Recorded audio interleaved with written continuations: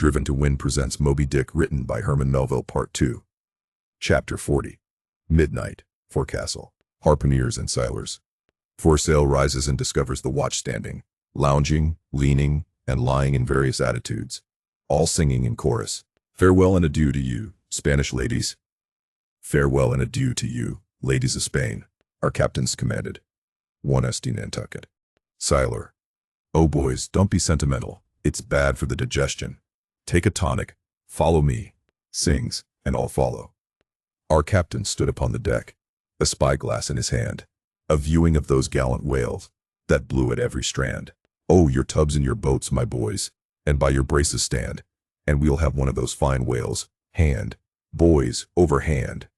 So, be cheery, my lads. May your hearts never fail.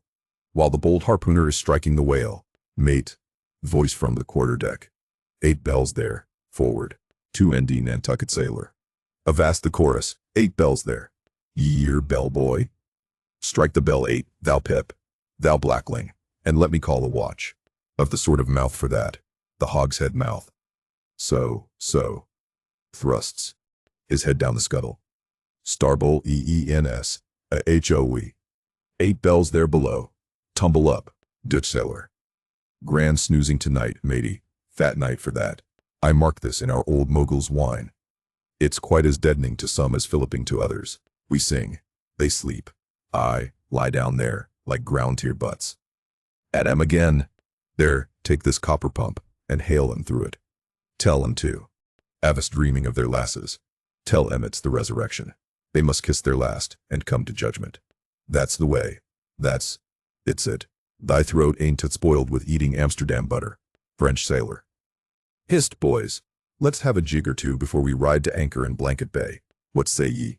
There comes the other watch. Stand by all legs. Pip, little Pip, hurrah with your tambourine. Pip, sulky and sleepy. Don't know where it is. French sailor. Beat thy belly, then, and wag thy ears. Jig it, men, I say. Mary's the word. Hurrah. Damn me. Want you dance? Form, now, Indian file, and gallop into the double shuffle? Throw yourselves. Legs, I sullen sailor. I don't like your floor, matey. It's too springy to my taste. I am used to ice floors. I'm sorry to throw cold water on the subject, but excuse me. Maltese sailor. Me too. Where's your girls? Who but a fool would take his left hand by his right and say to himself, how do? Partners. I must have partners. Sicilian sailor. Aye. Girls in a green. Then I'll hop with ye. Yea, turn grasshopper. Long as land sailor. Well, ye sulkies. There's plenty more of us. Hoe corn when you may, say I. All legs go to. Harvest soon. Ah, here comes the music. Now for it. Azor sailor. Ascending, and pitching the tambourine up the scuttle. Here you are, Pip. And there's the windlass bits. Up you mount. Now, boys. The half of them dance to the tambourine. Some go below. Some sleep or lie among the coils of rigging. Oaths aplenty. Azor sailor. Dancing. Go it, Pip. Bang it, bellboy. Rig it, dig it, stig. It. Quig it, bellboy. Make fireflies. Break the jinglers. Pip. Jinglers, you say? There goes another. Dropped off. I pound it so. Chin a sailor. Rattle thy teeth, then, and pound away. Make a pagoda of thyself. French sailor. Merry mad. Hold up thy hoop, Pip, till I jump through it. Split jibs. Tear yourselves. Tash to go. Quietly smoking. That's a white man. He calls that fun. Humph. I save. My sweat. Old Manx sailor. I wonder whether those jolly lads bethink them of what they are dancing over. I'll dance over your grave. I will. That's the bitterest threat of your night women, that beat headwinds round corners. Oh Christ, to think of the green navies and the green-skulled crews. Well, but like the whole world's a ball, as you scholars have it, and so 'tis right to make one. Ballroom of it. Dance on, lads, you were young. I was once. 3D Nantucket sailor. Spell O. Ooh, this is worse than pulling after whales in a calm. Give us a whiff, Tash. They cease dancing and gather in clusters. Meantime the sky darkens. The wind rises. Lascar sailor. By Brahma, Boys, it'll be douse sail soon. The skyborn, high-tide Ganges turn to wind. Thou showest thy black brow, Siva. Maltese sailor, reclining and shaking his cap. It's the waves. The snow's caps turn to jigget now. They will shake their tassels soon.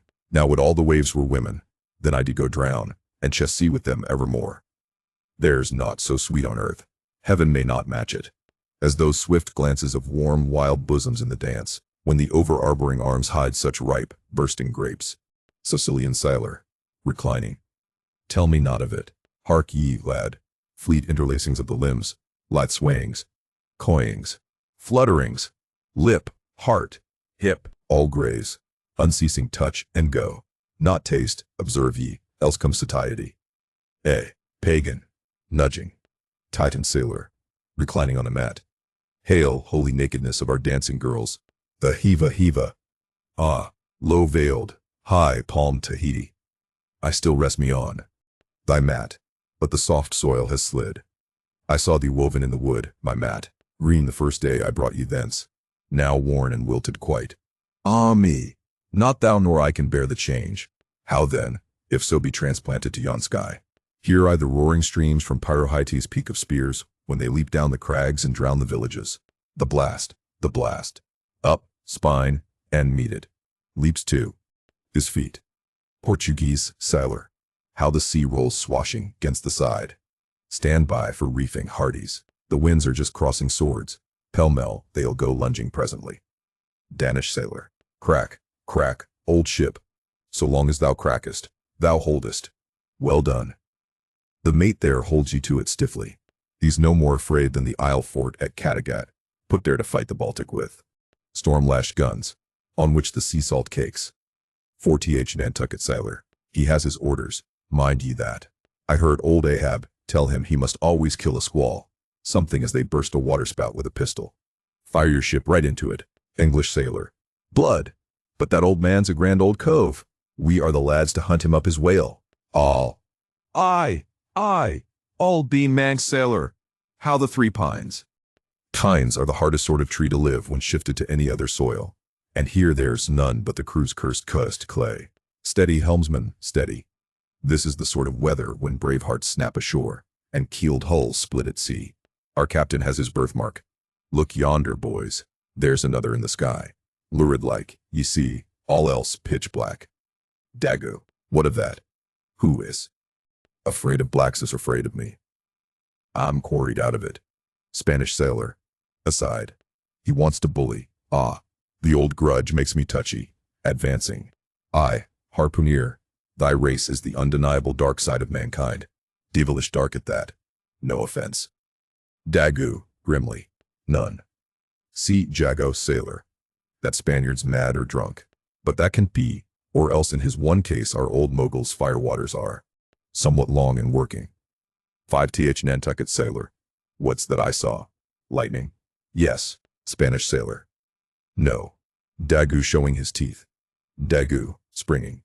Swallow thine, mannikin, white skin, white liver. Spanish sailor, meeting him. Knife thee heartily. Big frame, small spirit. All out. A row. Tash tego, with a whiff. A row alow, and a row aloft. Gods and men, both brawlers. Humph. Belfast sailor. A row. The Virgin be blessed. A row.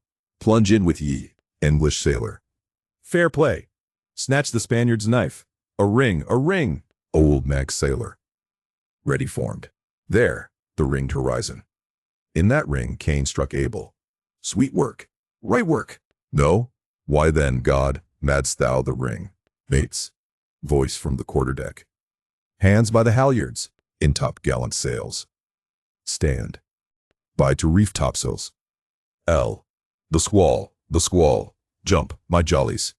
They scatter. Pip, shrinking under the windlass. Jollies? Lord help such jollies. Crish crash, there goes the jibstay. Lang wang. God. Duck lower, Pip. Here comes the royal yard. It's worse than being in the world woods, the last day of the year. Who to go climbing after chestnuts now? But there they go, all cursing. And here I don't. Fine prospects to him. They were on the road to heaven. Hold on hard, Jiminy, what a squall. But those chaps there are worse yet. They are your white squalls, they. White squalls? White whale, sure.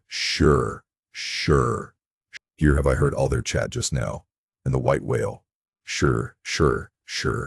But spoken of once, and only this evening. It makes me jingle all over like my tambourine. That anaconda of an old man swore, Emin to hunt him.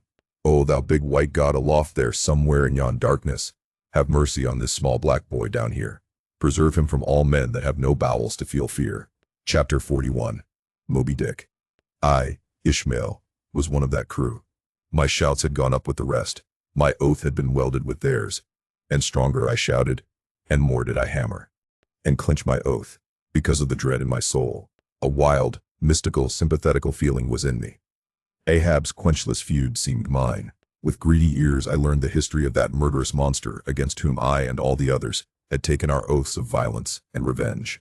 For some time past, though at intervals only, the unaccompanied, secluded white whale had haunted those uncivilized seas mostly frequented by the sperm whale fishermen. But not all of them knew of his existence. Only a few of them, comparatively, had knowingly seen him, while the number who as yet had actually and knowingly given battle to him was small indeed. For, owing to the large number of whale cruisers, the disorderly way they were sprinkled over the entire watery circumference, many of them adventurously pushing their quest along solitary latitudes, so as seldom or never for a whole 12-month or more on a stretch to encounter a single news-telling sail of any sort. The inordinate length of each separate voyage, the irregularity of the times of sailing from home, all these, with other circumstances, direct and indirect, long obstructed the spread through the whole world-wide whaling fleet of the special individualizing tidings concerning Moby-Dick. It was hardly to be doubted that several vessels reported to have encountered, at such or such a time, or on such or such a meridian, a sperm whale of uncommon magnitude and malignity, which whale, after doing great mischief to his assailants, had completely escaped them. To some minds it was not an unfair presumption, say, that the whale in question must have been no other than Moby-Dick. Yet as of late the sperm whale fishery had been marked by various, and not unfrequent instances of great ferocity, cunning, and malice in the monster attacked. Therefore it was that those who by accident ignorantly gave battle to Moby-Dick, such hunters perhaps for the most part, were content to ascribe the peculiar terror he bred, more as it were, to the perils of the sperm whale fishery at large than to the individual cause. In that way, mostly, the disastrous encounter between Ahab and the whale had hitherto been popularly regarded. And as for those who, previously hearing of the white whale, by chance caught sight of him, in the beginning of the thing they had every one of them, almost, as boldly and fearlessly lowered for him, as for any other whale of that species. But at length, such calamities did ensue in these assaults, not restricted to sprained wrists and ankles, broken limbs, or devouring amputations, but fatal to the last degree of fatality. Those repeated disastrous repulses, all accumulating and piling their terrors upon Moby-Dick, those things had gone far to shake the fortitude of many brave hunters, to whom the story of the white whale had eventually come, nor did wild rumors of all sorts fail to exaggerate, and still the more horrify the true histories of these deadly encounters. For not only do fabulous rumors naturally grow out of the very body of all surprising terrible events, as the smitten tree gives birth to its fungi, but, in maritime life, far more than in that of terra firma, wild rumors abound, wherever there is any adequate reality for them to cling to. And as the sea surpasses the land in this matter, so the whale fishery surpasses every other sort of maritime life, in the wonderfulness and fearfulness of the rumors which sometimes circulate there. For not only are whalemen as a body unexempt from that ignorance and superstitiousness hereditary to all sailors, but of all sailors, they are by all odds the most directly brought into contact with whatever is appallingly astonishing in the sea. Face to face they not only eye its greatest marvels, but, hand to jaw, give battle to them, alone, in such remotest waters, that though you sailed 1,000 miles, and passed 1,000 shores, you would not come to any chiseled hearthstone, or aught hospitable beneath that part of the sun. In such latitudes and longitudes, pursuing to such a calling as he does, the whaleman is wrapped by influences all tending to make his fancy pregnant with many a mighty birth. No wonder, then, that ever-gathering volume from the mere transit over the widest watery spaces, the outblown rumors of the white whale did in the end incorporate with themselves all manner of morbid hints and half-formed fetal suggestions of supernatural agencies, which eventually invested Moby-Dick with new terrors unborrowed from anything that visibly appears. So that in many cases such a panic did he finally strike, that few who by those rumors, at least, had heard of the white whale, few of those hunters were willing to encounter the perils of his jaw. But there were still other and more vital practical influences at work. Not even at the present day has the original prestige of the sperm whale, as fearfully distinguished from all other species of the Leviathan, died out of the minds of the whalemen as a body. There are those this day among them, who, though intelligent and courageous enough in offering battle to the Greenland or right whale, would, perhaps, either from professional inexperience, or incompetency, or timidity, decline a contest with the sperm whale. At any rate, there are plenty of whalemen, especially among those whaling nations not sailing under the American flag, who have never hostilely encountered the sperm whale, but whose sole knowledge of the Leviathan is restricted to the ignoble monster primitively pursued in the north, seated on their hatches. These men will hearken with a childish fireside interest and awe to the wild, strange tales of southern whaling. Nor is the preeminent tremendousness of the great sperm whale anywhere more feelingly comprehended than on board of those prows which stem him. And as if the now tested reality of his might had in former legendary times thrown its shadow before it, we find some book naturalists, Olassen and Povelson, declaring the sperm whale not only to be a consternation to every other creature in the sea, but also to be so incredibly ferocious as continually to be athirst for human blood. Nor even down to so late a time as Cuvier's were these or almost similar impressions effaced. For in his natural history, the Baron himself affirms that at sight of the sperm whale, all fish, sharks included, are struck with the most lively terrors, and, often, in the precipitancy of their flight, dash themselves against the rocks with such violence as to cause instantaneous death. And however the general experiences in the fishery may amend such reports as these, yet in their full terribleness, even to the bloodthirsty item of Povelson, the superstitious belief in them is, in some vicissitudes of their vocation, revived in the minds of the hunters, so that overawed by the rumors and portents concerning him, not a few of the fishermen recalled, in reference to Moby-Dick, the earlier days of the sperm whale fishery, when it was oftentimes hard to induce long-practiced right whalemen to embark in the perils of this new and daring warfare. Such men, protesting that although other leviathans might be hopefully pursued, yet to chase and point lance at such an apparition as the sperm whale was not for mortal man, that to attempt it would be inevitably to be torn into a quick eternity. On this head, there are some remarkable documents that may be consulted. Nevertheless, some there were, who even in the face of these things were ready to give chase to Moby-Dick, and a still greater number who, chancing only to hear of him distantly and vaguely, without the specific details of any certain calamity, and without superstitious accompaniments, were sufficiently hardy not to flee from the battle if offered. One of the wild suggestions referred to, as at last coming to be linked with the white whale in the minds of the superstitiously inclined, was the unearthly conceit that Moby-Dick was ubiquitous, that he had actually been encountered in opposite latitudes at one and the same instant of time. Nor, credulous as such minds must have been, was this conceit altogether without some faint show of superstitious probability, whereas the secrets of the currents in the seas have never yet been divulged, even to the most erudite research. So the hidden ways of the sperm whale, when beneath the surface, remain, in great part, unaccountable to his pursuers, and from time to time have originated the most curious and contradictory speculations regarding them, especially concerning the mystic modes whereby, after sounding to a great depth, he transports himself with such vast swiftness to the most widely distant points. It is a thing well known to both American and English whale ships, and as well a thing placed upon authoritative record years ago by Scoresby, that some whales have been captured far north in the Pacific, in whose bodies have been found the barbs of harpoons darted in the Greenland seas. Nor is it to be gainsaid that in some of these instances it has been declared that the interval of time between the two assaults could not have exceeded very many days. Hence, by inference, it has been believed by some whalemen that the Northwest Passage, so long a problem to man, was never a problem to the whale. So that here, in the real living experience of living men, the prodigies related in old times of the inland Strello mountain in Portugal, near whose top there was said to be a lake in which the wrecks of ships floated up to the surface, and that still more wonderful story of the Arethusa fountain near Syracuse, whose waters were believed to have come from the Holy Land by an underground passage. These fabulous narrations are almost fully equaled by the realities of the whalemen.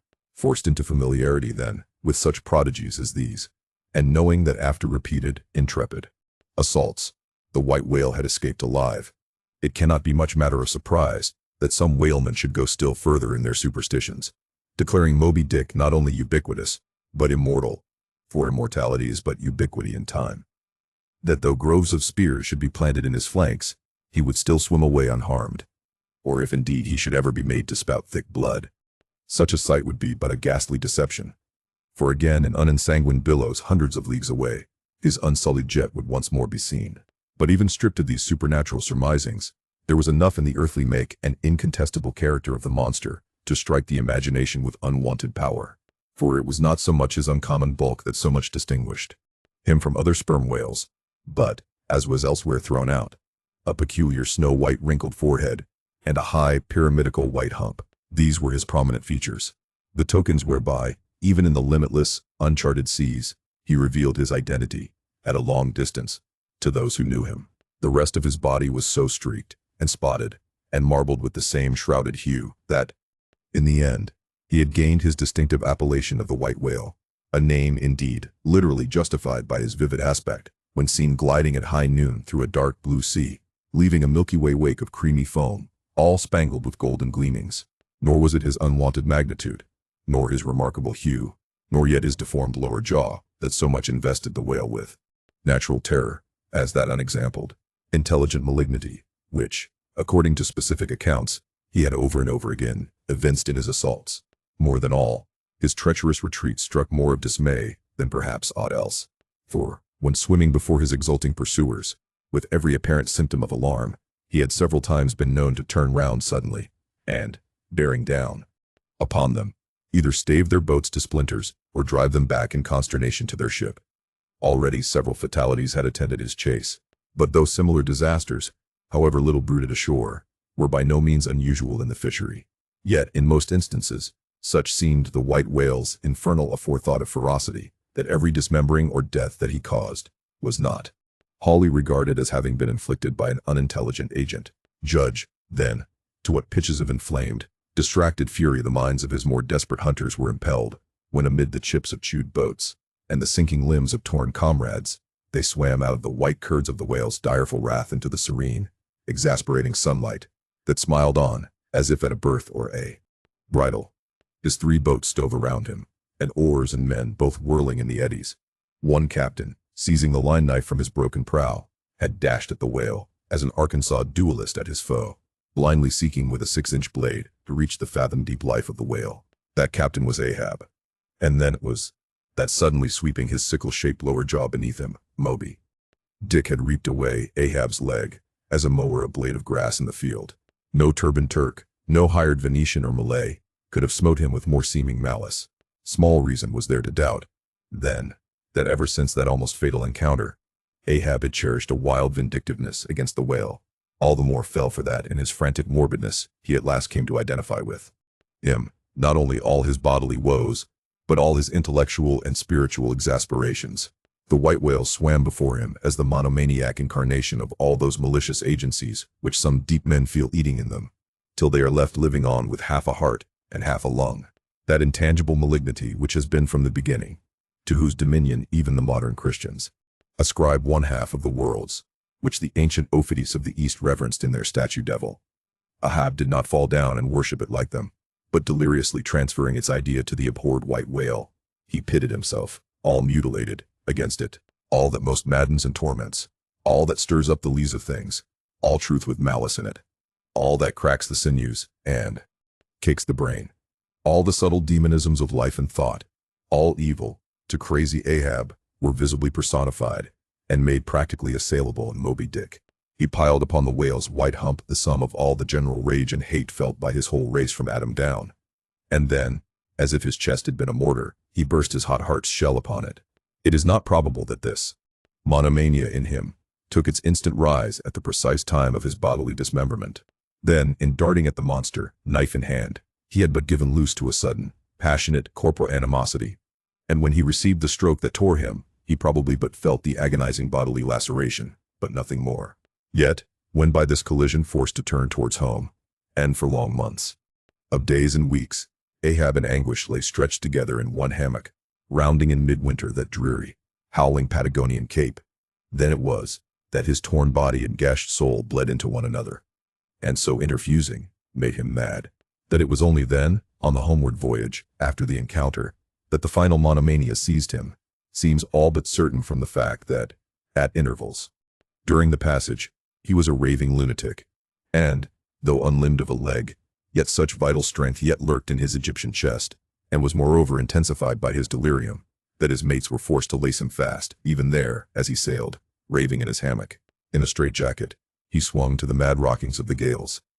And, when running into more sufferable latitudes, the ship, with mild stun sails spread, floated across the tranquil tropics. And, to all appearances, the old man's delirium seemed left behind him with the Cape Horn swells, and he came forth from his dark den into the blessed light and air. Even then, when he bore that firm, collected front, however pale, and issued his calm orders once again, and his mates thanked God the direful madness was now gone. Even then Ahab, in his hidden self, raved on. Human madness is oftentimes a cunning and most feline thing. When you think it fled, it may have but become transfigured into some still subtler form. Ahab's full lunacy subsided not, but deepeningly contracted, like the unabated Hudson, when that noble Northman flows narrowly, but unfathomably through the Highland Gorge. But, as in his narrow-flowing monomania, not one jot of Ahab's broad madness had been left behind. So in that broad madness, not one jot of his great natural intellect had perished. That before living agent, now became the living instrument. If such a furious trope may stand, his special lunacy stormed his general sanity, and carried it, and turned all its concentrated cannon upon its own mad mark. So that far from having lost his strength, Ahab, to that one end, did now possess 1,000-fold more potency than ever he had sanely brought to bear upon any one reasonable object. This is much. Yet Ahab's larger, darker, deeper part remains unhinted, but vain to popularize profundities, and all truth is profound, winding far down from within the very heart of this spiked Hotel de Cluny, where we here stand. However grand and wonderful, now quit it, and take your way, ye nobler, sadder souls, to those vast Roman halls of Thermes, where far beneath the fantastic towers of man's upper earth, his root of grandeur, his whole awful essence, sits in bearded state, an antique buried beneath antiquities, and throned on torsos. So with a broken throne, the great gods mock the captive king. So like a caryatid, he patient sits, upholding on his frozen brow the piled entablatures of ages. Wind ye down there, ye prouder, sadder souls, question that proud, sad king. A family likeness, aye, he did beget ye young exiled royalties. And from your grim sire, only will the old state secret come. Now, in his heart, Ahab had some glimpse of this, namely, all my means are sane, my motive, and my object mad. Yet, without power to kill, or change, or shun the fact. He likewise knew that to mankind he did long dissemble, in some sort, did still. But that thing of his dissembling was only subject to his perceptibility, not to his will determinate. Nevertheless, so well did he succeed in that dissembling, that when with ivory leg he stepped ashore at last, no Nantucketer thought him otherwise than but naturally grieved, and that to the quick, with the terrible casualty which had overtaken him. The report of his undeniable delirium at sea was likewise popularly ascribed to a kindred cause, and so too, all the added moodiness which always afterwards, to the very day of sailing in the Pequod, on the present voyage, sat brooding on his brow.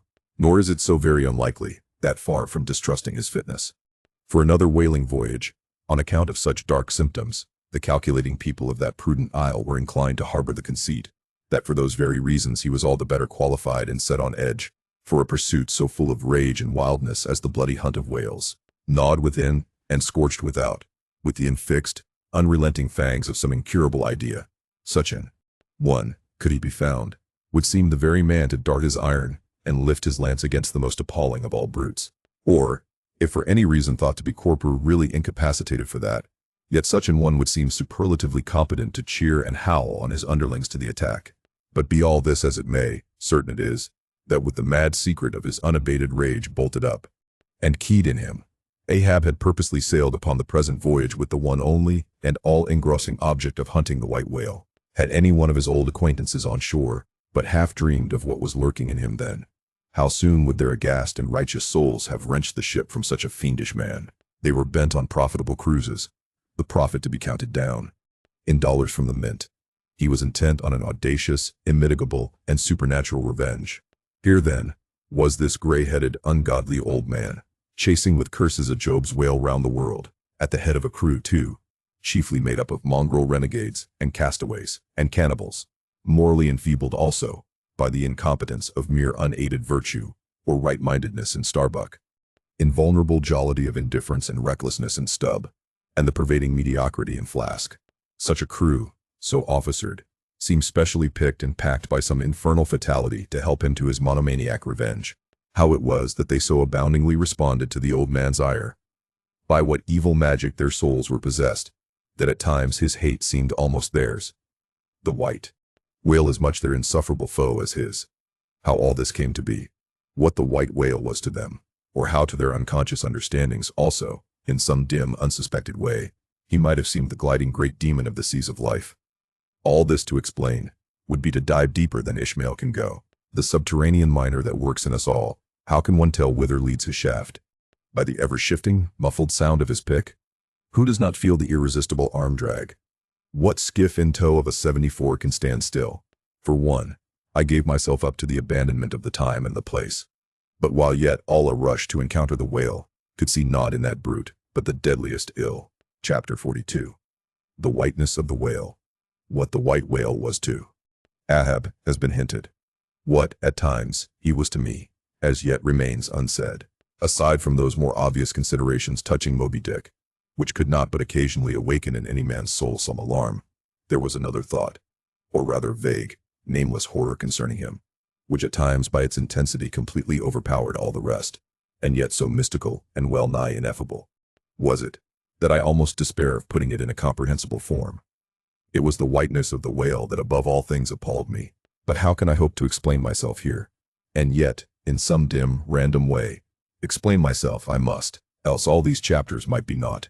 Though in many natural objects, whiteness refiningly enhances beauty, as if imparting some special virtue of its own, as in marbles, japonicus, and pearls.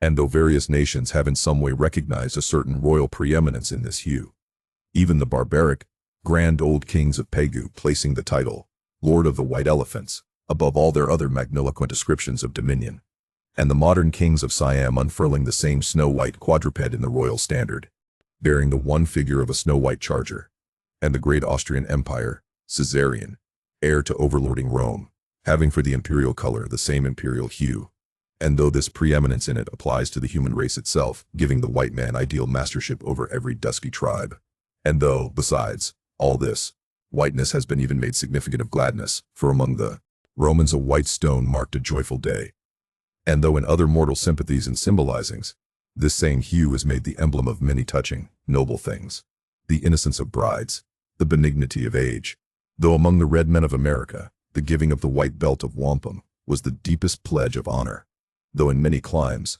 whiteness typifies the majesty of justice in the ermine of the judge, and contributes to the daily state of kings and queens, drawn by milk-white steeds. Though even in the higher mysteries of the most august religions, it has been made the symbol of the divine spotlessness and power. By the Persian fire worshippers, the white forked flame being held the holiest on the altar, and in the Greek mythologies, great Jove himself being made incarnate in a snow-white bull. And though to the noble Iroquois, the midwinter sacrifice of the sacred white dog was by far the holiest festival of their theology, that spotless, faithful creature being held the purest envoy they could send to the Great Spirit, with the annual tidings of their own fidelity. And though directly from the Latin word for white, all Christian priests derive the name of one part of their sacred vesture, the alb or tunic, worn beneath the cassock. And though among the holy pomps of the Romish faith, white is specially employed in the celebration of the Passion of our Lord. Though in the vision of Saint John, white robes are given to the redeemed, and the 24 elders stand clothed in white before the great white throne, and the Holy One that sitteth there white like wool. Yet for all these accumulated associations, with whatever is sweet, and honorable, and sublime, there yet lurks an elusive something in the innermost idea of this hue, which strikes more of panic to the soul than that redness which affrights in blood. This elusive quality it is, which causes the thought of whiteness, when divorced from more kindly associations, and coupled with any object, terrible in itself, to heighten that terror to the furthest bounds. Witness the white bear of the poles, and the white shark of the tropics. What but their smooth, flaky whiteness makes them the transcendent horrors they are? That ghastly whiteness it is which imparts such an abhorrent mildness, even more loathsome than terrific, to the dumb gloating of their aspect. so that not the fierce-fanged tiger in his heraldic coat can so stagger courage as the white-shrouded bear or shark. With reference to the polar bear, it may possibly be urged by him who would fain go still deeper into this matter, that it is not the whiteness, separately regarded, which heightens the intolerable hideousness of that brute.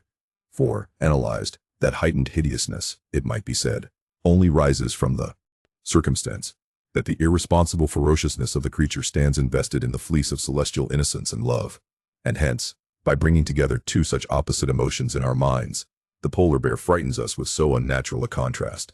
But even assuming all this to be true, yet, were it not for the whiteness, you would not have that intensified terror.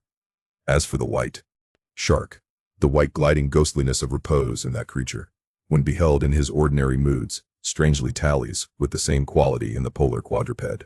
This peculiarity is most vividly hit by the French in the name they bestow upon that fish. The Romish Mass for the dead begins with Requiem Aeternam, eternal rest, whence Requiem denominating the Mass itself, and any other funeral music. Now, in allusion to the white, silent stillness of death in this shark, and the mild deadliness of his habits, the French call him Requin. Bethink thee of the albatross, whence come those clouds of spiritual wonderment and pale dread, in which that white phantom sails in all imaginations.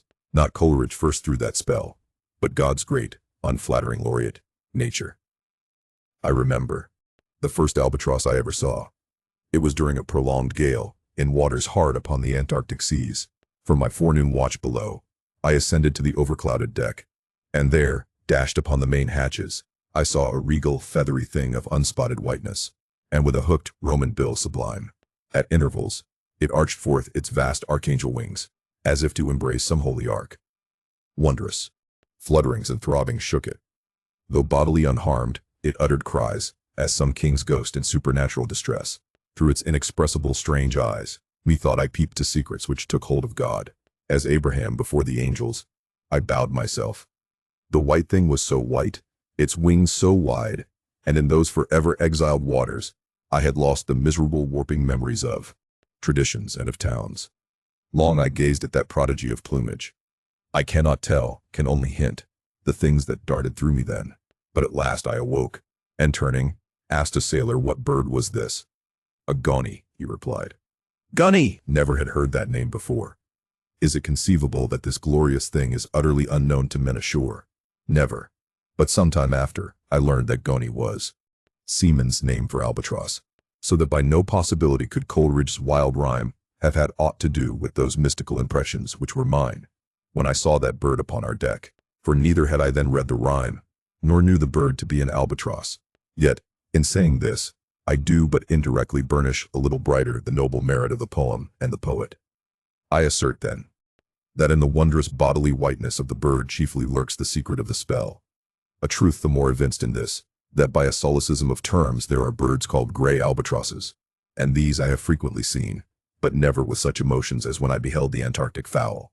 But how had the mystic thing been caught? Whisper it not, and I will tell. With a treacherous hook and line, as the fowl floated on the sea. At last the captain made a postman of it, tying a lettered, leathern tally round its neck with the ship's time and place, and then letting it escape. But I doubt not that leathern tally, meant for man, was taken off in heaven, when the white fowl flew to join the wing-folding, the invoking, and adoring cherubim, most famous in our Western annals and Indian traditions, is that of the white steed of the prairies, a magnificent milk-white charger, large-eyed, small-headed, bluff-chested, and with the dignity of 1,000 monarchs in his lofty, overscorning carriage. He was the elected Xerxes of vast herds of wild horses, whose pastures in those days were only fenced by the Rocky Mountains and the Alleghanies. At their flaming head he westward trooped, it like that chosen star which every evening leads on the hosts of light. The flashing cascade of his mane, the curving comet of his tail, invested him with housings more resplendent than gold and silver beaters could have furnished him.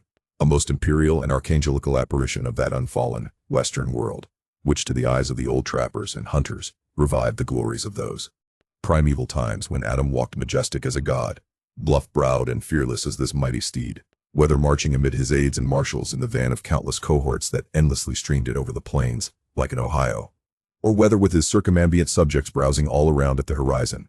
The white steed gallopingly reviewed them with warm nostrils reddening through his cool milkiness. In whatever aspect he presented himself, Always to the bravest Indians he was the object of trembling reverence and awe. Nor can it be questioned from what stands on legendary record of this noble horse, that it was his spiritual whiteness chiefly, which so clothed him with divineness, and that this divineness had that in it, which, though commanding worship, at the same time enforced a certain nameless terror. But there are other instances where this whiteness loses all that accessory and strange glory which invested in the white steed and albatross. What is it that in the albino man so peculiarly repels, and often shocks the eye, as that sometimes he is loathed by his own kith and kin? It is that whiteness which invests him, a thing expressed by the name he bears. The albino is as well made as other men, has no substantive deformity. And yet this mere aspect of all-pervading whiteness makes him more strangely hideous than the ugliest abortion. Why should this be so? Nor, in quite other aspects, does nature in her least palpable, but not the less malicious agencies, fail to enlist among her forces this crowning attribute of the terrible. From its snowy aspect, the gauntleted ghost of the southern seas has been denominated the white squall, nor, in some historic instances, has the art of human malice omitted so potent an auxiliary. How wildly it heightens the effect of that passage in Froissart, when, masked in the snowy symbol of their faction, the desperate White Hoods of Ghent murder their bailiff in the marketplace. Nor in some things does the common, hereditary experience of all mankind fail to bear witness to the supernaturalism of this hue. It cannot well be doubted that the one visible quality in the aspect of the dead which most appalls the gazer is the marble pallor lingering there, as if indeed that pallor were as much like the badge of consternation in the other world as of mortal trepidation here. And from that pallor of we borrow the expressive hue of the shroud in which we wrap them. Nor even in our superstitions do we fail to throw the same snowy mantle round our phantoms. All ghosts rising in a milk-white fog. Yea, while these terrors seize us, let us add, that even the King of Terrors, when personified by the evangelist, rides on his pallid horse. Therefore, in his other moods, symbolize whatever grand or gracious thing he will by whiteness, no man can deny that in its profoundest idealized significance, it calls up a peculiar apparition to the soul. But though without dissent this point be fixed, how is mortal man to account for it? To analyze it would seem impossible. Can we then, by the citation of some of those instances wherein this thing of whiteness, though for the time, either wholly or in great part stripped of all direct associations calculated to impart to it aught fearful, but nevertheless, is found to exert over us the same sorcery, however modified, can we thus hope to light upon some chance clue to conduct us to the hidden cause we seek? Let us try. But in a matter like this, subtlety appeals to subtlety, and without imagination, no man can follow another into these halls. And though, doubtless, some at least of the imaginative impressions about to be presented may have been shared by most men, yet few perhaps were entirely conscious of them at the time, and therefore may not be able to recall them now. Why, to the man of untutored ideality, who happens to be but loosely acquainted with the peculiar character of the day, does the bare mention of Whitsuntide marshal in the fancy such long, dreary, speechless processions of slow-pacing pilgrims, downcast and hooded with new-fallen snow? Or, to the unread, unsophisticated Protestant of the Middle American states, why does the passing mention of a white friar or a white nun evoke such an eyeless statue in the soul? Or what is there apart from the traditions of dungeoned warriors and kings, which will not wholly account for it, that makes the White Tower of London tell so much more strongly on the imagination of an untraveled American than those other storied structures, its neighbors, the Byward Tower, or even the Bloody, and those sublimer towers, the White Mountains of New Hampshire, whence, in peculiar moods, comes that gigantic ghostliness over the soul at the bare mention of that name, while the thought of Virginia's Blue Ridge is full of a soft, dewy, distant dreaminess? Or why, irrespective of all latitudes and longitudes, does the name of the White Sea exert such a spectralness over the fancy, while that of the Yellow Sea lulls us with mortal thoughts of long lacquered mild afternoons on the waves, followed by the gaudiest and yet sleepiest of sunsets? Or, to choose a wholly unsubstantial instance, purely addressed to the fancy, why, in reading the old fairy tales of Central Europe, does the tall pale man of the Hartz forests, whose changeless pallor unrustlingly glides through the green of the groves, why is this phantom more terrible than all the whooping imps of the Blocksberg? Nor is it, altogether, the remembrance of her cathedral toppling earthquakes, nor the stampedos of her frantic seas, nor the tearlessness of arid skies that never rain, nor the sight of her wide field of leaning spires, wrenched copestones, and crosses all adroop, like canted yards of anchored fleets, and her suburban avenues of house walls lying over upon each other as a tossed pack of cards. It is not these things alone which make tearless Lima the strangest, saddest city. Thou canst see. For Lima has taken the white veil, and there is a higher horror in this whiteness of her woe. Old as Pizarro, this whiteness keeps her ruins forever new, admits not the cheerful greenness of complete decay, spreads over her broken ramparts the rigid pallor of an apoplexy that fixes its own distortions. I know that, to the common apprehension, this phenomenon of whiteness is not confessed to be the prime agent in exaggerating the terror of objects otherwise terrible, nor to the unimaginative mind is there aught of terror in those appearances, whose awfulness to another mind almost solely consists in this one phenomenon, especially when exhibited under any form at all approaching to muteness or universality. What I mean by these two statements may perhaps be respectively elucidated by the following examples. First, the mariner, when drawing nigh the coasts of foreign lands, if by night he hear the roar of breakers, starts to vigilance and feels just enough of trepidation to sharpen all his faculties. But under precisely similar circumstances, let him be called from his hammock to view his ship sailing through a midnight sea of milky whiteness, as if, from encircling headlands shoals of combed white bears were swimming round him. Then he feels a silent, superstitious dread. The shrouded phantom of the whitened waters is horrible to him as a real ghost. In vain the lead assures him he is still off soundings. Heart and helm they both go down. He never rests till blue water is under him again. Yet where is the mariner who will tell thee, Sir, it was not so much the fear of striking hidden rocks, as the fear of that hideous whiteness that so stirred me. Second, to the native Indian of Peru, the continual sight of the snow-howed Andes conveys naught of dread, except, perhaps, in the mere fancying of the eternal frosted desolateness reigning at such vast altitudes, and the natural conceit of what a fearfulness it would be to lose oneself in such inhuman solitudes. Much the same is it with the backwoodsman of the West, who with comparative indifference views an unbounded prairie sheeted with driven snow, no shadow of tree or twig to break the fixed trance of whiteness. Not so the sailor, beholding the scenery of the Antarctic seas, where at times, by some infernal trick of legerdemain and the powers of frost and air, he, shivering, and half shipwrecked, instead of rainbows speaking hope and solace to his misery, views what seems a boundless churchyard grinning upon him with its lean ice monuments and splintered crosses. But thou sayest, methinks that white-lead chapter about whiteness is but a white flag hung out from a craven soul. Thou surrenderest to a hypo, Ishmael. Tell me why this strong young colt, foaled in some peaceful valley of Vermont, far removed from all beasts of prey, why is it that upon the sunniest day, if you but shake a fresh buffalo robe behind him, so that he cannot even see it, but only smells its wild animal muskiness, why will he start, snort, and with bursting eyes paw the ground in frenzies of affright? There is no remembrance in him of any gorings of wild creatures in his green northern home, so that the strange muskiness he smells cannot recall to him anything associated with the experience of former perils. For what knows he, this New England colt, of the black bisons of distant Oregon? No. But here thou beholdest even in a dumb brute, the instinct of the knowledge of the demonism in the world, though thousands of miles from Oregon. Still when he smells that savage musk, the rending, goring bison herds are as present as to the deserted wild foal of the prairies, which this instant they may be trampling into dust. Thus, then, the muffled rollings of a milky sea, the bleak rustlings of the festooned frosts of mountains, the desolate shiftings of the windrowed snows of prairies, all these, to Ishmael, are as the shaking of that buffalo robe to the frightened colt. Though neither knows where lie the nameless things of which the mystic sign gives forth such hints, yet with me, as with the colt, somewhere those things must exist.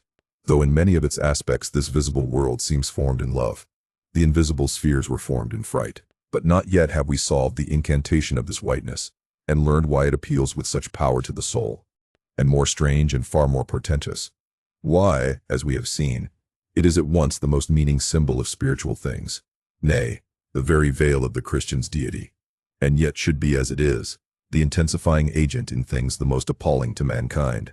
Is it that by its indefiniteness, it shadows forth the heartless voids and immensities of the universe, and thus stabs us from behind with the thought of annihilation, when beholding the white depths of the Milky Way?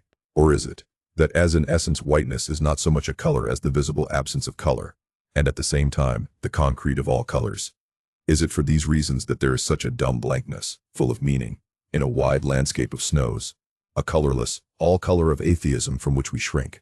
And when we consider that other theory of the natural philosophers, that all other earthly hues, every stately or lovely emblazoning, the sweet tinges of sunset skies and woods.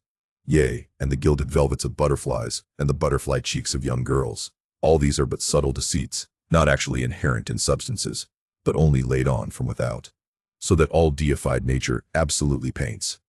Like the harlot, whose allurements cover nothing but the charnel house within.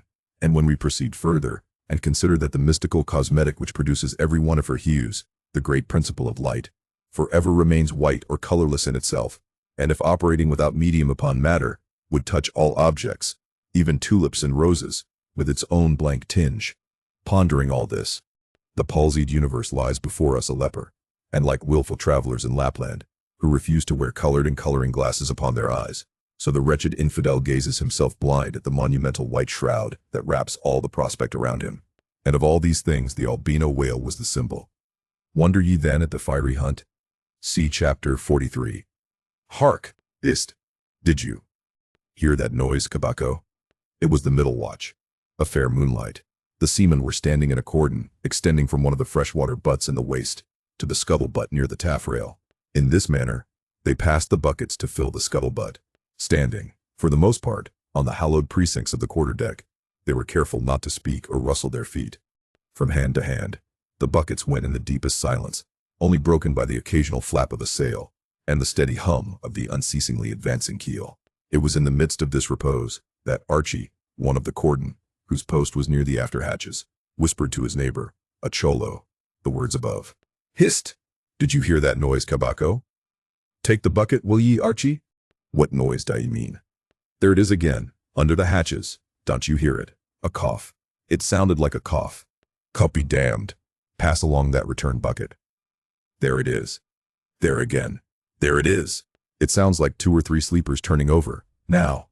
Caramba. Have done, shipmate, will ye? It's the 3 soaked biscuits ye eat for supper turning over inside of ye. Nothing else. Look to the bucket. Say what ye will, shipmate. I've a sharp ears. Aye, you are the chap, ain't ye, that heard the hum of the old Quakeress, knitting needles 50 miles at sea from Nantucket. You are the chap. Grin away. We'll see what turns up. Hark ye, Kabako, there is somebody down in the afterhold that has not yet been seen on deck, and I suspect our old mogul knows something of it too. I heard Stubb tell Flask, one morning watch, that there was something of that sort in the wind. Tish! The bucket! Chapter 44. The chart. Had you followed Captain Ahab down into his cabin after the squall that took place on the night succeeding that wild ratification of his purpose with his crew, you would have seen him go to a locker in the transom, and bringing out a large wrinkled roll of yellowish sea charts, spread them before him on his screwed-down table. Then seating himself before it, you would have seen him intently study the various lines and shadings which there met his eye, and with slow but steady pencil trace additional courses over spaces that before were blank. At intervals, he would refer to piles of old logbooks beside him, wherein were set down the seasons and places in which, on various former voyages of various ships, sperm whales had been captured or seen. While thus employed, the heavy pewter lamp suspended in chains over his head continually rocked with the motion of the ship, and forever threw shifting gleams and shadows of lines upon his wrinkled brow, till it almost seemed that while he himself was marking out lines and courses on the wrinkled charts, some invisible pencil was also tracing lines and courses upon the deeply marked chart of his forehead. But it was not this night in particular that, in the solitude of his cabin, Ahab thus pondered over his charts. Almost every night they were brought out. Almost every night some pencil marks were effaced and others were substituted. For with the charts of all 4 oceans before him, Ahab was threading a maze of currents and eddies, with a view to the more certain accomplishment of that monomaniac thought of his soul. Now, to anyone not fully acquainted with the ways of the Leviathans, it might seem an absurdly hopeless task thus to seek out one solitary creature in the unhooped oceans of this planet. But not so did it seem to Ahab, who knew the sets of all tides and currents, and, thereby calculating the driftings of the sperm whale's food, and also, calling to mind the regular, ascertained seasons for hunting him in particular latitudes, could arrive at reasonable surmises, almost approaching to certainties, concerning the timeliest day to be upon this or that ground in search of his prey. So assured, indeed, is the fact concerning the periodicalness of the sperm whale, resorting to given waters, that many hunters believe that, could he be closely observed and studied throughout the world, were the logs for one voyage of the entire whale fleet carefully collated, then the migrations of the sperm whale would be found to correspond in invariability to those of the herring shoals or the flights of swallows. On this hint, attempts have been made to construct elaborate migratory charts of the sperm whale. Since the above was written, the statement is happily borne out by an official circular issued by Lieutenant Maury of the National Observatory, Washington, April 16, 1851. By that circular, it appears that precisely such a chart is in course of completion, and portions of it are presented in the circular. This chart divides the ocean into districts of 5 degrees of latitude by 5 degrees of longitude, perpendicularly through each of which districts are 12 columns for the 12 months, and horizontally through each of which districts are 3 lines. One to show the number of days that have been spent in each month in every district, and the 2 others to show the number of days in which whales, sperm or right, have been seen. Besides, when making a passage from one feeding ground to another, the sperm whales, guided by some infallible instinct, secret intelligence from the deity, mostly swim in veins, as they are called, continuing their way along a given ocean line with such undeviating exactitude that no ship ever sailed her course by any chart with 1/10 of such marvelous precision, though in these cases the direction taken by any one whale be straight as a surveyor's parallel, and though the line of advance be strictly confined to its own unavoidable straight wake, yet the arbitrary vein in which at these times he is said to swim generally embraces some few miles in width, more or less, as the vein is presumed to expand or contract, but never exceeds the visual sweep from the whale ship's mastheads when circumspectly gliding along this magic zone. The sum is, that at particular seasons within that breadth, and along that path, migrating whales may with great confidence be looked for, and hence not only at substantiated times, upon well-known separate feeding grounds, could Ahab hope to encounter his, but in crossing the widest expanses of water between those grounds he could, by his art, so place and time himself on his way, as even then not to be wholly without prospect of a meeting. There was a circumstance which at first sight seemed to entangle his delirious but still methodical scheme, but not so in the reality, perhaps, though the gregarious sperm whales have their regular seasons for particular grounds, yet in general you cannot conclude that the herds which haunted such and such a latitude or longitude this year, will turn out to be identically the same with those that were found there the preceding season, though there are peculiar and unquestionable instances where the contrary of this has proved true. In general, the same remark, only within a less wide limit, applies to the solitaries and hermits among the matured aged sperm whales, so that though Moby-Dick had in a former year been seen, for example, on what is called the Seychelles Ground in the Indian Ocean, or Volcano Bay on the Japanese coast, yet it did not follow that were the Pequod to visit either of those spots at any subsequent corresponding season, she would infallibly encounter him there. So, too, with some other feeding grounds, where he had at times revealed himself, but all these seemed only his casual stopping places and ocean inns, so to speak, not his places of prolonged abode, and where Ahab's chances of accomplishing his object have hitherto been spoken of, allusion has only been made to whatever wayside, antecedent, extra prospects were his, ere a particular set time, or place were attained, when all possibilities would become probabilities, and, as Ahab fondly thought, every possibility the next thing to a certainty. That particular set time and place were conjoined in the one technical phrase, the season on the line. For there and then, for several consecutive years, Moby-Dick had been periodically descried, lingering in those waters for a while, as the sun, in its annual round, loiters for a predicted interval in any one sign of the zodiac. There it was, too, that most of the deadly encounters with the white whale had taken place. There the waves were storied with his deeds. There also was that tragic spot where the monomaniac old man had found the awful motive to his vengeance, but in the cautious comprehensiveness and unloitering vigilance with which Ahab threw his brooding soul into this unfaltering hunt, he would not permit himself to rest all his hopes upon the one crowning fact above mentioned, however flattering it might be to those hopes, nor in the sleeplessness of his vow could he so tranquilize his unquiet heart as to postpone all intervening quest. Now, the Pequod had sailed from Nantucket at the very beginning of the season on the line. No possible endeavor then could enable her commander to make the great passage southwards, double Cape Horn, and then running down 60 degrees of latitude, arrive in the equatorial Pacific in time to cruise there. Therefore, he must wait for the next ensuing season. Yet the premature hour of the Pequod's sailing had, perhaps, been correctly selected by Ahab, with a view to this very complexion of things, because an interval of 365 days and nights was before him, an interval which, instead of impatiently enduring ashore, he would spend in a miscellaneous hunt. If by chance the white whale, spending his vacation in seas far remote from his periodical feeding grounds, should turn up his wrinkled brow off the Persian Gulf, or in the Bengal Bay, or China Seas, or in any other waters haunted by his race, so that monsoons, pampas, nor'westers, harmattans, trades, any wind but the Levanter and Simoon, might blow Moby-Dick into the devious zigzag world circle of the Pequod's circumnavigating wake. But granting all this, yet, regarded discreetly and coolly, seems it not but a mad idea, this, that in the broad, boundless ocean, one solitary whale, even if encountered, should be thought capable of individual recognition from his hunter, even as a white-bearded mufti in the thronged thoroughfares of Constantinople? Yes, for the peculiar snow-white brow of Moby-Dick, and his snow-white hump, could not but be unmistakable. And have I not tallied the whale? Ahab would mutter to himself, as after poring over his charts till long after midnight he would throw himself back in reveries. Tallied him, and shall he escape? His broad fins are bored, and scalloped out like a lost sheep's ear. And here, his mad mind would run on in a breathless race, till a weariness and faintness of pondering came over him. And in the open air of the deck he would seek to recover his strength. Ah, God! What trances of torments does that man endure who is consumed with one unachieved revengeful desire? He sleeps with clenched hands, and wakes with his own bloody nails in his palms. Often, when forced from his hammock by exhausting and intolerably vivid dreams of the night, which, resuming his own intense thoughts through the day, carried them on amid a clashing of frenzies, and whirled them round and round and round in his blazing brain, till the very throbbing of his life-spot became insufferable anguish. And when, as was sometimes the case, these spiritual throes in him heaved his being up from its base, and a chasm seemed opening in him, from which forked flames and lightning shot up, and accursed fiends beckoned him to leap down among them.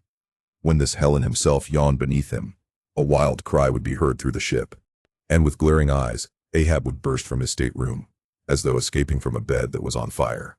Yet these, perhaps, instead of being the unsuppressible symptoms of some latent weakness, or fright at his own resolve, were but the plainest tokens of its intensity.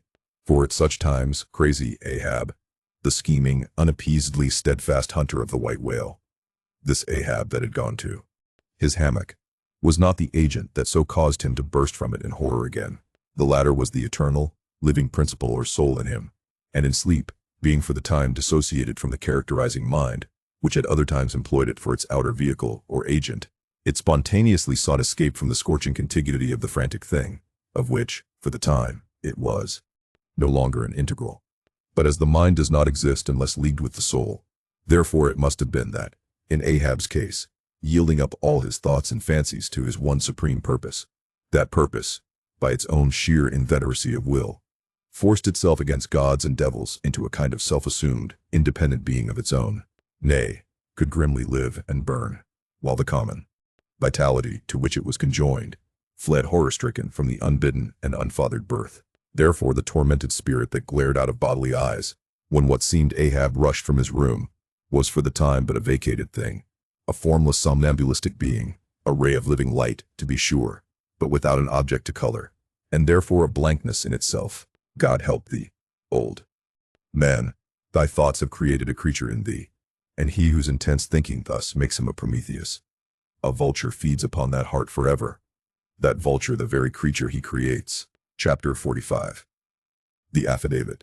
So far as what there may be of a narrative in this book, and indeed as indirectly touching one or two very interesting and curious particulars in the habits of sperm whales, the foregoing chapter, in its earlier part, is as important a one as will be found in this volume, but the leading matter of it requires to be still further and more familiarly enlarged upon, in order to be adequately understood, and moreover to take away any incredulity which a profound ignorance of the entire subject may induce in some minds, as to the natural verity of the main points of this affair.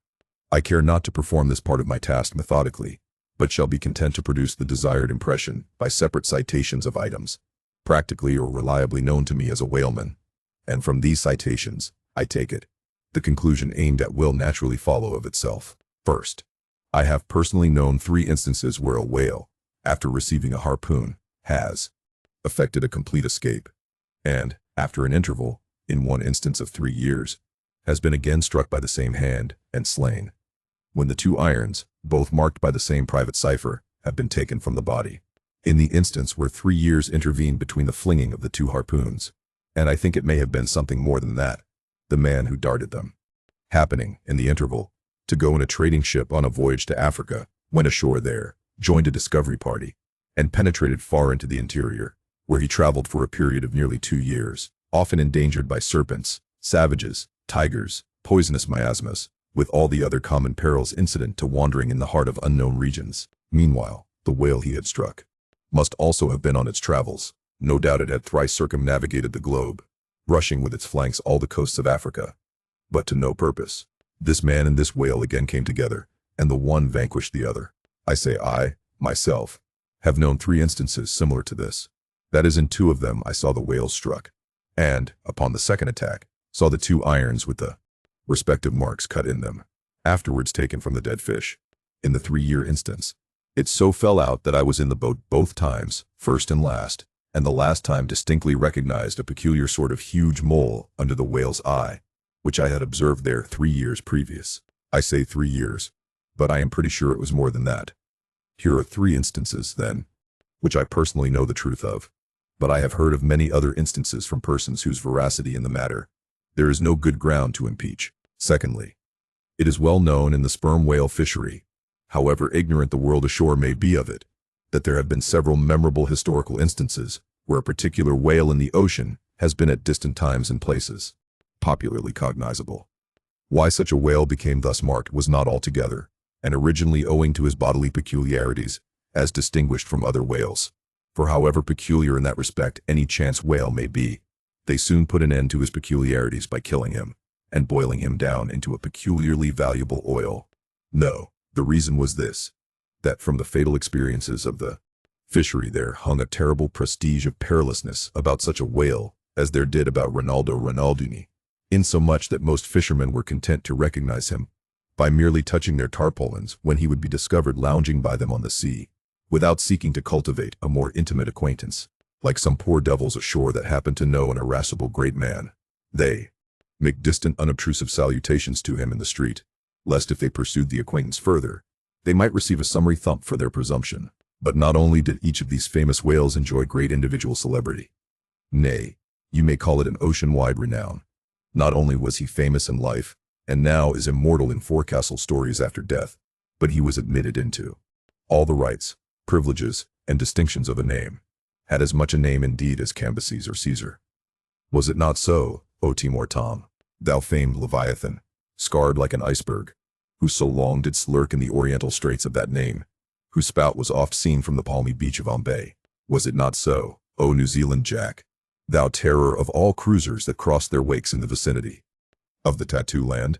Was it not so, O Morquan, king of Japan, whose lofty jet they say at times assumed the semblance of a snow-white cross against the sky? Was it not so, O Don Miguel, thou Chilean whale, marked like an old tortoise with mystic hieroglyphics upon the back?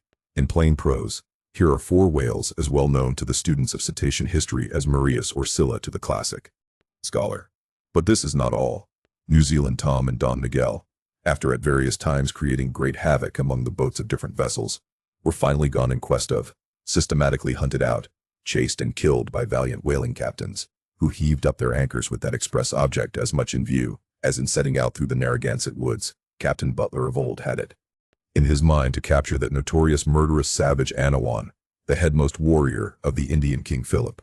I do not know where I can find a better place than just here, to make mention of 1 or 2 other things, which to me seem important, as in printed form establishing in all respects the reasonableness of the whole story of the white whale, more especially the catastrophe. For this is one of those disheartening instances where truth requires full as much bolstering as error. So ignorant are most landsmen of some of the plainest and most palpable wonders of the world, that without some hints touching the plain facts, historical and otherwise, of the fishery, they might scout at Moby-Dick as a monstrous fable, or still worse and more detestable, a hideous and intolerable allegory.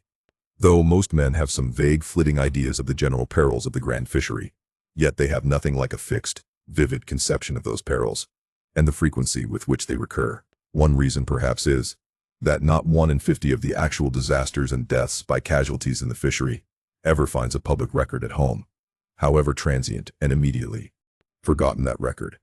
Do you suppose that that poor fellow there, who this moment perhaps caught by the whale line off the coast of New Guinea, is being carried down to the bottom of the sea by the sounding Leviathan? Do you suppose that that poor fellow's name will appear in the newspaper obituary you will read tomorrow at your breakfast? No. because the males are very irregular between here and New Guinea. In fact, did you ever hear what might be called regular news direct or indirect from New Guinea? Yet I tell you that upon one particular voyage which I made to the Pacific, among many others we spoke 30 different ships, every one of which had had a death by a whale, some of them more than one, and 3 that had each lost a boat's crew. For God's sake, be economical with your lamps and candles. Not a gallon you burn, but at least 1 drop of man's blood was spilled for it. Secondly, people ashore have indeed some indefinite idea that a whale is an enormous creature of enormous power. But I have ever found that when narrating to them some specific example of this twofold enormousness, they have significantly complimented me upon my facetiousness. When, I declare upon my soul, I had no more idea of being facetious than Moses, when he wrote the history of the plagues of Egypt. But fortunately, the special point I here seek can be established upon testimony entirely independent of my own. That point is this. The sperm whale is in some cases sufficiently powerful, knowing, and judiciously malicious, as with direct aforethought to stave in, utterly destroy, and sink a large ship. And what is more, the sperm whale has done it. In the year 1820, the ship Essex, Captain Pollard, of Nantucket, was cruising in the Pacific Ocean. One day she saw spouts, lowered her boats, and gave chase to a shoal of sperm whales. Ere long, several of the whales were wounded. When, suddenly, a very large whale escaping from the boats, issued from the shoal, and bore directly down upon the ship. Dashing his forehead against her hull, he so stove her in, that in less than 10 minutes she settled down and fell over. Not a surviving plank of her has been seen since. After the severest exposure, part of the crew reached the land in their boats. Being returned home at last, Captain Pollard once more sailed for the Pacific in command of another ship. But the gods shipwrecked him again upon unknown rocks and breakers. For the second time his ship was utterly lost, and forthwith forswearing the sea, he has never tempted it since. At this day, Captain Pollard is a resident of Nantucket. I have seen Owen Chase, who was chief mate of the Essex at the time of the tragedy. I have read his plain and faithful narrative. I have conversed with his son, and all this, within a few miles of the scene of the catastrophe. The following are extracts from Chase's narrative. Every fact seemed to warrant me in concluding that it was anything but chance which directed his operations. He made 2 several attacks upon the ship, at a short interval between them, both of which, according to their direction, were calculated to do us the most injury, by being made ahead, and thereby combining the speed of the 2 objects for the shock, to effect which, the exact maneuvers which he made were necessary. His aspect was most horrible, and such as indicated resentment and fury. He came directly from the shoal which we had just before entered, and in which we had struck 3 of his companions, as if fired with revenge for their sufferings. Again, at all events, the whole circumstances taken together, all happening before my own eyes, and producing, at the time, impressions in my mind of decided, calculating mischief, on the part of the whale, many of which impressions I cannot now recall, induce me to be satisfied that I am correct in my opinion. Here are his reflections some time after quitting the ship, during a black night in an open boat, when almost despairing of reaching any hospitable shore. The dark ocean and swelling waters were nothing. The fears of being swallowed up by some dreadful tempest, or dashed upon hidden rocks, with all the other ordinary subjects of fearful contemplation, seemed scarcely entitled to a moment's thought. The dismal-looking wreck, and the horrid aspect and revenge of the whale, wholly engrossed my reflections, until day again made its appearance. In another place, p. 45, he speaks of the mysterious and mortal attack of the animal. Secondly, the ship Union, also of Nantucket, was in the year 1807 totally lost off the Azores by a similar onset, but the authentic particulars of this catastrophe I have never chanced to encounter, though from the whale hunters I have now and then heard casual allusions to it. Thirdly, some 18 or 20 years ago, Commodore J., then commanding an American sloop of war of the first class, happened to be dining with a party of whaling captains on board a Nantucket ship in the harbor of Oahu, Sandwich Islands. Conversation turning upon whales, the Commodore was pleased to be skeptical touching the amazing strength ascribed to them by the professional gentlemen present. He peremptorily denied, for example, that any whale could so smite his stout sloop of war as to cause her to leak so much as a thimbleful. Very good, but there is more coming. Some weeks after, the Commodore set sail in this impregnable craft for Valparaiso, but he was stopped on the way by a portly sperm whale that begged a few moments' confidential business with him. That business consisted in fetching the Commodore's craft such a thwack that with all his pumps going he made straight for the nearest port to heave down and repair. I am not superstitious, but I consider the Commodore's interview with that whale as providential. Was not Saul of Tarsus converted from unbelief by a similar fright? I tell you, the sperm whale will stand no nonsense. I will now refer you to Langsdorff's Voyages for a little circumstance in point, peculiarly interesting to the writer hereof. Langsdorff, you must know by the way, was attached to the Russian Admiral Krusenstern's famous discovery expedition in the beginning of the present century. Captain Langsdorff thus begins his 17th chapter. By the 13th of May our ship was ready to sail, and the next day we were out in the open sea, on our way to Oshkosh. The weather was very clear and fine, but so intolerably cold that we were obliged to keep on our fur clothing. For some days we had very little wind. It was not till the 19th that a brisk gale from the northwest sprang up. An uncommon large whale, the body of which was larger than the ship itself, lay almost at the surface of the water, but was not perceived by anyone on board till the moment when the ship, which was in full sail, was almost upon him, so that it was impossible to prevent it striking against him. We were thus placed in the most imminent danger, as this gigantic creature, setting up its back, raised the ship 3 feet at least out of the water. The masts reeled, and the sails fell altogether, while we who were below all sprang instantly upon the deck, concluding that we had struck upon some rock. Instead of this we saw the monster sailing off with the utmost gravity and solemnity. Captain D. Wolfe applied immediately to the pumps to examine whether or not the vessel had received any damage from the shock, but we found that very happily it had escaped entirely uninjured. Now, the Captain D. Wolfe here alluded to as commanding the ship in question is a New Englander, who after a long life of unusual adventures as a sea captain, this day resides in the village of Dorchester near Boston. I have the honor of being a nephew of his. I have particularly questioned him concerning this passage in Langsdorff. He substantiates every word. The ship, however, was by no means a large one.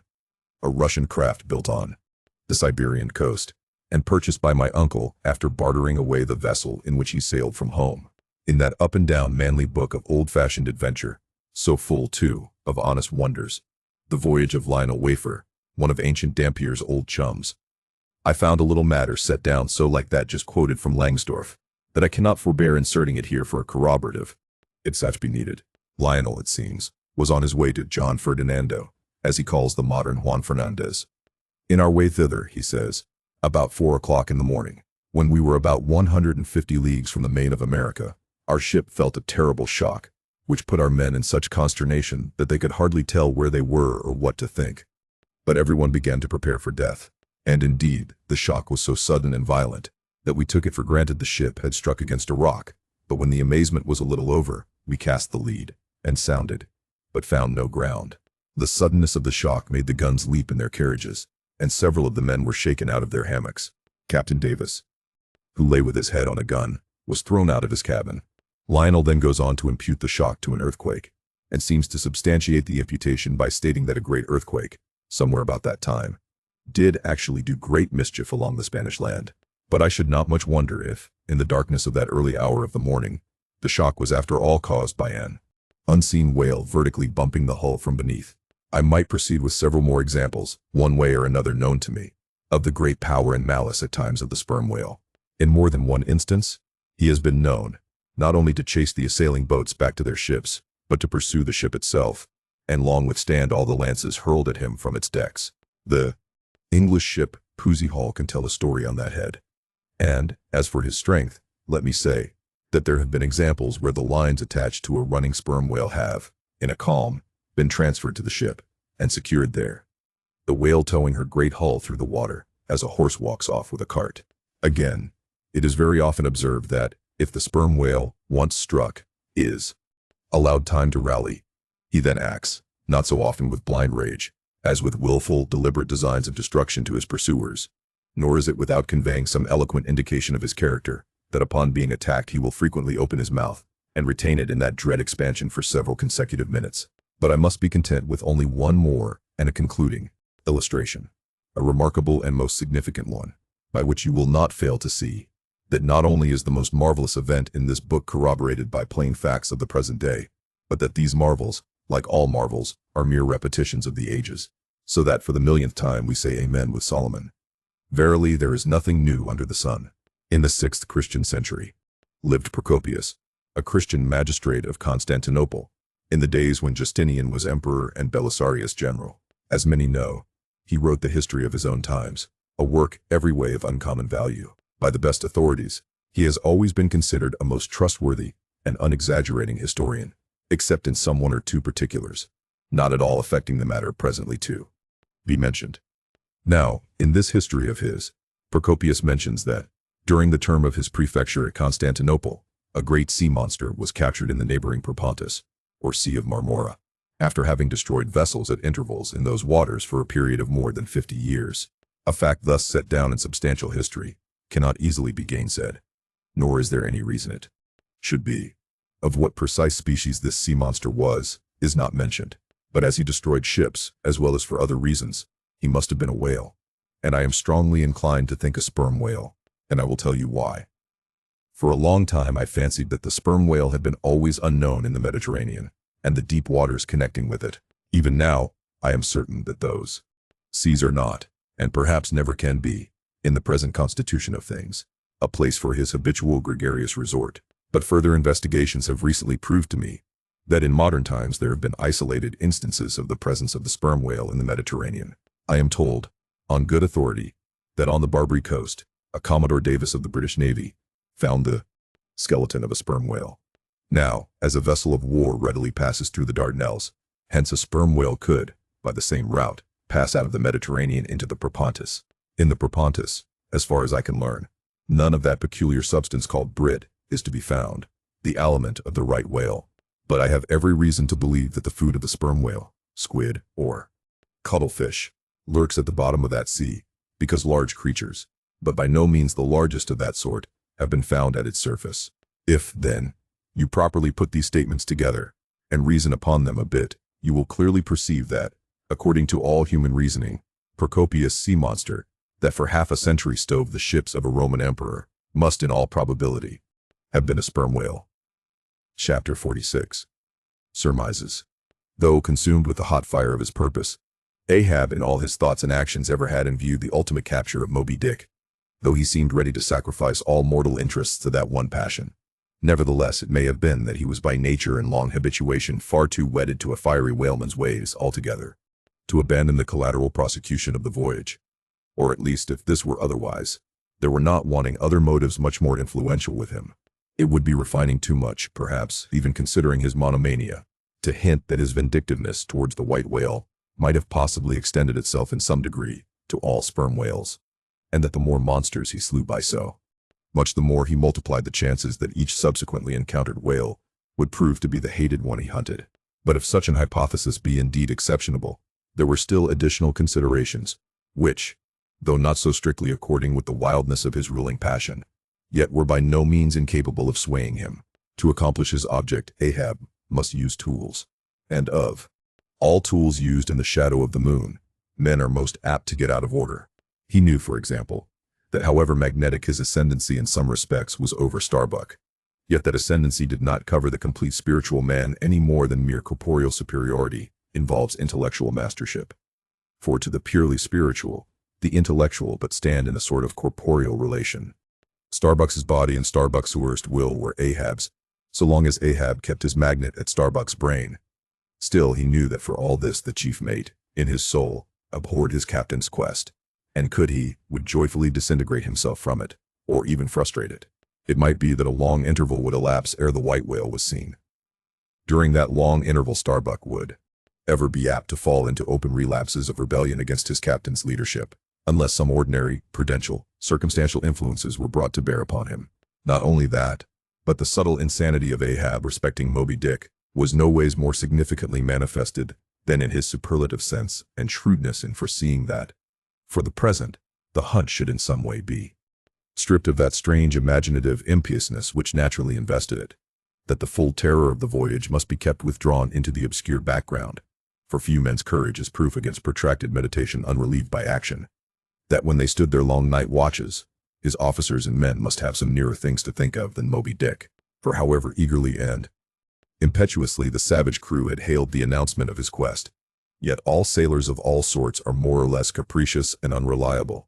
They live in the varying outer weather, and they inhale its fickleness, and when retained for any object remote and blank in the pursuit, however promissory of life and passion in the end, it is above all things requisite that temporary interests and employments should intervene and hold them healthily suspended for the final dash. Nor was Ahab unmindful of another thing. In times of strong emotion, mankind disdain all base considerations, but such times are evanescent. The permanent constitutional condition of the manufactured man, thought Ahab, is sordidness, granting that the white whale fully incites the hearts of this my savage crew, and, playing round their savageness, even breeds a certain generous knight-errantism in them. Still, while for the love of it they give chase to Moby-Dick, they must also have food for their more common, daily appetites. For even the high-lifted and chivalric crusaders of old times were not content to traverse 2,000 miles of land to fight for their holy sepulchre, without committing burglaries, picking pockets, and gaining other pious perquisites by the way. Had they been strictly held to their one final and romantic object, that final and romantic object, too many would have turned from in disgust. I will not strip these men, thought Ahab, of all hopes of cash. Cash. They may scorn cash now, but let some months go by, and no prospective promise of it to them, and then this same recent cash all at once mutinying in them. This same cash would soon cashier Ahab. Nor was there wanting still another precautionary motive more related to Ahab personally, having impulsively, it is probable, and perhaps somewhat prematurely revealed the prime but private purpose of the Pequod's voyage. Ahab was now entirely conscious that, in so doing, he had indirectly laid himself open to the unanswerable charge of usurpation, and with perfect impunity, both moral and legal, his crew, if so disposed, and to that end competent, could refuse all further obedience to him, and even violently wrest from him the command. From even the barely hinted imputation of usurpation, and the possible consequences of such a suppressed impression gaining ground, Ahab must of course have been most anxious to protect himself. That protection could only consist in his own predominating brain and heart and hand, backed by a heedful, closely calculating attention to every minute atmospheric influence which it was possible for his crew to be subjected to. For all these reasons then, and others perhaps too analytic to be verbally developed here, Ahab plainly saw that he must still in a good degree continue true to the natural, nominal purpose of the Pequod's voyage, observe all customary usages, and not only that, but force himself to evince all his well-known passionate interest in the general pursuit of his profession. Be all this as it may, his voice was now often heard hailing the three mastheads and admonishing them to keep a bright lookout, and not omit reporting even a porpoise. This vigilance was not long without reward. It was a cloudy, sultry afternoon. The seamen were lazily lounging about the decks, or vacantly gazing over into the lead-colored waters. Queequeg and I were mildly employed weaving what is called a sword mat, for an additional lashing to our boat. So still and subdued, and yet somehow preluding, was all the scene, and such an incantation of reverie lurked in the air, that each silent sailor seemed resolved into his own invisible self. I was the attendant or page of Queequeg, while busy at the mat, as I kept passing and repassing the filling or woof of marline between the long yarns of the warp, using my own hand for the shuttle, and as Queequeg, standing sideways, ever and anon slid his heavy oaken sword between the threads, and idly looking off upon the water, carelessly and unthinkingly drove home every yarn. I say so strange a dreaminess did there then reign all over the ship and all over the sea, only broken by the intermitting dull sound of the sword, that it seemed as if this were the loom of time, and I myself were a shuttle mechanically weaving and weaving away at the fates. There lay the fixed threads of the warp subject to but one single, ever-returning, unchanging vibration, and that vibration merely enough to admit of the crosswise interblending of other threads with its own. This warp seemed necessity. And here, thought I, with my own hand I ply my own shuttle and weave my own destiny into these unalterable threads. Meantime, Queequeg's impulsive, indifferent sword, sometimes hitting the woof slantingly, or crookedly, or strongly, or weakly, as the case might be, and by this difference in the concluding blow producing a corresponding contrast in the final aspect of the completed fabric. This savage sword, thought I, which thus finally shapes and fashions both warp and woof. This easy, indifferent sword must be chance. Chance, free will, and necessity, nowise incompatible, all interweavingly working together. The straight warp of necessity, not to be swerved from its ultimate course. Its every alternating vibration, indeed, only tending to that. Free will still free to ply her shuttle between given threads. And chance, though restrained in its play within the right lines of necessity, and sideways in its motions directed by free will, though thus prescribed to by both, chance by turns rules either. and has the last featuring blow at events. Thus we were weaving and weaving away when I started at a sound so strange, long-drawn, and musically wild and unearthly, that the ball of free will dropped from my hand, and I stood gazing up at the clouds whence that voice dropped like a wing. High aloft in the crosstrees was that mad, gay-header, Tashtego. His body was reaching eagerly forward, his hand stretched out like a wand, and at brief sudden intervals he continued his cries.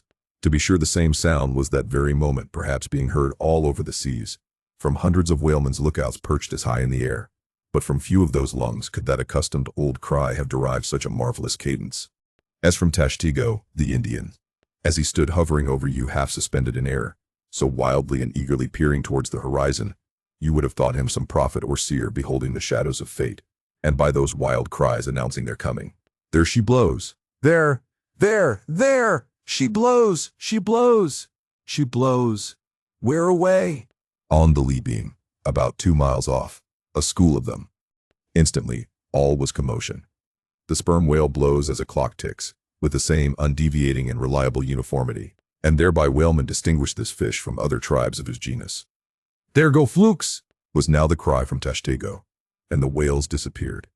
Quick, steward! Cried Ahab. Time! Doughboy hurried below, glanced at the watch, and reported the exact minute. To Ahab. The ship was now kept away from the wind, and she went gently rolling before it. Tashtego reporting that the whales had gone down, heading to leeward. We confidently looked to see them again directly in advance of our bows, through that singular craft at times evinced by the sperm whale when, sounding with his head in one direction, he nevertheless, while concealed beneath the surface, mills round, and swiftly swims off in the opposite quarter. This deceitfulness of his could not now be in action, for there was no reason to suppose that the fish seen by Tashtego had been in any way alarmed, or indeed knew at all of our vicinity. One of the men selected for shipkeepers, that is, those not appointed to the boats, by this time relieved the Indian at the mainmast head. The sailors at the fore and mizzen had come down. The line tubs were fixed in their places, the cranes were thrust out, the mainyard was backed, and the 3 boats swung over the sea like 3 samphire baskets over high cliffs. Outside of the bulwarks their eager crews with one hand clung to the rail, while one foot was expectantly poised on the gunwale. So looked the long line of man-of-war's men about to throw themselves on board an enemy's ship. But at this critical instant a sudden exclamation was heard that took every eye from the whale. With a start all glared at dark Ahab, who was surrounded by 5 dusky phantoms that seemed fresh formed out of air. Chapter 48. The first lowering. The phantoms, for so they then seemed, were flitting on the other side of the deck, and, with a noiseless celerity, were casting loose the tackles and bands of the boat which swung there. This boat had always been deemed one of the spare boats, though technically called the captain, on account of its hanging from the starboard quarter. The figure that now stood by its bows was tall and swart, with one white tooth evilly protruding from its steel-like lips, a rumpled Chinese jacket of black cotton. Foon really invested him, with wide black trousers of the same dark stuff. But strangely crowning this ebonness was a glistening white-plated turban, the living hair braided and coiled round and round upon his head. Less swart in aspect, the companions of this figure were of that vivid, tiger-yellow complexion, peculiar to some of the aboriginal natives of the Manilas, a race notorious for a certain diabolism of subtlety, and by some honest white mariners, supposed to be the paid spies and secret confidential agents on the water of the devil, their lord, whose counting room they supposed to be elsewhere. While yet the wondering ship's company were gazing upon these strangers, Ahab cried out to the white-turbaned old man at their head. "All ready there, Fedallah?" "Ready," was the half-hissed reply. "Lower away then. Die here," shouting across the deck. "Lower away there, I say." Such was the thunder of his voice, that spite of their amazement the men sprang over the rail. The sheaves whirled round in the blocks. With a wallow, the 3 boats dropped into the sea, while, with a dexterous, off-handed daring, unknown in any other vocation, the sailors, goat-like, leaped down the rolling ship's side into the tossed boats below. Hardly had they pulled out from under the ship's lee, when a 4th keel, coming from the windward side, pulled round under the stern and showed the 5 strangers rowing Ahab, who, standing erect in the stern, loudly hailed Starbuck, Stubb, and Flask to spread themselves widely, so as to cover a large expanse of water. But withal, their eyes again riveted upon the swart Fedallah and his crew, the inmates of the other boats obeyed not the command. "Captain Ahab," said Starbuck. "Spread yourselves," cried Ahab. "Give way, all 4 boats." Thou, Flask, pull out more to leeward. Aye, sir, cheerily cried little King Post, sweeping round his great steering oar. Lay back, addressing his crew. There. Again. There she blows right ahead, boys. Lay back. Never heed yonder yellow boys, Archie. Oh, I don't mind him, sir, said Archie. I knew it all before now. Didn't I hear him in the hold? And did I tell Cabaco hear of it? What say ye, Cabaco? They are stowaways, Mr. Flask. Pull, my fine hearts alive. Pull, my children. Pull, my little ones. Drawlingly and soothingly sighed Stubb. To his crew, some of whom still showed signs of uneasiness. Why don't you break your backbones, my boys? What is it you stare at? Those chaps in yonder boat. Tut, they are only 5 more hands come to help us. Never mind from where. The more the merrier. Pull, then, do pull. Never mind the brimstone. Devils are good fellows enough. So, there you are now. That's the stroke for 1,000 pounds. That's the stroke to sweep the stakes. Hurrah for the gold cup of sperm oil, my heroes. 3 cheers, men. All hearts alive. Easy. Don't be in a hurry. Why don't you snap your oars, you rascals? Bite something, you dogs. So. Then. Softly. That's it. Long and strong. Give way there. Give way. The devil fetch ye, ragamuffin rapscallions. Ye are. All asleep. Stop snoring, ye sleepers, and pull. Pull, will ye? Pull, can't ye? Pull, won't ye? Why in the name of gudgeons and ginger cakes don't you pull? Pull and break something. Pull, and start your eyes out. Here, whipping out the sharp knife from his girdle. Every mother's son of you draw his knife, and pull with the blade between his teeth. That's it. Now you do something. That. Looks like it, my steel bits. Start her, my silver spoons. Start her, marling spikes. Stubb's exordium to his crew is given here at large, because he had rather a peculiar way of talking to them in general, and especially in inculcating the religion of rowing. But you must not suppose from this specimen of his sermonizings that he ever flew into downright passions with his congregation. Not at all, and therein consisted his chief peculiarity. He would say the most terrific things to his crew, in a tone so strangely compounded of fun and fury, and the fury seemed so calculated merely as a spice to the fun, that no oarsman could hear such queer invocations without pulling for dear life, and yet pulling for the mere joke of the thing. Besides, he all the time looked so easy and indolent himself, so loungingly managed his steering oar, and so broadly gaped, open-mouthed at times, that the mere sight of such a yawning commander, by sheer force of contrast, acted like a charm upon the crew. Then again, Stubb was one of those odd sort of humorists, whose jollity is sometimes so curiously ambiguous as to put all inferiors on their guard in the matter of obeying them. In obedience to a sign from Ahab, Starbuck was now pulling obliquely across Stubb's bow, and when for a minute or so the 2 boats were pretty near to each other, Stubb hailed the mate. "Mr. Starbuck, larboard boat there, ahoy, a word with ye, sir, if you please." "Halloa," returned Starbuck, turning round not a single inch as he spoke, still earnestly but whisperingly urging his crew, his face set like a flint from Stubb's.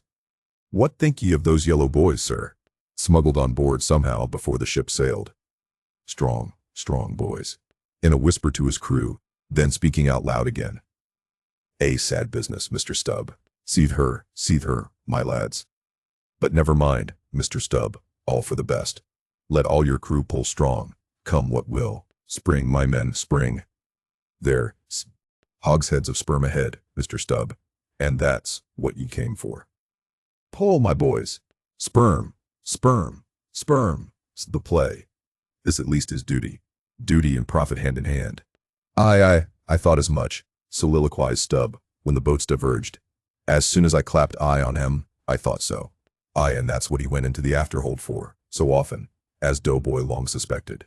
They were hidden down there, the white whales at the bottom of it. Well, so be it. Can't be helped. All right, give way, men. It ain't the white whale today. Give way." Now the advent of these outlandish strangers at such a critical instant as the lowering of the boats from the deck, this had not unreasonably awakened a sort of superstitious amazement in some of the ship's company. But Archie's fancied discovery having some time previous got abroad among them, though indeed not credited then, This had in some small measure prepared them for the event. It took off the extreme edge of their wonder. And so what with all this and Stubbs' confident way of accounting for their appearance, they were for the time freed from superstitious surmisings, though the affair still left abundant room for all manner of wild conjectures as to dark Ahab's precise agency in the matter from the beginning. For me, I silently recalled the mysterious shadows I had seen creeping on board the Pequod during the dim Nantucket dawn, as well as the enigmatical hintings of the unaccountable Elijah. Meantime, Ahab, out of hearing of his officers, having sighted the furthest to windward, was still ranging ahead of the other boats, a circumstance bespeaking how potent a crew was pulling him. Those tiger-yellow creatures of his seemed all steel and whalebone. Like 5-trip hammers they rose and fell with regular strokes of strength, which periodically started the boat along the water like a horizontal burst boiler out of a Mississippi steamer. As for Fadalla, who was seen pulling the harpooner oar, he had thrown aside his black jacket and displayed his naked chest with the whole part of his body above the gunwale, clearly cut against the alternating depressions of the watery horizon. While at the other end of the boat, Ahab, with one arm, like a fencer's, thrown half backward into the air, as if to counterbalance any tendency to trip, Ahab was seen steadily managing his steering oar, as in 1,000 boat lowerings ere the white whale had torn him. All at once the outstretched arm gave a peculiar motion and then remained fixed, while the boat's 5 oars were seen simultaneously peaked. Boat and crew sat motionless on the sea. Instantly the 3 spread boats in the rear paused on their way. The whales had irregularly settled bodily down into the blue, thus giving no distantly discernible token of the movement, though from his closer vicinity, Ahab had observed it. "Every man look out along his oars," cried Starbuck. "Thou, Queequeg, stand up." Nimbly springing up on the triangular raised box in the bow, the savage stood erect there, and with intensely eager eyes gazed off towards the spot where the chase had last been descried. Likewise upon the extreme stern of the boat, where it was also triangularly platformed level with the gunwale, Starbuck himself was seen coolly and adroitly balancing himself to the jerking tossings of his chip of a craft, and silently eyeing the vast blue eye of the sea. Not very far distant, Flask's boat was also lying breathlessly still, its commander recklessly standing upon the top of the loggerhead, a stout sort of post rooted in the keel, and rising some 2 feet above the level of the stern platform. It is used for catching turns with the whale line. Its top is not more spacious than the palm of a man's hand, and standing upon such a base as that, Flask seemed perched at the masthead of some ship which had sunk to all but her trucks. But Little King Post was small and short, and at the same time, Little King Post was full of a large and tall ambition, so that this loggerhead standpoint of his did by no means satisfy King Post. "I can see 3 seas off. Tip us up an oar there, and let me on to that." Upon this, Daggoo, with either hand upon the gunwale to steady his way, swiftly slid aft, and then erecting himself volunteered his lofty shoulders for a pedestal. "Good a masthead as any, sir. Will you mount?" "That I will, and thank you very much, my fine fellow. Only I wish you 50 feet taller." Whereupon, planting his feet firmly against 2 opposite planks of the boat, the gigantic Negro, stooping a little, presented his flat palm to Flask's foot, and then putting Flask's hand on his hearse-plumed head and bidding him spring as he himself should toss, with one dexterous fling landed the little man high and dry on his shoulders.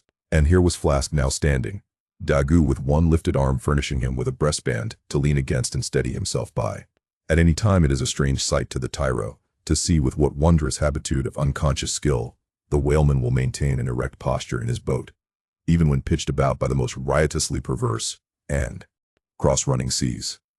Still more strange to see him giddily perched upon the loggerhead itself under such circumstances. But the sight of little Flask mounted upon gigantic Daggoo was yet more curious, for sustaining himself with a cool, indifferent, easy, unthought of, barbaric majesty, the noble Negro to every roll of the sea harmoniously rolled his fine form. On his broad back, flaxen-haired, Flask seemed a snowflake. The bearer looked nobler than the rider. Though truly vivacious, tumultuous, ostentatious, little Flask would now and then stamp with impatience. But not one added heave did he thereby give to the Negro's lordly chest. So have I seen passion and vanity stamping the living magnanimous earth, but the earth did not alter her tides and her seasons for that. Meanwhile Stubb, the third mate, betrayed no such far-gazing solicitudes. The whales might have made one of their regular soundings, not a temporary dive from mere fright. And if that were the case, Stubb, as his wont in such cases, it seems, was resolved to solace the languishing interval with his pipe. He withdrew it from his hatband, where he always wore it aslant like a feather. He loaded it and rammed home the loading with his thumb end. But hardly had he ignited his match across the rough sandpaper of his hand, when Tushtigo, his harpooner, whose eyes had been setting to windward like two fixed stars, suddenly dropped like light from his erect attitude to his seat, crying out in a quick frenzy of hurry, "Down, down all, and give way." There they are. To a landsman, no whale, nor any sign of a herring, would have been visible at that moment. Nothing but a troubled bit of greenish-white water, and thin scattered puffs of vapor hovering over it, and suffusingly blowing off to leeward, like the confused scud from white rolling billows. The air around suddenly vibrated and tingled, as it were, like the air over intensely heated plates of iron, beneath this atmospheric waving and curling. And partially beneath a thin layer of water, also, the whales were swimming. Seen in advance of all the other indications, the puffs of vapor they spouted seemed their forerunning couriers and detached flying outriders. All four boats were now in keen pursuit of that one spot of troubled water and air, but it bade fair to outstrip them. It flew on, as a mass of interblending bubbles borne down a rapid stream from the hills. "Pull, ball, my good boys," said Starbuck, in the lowest possible but intensest concentrated whisper to his men, while the sharp fixed glance from his eyes darted straight ahead of the bow, almost seemed as two visible needles in two unerring binnacle compasses. He did not say much to his crew, though, nor did his crew say anything to him. Only the silence of the boat was at intervals startlingly pierced by one of his peculiar whispers, now harsh with command, now soft with entreaty. How different the loud little king post. "Sing out and say something, my hearties. Roar and pull, my thunderbolts. Beach me on their black backs, boys. Only do that for me, and I'll sign over to you my Martha's Vineyard plantation, boys, including wife and children, boys. Lay me on, oh Lord, but I shall go stark, staring mad. See that white water." And so shouting, he pulled his hat from his head and stamped up and down on it. Then picking it up, flirted it far off upon the sea, and finally fell to rearing and plunging in the boat's stern like a crazed colt from the prairie. "Look at that chap now," philosophically drawled Stubb, who with his unlighted short pipe, mechanically retained between his teeth, at a short distance, followed after. "He's got fits, that flask has." Yes, give him fits, that's the very word. Pitch fits into him. Merrily, hearts alive. Pudding for supper, you know. Merry's the word. Pull, babes, pull, sucklings, pull, all. But what the devil are you hurrying about? Softly, and steadily, my men. Only pull and keep pulling. Nothing more. Crack all your backbones and bite your knives in two. That's all. Take it easy. Why don't you take it easy, I say, and burst all your livers and lungs? But what it was that inscrutable Ahab said to that tiger-yellow crew of his, these were words best omitted here, for you live under the blessed light of the evangelical land. Only the infidel sharks in the audacious seas may give ear to such words, when, with tornado brow, and eyes of red murder, and foam-glued lips, Ahab leaped after his prey. Meanwhile, all the boats tore on. The repeated specific allusions of Flask to that whale, as he called the fictitious monster which he declared to be incessantly tantalizing his boat's bow with its tail. These allusions of his were at times so vivid and lifelike that they would cause some one or two of his men to snatch a fearful look over the shoulder. But this was against all rule, for the oarsmen must put out their eyes and ram a skewer through their necks, usage pronouncing that they must have no organs but ears and no limbs but arms in these critical moments. It was a sight full of quick wonder and awe. The vast swells of the omnipotent sea, the surging hollow roar they made as they rolled along the 8 gunwales like gigantic bowls in a boundless bowling green, the brief suspended agony of the boat as it would tip for an instant on the knife-like edge of the sharper waves that almost seemed threatening to cut it in two, the sudden profound dip into the watery glens and hollows, the keen spurrings and goadings to gain the top of the opposite hill, the headlong sled-like slide down its other side. All these, with the cries of the headsmen and harpooneers, and the shuddering gasps of the oarsmen, with the wondrous sight of the ivory Pequod bearing down upon her boats with outstretched sails, like a wild hen after her screaming brood. All this was thrilling, not the raw recruit, marching from the bosom of his wife into the fever heat of his first battle, not the dead man's ghost encountering the first unknown phantom in the other world. Neither of these can feel stranger and stronger emotions than that man does, who for the first time finds himself pulling into the charmed, churned circle of the hunted sperm whale. The dancing white water made by the chase was now becoming more and more visible, Owing to the increasing darkness of the dun cloud shadows flung upon the sea, the jets of vapor no longer blended, but tilted everywhere to right and left. The whales seemed separating their wakes. The boats were pulled more apart. Starbuck giving chase to 3 whales running dead to leeward. Our sail was now set, and, with the still rising wind, we rushed along, the boat going with such madness through the water that the lee oars could scarcely be worked rapidly enough to escape being torn from the rowlocks. Soon we were running through a suffusing wide veil of mist. Neither ship nor boat to be seen. "Give way, men," whispered Starbuck, drawing still further aft the sheet of his sail. "There is time to kill a fish yet before the squall comes. There's white water." Again. Close to. Spring. Soon after, 2 cries in quick succession on each side of us denoted that the other boats had got fast. But hardly were they overheard, when with a lightning-like hurtling whisper Starbuck said, "Stand up," and Queequeg, harpoon in hand, sprang to his feet. Though not one of the oarsmen was then facing the life and death peril so close to them ahead, yet with their eyes on the intense countenance of the mate in the stern of the boat, they knew that the imminent instant had come. They heard, too, an enormous wallowing sound as of 50 elephants stirring in their litter. Meanwhile, the boat was still booming through the mist, the waves curling and hissing around us like the erected crests of enraged serpents. "That's his hump. There, give it to him," whispered Starbuck. A short rushing sound leaped out of the boat. It was the darted iron of Queequeg. Then all in one welded commotion came an invisible push from astern, while forward the boat seemed striking on a ledge. The sail collapsed and exploded. A gush of scalding vapor shot up nearby. Something rolled and tumbled like an earthquake beneath us. The whole crew were half suffocated as they were tossed helter-skelter into the white curdling cream of the squall. Whale, and harpoon had all blended together, and the whale, merely grazed by the iron, escaped. Though completely swamped, the boat was nearly unharmed. Swimming round it, we picked up the floating oars, and lashing them across the gunwale, tumbled back to our places. There we sat up to our knees in the sea, the water covering every rib and plank, so that to our downward-gazing eyes the suspended craft seemed a coral boat grown up to us from the bottom of the ocean. The wind increased to a howl. The waves dashed their bucklers together. The whole squall roared, forked, and crackled around us like a white fire upon the prairie, in which, unconsumed, we were burning, immortal in these jaws of death. Being hailed the other boats, as well roar to the live coals down the chimney of a flaming furnace as hail those boats in that storm. Meanwhile the driving scud, rack, and mist grew darker with the shadows of night.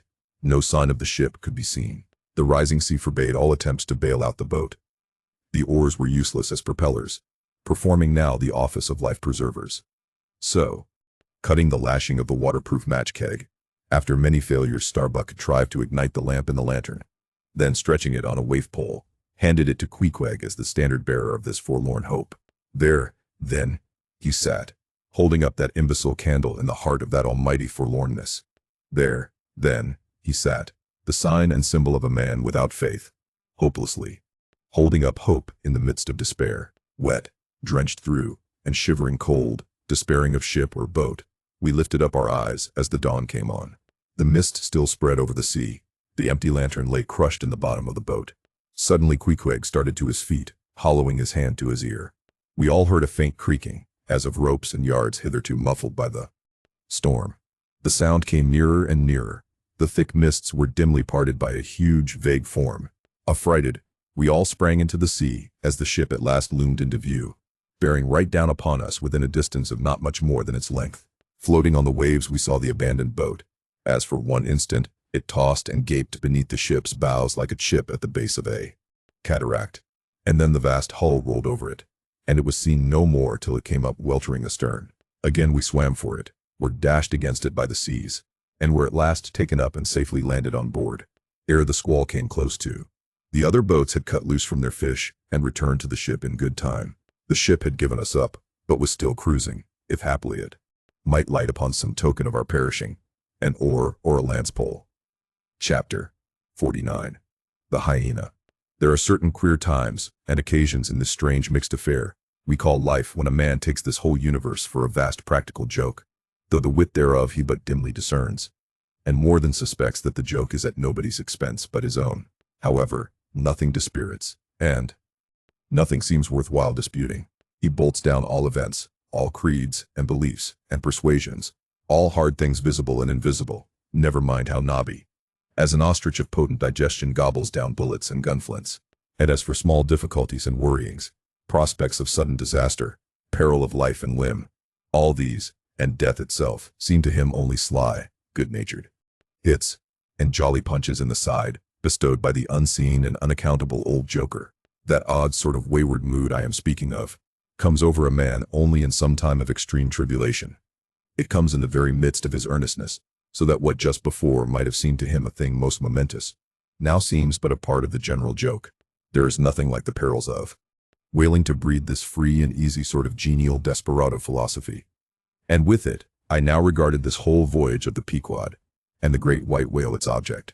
"Queequeg," said I, when they had dragged me, the last man, to the deck, and I was still shaking myself in my jacket to fling off the water. "Queequeg, my fine friend, does this sort of thing often happen?" Without much emotion, though soaked through just like me, he gave me to understand that such things did often happen. "Mr. Stubb," said I, turning to that worthy, who, buttoned up in his oil jacket, was now calmly smoking his pipe in the rain. "Mr. Stubb, I think I have heard you say that of all whalemen you ever met, our chief mate, Mr. Starbuck, is by far the most careful and prudent. I suppose, then, that going plump on a flying whale with your sail set in a foggy squall is the height of a whaleman's discretion." "Certain. I've lowered for whales from a leaking ship in a gale off Cape Horn." "Mr. Flask," said I, turning to little King Post, who was standing close by, "you are experienced in these things, and I am not. Will you tell me whether it is an unalterable law in this fishery, Mr. Flask, for an oarsman to break his own back, pulling himself back foremost into death's jaws?" "Can't you twist that smaller?" said Flask. "Yes, that's the law. I should like to see a boat's crew backing water up to a whale face foremost. Ha, ha, the whale would give them squint for squint, mind that." Here then, from 3 impartial witnesses, I had a deliberate statement of the entire case. Considering, therefore, that squalls and capsizings in the water, and consequent bivouacs on the deep, were matters of common occurrence in this kind of life. Considering that at the superlatively critical instant of going on to the whale I must resign my life into the hands of him who steered the boat. Oftentimes a fellow who at that very moment is in his impetuousness upon the point of scuttling the craft with his own frantic stampings. Considering that the particular disaster to our own particular boat was chiefly to be imputed to Starbuck's driving on to his whale, almost in the teeth of a squall, and considering that Starbuck, notwithstanding, was famous for his great heedfulness in the fishery, considering that I belonged to this uncommonly prudent Starbuck's boat, and finally, considering in what a devil's chase I was implicated, touching the white whale, taking all things together, I say, I thought I might as well go below and make a rough draft of my will. "Queequeg," said I, "come along. You shall be my lawyer, executor, and legatee." It may seem strange that of all men sailors should be tinkering at their last wills and testaments, but there are no people in the world more fond of that diversion. This was the 4th time in my nautical life that I had done the same thing. After the ceremony was concluded upon the present occasion, I felt all the easier. A stone was rolled away from my heart. Besides, all the days I should now live would be as good as the days that Lazarus lived after his resurrection. A supplementary clean gain of so many months or weeks, as the case might be. I survived myself. My death and burial were locked up in my chest. I looked round me tranquilly and contentedly, like a quiet ghost with a clean conscience, sitting inside the bars of a snug family vault. Now then, thought I, unconsciously rolling up the sleeves of my frock, here goes for a cool, collected dive at death and destruction, and the devil fetch the hindmost. Chapter 50. Ahab's Boat and Crew. Fadalla. "Who would have thought it, Flask?" cried Stubb. "If I had but one leg you would not catch me in a boat, unless maybe to stop the plug hole with my timber toe." "Oh, he's a wonderful old man. I don't think it so strange, after all, on that account," said Flask. "If his leg were off at the hip, now, it would be a different thing. That would disable him. But he has one knee, and good part of the other left, you know." "I don't know that, my little man. I never yet saw him kneel." Among whale-wise people it has often been argued whether, considering the paramount importance of his life to the success of the voyage, it is right for a whaling captain to jeopardize that life in the active perils of the chase. So Tamerlane's soldiers often argued with tears in their eyes whether that invaluable life of his ought to be carried into the thickest of the fight. But with Ahab the question assumed a modified aspect, considering that with 2 legs man is but a hobbling wight in all times of danger.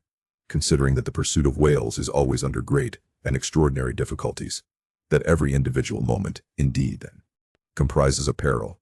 Under these circumstances, is it wise for any maimed man to enter a whale boat in the hunt? As a general thing, the joint owners of the Pequod must have plainly thought not. Ahab well knew that although his friends at home would think little of his entering a boat in certain comparatively harmless vicissitudes of the chase, for the sake of being near the scene of action and giving his orders in person, yet for Captain Ahab to have a boat actually apportioned to him as a regular headsman in the hunt, above all for Captain Ahab to be supplied with 5 extra men as that same boat's crew, he well knew that such generous conceits never entered the heads of the owners of the Pequod. Therefore he had not solicited a boat's crew from them, nor had he in any way hinted his desires on that head. Nevertheless, he had taken private measures of his own touching all that matter. Until Cabaco's published discovery, the sailors had little foreseen it, though to be sure when, after being a little while out of port, all hands had concluded the customary business of fitting the whale boats for service. When some time after this Ahab was now and then found bestirring himself in the matter of making thole pins with his own hands for what was thought to be one of the spare boats, and even solicitously cutting the small wooden skewers, which when the line is running out are pinned over the groove in the bow. When all this was observed in him, and particularly his solicitude in having an extra coat of sheathing in the bottom of the boat, as if to make it better withstand the pointed pressure of his ivory limb, and also the anxiety he evinced in exactly shaping the thigh-board, or clumsy cleat, as it is sometimes called, the horizontal piece in the boat's bow for bracing the knee against in darting or stabbing at the whale. When it was observed how often he stood up in that boat with his solitary knee fixed in the semicircular depression in the cleat, and with the carpenter's chisel gouged out a little here and straightened it a little there, all these things, I say, had awakened much interest and curiosity at the time. But almost everybody supposed that this particular preparative heedfulness in Ahab must only be with a view to the ultimate chase of Moby-Dick, for he had already revealed his intention to hunt that mortal monster in person. But such a supposition did by no means involve the remotest suspicion as to any boat's crew being assigned to that boat. Now, with the subordinate phantoms, what wonder remained soon waned away, for in a whaler wonders soon wane. Besides, now and then such unaccountable odds and ends of strange nations come up from the unknown nooks and ash-holes of the earth to man these floating outlaws of whalers, and the ships themselves often pick up such queer castaway creatures found tossing about the open sea on planks, bits of wreck, oars, whaleboats, canoes, blown-off Japanese junks, and what not, that Beelzebub himself might climb up the side and step down into the cabin to chat with the captain, and it would not create any unsubduable excitement in the forecastle. But be all this as it may, certain it is that while the subordinate phantoms soon found their place among the crew, though still as it were somehow distinct from them, yet that hair-turbaned Fedallah remained a muffled mystery to the last. Whence he came in a mannerly world like this, by what sort of unaccountable tie he soon evinced himself to be linked with Ahab's peculiar fortunes, nay, so far as to have some sort of a half-hinted influence. Heaven knows, but it might have been even authority over him. All this none knew. But one cannot sustain an indifferent air concerning Fedallah. He was such a creature as civilized, domestic people in the temperate zone only see in their dreams, and that but dimly, but the like of whom now and then glide among the unchanging Asiatic communities, especially the Oriental Isles to the east of the continent, those insulated, immemorial, unalterable countries, which even in these modern days still preserve much of the ghostly aboriginalness of Earth's primal generations, when the memory of the first man was a distinct recollection, and all men his descendants, unknowing whence he came, eyed each other as real phantoms, and asked of the sun and the moon why they were created, and to what end, when though, according to Genesis, the angels indeed consorted with the daughters of men, the devils also, add the uncanonical rabbins, indulged in mundane amours. Chapter 51. The Spirit Spout. Days, weeks passed, and under easy sail, the ivory Pequod had slowly swept across 4 several cruising grounds, that off the Azores, off the Cape de Verdes, on the Plate, so-called, being off the mouth of the Rio de la Plata, and the Carroll Ground, an unstaked, watery locality, southerly from St. Helena. It was while gliding through these latter waters, that one serene and moonlight night, when all the waves rolled by like scrolls of silver, and, by their soft, suffusing seethings, made what seemed a silvery silence, not a solitude. On such a silent night, a silvery jet was seen, far in advance of the white bubbles at the bow. Lit up by the moon, it looked celestial, seemed some plumed and glittering god uprising from the sea. Fadala first described this jet. For of these moonlight nights, it was his wont to mount to the mainmast head and stand a lookout there, with the same precision as if it had been day. And yet, though herds of whales were seen by night, not one whaleman in 100 would venture a lowering for them. You may think with what emotions, then, the seaman beheld this old Oriental perched aloft at such unusual hours, his turban and the moon, companions in one sky. But when, after spending his uniform interval there for several successive nights without uttering a single sound, when, after all this silence, his unearthly voice was heard, announcing that silvery, moonlit jet, every reclining mariner started to his feet, as if some winged spirit had lighted in the rigging, and hailed the mortal crew. There she blows. Had the trump of judgment blown, they could not have quivered more. Yet still they felt no terror, rather pleasure. For though it was a most unwonted hour, yet so impressive was the cry, and so deliriously exciting, that almost every soul on board instinctively desired a lowering. Walking the deck with quick, side-lunging strides, Ahab commanded the topgallant sails and royals to be set, and every stunsail spread. The best man in the ship must take the helm. Then, with every masthead manned, the piled-up craft rolled down before the wind. The strange, upheaving, lifting tendency of the taffrail breeze, filling the hollows of so many sails, made the buoyant, hovering deck to feel like air beneath the feet, while still she rushed along, as if two antagonistic influences were struggling in her, one to mount direct to heaven, the other to drive yawingly to some horizontal goal. And had you watched Ahab's face that night, you would have thought that in him also two different things were warring, while his one-lived leg made lively echoes along the deck. Every stroke of his dead limb sounded like a coffin tap. On life and death this old man walked. But though the ship so swiftly sped, and though from every eye, like arrows, the eager glances shot, yet the silvery jet was no more seen that night. Every sailor swore he saw it once, but not a second time. This midnight spout had almost grown a forgotten thing, when, some days after, lo, at the same silent hour, it was again announced. Again it was described by all, but upon making sail to overtake it, once more it disappeared as if it had never been.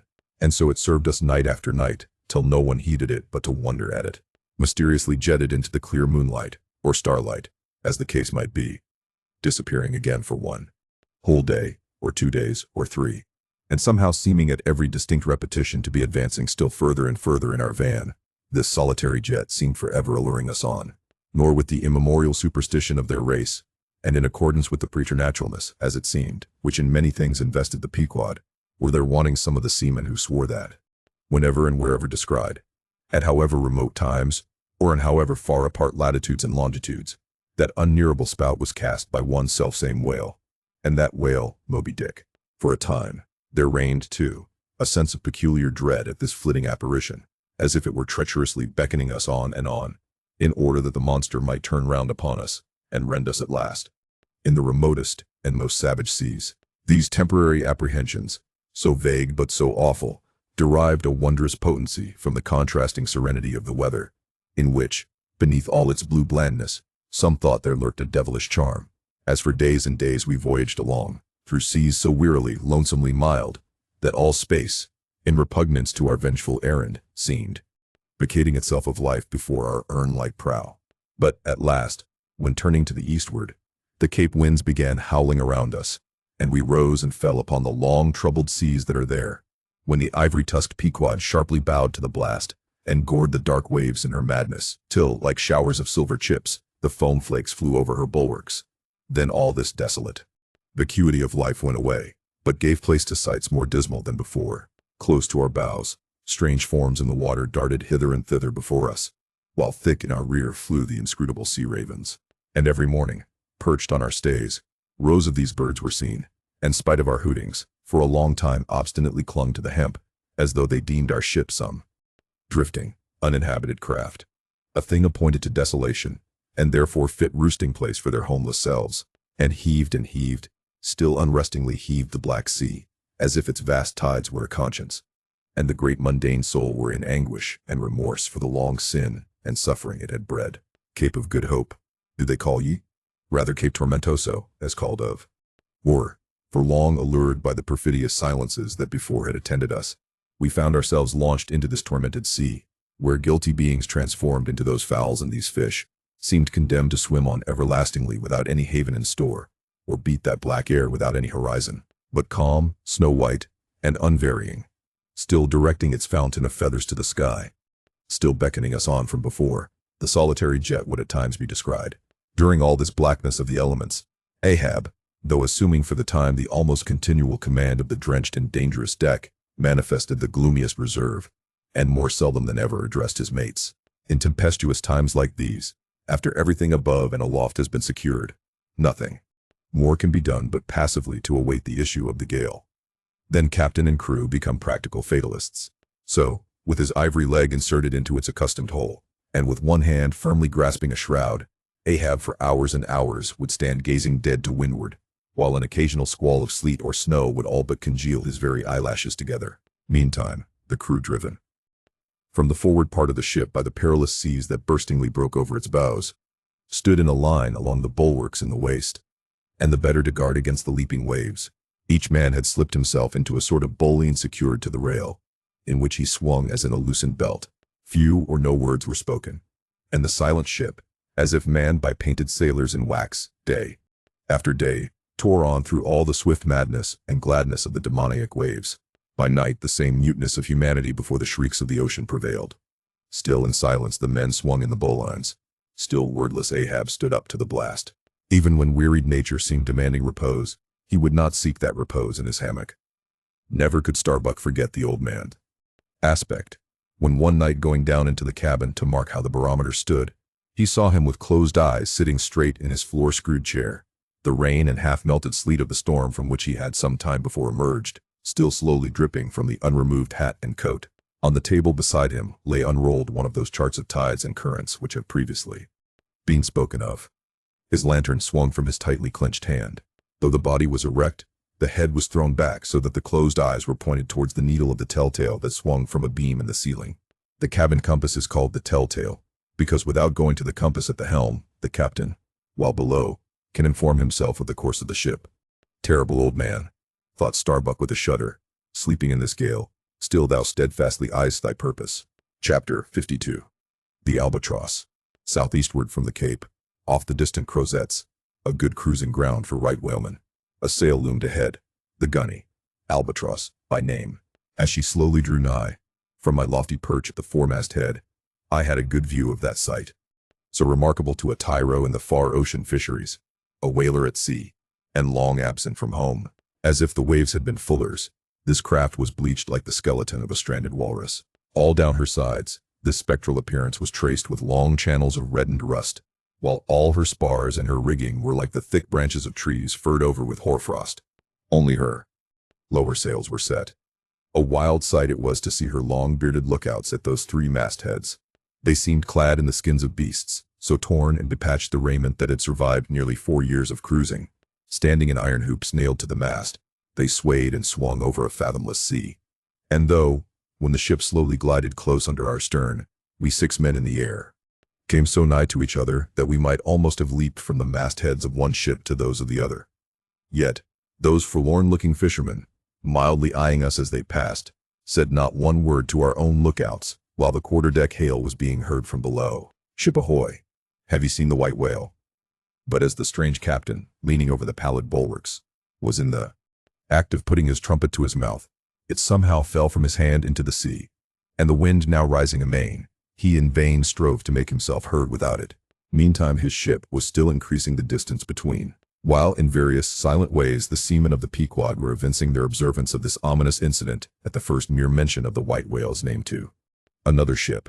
Ahab for a moment paused. It almost seemed as though he would have lowered a boat to board the stranger, had not the threatening wind forbade. But taking advantage of his windward position, he again seized his trumpet, and knowing by her aspect that the stranger vessel was a Nantucketer and shortly bound home, he loudly hailed, "Ahoy there! This is the Pequod, bound round the world. Tell them to address all future letters to the Pacific Ocean, and this time 3 years, if I am not at home, tell them to address them to." At that moment the two wakes were fairly crossed, and instantly then, in accordance with their singular ways, shoals of small harmless fish, that for some days before had been placidly swimming by our side, darted away with what seemed shuddering fins, and ranged themselves fore and aft with the stranger's flanks. Though in the course of his continual voyagings, Ahab must often before have noticed a similar sight. Yet, to any monomaniac man, the various trifles capriciously carry meanings.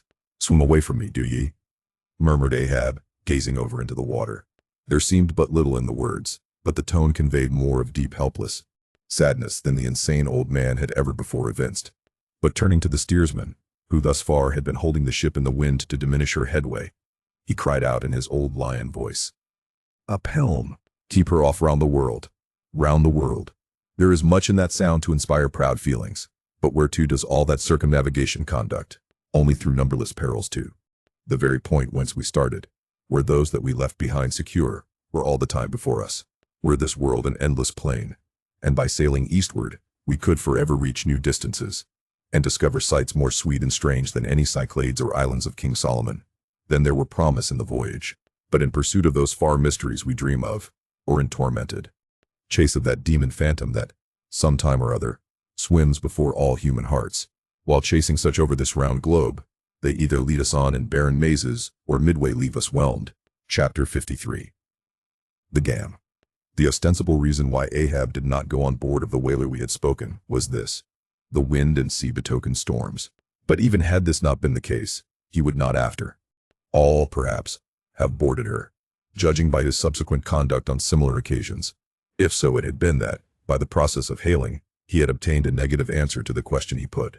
For, as it eventually turned out, he cared not to consort, even for 5 minutes, with any stranger captain, except he could contribute some of that information he so absorbingly sought. But all this might remain inadequately estimated, were not something said here of the peculiar usages of whaling vessels when meeting each other in foreign seas, and especially on a common cruising ground. If two strangers crossing the Pine Barrens in New York State, or the equally desolate Salisbury Plain in England, if casually encountering each other in such inhospitable wilds, these twain, for the life of them, cannot well avoid a mutual salutation, and stopping for a moment to interchange the news, and, perhaps, sitting down for a while and resting in concert, then how much more natural that upon the illimitable Pine Barrens and Salisbury Plains of the sea, two whaling vessels descrying each other at the ends of the earth, off lone Fanning's Island, or the faraway King's Mills, how much more natural, I say, that under such circumstances these ships should not only interchange hails,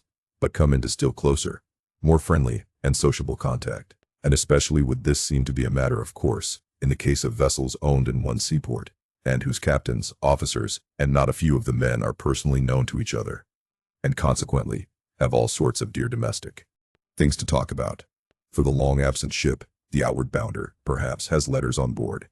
At any rate, she will be sure to let her have some papers of a date a year or two later than the last one on her blurred and thumb-worn files, and in return for that courtesy, the outward-bound ship would receive the latest whaling intelligence from the cruising ground to which she may be destined, a thing of the utmost importance to her. And in degree, all this will hold true concerning whaling vessels crossing each other's track on the cruising ground itself, even though they are equally long absent from home, for one of them may have received a transfer of letters from some third, and now far remote vessel, and some of those letters may be for the people of the ship she now meets. Besides, they would exchange the whaling news, and have an agreeable chat, for not only would they meet with all the sympathies of sailors, but likewise with all the peculiar congenialities arising from a common pursuit, and mutually shared privations and perils. Nor would difference of country make any very essential difference.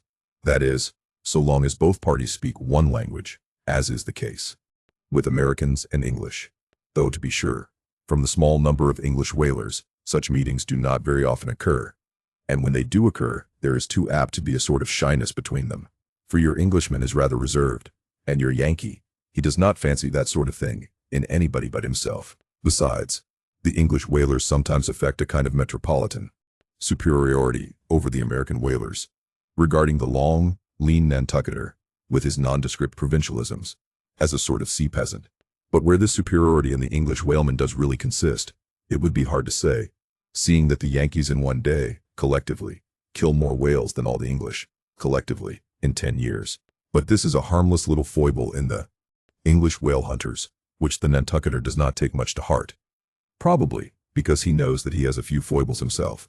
So, then, we see that of all ships separately sailing the sea, the whalers have most reason to be sociable, and they are so, whereas some merchant ships crossing each other's wake in the mid-Atlantic will oftentimes pass on without so much as a single word of recognition, mutually cutting each other on the high seas, like a brace of dandies in Broadway, and all the time indulging, perhaps, in finical criticism upon each other's rig. As for men of war, when they chance to meet at sea, they first go through such a string of silly bowings and scrapings, such a ducking of ensigns, that there does not seem to be much right down hearty goodwill and brotherly love about it at all. As touching slave ships meeting, why, they are in such a prodigious hurry, they run away from each other as soon as possible. And as for pirates, when they chance to cross each other's crossbones, the first hail is, "How many skulls?" The same way that whalers hail, "How many barrels?" And that question once answered, pirates straightway steer apart, for they are infernal villains on both sides, and don't like to see over much of each other's villainous likenesses. But look at the godly, honest, unostentatious, hospitable, sociable, free and easy whaler. What does the whaler do when she meets another whaler in any sort of decent weather? She has a gam, a thing so utterly unknown to all other ships that they never heard of the name even.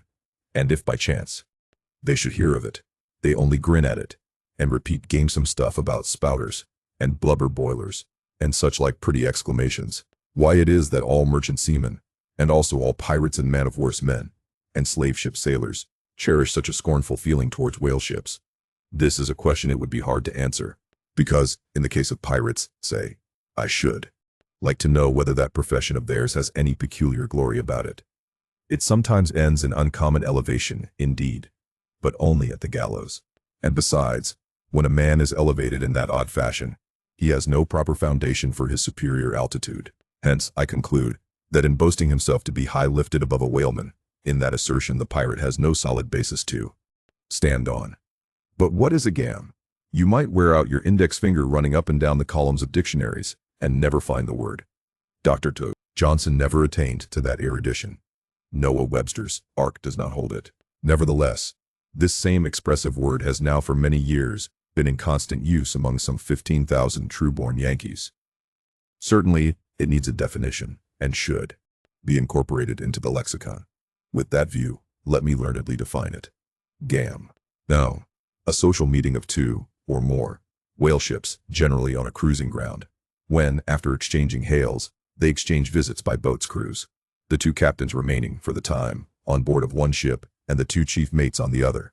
There is another little item about gamming, which must not be forgotten here.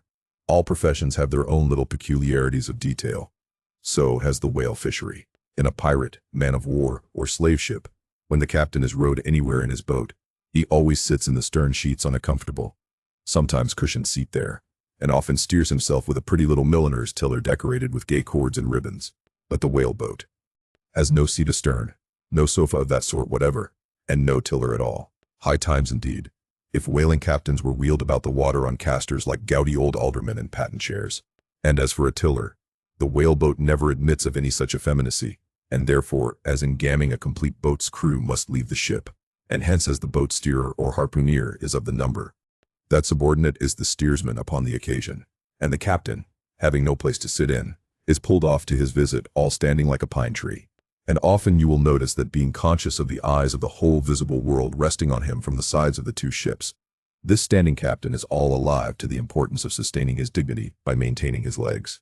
Nor is this any very easy matter, for in his rear is the immense projecting steering oar hitting him now and then in the small of his back, the after oar reciprocating by wrapping his knees in front. He is thus completely wedged before and behind, and can only expand himself sideways by settling down on his stretched legs. But a sudden, violent pitch of the boat will often go far to topple him, because length of foundation is nothing without corresponding breadth. Merely make a spread angle of two poles, and you cannot stand them up. Then, again, it would never do in plain sight of the world's riveted eyes. It would never do, I say, for this straddling captain to be seen steadying himself the slightest particle by catching hold of anything with his hands. Indeed, as token of his entire, buoyant self-command, he generally carries his hands in his trousers pockets. But perhaps being generally very large, heavy hands, he carries them there for ballast. Nevertheless, there have occurred instances, well authenticated ones too, where the captain has been known for an uncommonly critical moment or two, in a sudden squall say, to seize hold of the nearest oarsman's hair, and hold on there like grim death. See Chapter 54. The Town Hose Story, as told at the Golden Inn. The Cape of Good Hope, and all the watery region round about there, is much like some noted four corners of a great highway, where you meet more travelers than in any other part. It was not very long after speaking the gunny that another homeward-bound whaleman, the Town Ho, was encountered. She was manned almost wholly by Polynesians. In the short gam that ensued, she gave us strong news of Moby-Dick.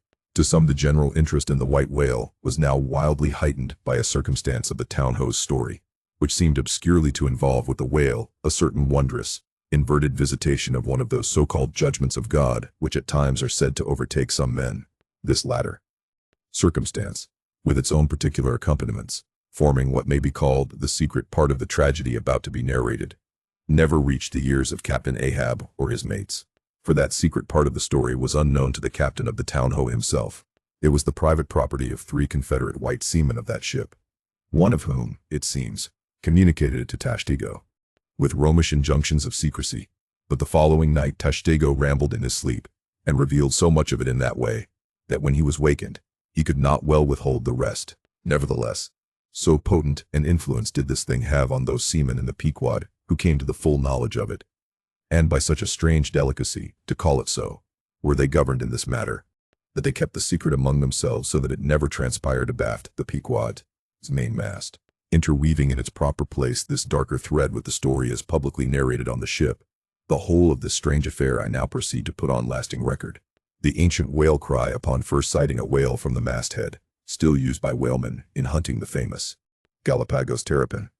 For my humor's sake, I shall preserve the style in which I once narrated it at Lima, to a lounging circle of my Spanish friends, one Saint's Eve, smoking upon the thick gilt-tiled piazza of the Golden Inn. Of those fine cavaliers, the young Dons, Pedro and Sebastian, were on the closer terms with me, and hence the interluding questions they occasionally put, and which are duly answered at the time. Some 2 years prior to my first learning the events which I am about rehearsing to you, gentlemen, the Town Ho, sperm whaler of Nantucket, was cruising in your Pacific here, not very many days' sail eastward from the eaves of this good Golden Inn. She was somewhere to the northward of the line. One morning upon handling the pumps, according to daily usage, it was observed that she made more water in her hold than common. They supposed a swordfish had stabbed her, gentlemen, but the captain, having some unusual reason for believing that rare good luck awaited him in those latitudes, and therefore being very averse to quit them, and the leak not being then considered at all dangerous, though, indeed, they could not find it after searching the hold as low down as was possible in rather heavy weather, the ship still continued her cruisings, the mariners working at the pumps at wide and easy intervals. But no good luck came. More days went by, and not only was the leak yet undiscovered, but it sensibly increased. So much so, that now taking some alarm, the captain, making all sail, stood away for the nearest harbor among the islands, there to have his hull hove out and repaired. Though no small passage was before her, yet, if the commonest chance favored, he did not at all fear that his ship would founder by the way, because his pumps were of the best, and being periodically relieved at them, those 36 men of his could easily keep the ship free. Never mind if the leak should double on her. In truth, well nigh the whole of this passage being attended by very prosperous breezes, the Town Ho had all but certainly arrived in perfect safety at her port, without the occurrence of the least fatality, had it not been for the brutal overbearing of Radney, the mate, a vineyarder, and the bitterly provoked vengeance of Steelkilt, a lakeman, and desperado from Buffalo. Lakeman! Buffalo! Pray, what is a lakeman, and where is Buffalo? Said Don Sebastian, rising in his swinging mat of grass. On the eastern shore of our Lake Erie, Don. But, I crave your courtesy. May be, you shall soon hear further of all that. Now, gentlemen, in square-sail brigs and 3-masted ships, well nigh as large and stout as any that ever sailed out of your old Callao to far Manila, this lakeman, in the landlocked heart of our America, had yet been nurtured by all those agrarian freebooting impressions popularly connected with the open ocean. For in their interflowing aggregate, those grand freshwater seas of ours, Erie, and Ontario, and Huron, and Superior, and Michigan, possess an ocean-like expansiveness, with many of the ocean's noblest traits, with many of its rimmed varieties of races and of climes. They contain round archipelagos of romantic isles, even as the Polynesian waters do. In large part, are shored by 2 great contrasting nations, as the Atlantic is. They furnish long maritime approaches to our numerous territorial colonies from the east, dotted all round their banks. Here and there are frowned upon by batteries, and by the goat-like craggy guns of lofty Mackinaw. They have heard the fleet thunderings of naval victories. At intervals, they yield their beaches to wild barbarians, whose red-painted faces flash from out their peltry wigwams. For leagues and leagues are flanked by ancient and unentered forests, where the gaunt pines stand like serried lines of kings and Gothic genealogies. Those same woods harboring wild Afric beasts of prey, and silken creatures whose exported furs give robes to Tartar emperors. They mirror the paved capitals of Buffalo and Cleveland, as well as Winnebago villages. They float alike the full-rigged merchant ship, the armed cruiser of the state, the steamer, and the beach canoe. They are swept by borean and dismasting blasts as direful as any that lash the salted wave. They know what shipwrecks are, for out of sight of land, however inland, have drowned full many a midnight ship with all its shrieking crew. Thus, gentlemen, though an inlander, Steelkilt was wild ocean born and wild ocean nurtured, as much of an audacious mariner as any. And for Radney, though in his infancy, he may have laid him down on the lone Nantucket beach to nurse at his maternal sea, though in afterlife he had long followed our austere Atlantic and your contemplative Pacific, yet was he quite as vengeful and full of social quarrel as the backwoods seaman, fresh from the latitudes of buckhorn-handled bowie knives. Yet was this Nantucketer a man with some good-hearted traits, and this Lakeman a mariner, who though a sort of devil indeed, might yet by inflexible firmness, only tempered by that common decency of human recognition, which is the meanest slave's right. Thus treated, this Steelkilt had long been retained harmless and docile. At all events, he had proved so thus far. But Radney was doomed and made mad, and Steelkilt. But gentlemen, you shall hear. It was not more than a day or two at the furthest after pointing her prow for her island haven, that the town hose leak seemed again increasing, but only so as to require an hour or more at the pumps every day. You must know that in a settled and civilized ocean, like our Atlantic, for example, some skippers think little of pumping their whole way across it, though of a still, sleepy night, should the officer of the deck happen to forget his duty in that respect, the probability would be that he and his shipmates would never again remember it, on account of all hands gently subsiding to the bottom. Nor in the solitary and savage seas far from you to the westward, gentlemen, is it altogether unusual for ships to keep clanging at their pump handles in full chorus, even for a voyage of considerable length. That is, if it lie along a tolerably accessible coast, or if any other reasonable retreat is afforded them. It is only when a leaky vessel is in some very out of the way part of those waters, some really landless latitude, that her captain begins to feel a little anxious. Much this way had it been with the town-ho. So when her leak was found gaining once more, there was in truth some small concern manifested by several of her company, especially by Radney the mate. He commanded the upper sails to be well hoisted, sheeted home anew, and every way expanded to the breeze. Now this Radney, I suppose, was as little of a coward, and as little inclined to any sort of nervous apprehensiveness touching his own person as any fearless, unthinking creature on land or on sea that you can conveniently imagine, gentlemen. Therefore, when he betrayed this solicitude about the safety of the ship, some of the seamen declared that it was only on account of his being a part owner in her. So when they were working that evening at the pumps, there was on this head no small gamesomeness slyly going on among them, as they stood with their feet continually overflowed by the rippling clear water. Clear as any mountain spring, gentlemen, that bubbling from the pumps ran across the deck, and poured itself out in steady spouts at the lee scupper holes.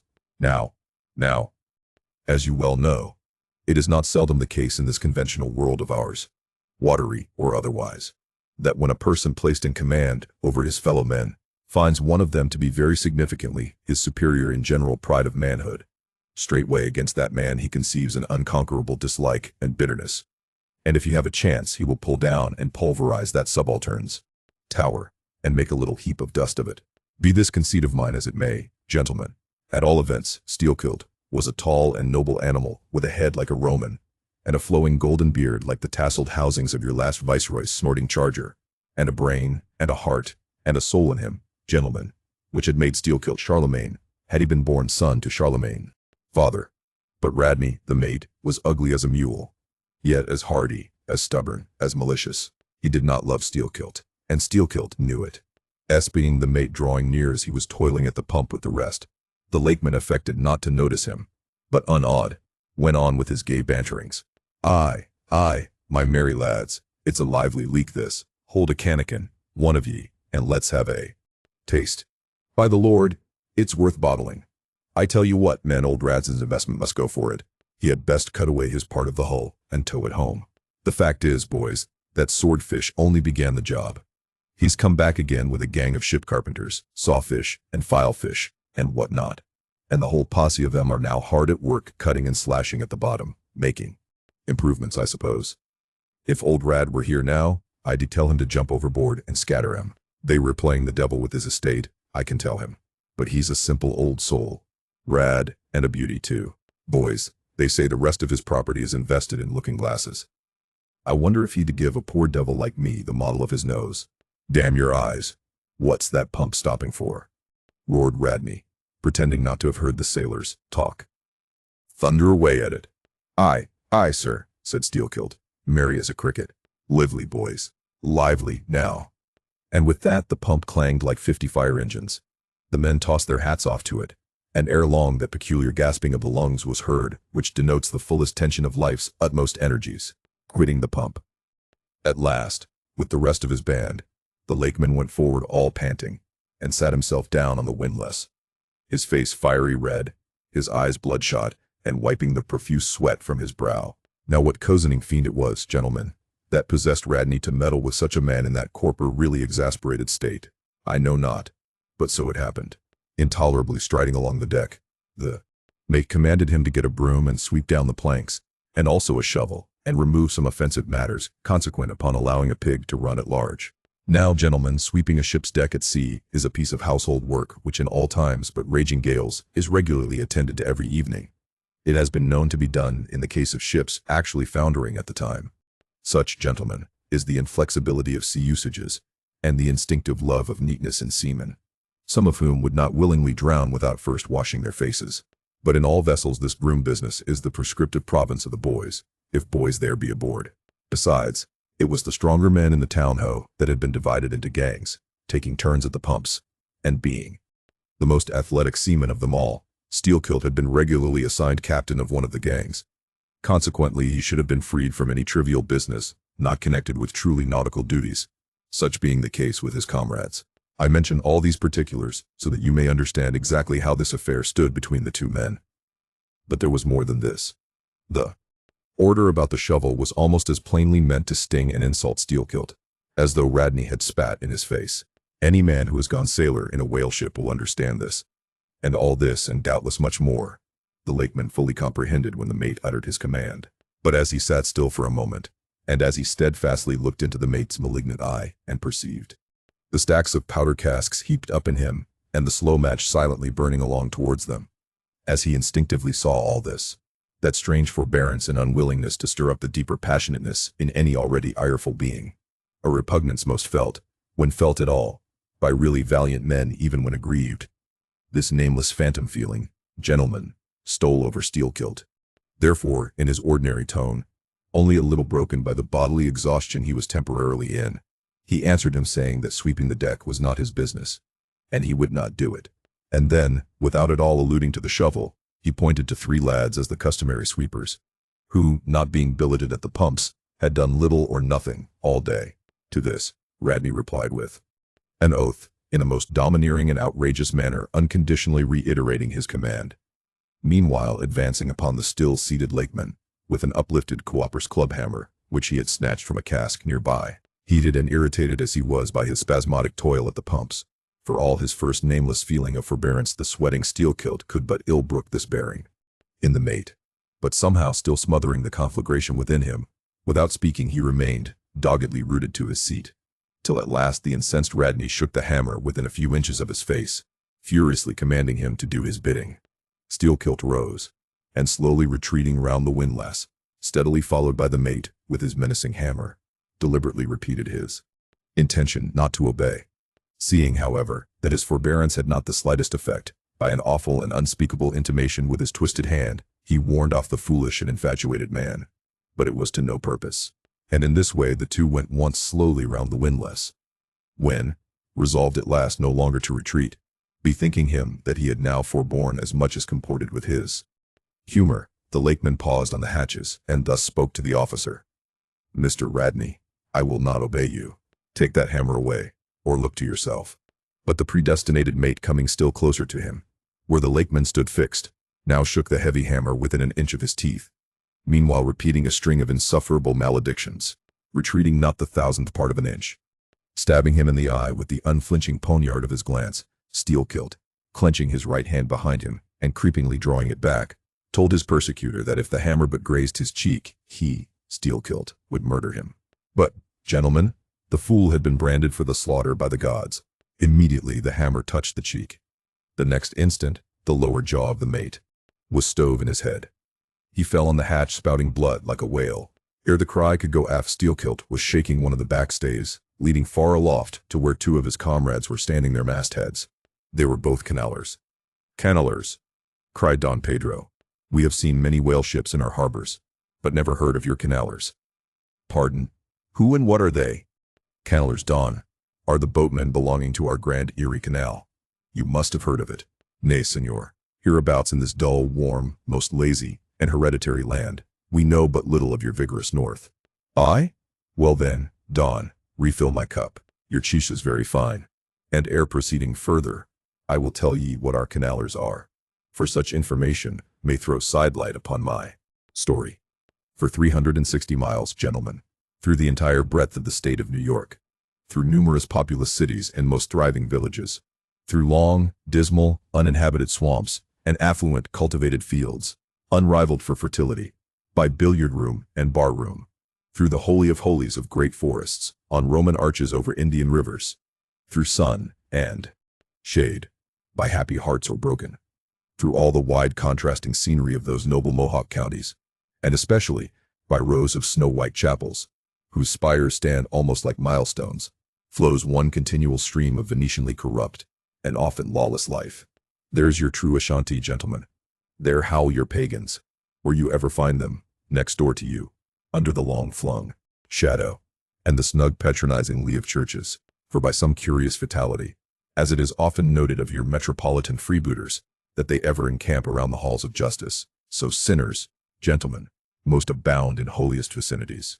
"Is that a friar passing?" said Don Pedro, looking downwards into the crowded plaza with humorous concern. "Well for our northern friend, Dame Isabella's Inquisition wanes in Lima," laughed Don Sebastian. "Proceed, senor." "A moment. Pardon.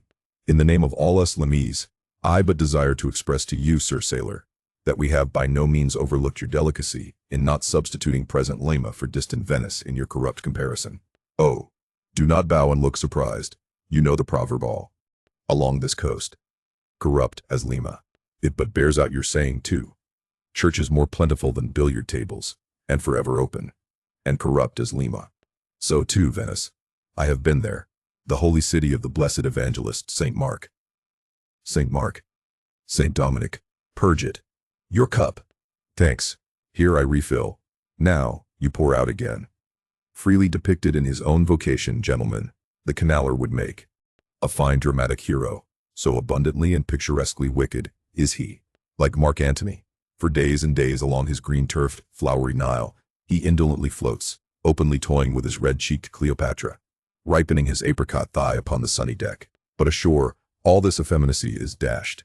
The brigandish guise which the canaler so proudly sports, his slouched and gaily ribboned hat, betoken his grand features, a terror to the smiling innocence of the villages through which he floats. His swart visage and bold swagger are not unshunned in cities. Once a vagabond on his own canal, I have received good turns from one of these canalers. I thank him heartily. Would fain be not ungrateful, but it is often one of the prime redeeming qualities of your man of violence that at times he has as stiff an arm to back a poor stranger in a strait as to plunder a wealthy one. In sum, gentlemen, what the wildness of this canal life is emphatically evinced by this, that our wild whale fishery contains so many of its most finished graduates, and that scarce any race of mankind, except Sydney men, are so much distrusted by our whaling captains. Nor does it at all diminish the curiousness of this matter, that to many thousands of our rural boys and young men born along its line, the probationary life of the Grand Canal furnishes the sole transition between quietly reaping in a Christian cornfield and recklessly plowing the waters of the most barbaric seas. I see! Impetuously exclaimed Don Pedro, spilling his chicha upon his silvery ruffles. No need to travel the world's one Lima. I had thought now that at your temperate north the generations were cold and holy as the hills. But the story. I left off, gentlemen, where the lakeman shook the backstay. Hardly had he done so, when he was surrounded by the 3 junior mates and the 4 harpooneers, who all crowded him to the deck. But sliding down the ropes like baleful comets, the 2 canallers rushed into the uproar and sought to drag their man out of it towards the forecastle. Others of the sailors joined with them in this attempt, and a twisted turmoil ensued. While standing out of harm's way, the valiant captain danced up and down with a whale pike, calling upon his officers to manhandle that atrocious scoundrel and smoke him along to the quarterdeck.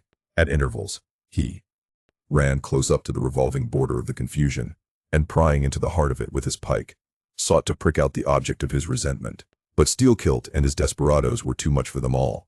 They succeeded in gaining the forecastle deck, where, hastily slewing about 3 or 4 large casks in a line with the windlass, these sea Parisians entrenched themselves behind the barricade. "Come out of that, ye pirates!" roared the captain, now menacing them with a pistol in each hand, just brought to him by the steward. "Come out of that, ye cutthroats!"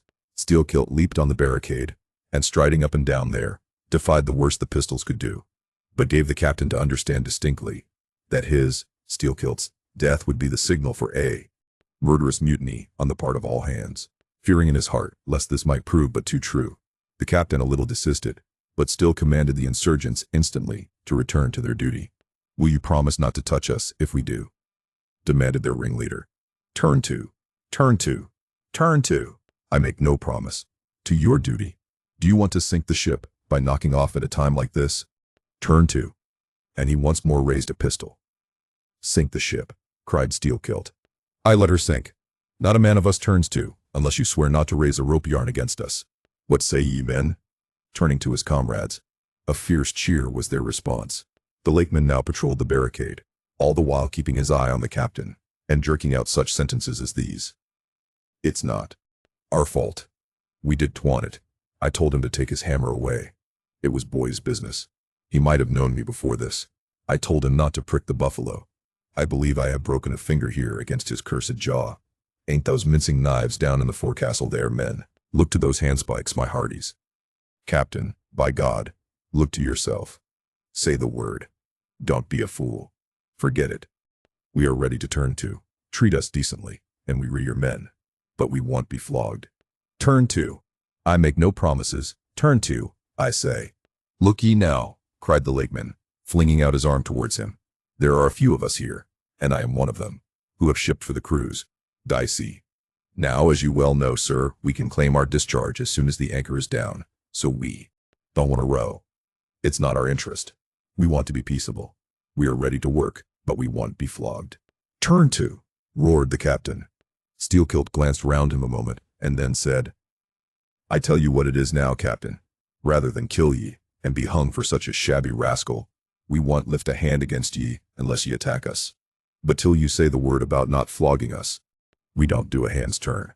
Down into the forecastle then, down with ye. I'll keep ye there till ye are sick of it. Down ye go." "Shall we?" cried the ringleader to his men. Most of them were against it, but at length, in obedience to Steelkilt, they preceded him down into their dark den, growlingly disappearing, like bears into a cave. As the lakeman's bare head was just level with the planks, the captain and his posse leaped the barricade, and rapidly drawing over the slide of the scuttle, planted their group of hands upon it, and loudly called for the steward to bring the heavy brass padlock belonging to the companionway.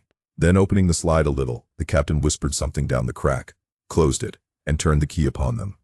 10 in number, leaving on deck some 20 or more, who thus far had remained neutral.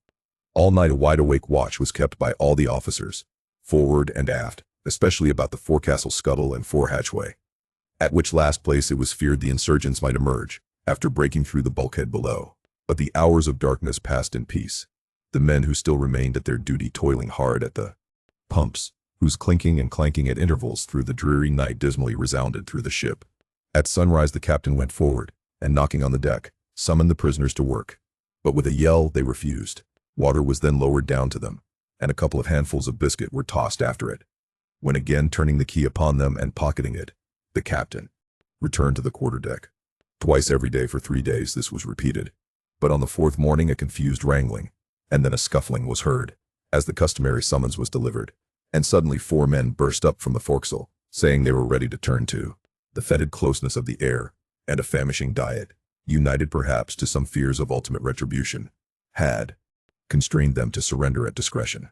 Emboldened by this, the captain reiterated his demand to the rest, but Steelkilt shouted up to him a terrific hint to stop his babbling and betake himself where he belonged.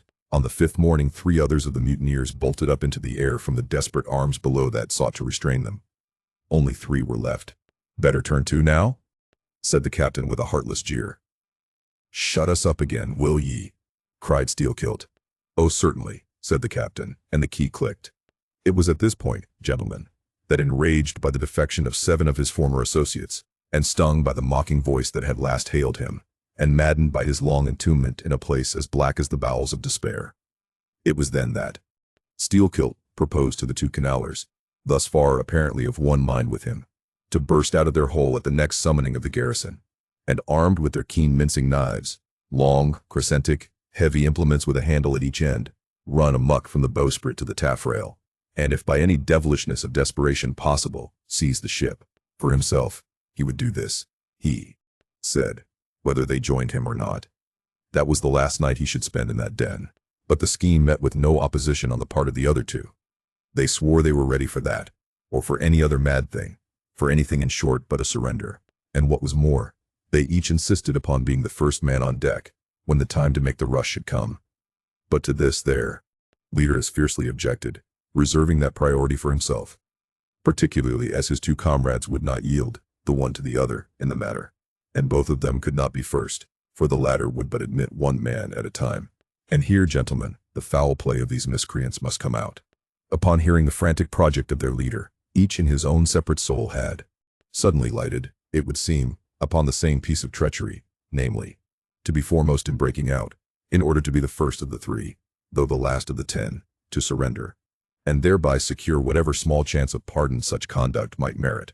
But when Steelkilt made known his determination still to lead them to the last, they in some way, by some subtle chemistry of villainy, mixed their before secret treacheries together, and when their leader fell into a doze, verbally opened their souls to each other in 3 sentences, and bound the sleeper with cords, and gagged him with cords, and shrieked out for the captain at midnight, thinking murder at hand, and smelling in the dark for the blood, he and all his armed mates and harpooneers rushed for the forecastle.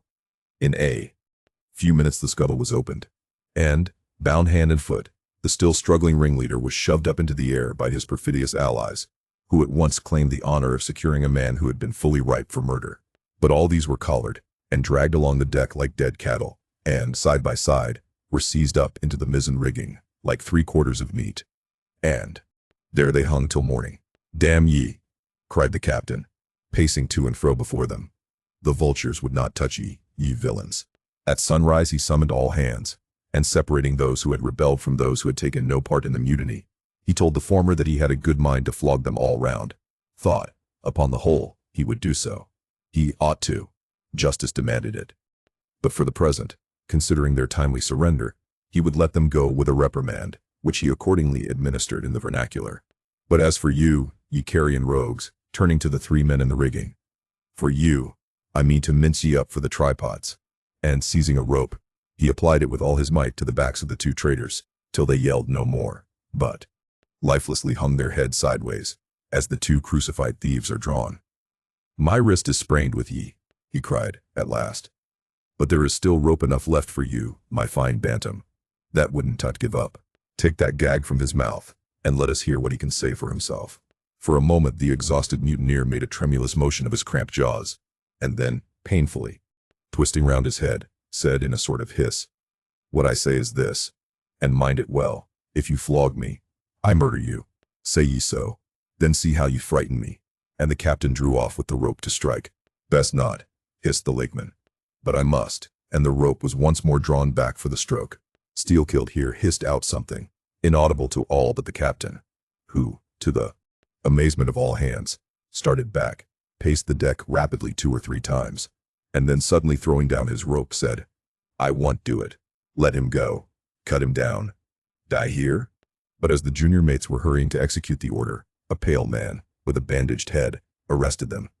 Radney, the chief mate. Ever since the blow, he had lain in his berth, but that morning, hearing the tumult on the deck, he had crept out, and thus far had watched the whole scene. Such was the state of his mouth, that he could hardly speak.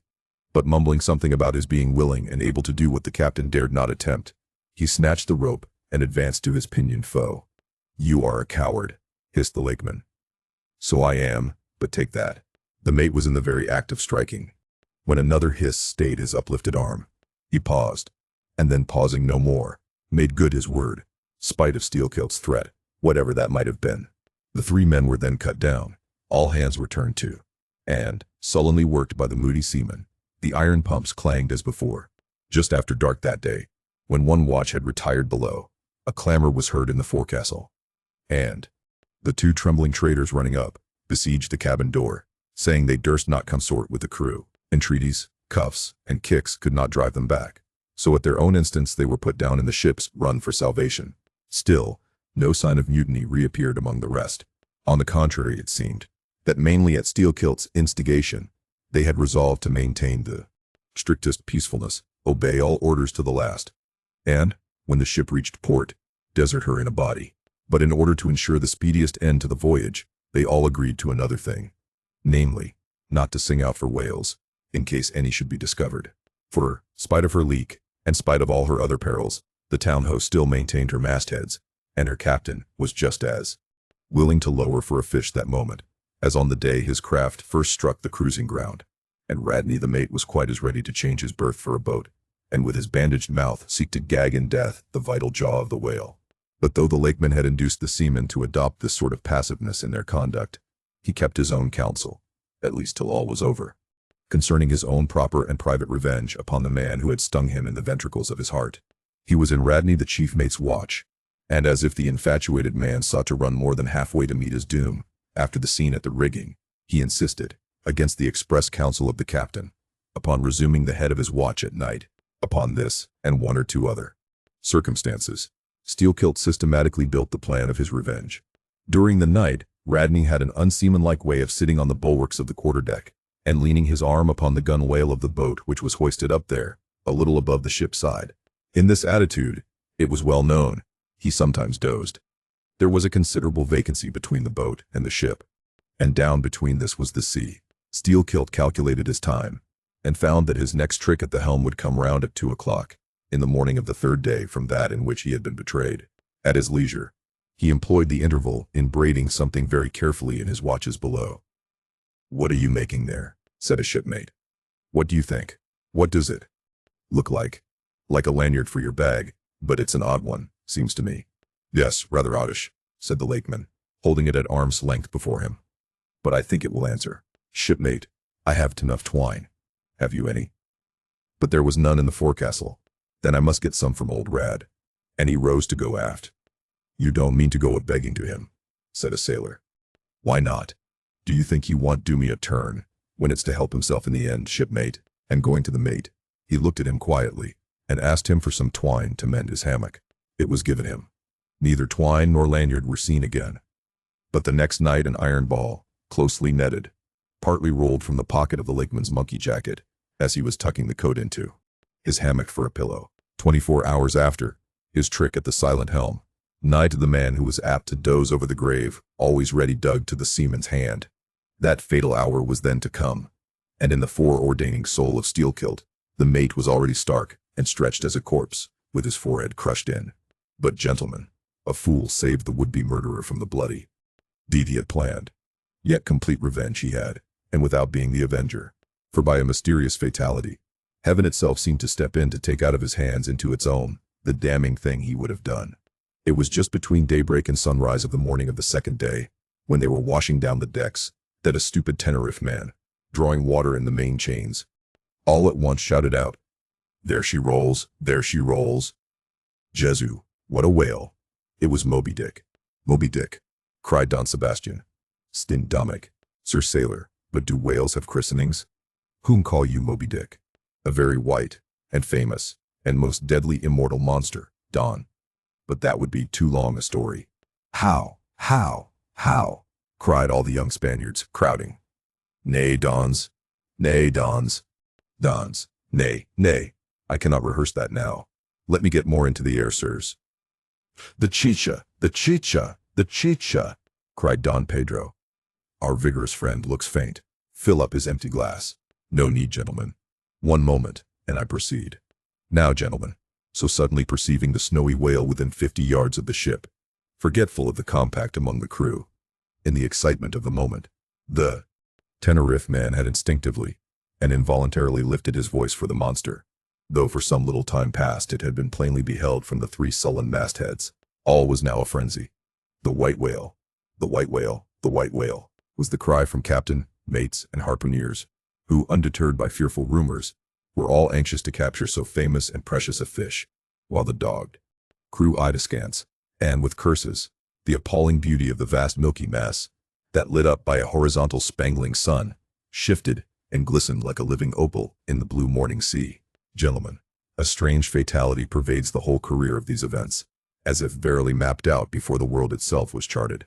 The mutineer was the bowsman of the mate, and when fast to a fish, it was his duty to sit next him, while Radney stood up with his lance in the prow, and haul in or slacken the line, at the word of command. Moreover, when the 4 boats were lowered, the mates got the start, and none howled more fiercely with delight than did Steelkilt, as he strained at his oar. After a stiff pull, their harpooner got fast, and, spear in hand, Radney sprang to the bow. He was always a furious man, it seems, in a boat, and now his bandaged cry was to beach him on the whale's topmost back. Nothing loath, his bowsman hauled him up and up, through a blinding foam that blent 2 whitenesses together, till of a sudden the boat struck as against a sunken ledge, and keeling over, spilled out the standing mate. That instant, as he fell on the whale's slippery back, the boat righted, and was dashed aside by the swell, while Radney was tossed over into the sea, on the other flank of the whale. He struck out through the spray, and, for an instant, was dimly seen through that veil, wildly seeking to remove himself from the eye of Moby-Dick. But the whale rushed round in a sudden maelstrom, seized the swimmer between his jaws, and rearing high up with him, plunged headlong again, and went down. Meantime, at the first tap of the boat's bottom, the lakeman had slackened the line, so as to drop astern from the whirlpool. Calmly looking on, he thought his own thoughts. But a sudden, terrific, downward jerking of the boat quickly brought his knife to the line. He cut it, and the whale was free. But, at some distance, Moby-Dick rose again, with some tatters of Radney's red woolen shirt, caught in the teeth that had destroyed him. All 4 boats gave chase again, but the whale eluded them, and finally wholly disappeared. In good time, the town-ho reached her port, a savage, solitary place, where no civilized creature resided.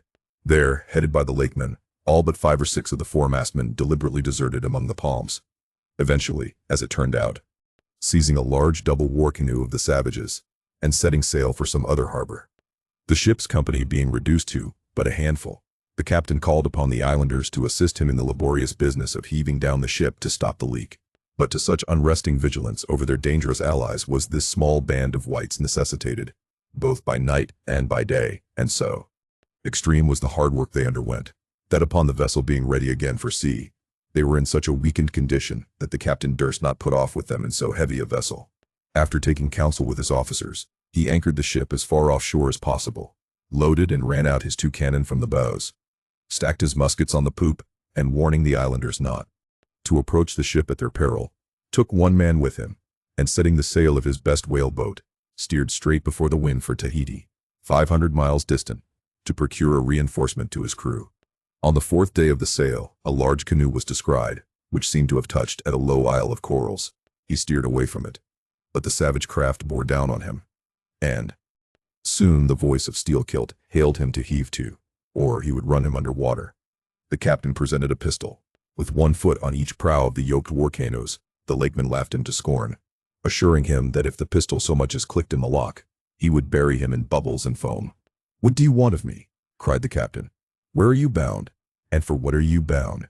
And for what are you bound?" demanded Steelkilt. "No lies. I am bound to Tahiti for more men." "Very good. Let me board you a moment. I come in peace." With that he leaped from the canoe, swam to the boat, and climbing the gunwale, stood face to face with the captain. "Cross your arms, sir. Throw back your head. Now, repeat after me. As soon as Steelkilt leaves me, I swear to beach this boat on yonder island, and remain there 6 days. If I do not, may lightning strike me."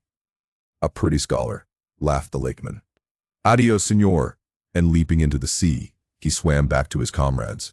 watching the boat till it was fairly beached and drawn up to the roots of the coconut trees. Steelkilt made sail again, and in due time arrived at Tahiti, his own place of destination. There, luck befriended him. 2 ships were about to sail for France, and were providentially in want of precisely that number of men which the sailor headed. They embarked, and so forever got the start of their former captain, had he been at all minded to work them legal retribution. Some 10 days after the French ships sailed, the whaleboat arrived, and the captain was forced to enlist some of the more civilized Tahitians, who had been somewhat used to the sea. Chartering a small native schooner, he returned with them to his vessel, and finding all right there, again resumed his cruisings. Where Steelkilt now is, gentlemen, none know. But upon the island of Nantucket, the widow of Radney still turns to the sea which refuses to give up its dead. Still in dreams sees the awful white whale that destroyed. Are you through? Are you through? Said Don Sebastian quietly. I am, Don. Then I entreat you, tell me if to the best of your own convictions, this your story is in substance really true. It is so passing wonderful. Did you get it from an unquestionable source? Bear with me if I seem to press. Also bear with all of us, Sir Sailor, for we all join in Don Sebastian's suit, cried the company, with exceeding interest.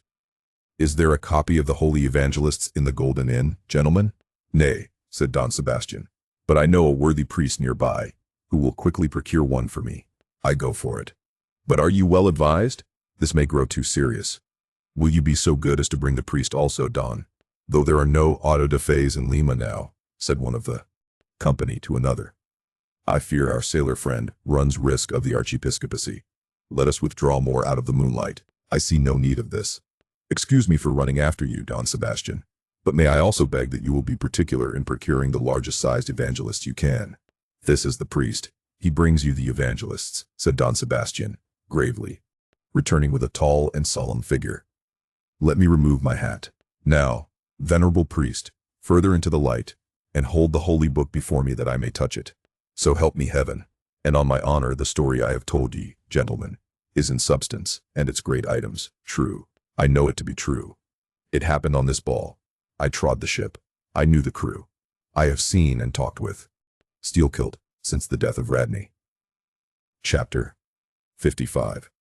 Of the monstrous pictures of whales, I shall ere long paint to you as well as one can without canvas, something like the true form of the whale, as he actually appears to the eye of the whaleman, when in his own absolute body, the whale is moored alongside the whale ship so that he can be fairly stepped upon there. It may be worthwhile, therefore, previously to advert to those curious imaginary portraits of him, which even down to the present day, confidently challenge the faith of the landsman. It is time to set the world right in this matter, by proving such pictures of the whale all wrong. It may be that the primal source of all those pictorial delusions will be found among the oldest Hindu, Egyptian, and Grecian sculptures. For ever since those inventive but unscrupulous times when on the marble panelings of temples, the pedestals of statues, and on shields, medallions, cups, and coins, the dolphin was drawn in scales of chain armor like Saladin's, and a helmeted head like Saint and George. Ever since then has something of the same sort of license prevailed, not only in most popular pictures of the whale, but in many scientific presentations of him. Now, by all odds, the most ancient extant portrait anyways purporting to be the whale's, is to be found in the famous cavern pagoda of Elephanta, in India. The Brahmins maintain that in the almost endless sculptures of that immemorial pagoda, all the trades and pursuits, every conceivable avocation of man, were prefigured ages before any of them actually came into being. No wonder then, that in some sort our noble profession of whaling should have been there shadowed forth. The Hindu whale referred to occurs in a separate department of the wall, depicting the incarnation of Vishnu in the form of Leviathan, learnedly known as the Matsavatar. But though this sculpture is half man and half whale, so as only to give the tail of the latter, yet that small section of him is all wrong. It looks more like the tapering tail of an anaconda than the broad palms of the true whale's majestic flukes. But go to the old galleries, and look now at a great Christian painter's portrait of this fish, for he succeeds no better than the antediluvian Hindu. It is Guido's picture of Perseus rescuing Andromeda from the sea monster or whale. Where did Guido get the model of such a strange creature as that? Nor does Hogarth, in painting the same scene in his own Perseus Descending, make out one whit better. The huge corpulence of that Hogarthian monster undulates on the surface, scarcely drawing 1 inch of water. It has a sort of howdah on its back, and its distended tusked mouth into which the billows are rolling might be taken for the trader's gate. leading from the Thames by water into the Tower. Then, there are the prodromus whales of Old Scotch Sibbald, and Jonah's whale, as depicted in the prints of old Bibles and the cuts of old primers. What shall be said of these?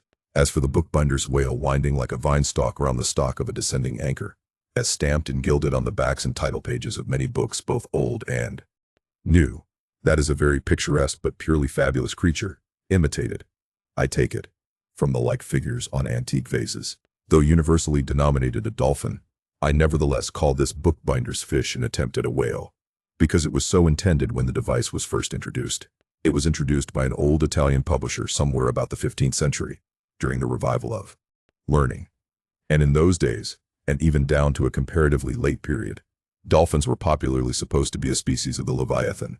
In the vignettes and other embellishments of some ancient books you will at times meet with very curious touches at the whale, where all manner of spouts, jets do, hot springs and cold, Saratoga and Baden-Baden, come bubbling up from his unexhausted brain.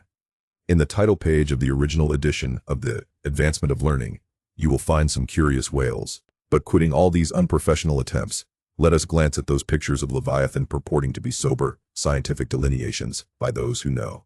In old Harris's collection of voyages there are some plates of whales extracted from a Dutch book of voyages, AD 1671, entitled, A Whaling Voyage to Spitzbergen in the Ship Jonas in the Whale. Peter Peterson of Friesland, Master. In one of those plates the whales, like great rafts of logs, are represented lying among ice isles, with white bears running over their living backs. In another plate, the prodigious blunder is made of representing the whale with perpendicular flukes. Then again, there is an imposing orto, written by one Captain Colnett, a post-captain in the English Navy, entitled A Voyage Round Cape Horn into the South Seas, for the purpose of extending the spermaceti whale fisheries. In this book is an outline purporting to be a picture of a physeter or spermaceti whale, drawn by scale from one killed on the coast of Mexico, August 1793, and hoisted on deck. I doubt not the captain had this voracious picture taken for the benefit of his marines. To mention but one thing about it, let me say that it has an eye which applied, according to the accompanying scale, to a full-grown sperm whale, would make the eye of that whale a bow window some 5 feet long. Ah, my gallant captain, why did ye not give us Jonah looking out of that eye? Nor are the most conscientious compilations of natural history for the benefit of the young and tender, free from the same heinousness of mistake. Look at that popular work, Goldsmith's Animated Nature. In the abridged London edition of 1807, there are plates of an alleged whale and a narwhale. I do not wish to seem inelegant, but this unsightly whale looks much like an amputated sow, and as for the narwhale, one glimpse at it is enough to amaze one. That in this 19th century such a hippogriff could be palmed for genuine upon any intelligent public of schoolboys. Then, again, in 1825, Bernard Germain, Count de Lacépède, a great naturalist, published a scientific systemized whale book, wherein are several pictures of the different species of the Leviathan. All these are not only incorrect, but the picture of the Mysticetus or Greenland whale, that is to say, the right whale.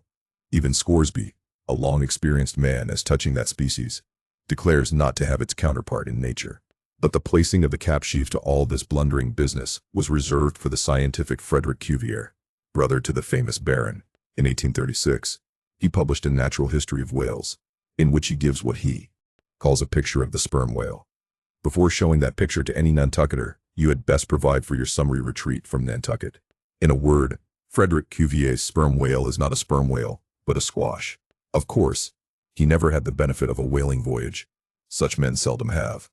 But whence he derived that picture, who can tell? Perhaps he got it, as his scientific predecessor in the same field, Desmarest, got one of his authentic abortions. That is, from a Chinese drawing. And what sort of lively lads with the pencil those Chinese are, many queer cups and saucers inform us. As for the sign painters, whales seen in the streets hanging over the shops of oil dealers, what shall be said of them? They are generally Richard III, whales, with dromedary humps, and, very savage, breakfasting on 3 or 4 sailor tarts, that is whaleboats full of mariners. Their deformities floundering in seas of blood and blue paint. But these manifold mistakes in depicting the whale are not so very surprising after all. Consider, most of the scientific drawings have been taken from the stranded fish, and these are about as correct as a drawing of a wrecked ship, with broken back, would correctly represent the noble animal itself in all its undashed pride of hull and spars. Though elephants have stood for their full lengths, the living Leviathan has never yet fairly floated himself for his portrait. The living whale, in his full majesty and significance, is only to be seen at sea in unfathomable waters. And afloat the vast bulk of him is out of sight, like a launched line of battleship. And out of that element, it is a thing eternally impossible for mortal man to hoist him bodily into the air, so as to preserve all his mighty swells and undulations. And, not to speak of the highly presumable difference of contour between a young sucking whale and a full-grown Platonian Leviathan. Yet, even in the case of one of those young sucking whales hoisted to a ship's deck, such as then the outlandish, eel-like, limbered, varying shape of him, that his precise expression the devil himself could not catch. But it may be fancied that from the naked skeleton of the stranded whale, accurate hints may be derived touching his true form. Not at all. For it is one of the more curious things about this Leviathan, that his skeleton gives very little idea of his general shape.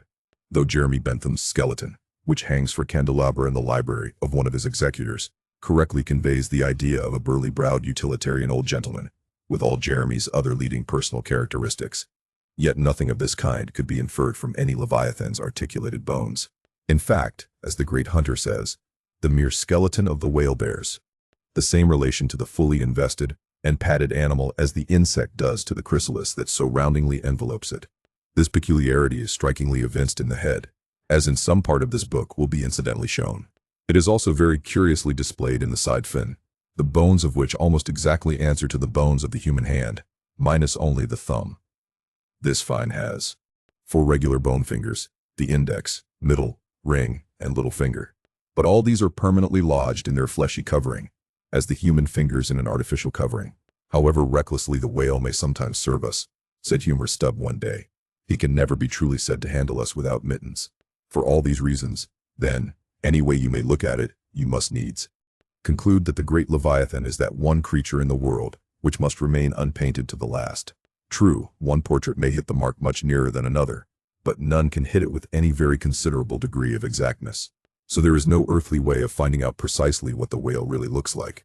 And the only mode in which you can derive even a tolerable idea of his living contour is by going a whaling yourself. But by so doing, you run no small risk of being eternally stove and sunk by him. Wherefore, it seems to me you had best not be too fastidious in your curiosity touching this Leviathan, of the less erroneous pictures of whales and the true pictures of whaling scenes. In connection with the monstrous pictures of whales, I am strongly tempted here to enter upon those still more monstrous stories of them, which are to be found in certain books, both ancient and modern, especially in Pliny, Purchas, Hakluyt, Harris, Cuvier, etc. But I pass that matter by. I know of only 4 published outlines of the great sperm whale: Colnett's, Huggins, Frederick Cuvier's, and Beale's.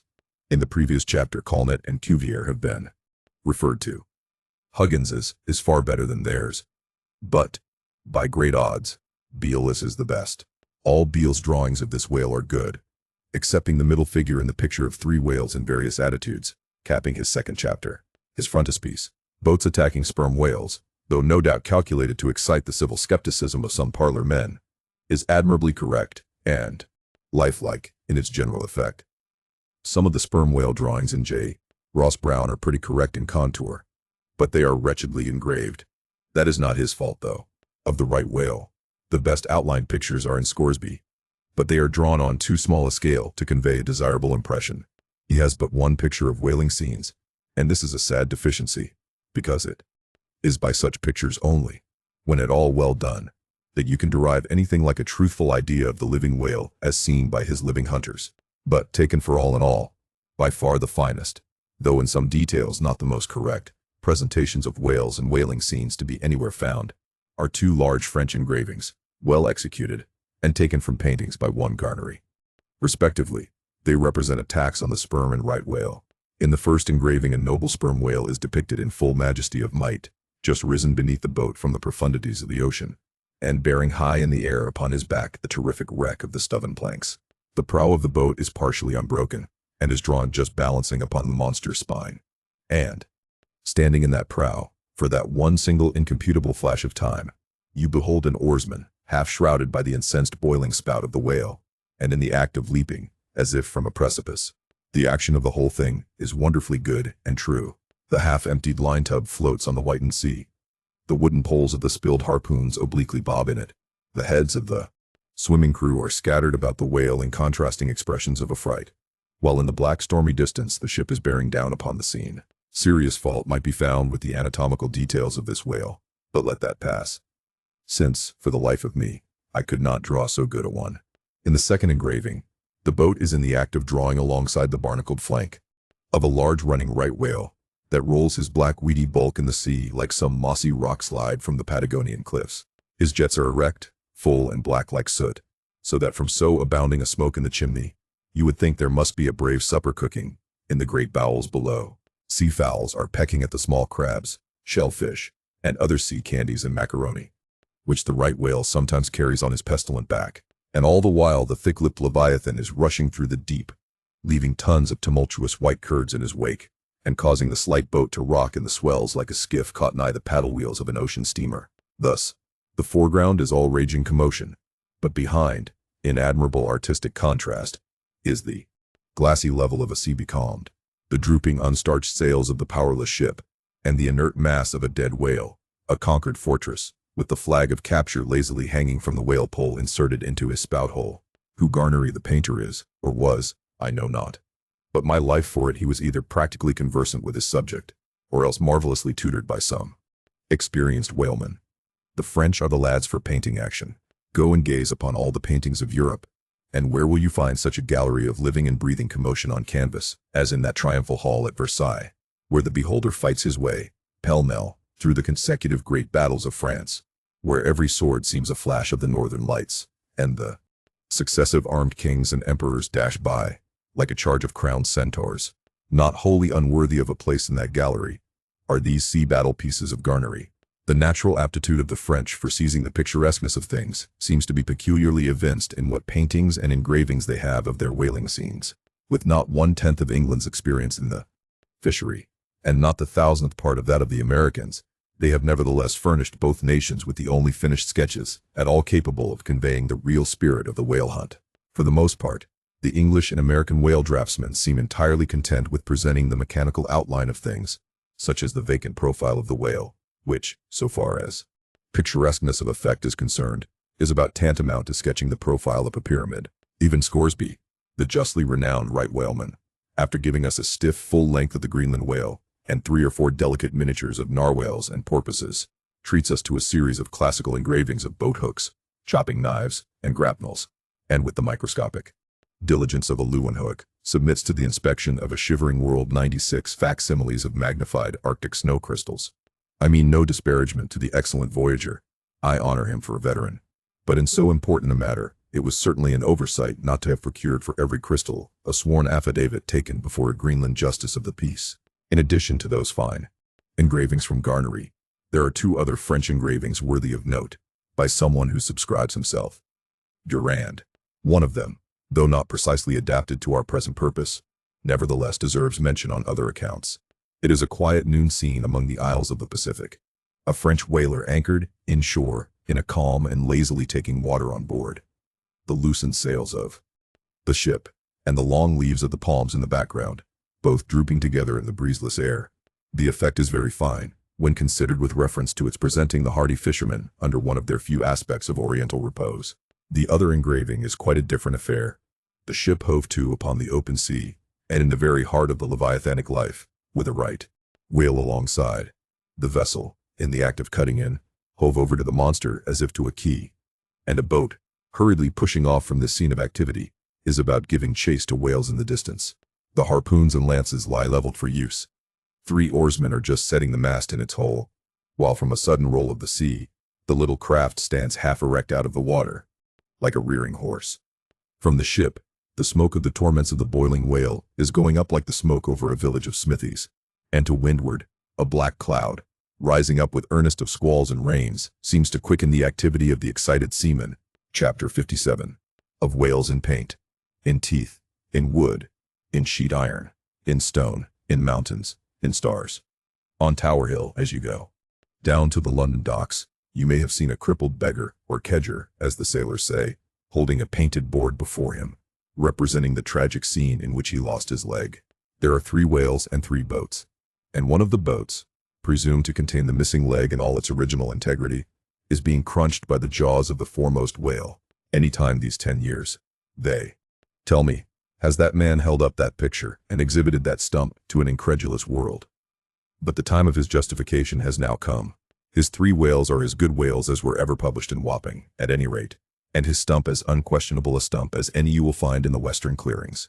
But, though forever mounted on that stump, never a stump speech does the poor whaleman make, but with downcast eyes, stands ruefully contemplating his own amputation. Throughout the Pacific, and also in Nantucket, and New Bedford, and Sag Harbor, you will come across lively sketches of whales and whaling scenes, graven by the fishermen themselves on sperm whale teeth, or ladies' busks wrought out of the right whalebone, and other like scrimshander articles, as the whalemen call the numerous little ingenious contrivances they elaborately carve out of the rough material, in their hours of ocean leisure. Some of them have little boxes of dentistical-looking implements, specially intended for the scrimshandering business. But, in general, they toil with their jackknives alone. And, with that almost omnipotent tool of the sailor, they will turn you out anything you please. In the way of a mariner's fancy, long exile from Christendom and civilization inevitably restores a man to that condition in which God placed him. What is called savagery. Your true whale hunter is as much a savage as an Iroquois. I myself am a savage, owning no allegiance but to the king of the cannibals, and ready at any moment to rebel against him. Now, one of the peculiar characteristics of the savage in his domestic hours is his wonderful patience of industry.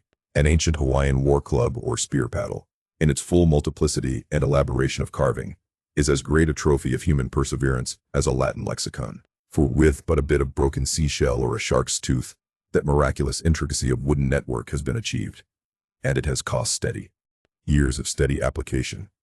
As with the Hawaiian savage, so with the white sailor savage, with the same marvelous patience, and with the same single shark's tooth of his one poor jackknife, he will carve you a bit of bone sculpture, not quite as workmanlike, but as close-packed in its maziness of design as the Greek savage, Achilles' shield, and full of barbaric spirit and suggestiveness, as the prince of that fine old Dutch savage, Albert Dürer. Wooden whales, or whales cut in profile out of the small dark slabs of the noble South Sea warwood, are frequently met with in the forecastles of American whalers. Some of them are done with much accuracy. At some old gable-roofed country houses you will see brass whales hung by the tail for knockers to the roadside door. When the porter is sleepy, the anvil-headed whale would be best. But these knocking whales are seldom remarkable as faithful essays. On the spires of some old-fashioned churches, you will see sheet iron whales placed there for weathercocks. But they are so elevated, and besides that are to all intents and purposes so labeled with hands off, you cannot examine them closely enough to decide upon their merit. In bony, ribby regions of the earth, where at the base of high broken cliffs masses of rock lie strewn in fantastic groupings upon the plain, you will often discover images as of the petrified forms of the Leviathan partly merged in grass, which of a windy day breaks against them in a surf of green surges. Then, again, in mountainous countries where the traveler is continually girdled by amphitheatrical heights, here and there from some lucky point of view, you will catch passing glimpses of the profiles of whales defined along the undulating ridges. But you must be a thorough whaleman to see these sights. And not only that, but if you wish to return to such a sight again, you must be sure and take the exact intersecting latitude and longitude of your first standpoint. Else so chance-like are such observations of the hills, that your precise, previous standpoint would require a laborious rediscovery, like the Soloma Islands, which still remain incognita, though once high-ruffed Mendana trod them and old Figuera chronicled them. Nor when expandingly lifted by your subject, can you fail to trace out great whales in the starry heavens, and boats in pursuit of them. As, when long filled with thoughts of war, the eastern nations saw armies locked in battle among the clouds. Thus at the north have I chased Leviathan round and round the pole with the revolutions of the bright points that first defined him to me. And beneath the effulgent Antarctic skies I have boarded the Argo navies, and joined the chase against the starry Cetus, far beyond the utmost stretch of Hydrus and the flying fish. With the frigate's anchors for my bridle bits and fasces of harpoons for spurs, would I could mount that whale and leap the topmost skies, to see whether the fabled heavens with all their countless tents really lie encamped beyond my mortal sight. Chapter 58. Brit. Steering northeastward from the Crozettes, we fell in with vast meadows of brit, the minute, yellow substance, upon which the right whale largely feeds. For leagues and leagues it undulated round us, so that we seem to be sailing through boundless fields of ripe and golden wheat. On the second day, numbers of right whales were seen, who, secure from the attack of a sperm whaler like the Pequod, with open jaws sluggishly swam through the brit, which, adhering to the fringing fibers of that wondrous Venetian blind in their mouths, was in that manner separated from the water that escaped at the lip, as morning mowers, who side by side slowly and seethingly advanced their sides through the long wet grass of marshy meads. Even so these monsters swam, making a strange, grassy, cutting sound, and leaving behind them endless swaths of blue upon the yellow sea. That part of the sea, known among whalemen as the Brazil Banks, does not bear that name as the banks of Newfoundland do, because of there being shallows and soundings there, but because of this remarkable meadow-like appearance, caused by the vast drifts of brit continually floating in those latitudes, where the right whale is often chased. But it was only the sound they made as they parted the brit which at all reminded one of mowers. Seen from the mastheads, especially when they paused and were stationary for a while, their vast black forms looked more like lifeless masses of rock than anything else. And as in the great hunting countries of India, the stranger at a distance will sometimes pass on the plains recumbent elephants without knowing them to be such, taking them for bare, blackened elevations of the soil. Even so, often, with him, who for the first time beholds this species of the leviathans of the sea, and even when recognized at last, their immense magnitude renders it very hard really to believe that such bulky masses of overgrowth can possibly be instinct, in all parts, with the same sort of life that lives in a dog or a horse. Indeed, in other respects, you can hardly regard any creatures of the deep with the same feelings that you do those of the shore. For though some old naturalists have maintained that all creatures of the land are of their kind in the sea, and though taking a broad general view of the thing, this may very well be, yet coming to specialties, where, for example, does the ocean furnish any fish that in disposition answers to the sagacious kindness of the dog? The accursed shark alone can in any generic respect be said to bear comparative analogy to him. But though, to landsmen in general, the native inhabitants of the seas have ever been regarded with emotions unspeakably unsocial and repelling, though we know the sea to be an everlasting terra incognita, so that Columbus sailed over numberless unknown worlds to discover his one superficial, western one, though, by vast odds, the most terrific of all mortal disasters have immemorially and indiscriminately befallen tens and hundreds of thousands of those who have gone upon the waters. Though but a moment's consideration will teach that however baby man may brag of his science and skill, and however much, in a flattering future, that science and skill may augment, yet forever and for ever, to the crack of doom, the sea will insult and murder him, and pulverize the stateliest, stiffest frigate he can make. Nevertheless, by the continual repetition of these very impressions, man has lost that sense of the full awfulness of the sea, which aboriginally belongs to it. The first boat we read of floated on an ocean that with Portuguese vengeance had whelmed a whole world without leaving so much as a widow. That same ocean rolls now. That same ocean destroyed the wrecked ships of last year. Yeah, foolish mortals, Noah's flood is not yet subsided. 2/3 of the fair world it yet covers, wherein differ the sea and the land, that a miracle upon one is not a miracle upon the other. Preternatural terrors rested upon the Hebrews, when under the feet of Korah and his company, the live ground opened and swallowed them up forever. Yet not a modern sun ever sets, but in precisely the same manner the live sea swallows up ships and crews. But not only is the sea such a foe to man who is an alien to it, but it is also a fiend to its own offspring, worse than the Persian host who murdered his own guests, sparing not the creatures which itself hath spawned, like a savage tigress that tossing in the jungle overlays her own cubs. So the sea dashes even the mightiest whales against the rocks, and leaves them there side by side with the split wrecks of ships. No mercy, no power but its own controls it. Panting and snorting like a mad battle steed that has lost its rider, the masterless ocean overruns the globe. Consider the subtleness of the sea, how its most dreaded creatures glide under water, unapparent for the most part, and treacherously hidden beneath the loveliest tints of azure. Consider also the devilish brilliance and beauty of many of its most remorseless tribes, as the dainty embellished shape of many species of sharks. Consider, once more, the universal cannibalism of the sea, all whose creatures prey upon each other, carrying on eternal war since the world began. Consider all this, and then turn to this green, gentle, and most docile earth. Consider them both, the sea and the land, and do you not find a strange analogy to something in yourself? For as this appalling ocean surrounds the verdant land, so in the soul of man there lies one insular Tahiti, full of peace and joy, but encompassed by all the horrors of the half-known life. God keep thee. Push not off from that isle, thou canst never return. Chapter 59. Squid. Slowly wading through the meadows of bread, the Pequod still held on her way northeastward towards the island of Java, a gentle air impelling her keel, so that in the surrounding serenity, her 3 tall tapering masts mildly waved to that languid breeze, as 3 mild palms on a plain.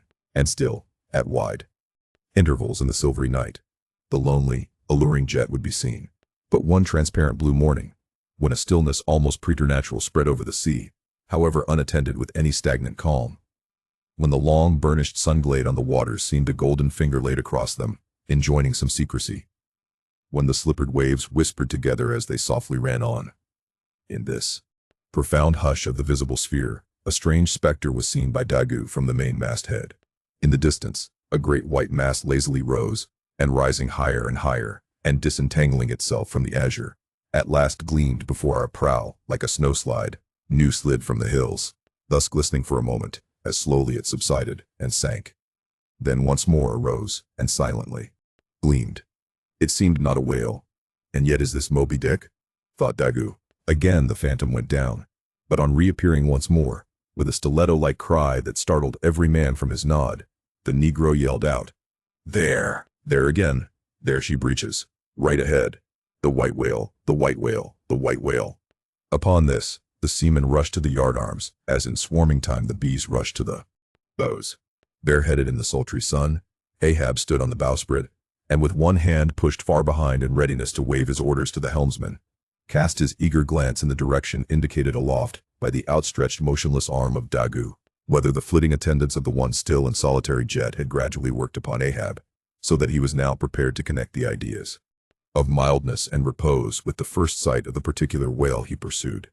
However this was, or whether his eagerness betrayed him, whichever way it might have been, no sooner did he distinctly perceive the white mass, than with a quick intensity he instantly gave orders for lowering. The 4 boats were soon on the water, Ahab's in advance, and all swiftly pulling towards their prey.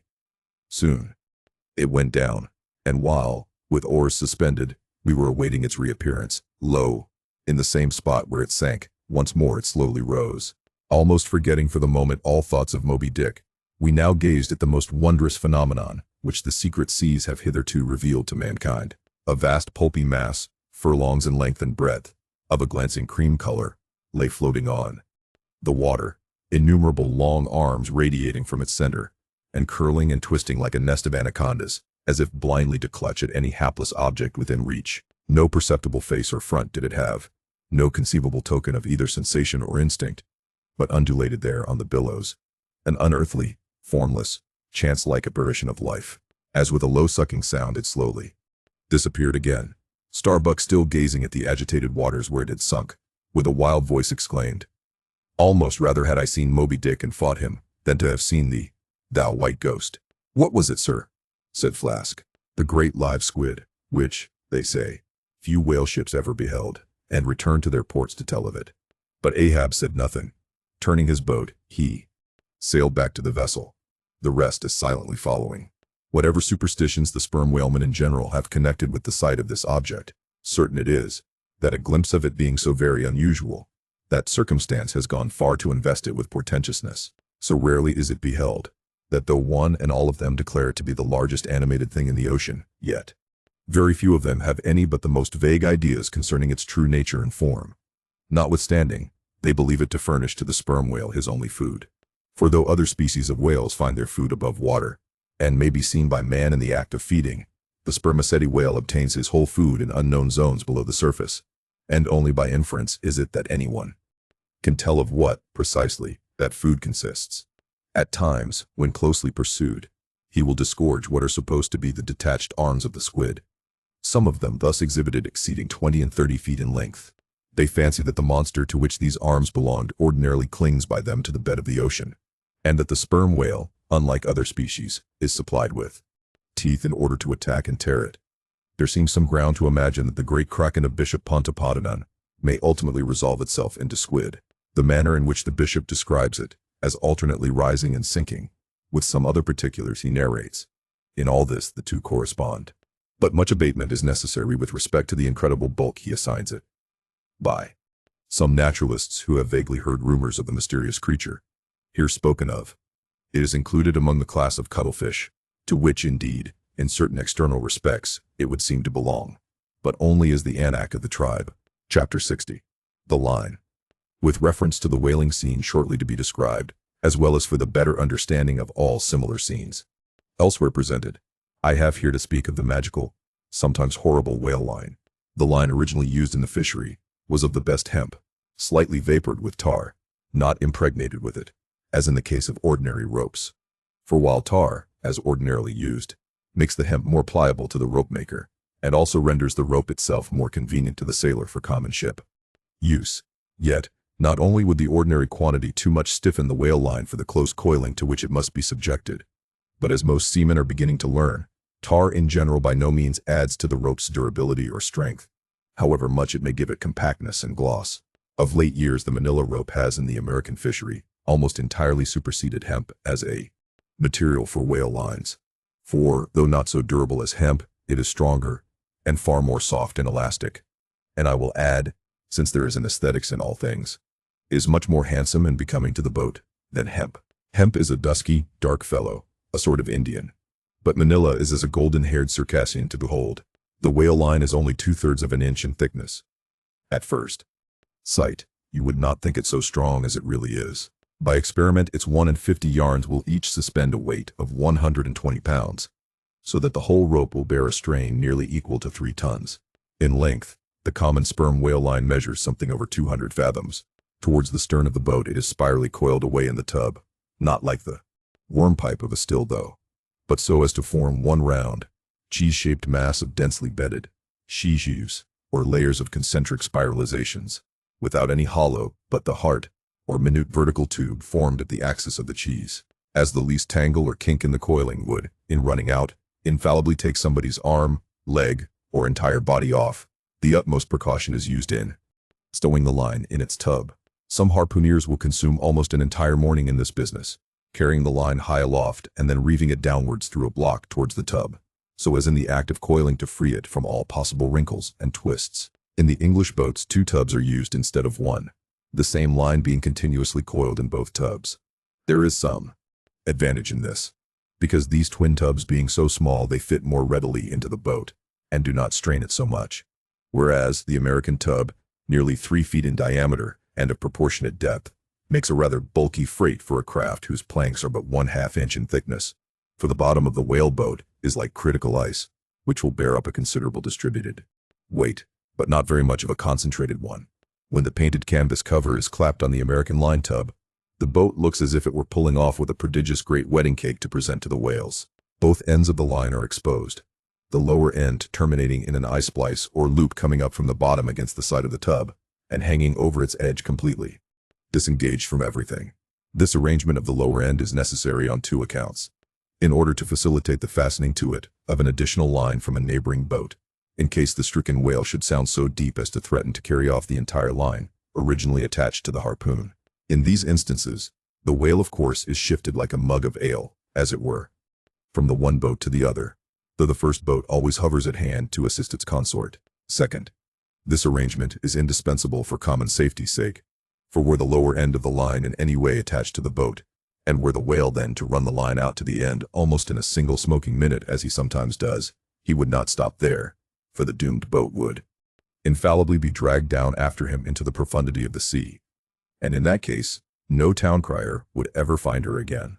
Before lowering the boat for the chase, the upper end of the line is taken aft from the tub, and passing round the loggerhead there, is again carried forward the entire length of the boat, resting crosswise upon the loom or handle of every man's oar, so that it jogs against his wrist in rowing, and also passing between the men, as they alternately sit at the opposite gunwales, to the leaded chocks or grooves in the extreme pointed prow of the boat, where a wooden pin or skewer the size of a common quill prevents it from slipping out.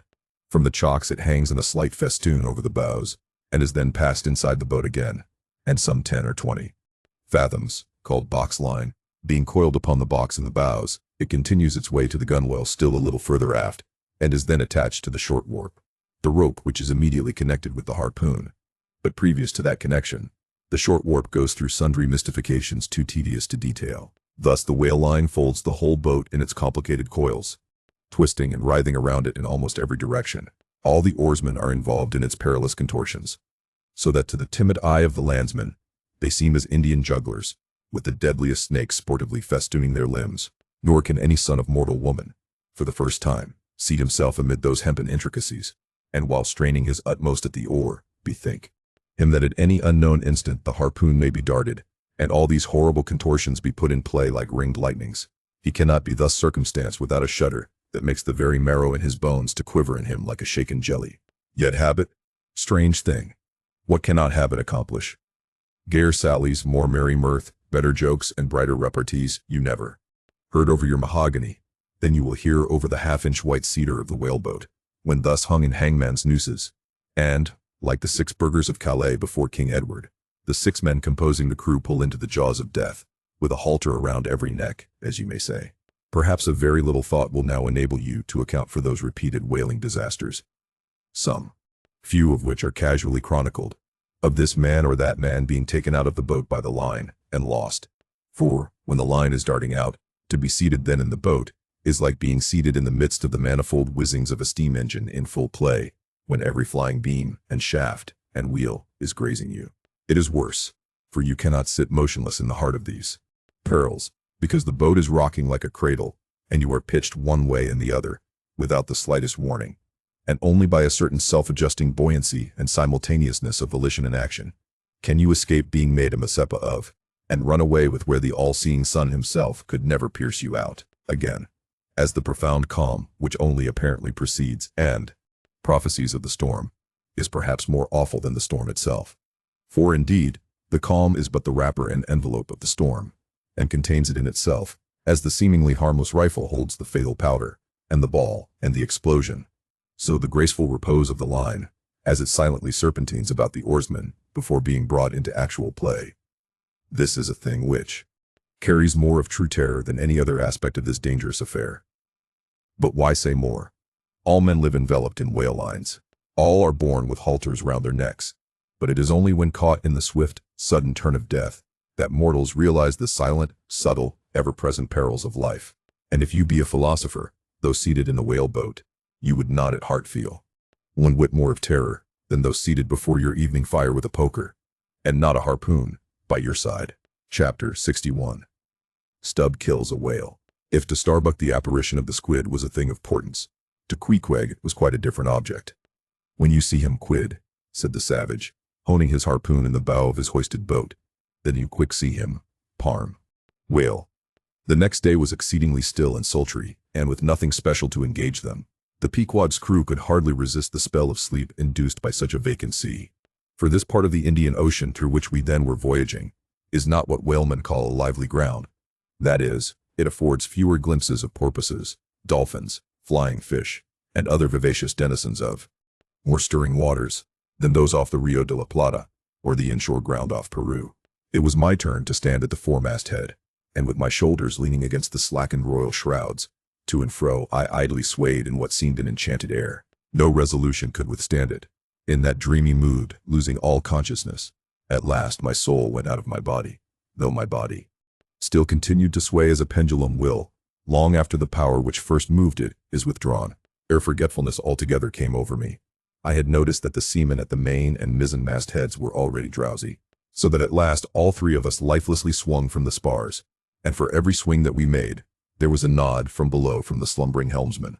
The waves, too, nodded their indolent crests, and across the wide trance of the sea, east nodded to west, and the sun over all. Suddenly bubbles seemed bursting beneath my closed eyes.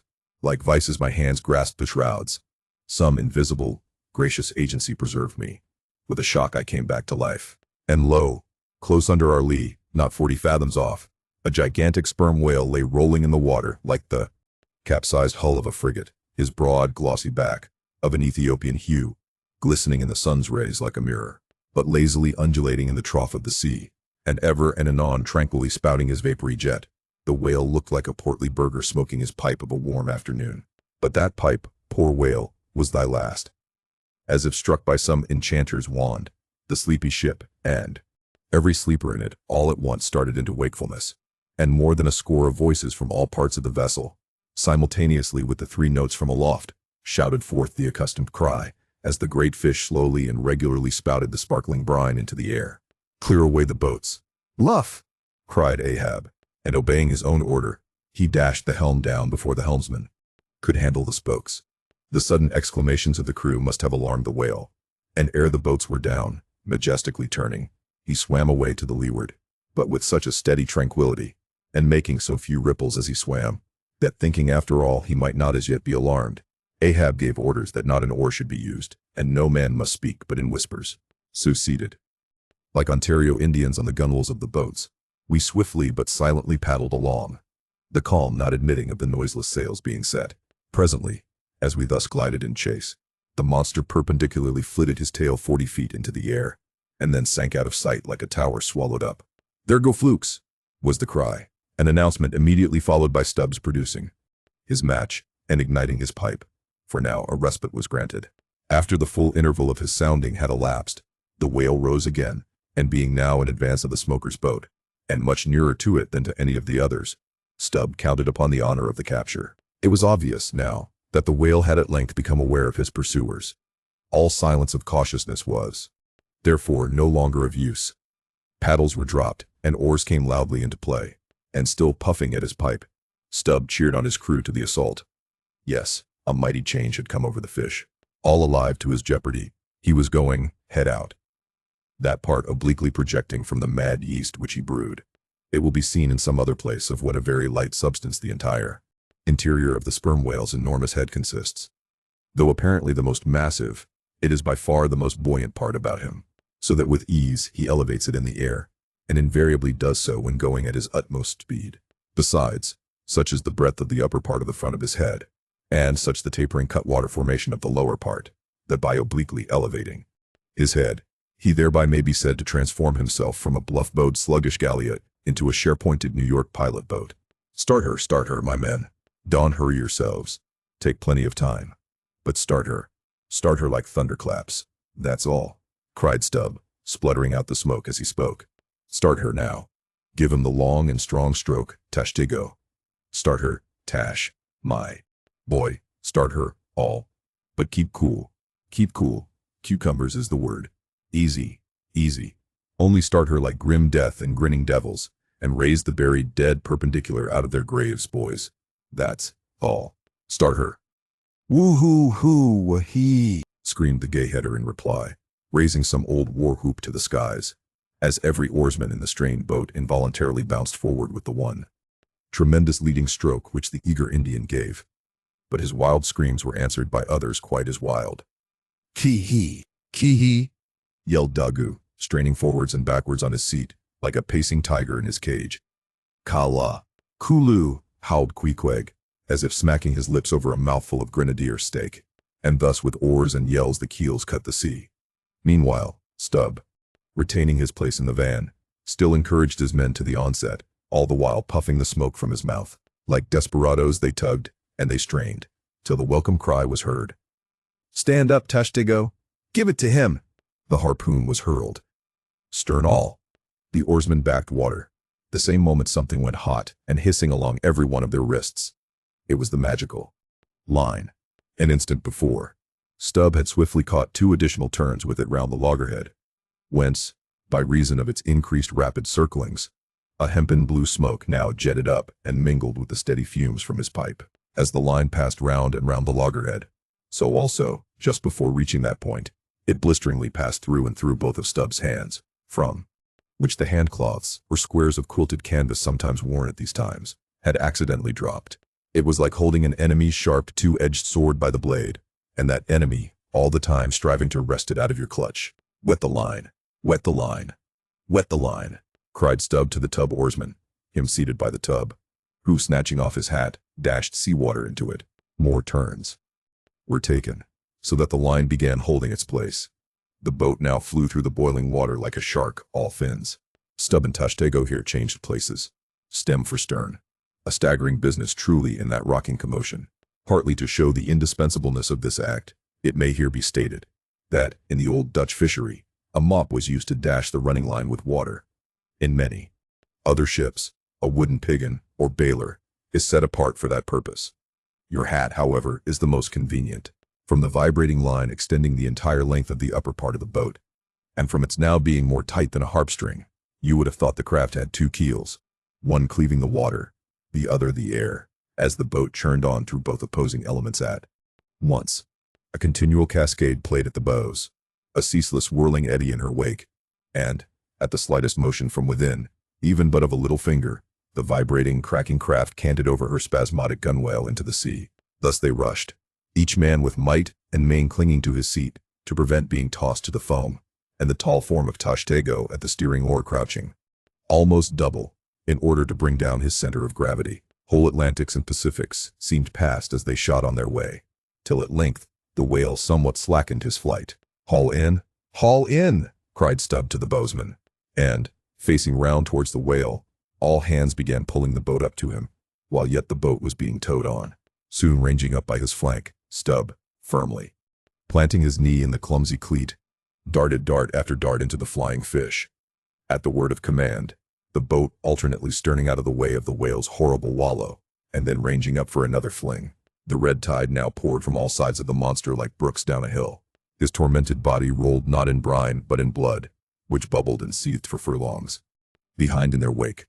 The slanting sun playing upon this crimson pond in the sea sent back its reflection into every face, so that they all glowed to each other like red men, and all the while, jet after jet of white smoke was agonizingly shot from the spiracle of the whale, and vehement puff after puff from the mouth of the excited headsman, as at every dart, hauling in upon his crooked lance, by the line attached to it.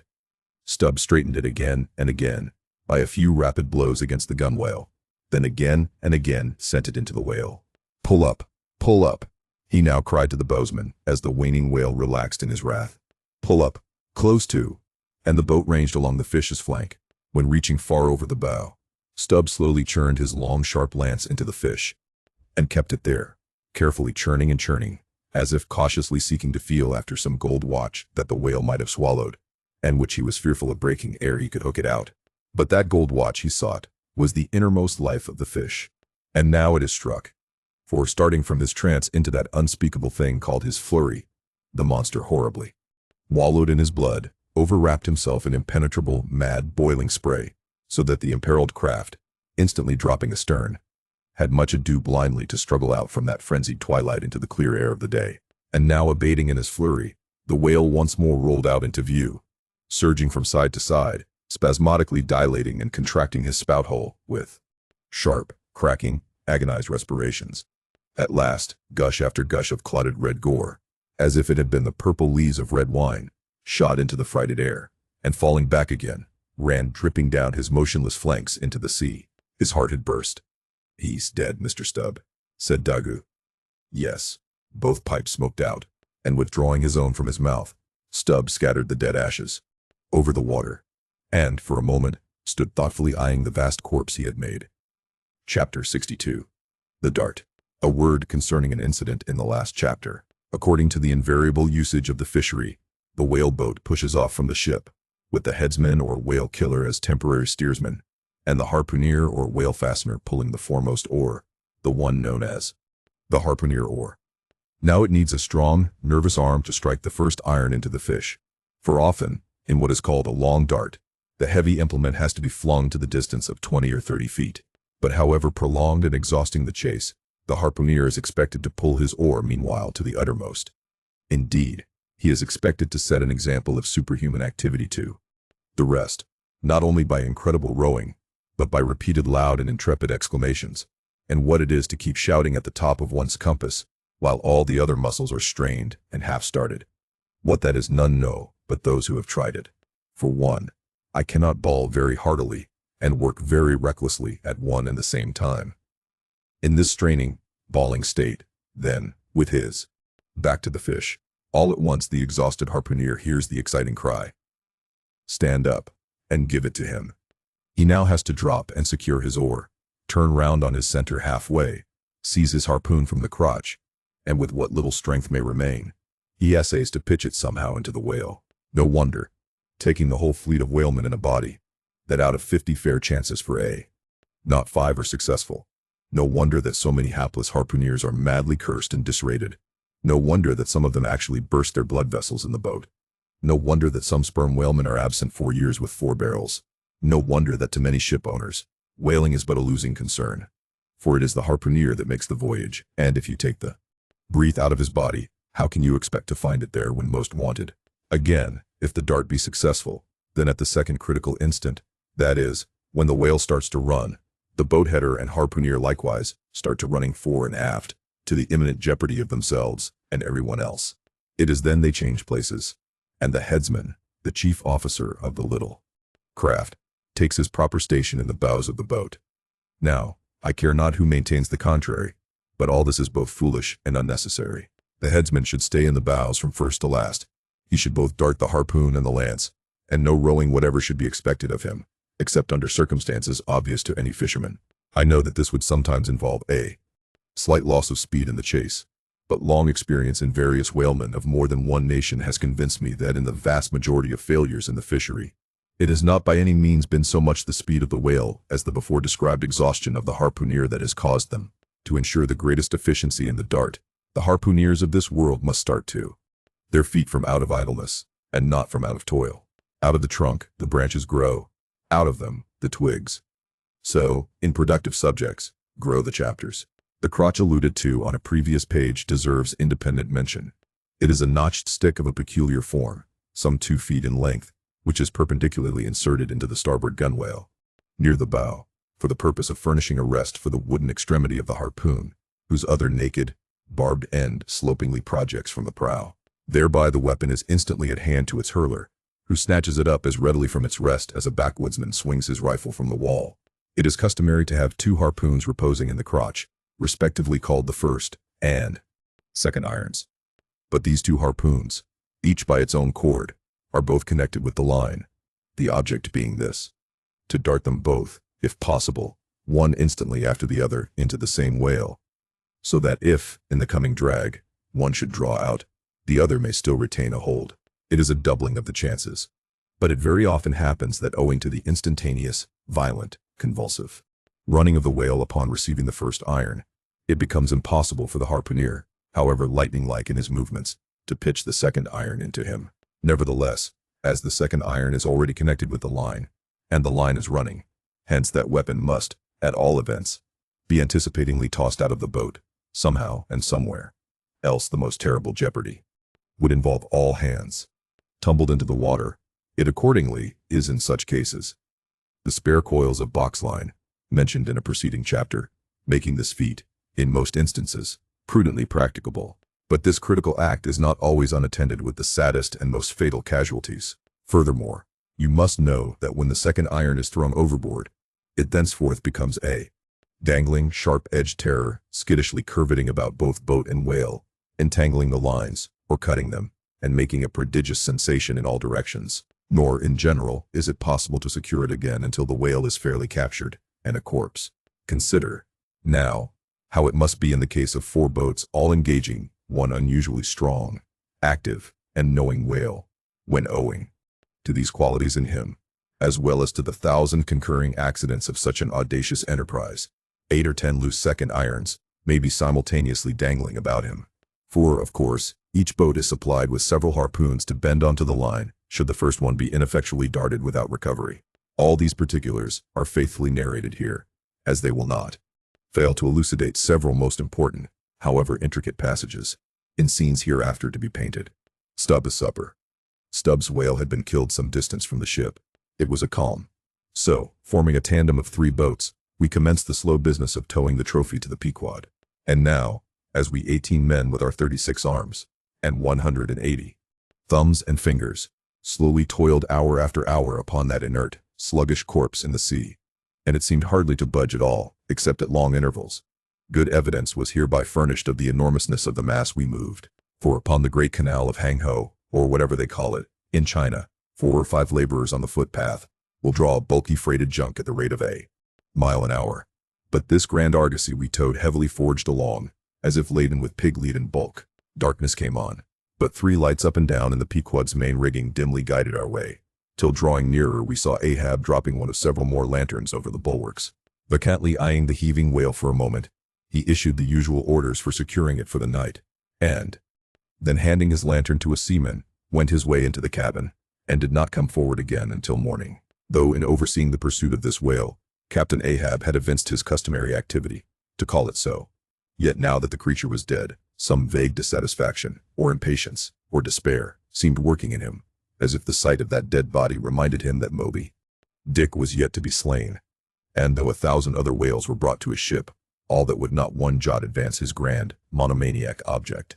Very soon you would have thought from the sound on the Pequod's decks that all hands were preparing to cast anchor in the deep, for heavy chains are being dragged along the deck and thrust rattling out of the portholes. But by those clanking links, the vast corpse itself, not the ship, is to be moored, tied by the head to the stern, and by the tail to the bows. The whale now lies with its black hull, close to the vessels, and seen through the darkness of the night, which obscured the spars and rigging aloft, the two, ship and whale, seemed yoked together like colossal bullocks, whereof one reclines while the other remains standing. A little item may as well be related here.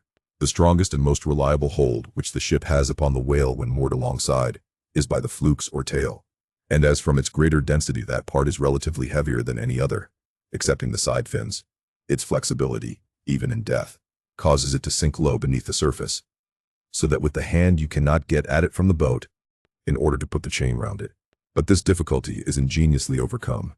A small, strong line is prepared with a wooden float at its outer end and a weight in its middle, while the other end is secured to the ship. By adroit management, the wooden float is made to rise on the other side of the mass, so that now having girdled the whale, the chain is readily made to follow suit, and being slipped along the body, is at last locked fast round the smallest part of the tail, at the point of junction with its broad flukes or lobes. If moody Ahab was now all quiescence, at least so far as could be known on deck, Stubb, his second mate, flushed with conquest, betrayed an unusual but still good-natured excitement. Such an unwonted bustle was he in that the staid Starbuck, his official superior, quietly resigned to him for the time the sole management of affairs. One small, helping cause of all this liveliness in Stubb was soon made strangely manifest. Stubb was a high liver. He was somewhat intemperately fond of the whale as a flavorish thing to his palate. A steak, ere I sleep. You Dagu, overboard you go, and cut me one from his small. Here be it known that, though these wild fishermen do not, as a general thing, and according to the great military maxim, make the enemy defray the current expenses of the war, at least before realizing the proceeds of the voyage, yet now and then you find some of these Nantucketers who have a genuine relish for that particular part of the sperm whale designated by Stubb, comprising the tapering extremity of the body. About midnight that steak was cut and cooked, and lighted by 2 lanterns of sperm oil. Stubb stoutly stood up to his spermaceti supper at the capstan head, as if that capstan were a sideboard. Nor was Stubb the only banqueter on whale's flesh that night, mingling their mumblings with his own mastications. Thousands on thousands of sharks, swarming round the dead Leviathan, smackingly feasted on its fatness. The few sleepers below in their bunks were often startled by the sharp slapping of their tails against the hull, within a few inches of the sleepers' hearts. Peering over the side you could just see them, as before you heard them, wallowing in the sullen black waters, and turning over on their backs as they scooped out huge globular pieces of the whale of the bigness of a human head. This particular feat of the shark seems all but miraculous. How at such an apparently unassailable surface they contrive to gouge out such symmetrical mouthfuls remains a part of the universal problem of all things. The mark they thus leave on the whale may best be likened to the hollow made by a carpenter in countersinking for a screw. Though amid all the smoking horror and diabolism of a sea fight, sharks will be seen longingly gazing up to the ship's decks, like hungry dogs round a table where red meat is being carved, ready to bolt down every killed man that is tossed to them. And though, while the valiant butchers over the deck table are thus cannibally carving each other's live meat with carving knives all gilded and tasseled, the sharks, also, with their jewel-hilted mouths, are quarrelsomely carving away under the table at the dead meat.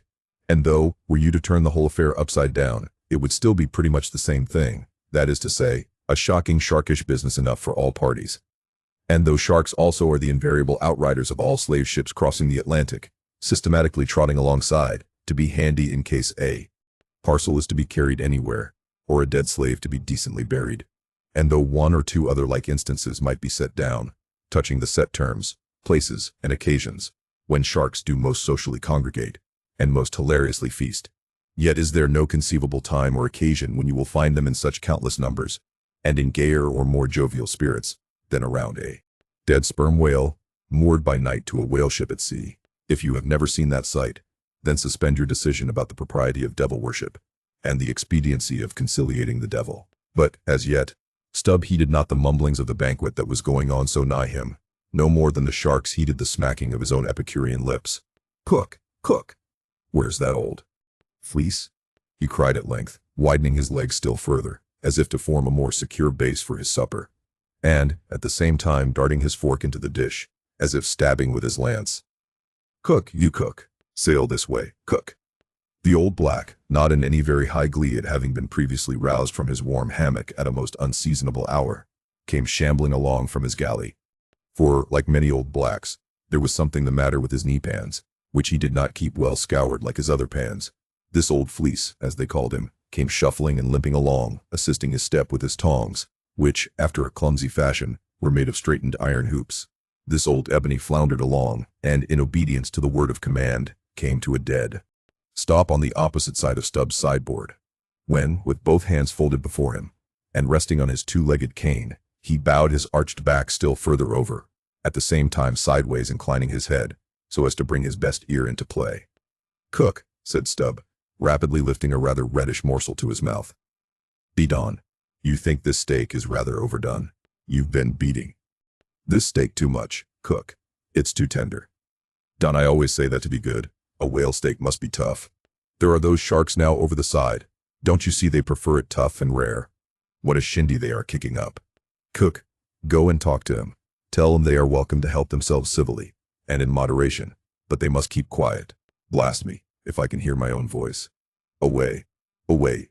Cook, and deliver my message.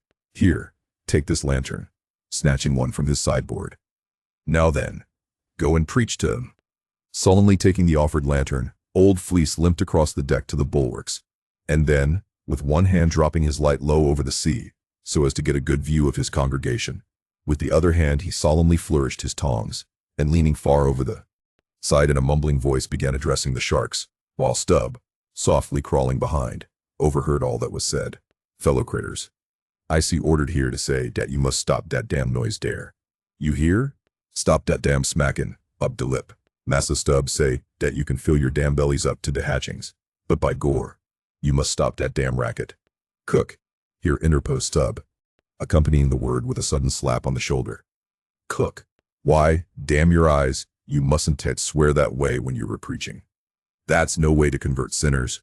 Cook. Who dat? Den preach to him yourself," sullenly turning to go. "No. Cook, go on, go on." "Well den, beloobed fellow critters." "Right," exclaimed Stubb, approvingly. "Coax, to it. Try that." And Fleece continued. "Do you is all sharks, and by nature wery voracious. Yet I say to you, fellow critters, dat voraciousness. Top dat damn slappin', up de tail. How you tink to hear? S'pose you keep up such a damn slappin', and bitten dare." "Cook," cried Stubb, collaring him. "I won't have that swearing. Talk to him gentlemanly." Once more the sermon proceeded. "Your voraciousness, fellow critters, I don't blame ye so much for. Dat is nature, and can't be helped. But to govern dat wicked nature, dat is de pint. You is sharks, sartin. But if you govern de shark in you, why den you be angel. For all angel is nothing more dan de shark well governed. Now, look here, brethren, just try once to be civil, a helping yourselves from dat whale. Don't be tearin' to blubber out your neighbor's mouth, I say. Is not one shark dude right as toter to dat whale? And, by gore, none on you has de right to dat whale. Dat whale belong to someone else. I know some o' you has berry brig mout, brigger dan oders, but den de brig mout sometimes has de small bellies. So dat de brigness of de mout is not to swaller wid, but to bit off de blubber for de small fry of sharks, dat can get into de scrooge to help themselves. Das. Well done, old Fleece, cried Stubb. That's his Christianity. Go on. No use going on. De damn Willains will keep a scoogin' and slappin' each odor, Massa Stubb. Dey don't hear one word. No use a preachin' to such damn cuttins as you call em till dere bellies is full, and dere bellies is bottomless. And when dey do get em full, dey won't hear you den, for den dey sink into sea, go fast to sleep. On de coral. And can tea hear nodding at all, no more. For eber and eber, upon my soul, I am about of the same opinion. So give the benediction, Fleece, and I'll away to my supper. Upon this, Fleece, holding both hands over the fishy mob, raised his shrill voice and cried, "Cussed fellow critters, kick up to damnedest row as ever you can. Fill your damn bellies till they bust, and den die." "Now, cook," said Stubb, resuming his supper at the capstan. "Stand just where you stood before, there, over against me, and pay particular attention." "All dention," said Fleece, again stooping over upon his tongs in the desired position. "Well," said Stubb, helping himself freely meanwhile, "I shall now go back to the subject of this steak. In the first place, how old are you, cook?" "What? Dat do would take," said the old black testily. Silence. "How old are you, cook?" "'Bout 90, they say," he gloomily muttered. "And you have lived in this world hard upon 100 years, cook, and don't know yet how to cook a whale steak," rapidly bolting another mouthful at the last word, so that morsel seemed a continuation of the question. "Where were you born, cook?" "Hind day. Hatchway, in ferry boat, goin', ober to Roanoke." "Born in a ferry boat. That's queer too. But I want to know what country you were born in, cook." "Didn't I say to Roanoke country?" he cried sharply. "No, you did, Ted, cook. But I'll tell you what I'm coming to, cook. You must go home and be born over again. You don't know how to cook a whale steak yet. Bless my soul, if I cook not or one," he growled, angrily, turning round to depart. "Come back, cook. Here, hand me those tongs. Now take that bit of steak there, and tell me if you think that steak cooked as it should be. Take it, I say," holding the tongs towards him. "Take it, and taste it." Faintly smacking his withered lips over it for a moment, the old Negro muttered, "Best cooked take I ever taste. Juicy. Very juicy, cook," said Stubb, squaring himself once more. "Do you belong to the church?" "Passed one once in Cape Town," said the old man sullenly. "And you have once in your life passed a holy church in Cape Town, where you doubtless overheard a holy parson addressing his hearers as his beloved fellow creatures. Have you, cook? And yet you come here, and tell me such a dreadful lie as you did just now, eh?" said Stubb. "Where do you expect to go to, cook?" "Go to bed very soon," he mumbled, half turning as he spoke. "Avast. Heave to. I mean when you die, cook. It's an awful question. Now what's your answer?" "When this old brack man dies," said the Negro slowly, changing his whole air and demeanor, "he hisself won't go nowhere, but some breast angel will come and fetch him." "Fetch him? How?" In a coach and four, as they fetched Elijah." "And fetch him where?" "Up there," said Fleece, holding his tongs straight over his head and keeping it there very solemnly. "So, then, you expect to go up into our main top, do you, cook, when you are dead? But don't you know the higher you climb, the colder it gets?" "Main top, eh? Didn't say dat all," said Fleece, again in the sulks. "You set up there, did you? And now look yourself, and see where your tongs are pointing. But perhaps you expect to get into heaven by crawling through the lubber's hole, cook. But no, cook, you don't get there, except you go the regular way, round by the rigging. It's a ticklish business, but must be done, or else it's no go. But none of us are in heaven yet. Drop your tongs, cook, and hear my orders. Do ye hear? Hold your hat in one hand, and clap to the atop of your heart when I'm giving my orders, cook." "What? That your heart there? That's your gizzard. Aloft, aloft, aloft. That's it. Now you have it. Hold it there now, and pay attention." "All dention," said the old black, with both hands placed as desired, vainly wriggling his grizzled head, as if to get both ears in front at one and the same time. "Well then, cook, you see this whale steak of yours was so very bad, that I have put it out of sight as soon as possible. You see that, don't you? Well, for the future, when you cook another whale steak for my private table here, the capstan, I'll tell you what to do so as not to spoil it by overdoing. Hold the steak in one hand, and show a live coal to it with the other. That. Done, dish it. Die ear. And now tomorrow, cook, when we are cutting in the fish, be sure you stand by to get the tips of his fins. Have them put in pickle. As for the ends of the flukes, have them soused, cook. There, now ye may go." But Fleece had hardly got 3 paces off, when he was recalled. "Cook, give me cutlets for supper tomorrow night in the mid-watch. D'ye I hear? Away you sail." Then, "Hullo, stop, make a bow before you go." A vast heaving again. "Whale balls for breakfast. Don't forget. Wish, by gore, Whale eat him. 'Stead of him eat whale. I'm breast if he ain't more of shark dan massa shark hisself, muttered the old man, limping away, with which sage ejaculation he went to his hammock. Chapter 65. The whale as a dish. That mortal man should feed upon the creature that feeds his lamp, and, like Stubb, eat him by his own light, as you may say. This seems so outlandish a thing, that one must needs go a little into the history and philosophy of it. It is upon record that 3 centuries ago the tongue of the right whale was esteemed a great delicacy in France, and commanded large prices there.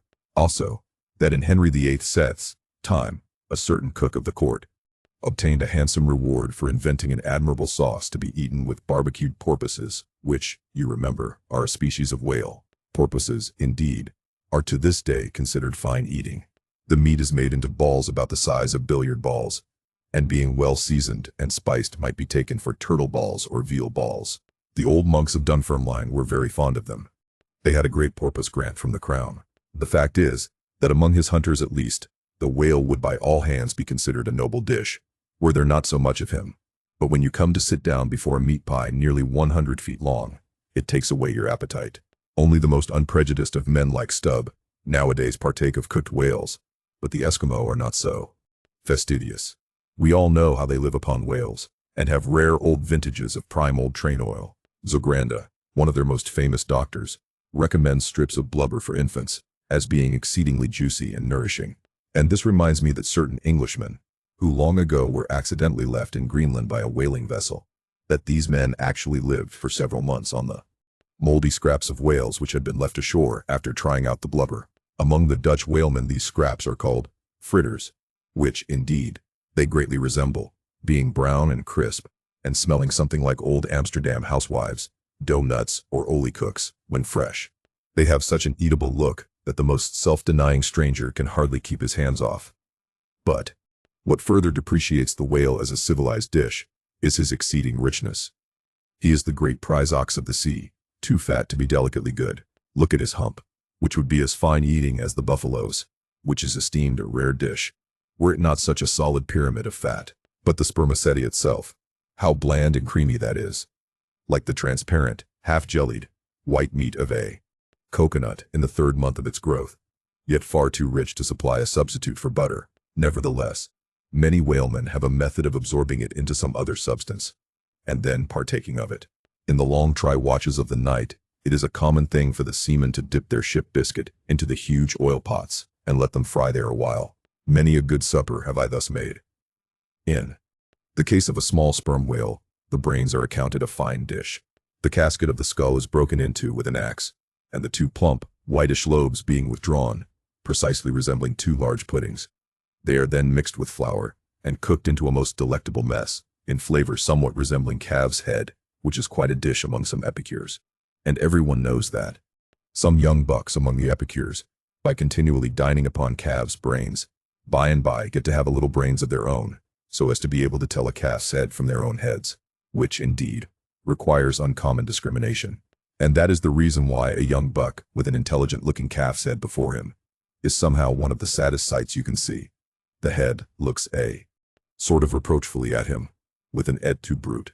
It is not, perhaps, entirely because the whale is so excessively unctuous, that landsmen seem to regard the eating of him with abhorrence. That appears to result, in some way, from the consideration before mentioned, that a man should eat a newly murdered thing of the sea, and eat it too by its own light. But no doubt the first man that ever murdered an ox was regarded as a murderer. Perhaps he was hung, and if he had been put on his trial by oxen, he certainly would have been, and he certainly deserved it if any murderer does. Go to the meat market of a Saturday night, and see the crowds of live bipeds staring up at the long rows of dead quadrupeds. Does not that sight take a tooth out of the cannibal's jaw? Cannibals? Who is not a cannibal? I tell you it will be more tolerable for the Fiji that salted down a lean missionary in his cellar against a coming famine. It will be more tolerable for that provident Fiji, I say, in the day of judgment, than for thee, civilized and enlightened gourmand, who nailest geese to the ground and feastest on their bloated livers in thy pâté de foie gras. But Stubb, he eats the whale by its own light, does he? And that is adding insult to injury, is it? Look at your knife handle, there, my civilized and enlightened gourmand dining off that roast beef. What is that handle made of? What but the bones of the brother of the very ox you are eating? And what do you pick your teeth with after devouring that fat goose? With a feather of the same fowl. And with what Quill did. The secretary of the Society for the Suppression of Cruelty to Ganders formally indict his circulars. It is only within the last month or two that society passed a resolution to patronize nothing but steel pens. The shark massacre. When in the southern fishery, a captured sperm whale, after long and weary toil, is brought alongside late at night, it is not, as a general thing at least, customary to proceed at once to the business of cutting him in. For that business is an exceedingly laborious one, is not very soon completed, and requires all hands to set about it. Therefore, the common usage is to take in all sail, lash the helm a lee, and then send everyone below to his hammock till daylight, with the reservation that, until that time, anchor watches shall be kept. That is, 2 and 2 for an hour, each couple. The crew in rotation shall mount the deck to see that all goes well. But sometimes, especially upon the line in the Pacific, this plan will not answer at all, because such incalculable hosts of sharks gather round the moored carcass, that were he left so for 6 hours, say, on a stretch, little more than the skeleton would be visible by morning. In most other parts of the ocean, however, where these fish do not so largely abound, their wondrous voracity can be at times considerably diminished, by vigorously stirring them up with sharp whaling spades, a procedure notwithstanding, which, in some instances, only seems to tickle them into still greater activity. But it was not thus in the present case with the Pequod's sharks. Though, to be sure, any man unaccustomed to such sights, to have looked over her side that night, would have almost thought the whole round sea was one huge cheese, and those sharks the maggots in it. Nevertheless, upon Stubb setting the anchor watch after his supper was concluded, and when, accordingly, Queequeg and a forecastle seaman came on deck, no small excitement was created among the sharks, for immediately suspending the cutting stages over the side, and lowering 3 lanterns, so that they cast long gleams of light over the turbid sea, these 2 mariners, darting their long whaling spades, kept up an incessant murdering of the sharks, by striking the keen steel deep into their skulls, seemingly their only vital part. But in the foamy confusion of their mixed and struggling hosts, the marksmen could not always hit their mark, and this brought about new revelations of the incredible ferocity of the foe. They viciously snapped, not only at each other's disembowelments, but like flexible bows, bent round, and bit their own, till those entrails seemed swallowed over and over again by the same mouth, to be oppositely voided by the gaping wound. Nor was this all. It was unsafe to meddle with the corpses and ghosts of these creatures. A sort of generic or pantheistic vitality seemed to lurk in their very joints and bones, after what might be called the individual life had departed, killed and hoisted on deck for the sake of his skin. One of these sharks almost took poor Queequeg's hand off, when he tried to shut down the dead lid of his murderous jaw. The whaling spade used for cutting in is made of the very best steel, is about the bigness of a man's spread hand, and in general shape, corresponds to the garden implement after which it is named, only its sides are perfectly flat, and its upper end considerably narrower than the lower. This weapon is always kept as sharp as possible, and when being used is occasionally owned, just like a razor. In its socket, a stiff pole, from 20 to 30 feet long, is inserted for a handle. Queequeg no care what god made him shark, said the savage, agonizingly lifting his hand up and down. Whatever Fiji god or Nantucket god. But de god what made shark must be one damn Ingun. Chapter 67. Cutting in. It was a Saturday night, and such a Sabbath as followed. Ex officio professors of Sabbath breaking are all whalemen. The ivory Pequod was turned into what seemed a shamble. Every sailor a butcher. You would have thought we were offering up 10,000 red oxen to the sea gods. In the first place, the enormous cutting tackles, among other ponderous things comprising a cluster of blocks, generally painted green, and which no single man can possibly lift. This vast bunch of grapes was swayed up to the main top and firmly lashed to the lower masthead, the strongest point anywhere above a ship's deck. The end of the hawser-like rope winding through these intricacies was then conducted to the windlass, and the huge lower block of the tackles was swung over the whale. To this block the great blubber hook, weighing some 100 pounds, was attached, and now suspended in stages. Over the side, Starbuck and Stubb, the mates, armed with their long spades, began cutting a hole in the body for the insertion of the hook, just above the nearest of the 2 side fins. This done, a broad semicircular line is cut round the hole, the hook is inserted, and the main body of the crew, striking up a wild chorus, now commence heaving in one dense crowd at the windlass, when instantly the entire ship careens over on her side, Every bolt in her starts like the nail heads of an old house in frosty weather. She trembles, quivers, and nods her frighted mastheads to the sky. More and more she leans over to the whale, while every gasping heave of the windlass is answered by a helping heave from the billows, till at last, a swift, startling snap is heard. With a great swash the ship rolls upwards and backwards from the whale, and the triumphant tackle rises into sight, dragging after it the disengaged semicircular end of the first strip of blubber.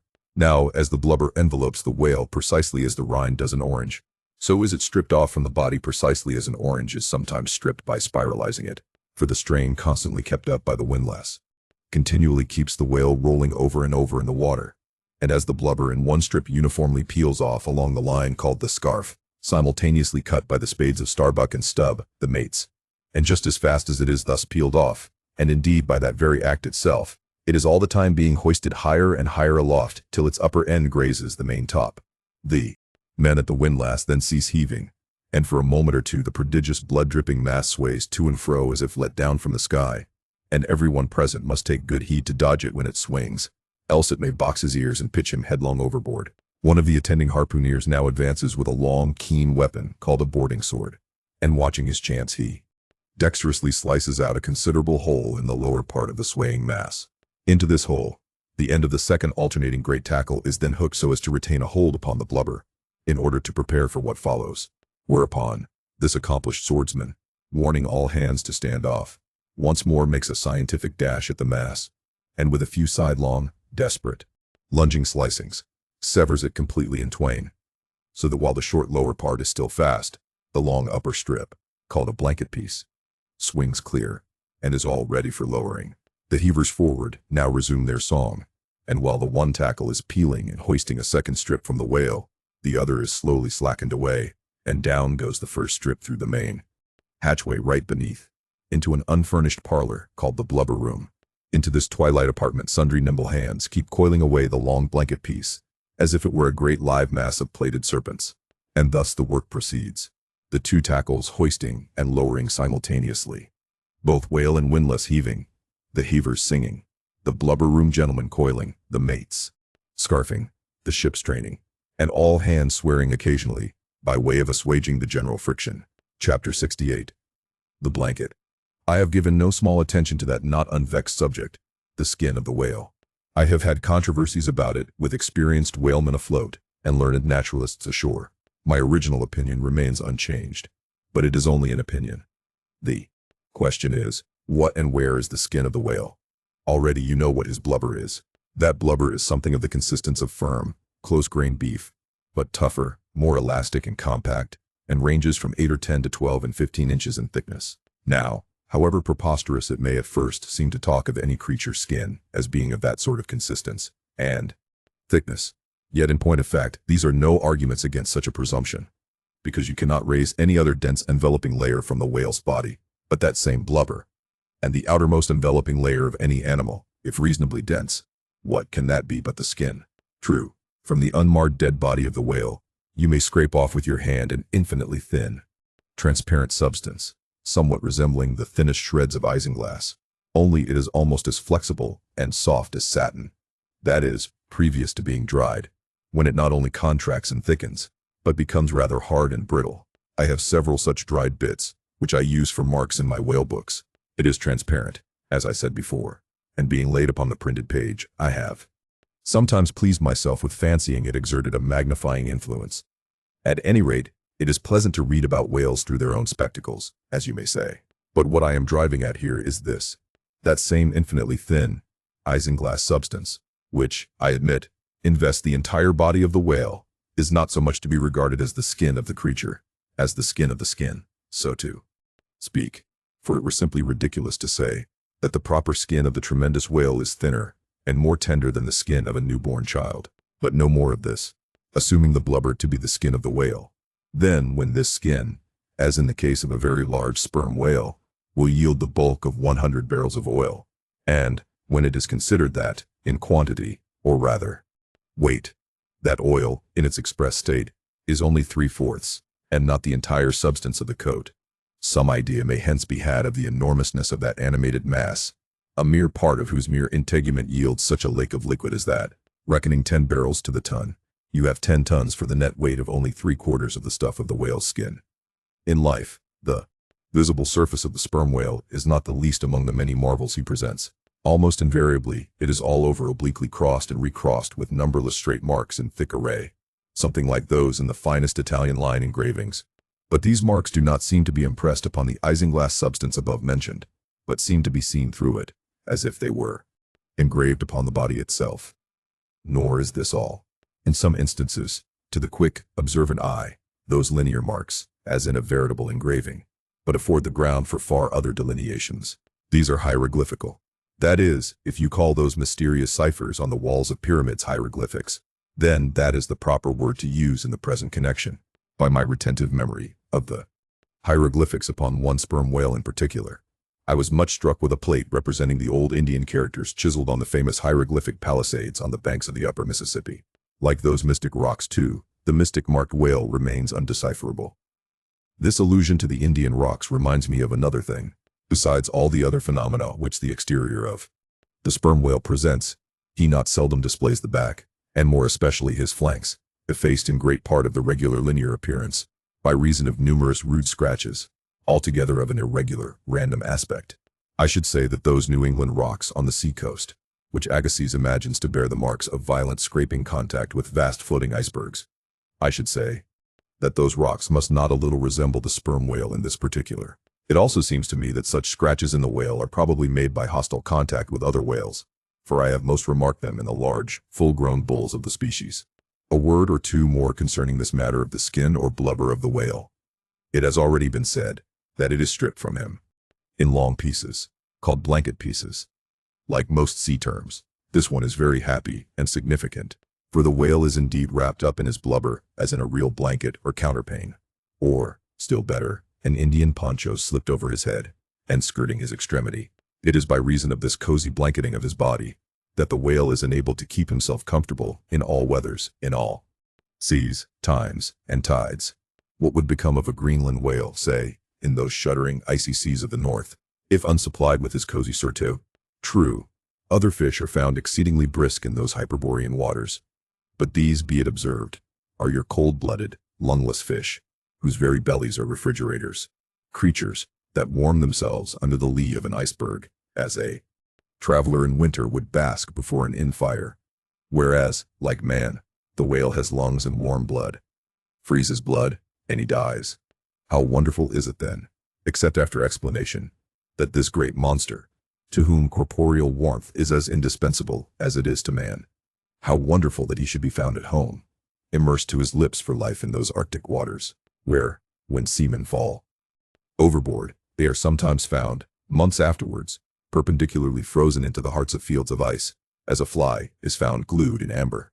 But more surprising is it to know, as has been proved by experiment, that the blood of a polar whale is warmer than that of a Borneo Negro in summer. It does seem to me that herein we see the rare virtue of a strong individual vitality, and the rare virtue of thick walls, and the rare virtue of interior spaciousness. O man, admire and model thyself after the whale. Do thou too remain warm among ice. Do thou too live in this world without being of it. Be cool at the equator. Keep thy blood fluid at the pole, like the great dome of St. Peter's, and like the great whale, retain, O man, in all seasons a temperature of thine own. But how easy and how hopeless to teach these fine things. Of erections, how few are domed like St. Peter's. Of creatures, how few vast as the whale. Chapter 69. The funeral. Haul in the chains. Let the carcass go astern. The vast tackles have now done their duty. The peeled white body of the beheaded whale flashes like a marble sepulchre. Though changed in hue, it has not perceptibly lost anything in bulk. It is still colossal. Slowly it floats more and more away, the water round it torn and splashed by the insatiate sharks, and the air above vexed with rapacious flights of screaming fowls, whose beaks are like so many insulting poniards in the whale. The vast white headless phantom floats further and further from the ship, and every rod that it so floats, what seem square roods of sharks and cubic roods of fowls, augment the murderous din. For hours and hours from the almost stationary ship that hideous sight is seen, beneath the unclouded and mild azure sky, upon the fair face of the pleasant sea, wafted by the joyous breezes. That great mass of death floats on and on, till lost in infinite perspectives. There is a most doleful and most mocking funeral. The sea vultures, all in pious mourning, the air sharks all punctiliously in black or speckled. In life but few of them would have helped the whale, I ween, if peradventure he had needed it. But upon the banquet of his funeral they most piously do pounce. O horrible vulturism of earth, from which not the mightiest whale is free. Nor is this the end. Desecrated as the body is, a vengeful ghost survives, and hovers over it to scare, espied by some timid man of war, or blundering discovery vessel from afar, when the distance obscuring the swarming fowls, nevertheless still shows the white mass floating in the sun, and the white spray heaving high against it. Straightway the whale's unharming corpse, with trembling fingers is set down in the log. Shoals, rocks, and breakers hereabouts. Beware, and 4 years afterwards, perhaps, ships shun the place, leaping over it as silly sheep leap over a vacuum, because their leader originally leaped there when a stick was held. There's your law of precedence. There's your utility of traditions. There's the story of your obstinate survival of old beliefs never bottomed on the earth, and now not even hovering in the air. There's orthodoxy. Thus, while in life the great whale's body may have been a real terror to his foes, in his death his ghost becomes a powerless panic to a world. Are you a believer in ghosts, my friend? There are other ghosts than the Cock-Lane one, and far deeper men than Dr. Johnson who believe in them. Chapter 70. The Sphinx. It should not have been omitted that previous to completely stripping the body of the Leviathan, he was beheaded. Now, the beheading of the sperm whale is a scientific anatomical feat, upon which experienced whale surgeons very much pride themselves, and not without reason. Consider that the whale has nothing that can properly be called a neck. On the contrary, where his head and body seem to join, there in that very place is the thickest part of him. Remember also that the surgeon must operate from above, some 8 or 10 feet intervening between him and his subject, and that subject almost hidden in a discolored, rolling, and oftentimes tumultuous and bursting sea. Bear in mind, too, that under these untoward circumstances he has to cut many feet deep in the flesh, and in that subterraneous manner, without so much as getting one single peep into the ever-contracting gash thus made. He must skillfully steer clear of all adjacent, interdicted parts, and exactly divide the spine at a critical point hard by its insertion into the skull. Do you not marvel, then, at Stubbs' boast, that he demanded but 10 minutes to behead a sperm whale? When first severed, the head is dropped astern and held there by a cable till the body is stripped. That done, if it belonged to a small whale, it is hoisted on deck to be deliberately disposed of. But with a full-grown Leviathan, this is impossible, for the sperm whale's head embraces nearly 1/3 of his entire bulk, and completely to suspend such a burden as that, even by the immense tackles of a whaler, this were as vain a thing as to attempt weighing a Dutch barn in jewelers' scales. The Pequod whale being decapitated, and the body stripped, the head was hoisted against the ship's side, about halfway out of the sea, so that it might yet in great part be buoyed up by its native element. And there, with the strained craft steeply leaning over to it, by reason of the enormous downward drag from the lower masthead, and every yardarm on that side projecting like a crane over the waves. There, that blood-dripping head hung to the Pequod's waist like the giant Holofernes, from the girdle of Judith. When this last task was accomplished, it was noon, and the seamen went below to their dinner. Silence reigned over the before tumultuous but now deserted deck. An intense copper calm, like a universal yellow lotus, was more and more unfolding its noiseless, measureless leaves upon the sea. A short space elapsed, and up into this noiselessness came Ahab alone from his cabin. Taking a few turns on the quarterdeck, he paused to gaze over the side, then slowly getting into the main chains he took Stubbs' long spade, still remaining there after the whale's decapitation, and striking it into the lower part of the half-suspended mass, placed its other end crutchwise under one arm, and so stood leaning over with eyes attentively fixed on this head. It was a black and hooded head, and hanging there in the midst of so intense a calm, it seemed the sphinxes in the desert. "Speak, thou vast and venerable head," muttered Ahab, "which, though ungarnished with a beard, yet here and there lookest hoary with mosses. Speak, mighty head, and tell us the secret thing that is in thee. Of all divers, thou hast dived the deepest. That head upon which the upper sun now gleams has moved amid this world's foundations, where unrecorded names and navies rust, and untold hopes and anchors rot, where in her murderous hold this frigate earth is ballasted with bones of millions of the drowned. There, in that awful waterland, there was thy most familiar home. Thou hast been where bell or diver never went. Hast slept by many a sailor's side, where sleepless mothers would give their lives to lay them down. Thou saw'st the locked lovers when leaping from their flaming ship. Heart to heart they sank beneath the exulting wave, true to each other, when heaven seemed false to them. Thou saw'st the murdered mate when tossed by pirates from the midnight deck. For hours he fell into the deeper midnight of the insatiate maw, and his murderer still sailed on unharmed, while swift lightning shivered the neighboring ship that would have borne a righteous husband to outstretched, longing arms. O head, thou hast seen enough to split the planets and make an infidel of Abraham, and not one syllable is thine, cried a triumphant voice from the main masthead. Aye? Well, now. That's cheering, cried Ahab, suddenly erecting himself, while whole thunderclouds swept aside from his brow. That lively cry upon this deadly calm might almost convert a better man. We're away. 3 points on the starboard bow, sir, and bringing down her breeze to us. Better and better, man. Would now St. Paul would come along that way, and to my breezelessness bring his breeze. O nature, and O soul of man, how far beyond all utterance are your linked analogies. Not the smallest atom stirs or lives on matter, but has its cunning duplicate in mind. Chapter 71. The Jeroboam's Story. Hand in hand ship and breeze blew on. But the breeze came faster than the ship, and soon the Pequod began to rock. By and by, through the glass the stranger's boats and manned mastheads proved her a whale ship. But as she was so far to windward, and shooting by, apparently making a passage to some other ground, the Pequod could not hope to reach her. So the signal was set to see what response would be made. Here be it said, that like the vessels of military marines, the ships of the American whale fleet have each a private signal, all which signals being collected in a book with the names of the respective vessels attached. Every captain is provided with it. Thereby, the whale commanders are enabled to recognize each other upon the ocean, even at considerable distances, and with no small facility. The Pequod's signal was at last responded to by the stranger setting her own, which proved the ship to be the Jeroboam of Nantucket. Squaring her yards, she bore down, ranged abeam, under the Pequod's lee, and lowered a boat.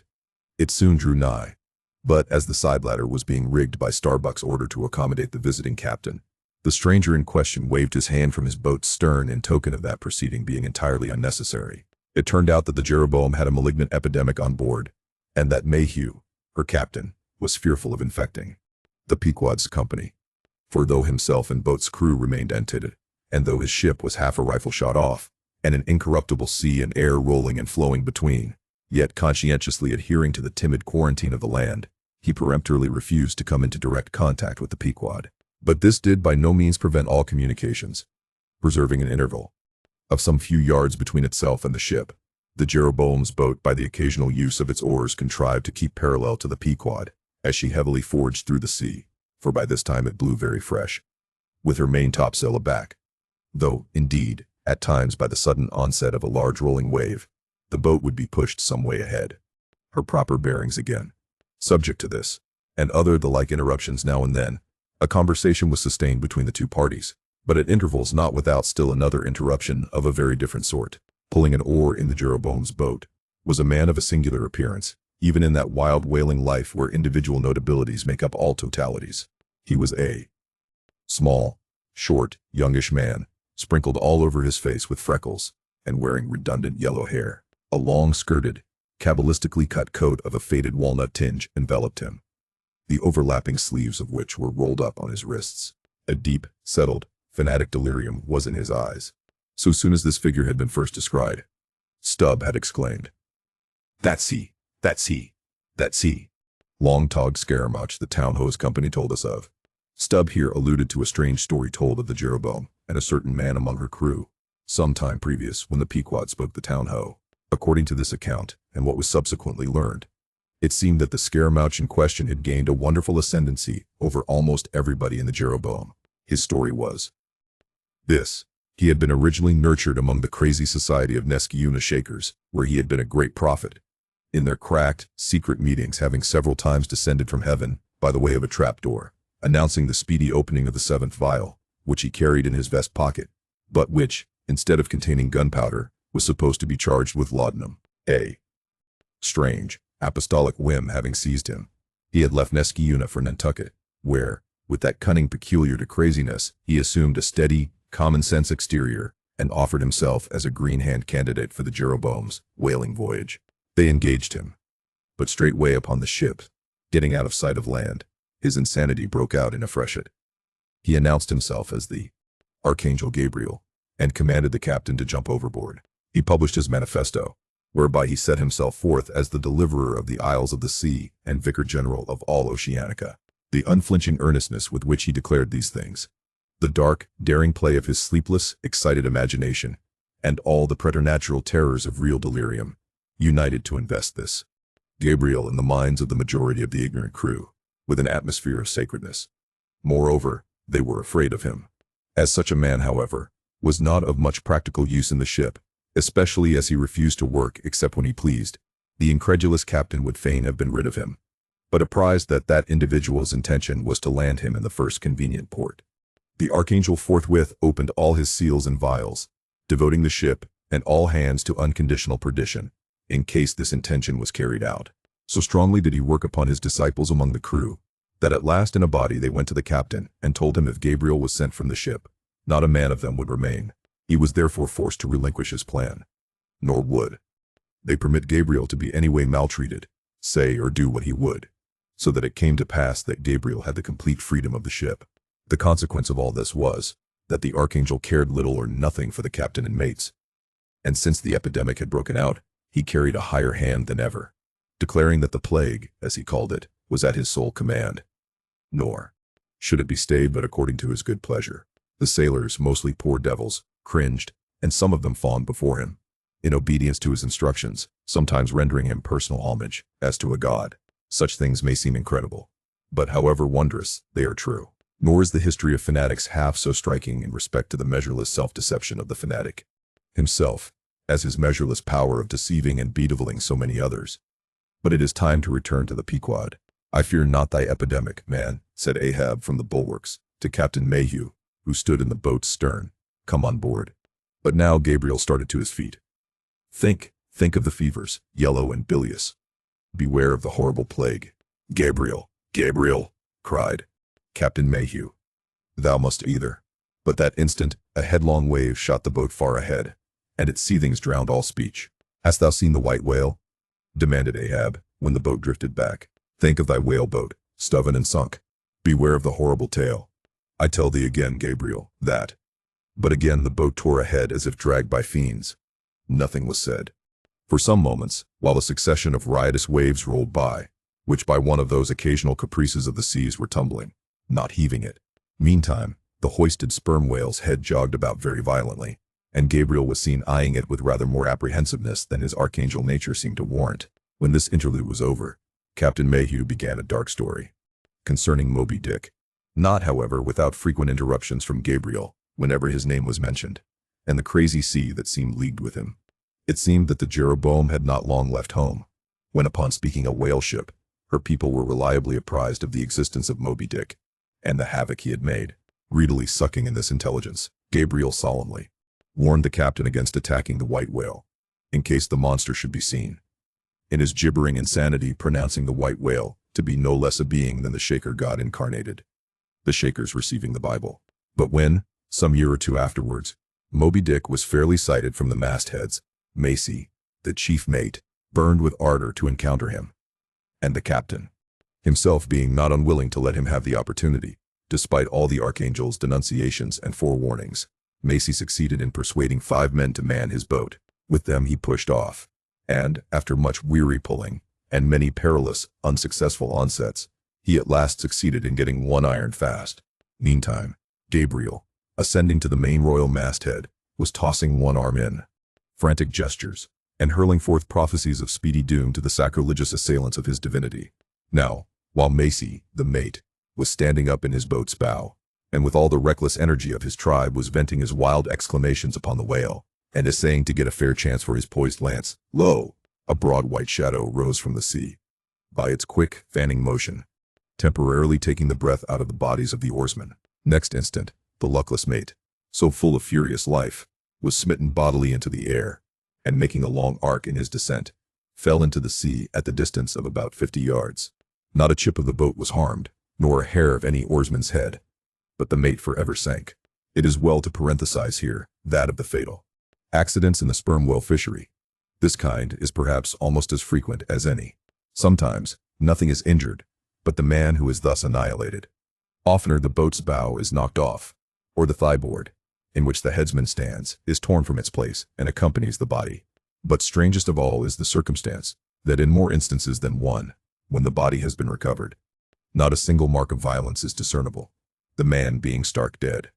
The whole calamity, with the falling form of Macy, was plainly described from the ship. Raising a piercing shriek, "The vile! The vile!" Gabriel called off the terror-stricken crew from the further hunting of the whale.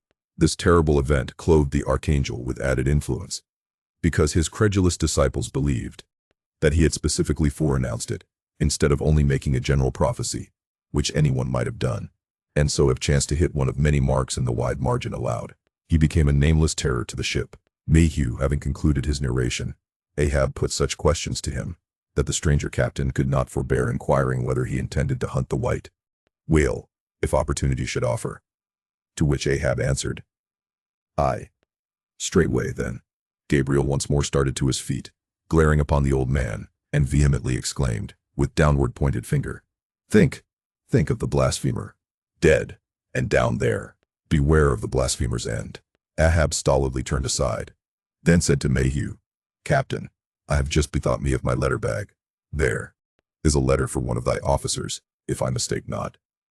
Starbuck, look over the bag." Every whale ship takes out a goodly number of letters for various ships, whose delivery to the persons to whom they may be addressed depends upon the mere chance of encountering them in the four oceans. Thus most letters never reach their mark, and many are only received after attaining an age of 2 or 3 years or more. Soon Starbuck returned with a letter in his hand. It was sorely tumbled, damp, and covered with a dull, spotted, green mold, in consequence of being kept in a dark locker of the cabin. Of such a letter, Death himself might well have been the postboy. "Canst not read it?" cried Ahab. "Give it me, man." Aye, it's but a dim scrawl. What's this?" As he was studying it out, Starbuck took a long cutting spade pole, and with his knife slightly split the end, to insert the letter there, and in that way, hand it to the boat, without its coming any closer to the ship. Meantime, Ahab, holding the letter, muttered, "Mr. Har. Yes, Mr. Har. Yes, Mr. High. Harry. A woman's penny hand. The man's wife, I'll wager. Aye, Mr. Steady to say. Harry Macy, ship Jeroboam. Why, it's Macy, and he's dead." Poor fellow. Poor fellow. And from his wife, sighed Mayhew. "But let me have it." "Nay, keep it thyself," cried Gabriel to Ahab. "Thou art soon going that way." "Curses throttle thee," yelled Ahab. "Captain Mayhew, stand by now to receive it." And taking the fatal missive from Starbuck's hands, he caught it in the slit of the pole and reached it over towards the boat. But as he did so, the oarsman expectantly desisted from rowing. The boat drifted a little towards the ship's stern, so that, as if by magic, the letter suddenly ranged along with Gabriel's eager hand. He clutched it in an instant, seized the boat knife, and impaling the letter on it, sent it thus loaded back into the ship. It fell at Ahab's feet. Then Gabriel shrieked out to his comrades to give way with their oars, and in that manner the mutinous boat rapidly shot away from the Pequod. As after this interlude, the seamen resumed their work upon the jacket of the whale, many strange things were hinted in reference to this wild affair. Chapter 72. The Monkey Rope. In the tumultuous business of cutting in and attending to a whale, there is much running backwards and forwards among the crew. Now hands are wanted here, and then again hands are wanted there. There is no staying in any one place, for at one and the same time everything has to be done everywhere. It is much the same with him who endeavors the description of the scene. We must now retrace our way a little. It was mentioned that upon first breaking ground in the whale's back, the blubber hook was inserted into the original hole there cut by the spades of the mates. But how did so clumsy and weighty a mass as that same hook get fixed in that hole? It was inserted there by my particular friend Queequeg, whose duty it was, as harpooner, to descend upon the monster's back for the special purpose referred to. But in very many cases, circumstances require that the harpooner shall remain on the whale till the whole flensing or stripping operation is concluded. The whale, be it observed, lies almost entirely submerged, excepting the immediate parts operated upon. So down there, some 10 feet below the level of the deck, the poor harpooner flounders about, half on the whale and half in the water, as the vast mass revolves like a treadmill beneath him. On the occasion in question, Queequeg figured in the Highland costume, a shirt and socks, in which to my eyes, at least, He appeared to uncommon advantage, and no one had a better chance to observe him, as will presently be seen. Being the savage's bowsman, that is, the person who pulled the bow oar in his boat, the second one from forward, it was my cheerful duty to attend upon him, while taking that hard scramble upon the dead whale's back. You have seen Italian organ boys holding a dancing ape by a long cord. Just so, from the ship's steep side, did I hold Queequeg down there in the sea, by what is technically called in the fishery a monkey rope, attached to a strong strip of canvas belted round his waist. It was a humorously perilous business for both of us.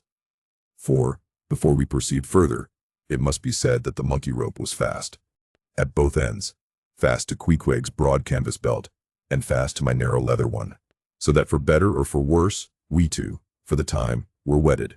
And should poor Queequeg sink to rise no more, then both usage and honor demanded that instead of cutting the cord, it should drag me down in his wake. So, then, an elongated Siamese ligature united us. Queequeg was my own inseparable twin brother, nor could I anyway get rid of the dangerous liabilities which the hempen bond entailed. So strongly and metaphysically did I conceive of my situation then, that while earnestly watching his motions, I seemed distinctly to perceive that my own individuality was now merged in a joint stock company of two, that my free will had received a mortal wound, and that another's mistake or misfortune might plunge innocent me into unmerited disaster and death. Therefore, I saw that here was a sort of interregnum in Providence, for its even-handed equity never could have so gross an injustice. And yet still further pondering, while I jerked him now and then from between the whale and ship, which would threaten to jam him, still further pondering, I say, I saw that this situation of mine was the precise situation of every mortal that breathes, only, in most cases, he, one way or other, has this Siamese connection with a plurality of other mortals. If your banker breaks, you snap. If your apothecary by mistake sends you poison in your pills, you die. True, you may say that, by exceeding caution, you may possibly escape these, and the multitudinous other evil chances of life. But, handle Queequeg's monkey rope heedfully as I would, sometimes he jerked it so, that I came very near sliding overboard. Nor could I possibly forget that, do what I would, I only had the management of one end of it. The monkey rope is found in all whalers, but it was only in the Pequod that the monkey and his holder were ever tied together. This improvement upon the original usage was introduced by no less a man than Stubb, in order to afford the imperiled harpooner the strongest possible guarantee for the faithfulness and vigilance of his monkey rope holder. I have hinted that I would often jerk poor Queequeg from between the whale and the ship, where he would occasionally fall, from the incessant rolling and swaying of both. But this was not the only jamming jeopardy he was exposed to. Unappalled by the massacre made upon them during the night, the sharks now freshly and more keenly allured by the before-pent blood which began to flow from the carcass, the rabid creatures swarmed round it like bees in a beehive, and right in among those sharks was Queequeg, who often pushed them aside with his floundering feet. A thing altogether incredible, were it not that attracted by such prey as a dead whale, the otherwise miscellaneously carnivorous shark will seldom touch a man. Nevertheless, it may well be believed that since they have such a ravenous finger in the pie, it is deemed but wise to look sharp to them. Accordingly, besides the monkey rope, with which I now and then jerked the poor fellow from too close a vicinity to the maw of what seemed a peculiarly ferocious shark, he was provided with still another protection. Suspended over the side in one of the stages, Tashtego and Dagu continually flourished over his head a couple of keen whale spades, wherewith they slaughtered as many sharks as they could reach. This procedure of theirs, to be sure, was very disinterested and benevolent of them. They meant Queequeg's best happiness, I admit, but in their hasty zeal to befriend him, and from the circumstance that both he and the sharks were at times half hidden by the blood-muddled water, those indiscreet spades of theirs would come nearer amputating a leg than a tail. But poor Queequeg, I suppose, straining and gasping there with that great iron hook, poor Queequeg, I suppose, only prayed to his yojo, and gave up his life into the hands of his gods. Well, my dear comrade and twin brother, thought I, as I drew in and then slacked off the rope to every swell of the sea. What matters it, after all? Are you not the precious image of each and all of us men in this wailing world? That unsounded ocean you gasp in is life. Those sharks, your foes. Those spades, your friends. And what between sharks and spades, you are in a sad pickle and peril. Poor lad. But courage. There is good cheer in store for you, Queequeg. For now, as with blue lips and bloodshot eyes the exhausted savage at last climbs up the chains, and stands all dripping and involuntarily trembling over the side. The steward advances, and with a benevolent, consolatory glance hands him. What? Some hot cognac? No, hands him, ye gods. Hands him a cup of tepid ginger and water. Ginger? Do I smell ginger? Suspiciously asked Stubb, coming near. Yes, this must be ginger, peering into the as yet untasted cup. Then standing as if incredulous for a while, he calmly walked towards the astonished steward, slowly saying, Ginger? Ginger? And will you have the goodness to tell me, Mr. Doughboy, where lies the virtue of ginger? Ginger. Is ginger the sort of fuel you use, Doughboy, to kindle a fire in this shivering cannibal? Ginger. What the devil is ginger? Sea coal, firewood, lucifer matches, tinder, gunpowder? What the devil is ginger, I say, that you offer this cup to our poor Queequeg here? There is some sneaking temperance society movement about this business, he suddenly added, now approaching Starbuck, who had just come from forward. Will you look at that cannikin, sir? Smell of it, if you please. Then, watching the mate's countenance, he added, the steward, Mr. Starbuck, had the face to offer that calomel and jalap to Queequeg. There, this instant off the whale. Is the steward an apothecary, sir? And may I ask whether this is the sort of bitters by which he blows back the life into a half-drowned man? I trust not, said Starbuck. It is. Poor stuff enough. Aye, steward, cried Stubb. We'll teach you to drug a harpooner. None of your apothecary's medicine here. You want to poison us, do ye? You want to poison us, do ye? You have got out insurances on our lives and want to murder us all, and pocket the proceeds, do ye? It was not me, cried Doughboy. It was Aunt Charity that brought the ginger on board, and bade me never give the harpooneers any spirits, but only this ginger jub, so she called it. Ginger jub, you gingerly rascal, take that, and run along with ye to the lockers, and get something better. I hope I do no wrong, Mr. Starbuck. It is the captain's orders. Grog for the harpooner on a whale. Enough, replied Starbuck. Only don't hit him again. But, oh, I never hurt when I hit, except when I hit a whale or something of that sort. And this fellow's a weasel. What were you about saying, sir? Only this. Go down with him, and get what thou wantest thyself. When Stubb reappeared, he came with a dark flask in one hand, and a sort of tea caddy in the other. The first contained strong spirits, and was handed to Queequeg. The second was Aunt Charity's gift, and that was freely given to the waves. Chapter 73. Stubb and Flask kill a right whale, and then have a talk over him. It must be borne in mind that all this time we have a sperm whale's prodigious head hanging to the Pequod's side. But we must let it continue hanging there a while till we can get a chance to attend to it. For the present other matters press, and the best we can do now for the head is to pray heaven the tackles may hold. Now, during the past night and forenoon, the Pequod had gradually drifted into a sea, which, by its occasional patches of yellow brit, gave unusual tokens of the vicinity of right whales, a species of the Leviathan, that but few supposed to be at this particular time lurking anywhere near. And though all hands commonly disdained the capture of those inferior creatures, and though the Pequod was not commissioned to cruise for them at all, and though she had passed numbers of them near the Crozettes without lowering a boat, yet now that a sperm whale had been brought alongside and beheaded, to the surprise of all, the announcement was made that a right whale should be captured that day, if opportunity offered. Nor was this long wanting.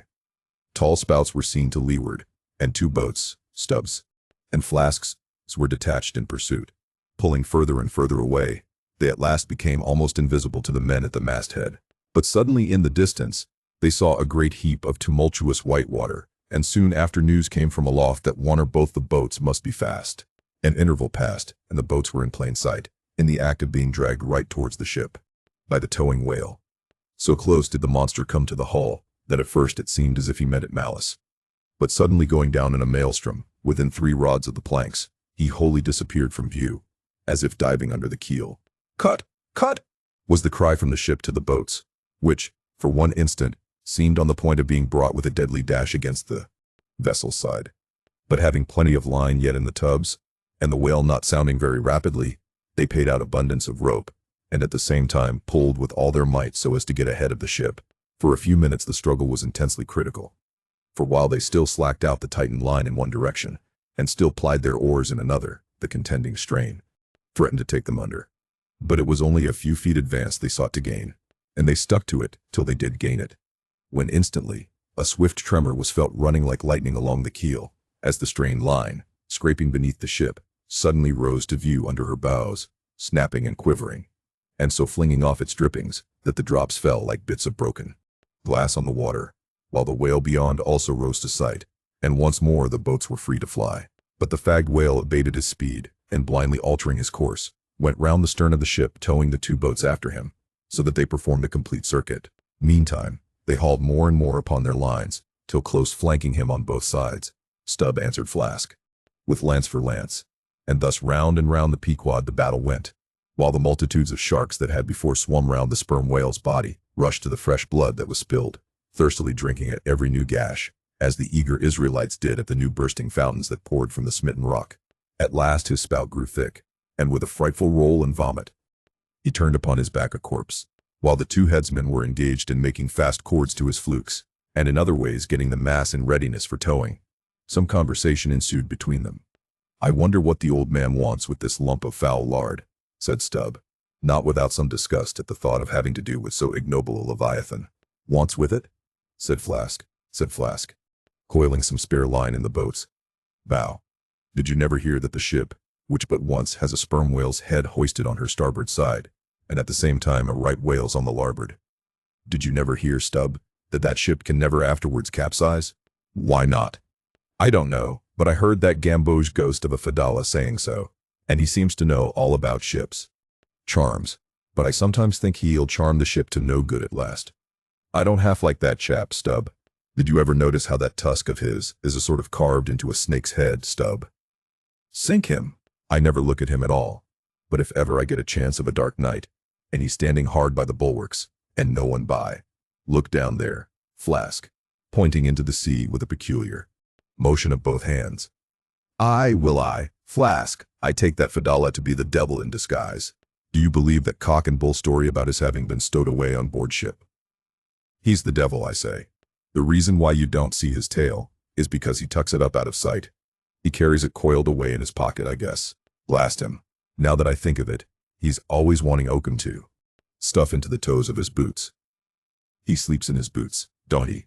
He hasn't tied any hammock. But have you seen him lay of nights in a coil of rigging? No doubt. And it's because of his cursed tail. He coils it down, do you see, in the eye of the rigging. What's the old man have so much to do with him for? Striking up a swap or a bargain, I suppose. Bargain? About what? Why, do ye see, the old man is hard bent after that white whale, and the devil there is trying to come round him, and get him to swap away his silver watch, or his soul, or something of that sort, and then he'll surrender Moby-Dick. Pooh. Stubb, you are skylarking. How can Fedallah do that?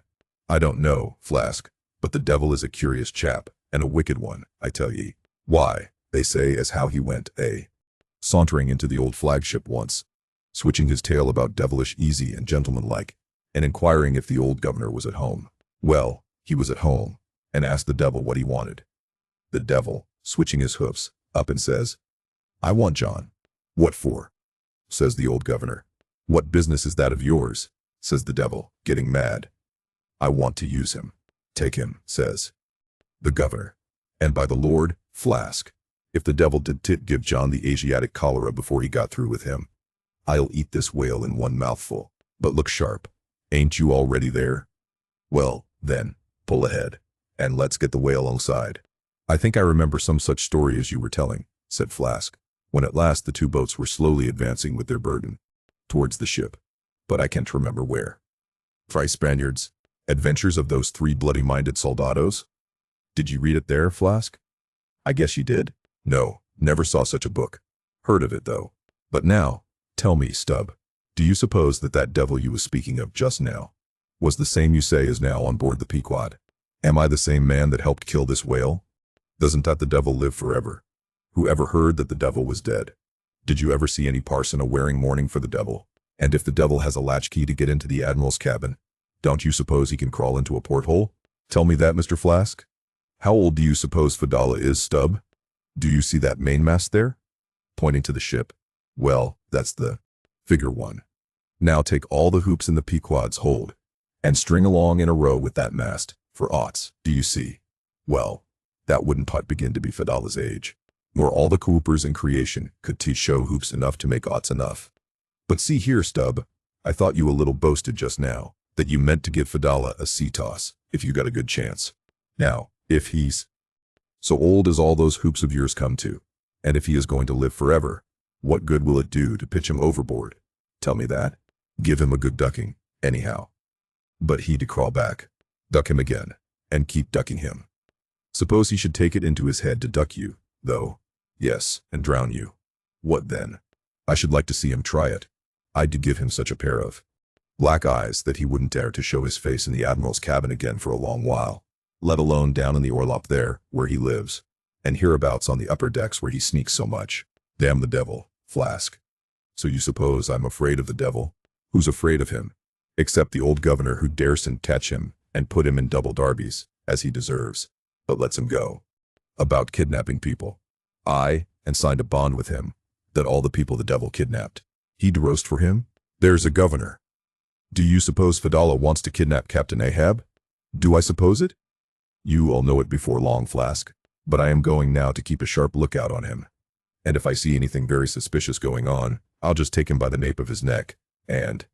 Look here, Beelzebub, you don't do it. And if he makes any fuss, by the Lord I'll make a grab into his pocket for his tail, take it to the capstan, and give him such a wrenching and heaving, that his tail will come short off at the stump. Do you see? And then, I rather guess when he finds himself docked in that queer fashion, he'll sneak off without the poor satisfaction of feeling his tail between his legs. And what will you do with the tail, Stub? Do with it? Sell it for an ox whip when we get home. What else? Now, do you mean what you say, and have been saying all along, Stub? Mean or not mean, here we are at the ship.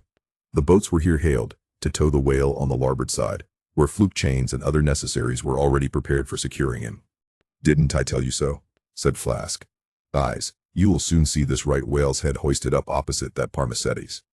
In good time, Flask saying proved true. As before, the Pequod steeply leaned over towards the sperm whale's head. Now, by the counterpoise of both heads, she regained her even keel, though sorely strained, you may well believe. So, when on one side you hoist in Locke's head, you go over that way. But now, on the other side, hoist in Kant, and you come back again, but in very poor plight. Thus, some minds forever keep trimming boat. Oh, ye foolish! Throw all these thunderheads overboard, and then you will float light and right. In disposing of the body of a right whale, when brought alongside the ship, the same preliminary proceedings commonly take place as in the case of a sperm whale. Only, in the latter instance, the head is cut off whole, but in the former the lips and tongue are separately removed and hoisted on deck, with all the well-known black bone attached to what is called the crown piece. But nothing like this, in the present case, had been done. The carcasses of both whales had dropped astern, and the head-laden ship not a little resembled a mule carrying a pair of overburdening panniers. Meantime, Fedallah was calmly eyeing the right whale's head, and ever and anon glancing from the deep wrinkles there to the lines in his own hand. And Ahab chanced so to stand, that the Parsee occupied his shadow, while, if the Parsee's shadow was there at all, it seemed only to blend with and lengthen Ahab's, as the crew toiled on. Laplandish speculations were bandied among them concerning all these passing things. Chapter 74. The Sperm Whale's Head. Contrasted View. Here, now, are two great whales, laying their heads together. Let us join them, and lay together our own. Of the grand order of folio leviathans, the sperm whale and the right whale are by far the most noteworthy. They are the only whales regularly hunted by man. To the Nantucketer, they present the two extremes of all the known varieties of the whale, as the external difference between them is mainly observable in their heads, and as a head of each is this moment hanging from the Pequod's side, and as we may freely go from one to the other by merely stepping across the deck. Where, I should like to know, will you obtain a better chance to study practical cetology than here? In the first place, you are struck by the general contrast between these heads. Both are massive enough in all conscience, but there is a certain mathematical symmetry in the sperm whales, which the right whale sadly lacks. There is more character in the sperm whale's head. As you behold it, you involuntarily yield the immense superiority to him in point of pervading dignity. In the present instance, too, this dignity is heightened by the pepper and salt color of his head at the summit, giving token of advanced age and large experience. In short, he is what the fishermen technically call a grey-headed whale. Let us now note what is least dissimilar in these heads, namely, the two most important organs, the eye and the ear. Far back on the side of the head, And low down, near the angle of either whale's jaw, if you narrowly search, you will at last see a lashless eye, which you would fancy to be a young colt's eye. So out of all proportion is it to the magnitude of the head. Now, from this peculiar sideway position of the whale's eyes, it is plain that he can never see an object which is exactly ahead, no more than he can one exactly astern. In a word, the position of the whale's eyes corresponds to that of a man's ears, and you may fancy, for yourself, how it would fare with you. Did you sideways survey objects through your ears, you would find that you could only command some 30 degrees of vision in advance of the straight sideline of sight, and about 30 more behind it, if your bitterest foe were walking straight towards you, with dagger uplifted in broad day. You would not be able to see him, any more than if he were stealing upon you from behind. In a word, you would have two backs, so to speak, but at the same time also two fronts, side fronts. For what is it that makes the front of a man? What, indeed, but his eyes? Moreover, while in most other animals that I can now think of, the eyes are so planted as imperceptibly to blend their visual power, so as to produce one picture and not two to the brain. The peculiar position of the whale's eyes, effectually divided as they are by many cubic feet of solid head, which towers between them like a great mountain separating two lakes and valleys. This, of course, must wholly separate the impressions which each independent organ imparts. The whale, therefore, must see one distinct picture on this side, and another distinct picture on that side, while all between must be profound darkness and nothingness to him. Man may, in effect, be said to look out on the world from a sentry box with two joint sashes for his window, but with the whale, these two sashes are separately inserted, making two distinct windows, but sadly impairing the view. This peculiarity of the whale's eyes is a thing always to be borne in mind in the fishery, and to be remembered by the reader in some subsequent scenes. A curious and most puzzling question might be started concerning this visual matter as touching the Leviathan. But I must be content with a hint. So long as a man's eyes are open in the light, the act of seeing is involuntary. That is, he cannot then help mechanically seeing whatever objects are before him.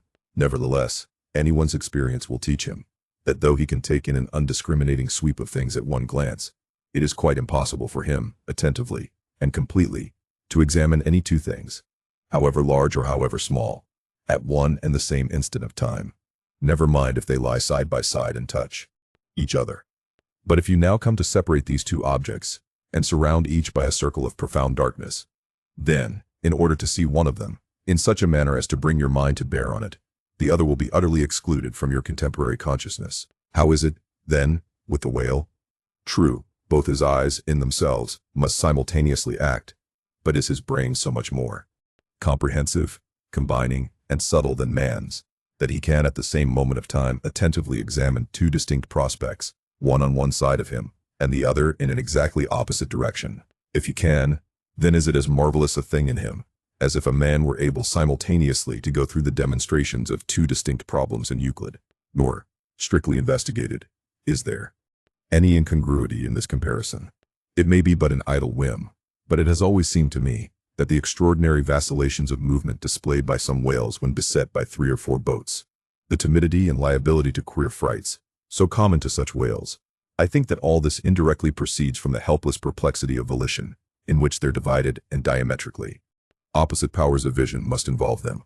But the ear of the whale is full as curious as the eye. If you are an entire stranger to their race, you might hunt over these two heads for hours, and never discover that organ. The ear has no external leaf whatever, and into the hole itself you can hardly insert a quill, so wondrously minute is it. It is lodged a little behind the eye. With respect to their ears, this important difference is to be observed between the sperm whale and the right. While the ear of the former has an external opening, that of the latter is entirely and evenly covered over with a membrane, so as to be quite imperceptible from without. Is it not curious that so vast a being as the whale should see the world through so small an eye, and hear the thunder through an ear which is smaller than a hair? But if his eyes were broad as the lens of Herschel's great telescope, and his ears capacious as the porches of cathedrals, would that make him any longer of sight, or sharper of hearing? Not at all. Why then do you try to enlarge your mind, subtilize it? Let us now, with whatever levers and steam engines we have at hand, cant over the sperm whale's head, that it may lie bottom up. Then, ascending by a ladder to the summit, have a peep down the mouth. And were it not that the body is now completely separated from it, With a lantern we might descend into the great Kentucky mammoth cave of his stomach. But let us hold on here by this tooth, and look about us where we are. What a really beautiful and chaste-looking mouth, from floor to ceiling, lined, or rather papered with a glistening white membrane, glossy as bridal satins. But come out now, and look at this portentous lower jaw, which seems like the long, narrow lid of an immense snuff box, with the hinge at one end instead of one side. If you pry it up, so as to get it overhead, and expose its rows of teeth, it seems a terrific portcullis. And such, alas, it proves to many a poor white-in the fishery, upon whom these spikes fall with impaling force. But far more terrible is it to behold, when fathoms down in the sea, you see some sulky whale, floating there suspended, with his prodigious jaw, some 15 feet long, hanging straight down at right angles with his body, for all the world like a ship's jib boom. This whale is not dead.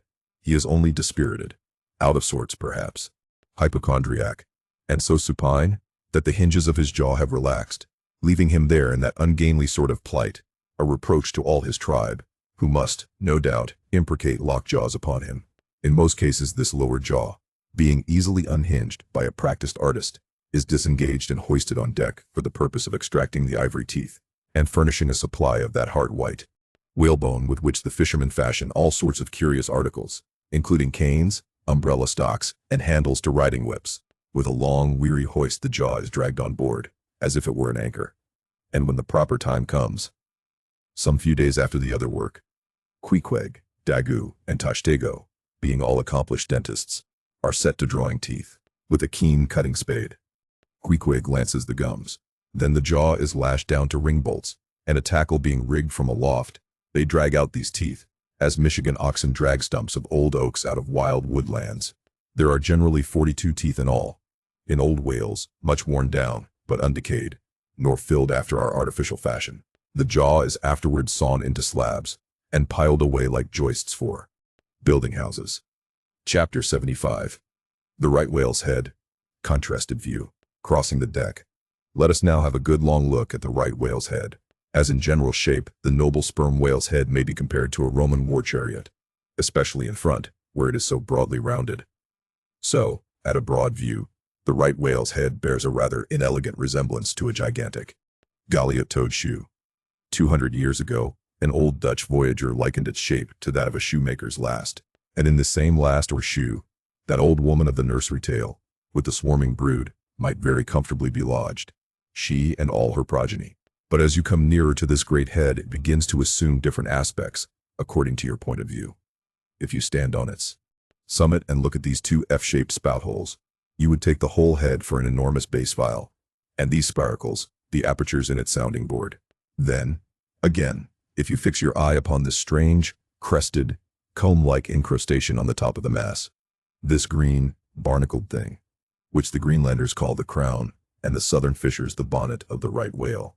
Fixing your eyes solely on this, you would take the head for the trunk of some huge oak, with a bird's nest in its crotch. At any rate, when you watch those live crabs that nestle here on this bonnet, such an idea will be almost sure to occur to you, unless, indeed, your fancy has been fixed by the technical term, crown also bestowed upon it, in which case you will take great interest in thinking how this mighty monster is actually a diademed king of the sea, whose green crown has been put together for him in this marvelous manner. But if this whale be a king, he is a very sulky-looking fellow to grace a diadem. Look at that hanging lower lip. What a huge sulk and pout is there. A sulk and pout, by carpenter's measurement, about 20 feet long and 5 feet deep. A sulk and pout that will yield you some 500 gallons of oil and more. A great pity now, that this unfortunate whale should be hair-lipped. The fissure is about a foot across. Probably the mother, during an important interval, was sailing down the Peruvian coast, when earthquakes caused the beach to gape. Over this lip, as over a slippery threshold, we now slide into the mouth. Upon my word, were I at Mackinac, I should take this to be the inside of an Indian wigwam. Good Lord, is this the road that Jonah went? The roof is about 12 feet high, and runs to a pretty sharp angle, as if there were a regular ridgepole there, while these ribbed, arched, hairy sides present us with those wondrous, half-vertical, scimitar-shaped slats of whalebone, say 300 on a side, which, depending from the upper part of the head or crown bone, form those Venetian blinds which have elsewhere been cursorily mentioned. The edges of these bones are fringed with hairy fibers, through which the right whale strains the water, and in whose intricacies he retains the small fish. When open-mouthed, he goes through the seas of brit in feeding time. In the central blinds of bone, as they stand in their natural order, there are certain curious marks, curves, hollows, and ridges, whereby some whalemen calculate the creature's age, as the age of an oak by its circular rings. Though the certainty of this criterion is far from demonstrable, yet it has the savor of analogical probability. At any rate, if we yield to it, we must grant a far greater age to the right whale than at first glance will seem reasonable. In old times, there seem to have prevailed the most curious fancies concerning these blinds. One voyager in Purchas calls them the wondrous whiskers inside of the whale's mouth. Another, hog's bristles. A third old gentleman, in Hakluyt, uses the following elegant language. There are about 250 fins growing on each side of his upper chop, which arch over his tongue on each side of his mouth. This reminds us that the right whale really has a sort of whisker, or rather a mustache, consisting of a few scattered white hairs on the upper part of the outer end of the lower jaw. Sometimes these tufts impart a rather brigandish expression to his otherwise solemn countenance. As everyone knows, these same hog's bristles, fins, whiskers, blinds, or whatever you please, furnish to the ladies their busks and other stiffening contrivances. But in this particular, the demand has long been on the decline.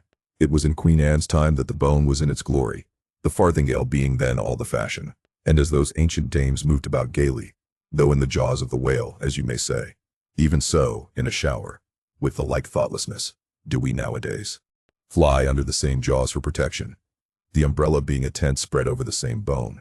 But now forget all about blinds and whiskers for a moment, and, standing in the right whale's mouth, look around you afresh. Seeing all these colonnades of bone so methodically ranged about, would you not think you were inside of the great Harlem organ, and gazing upon its 1,000 pipes? For a carpet to the organ we have a rug of the softest Turkey, the tongue, which is glued, as it were, to the floor of the mouth. It is very fat and tender, and apt to tear in pieces in hoisting it on deck. This particular tongue now before us, at a passing glance, I should say it was a 6-barreler. That is, it will yield you about that amount of oil. Ere this, you must have plainly seen the truth of what I started with, that the sperm whale and the right whale have almost entirely different heads.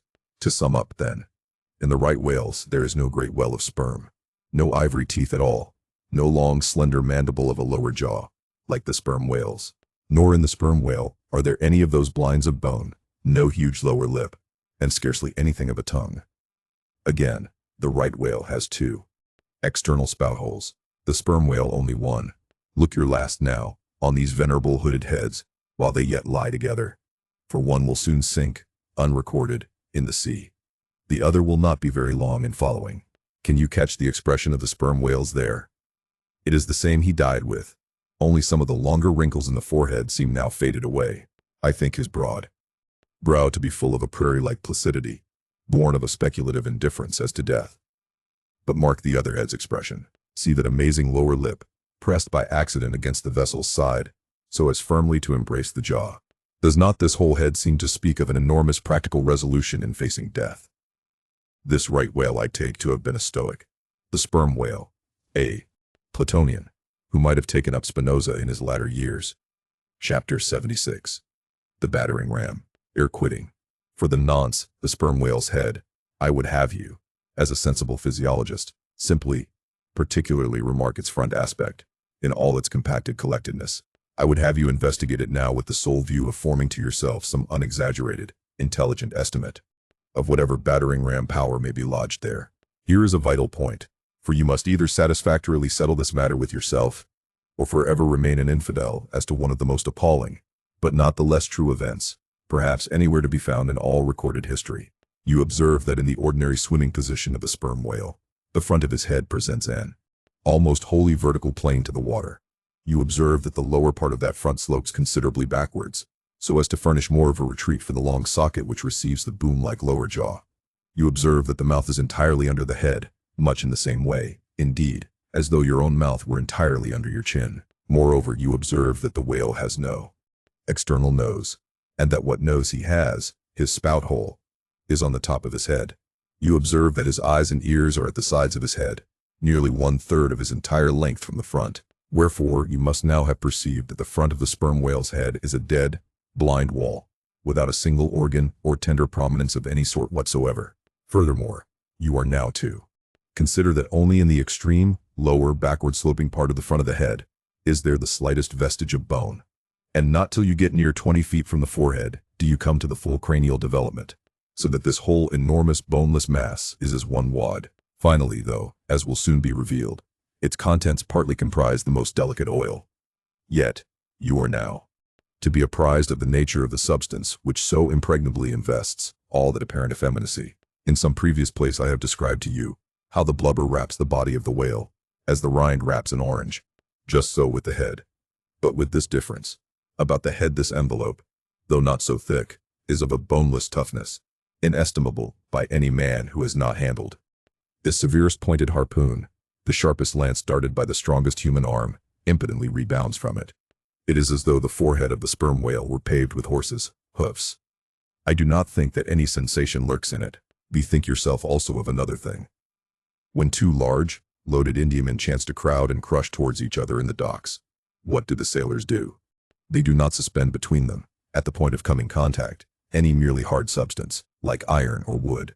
No, they hold there a large round wad of tow and cork, enveloped in the thickest and toughest of oxide, that bravely and uninjured takes the jam which would have snapped all their oaken handspikes and iron crowbars.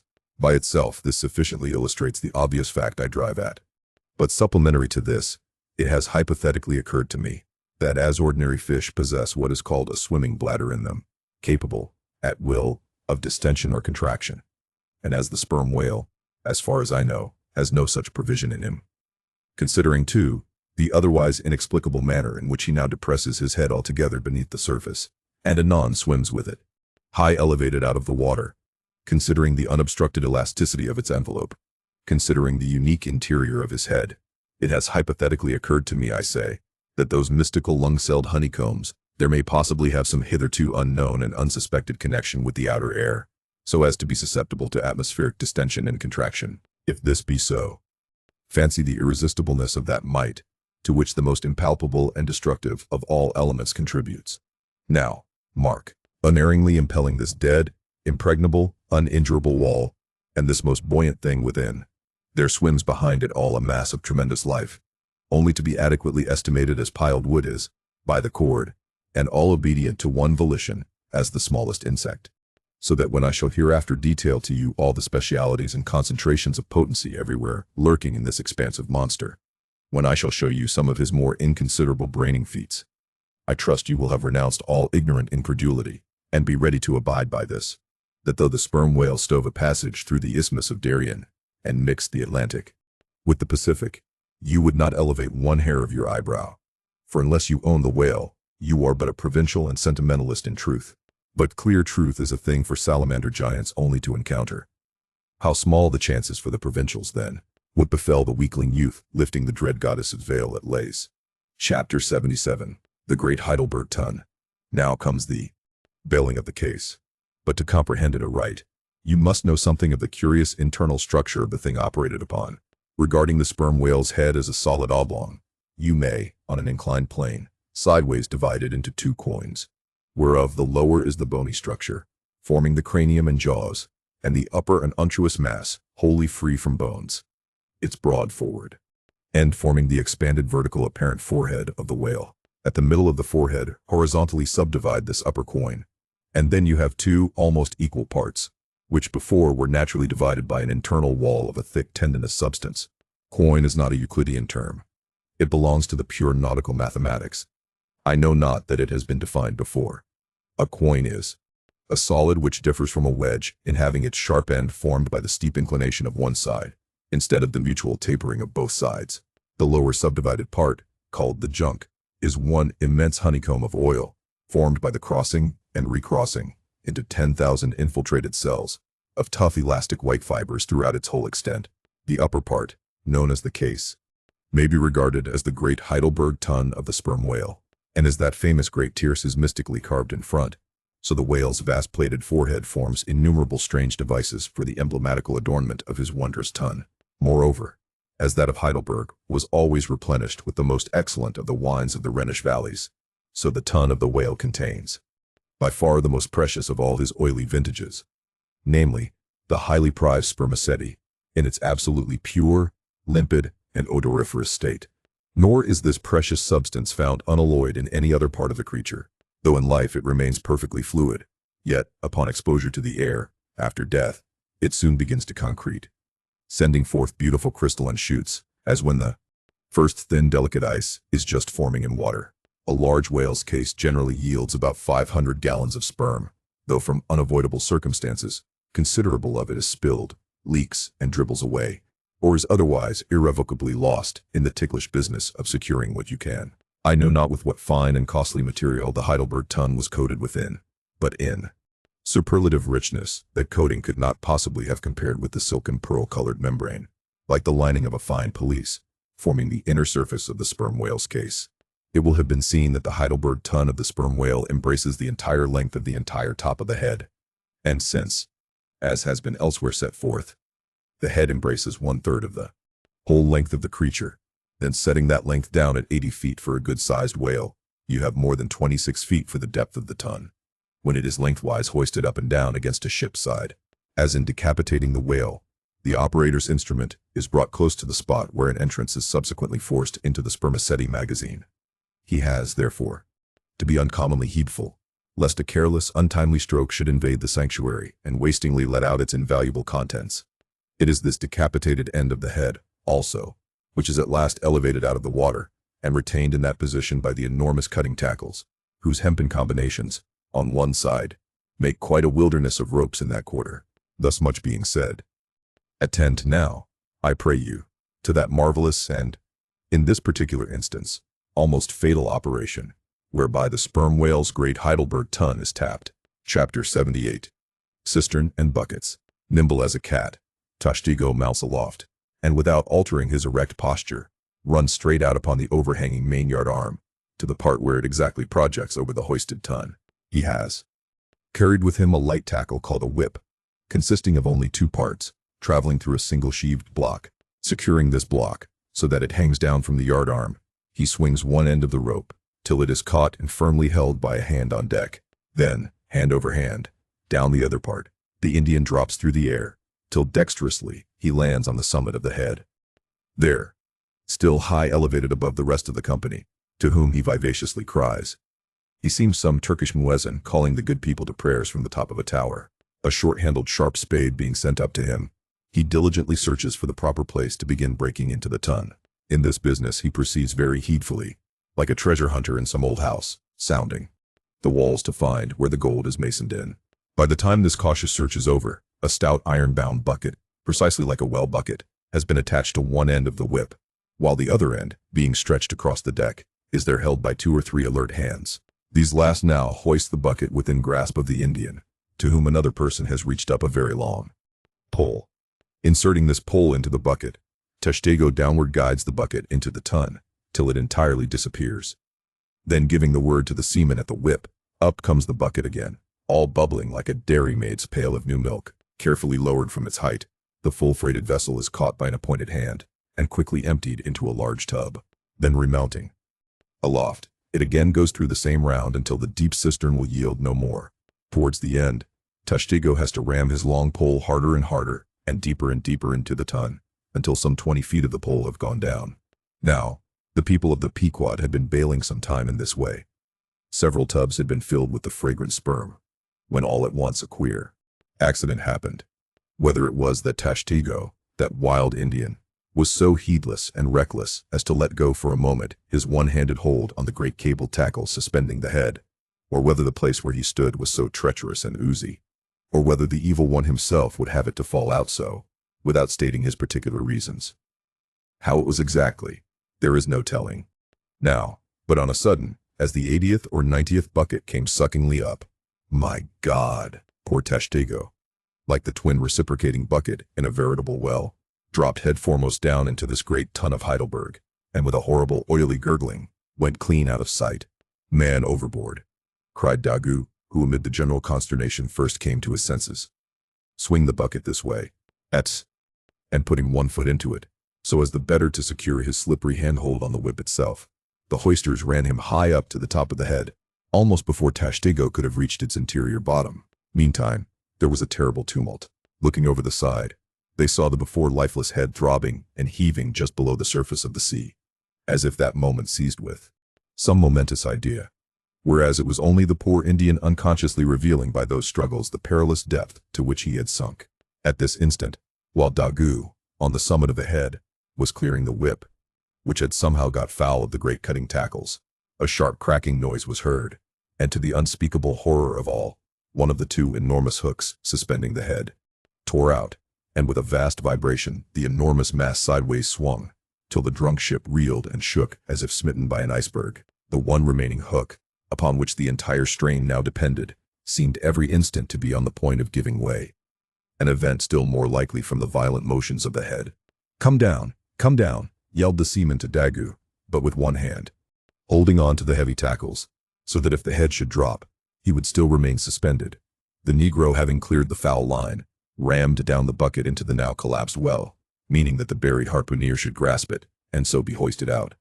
In heaven's name, man, cried Stubb, are you ramming home a cartridge there? Avast! How will that help him? Jamming that iron-bound bucket on top of his head. Avast, will ye? Stand clear of the tackle, cried a voice like the bursting of a rocket. Almost in the same instant, with a thunder boom, the enormous mass dropped into the sea, like Niagara's Table Rock into the whirlpool.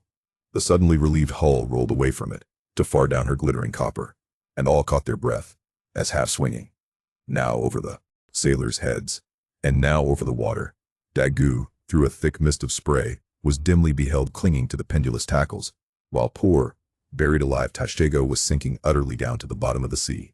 But hardly had the blinding vapor cleared away, when a naked figure with a boarding sword in his hand was for one swift moment seen hovering over the bulwarks. The next, a loud splash announced that my brave Queequeg had dived to the rescue.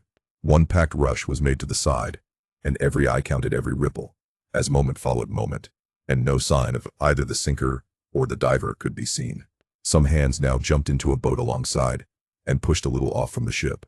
Ha ha, cried Daggoo, all at once, from his now quiet, swinging perch overhead, and looking further off from the side, we saw an arm thrust upright from the blue waves, a sight strange to see, as an arm thrust forth from the grass over a grave. Both. It is both, cried Daggoo again with a joyful shout, and soon after, Queequeg was seen boldly striking out with one hand, and with the other clutching the long hair of the Indian. Drawn into the waiting boat, they were quickly brought to the deck. But Tashtego was long in coming to, and Queequeg did not look very brisk. Now, how had this noble rescue been accomplished?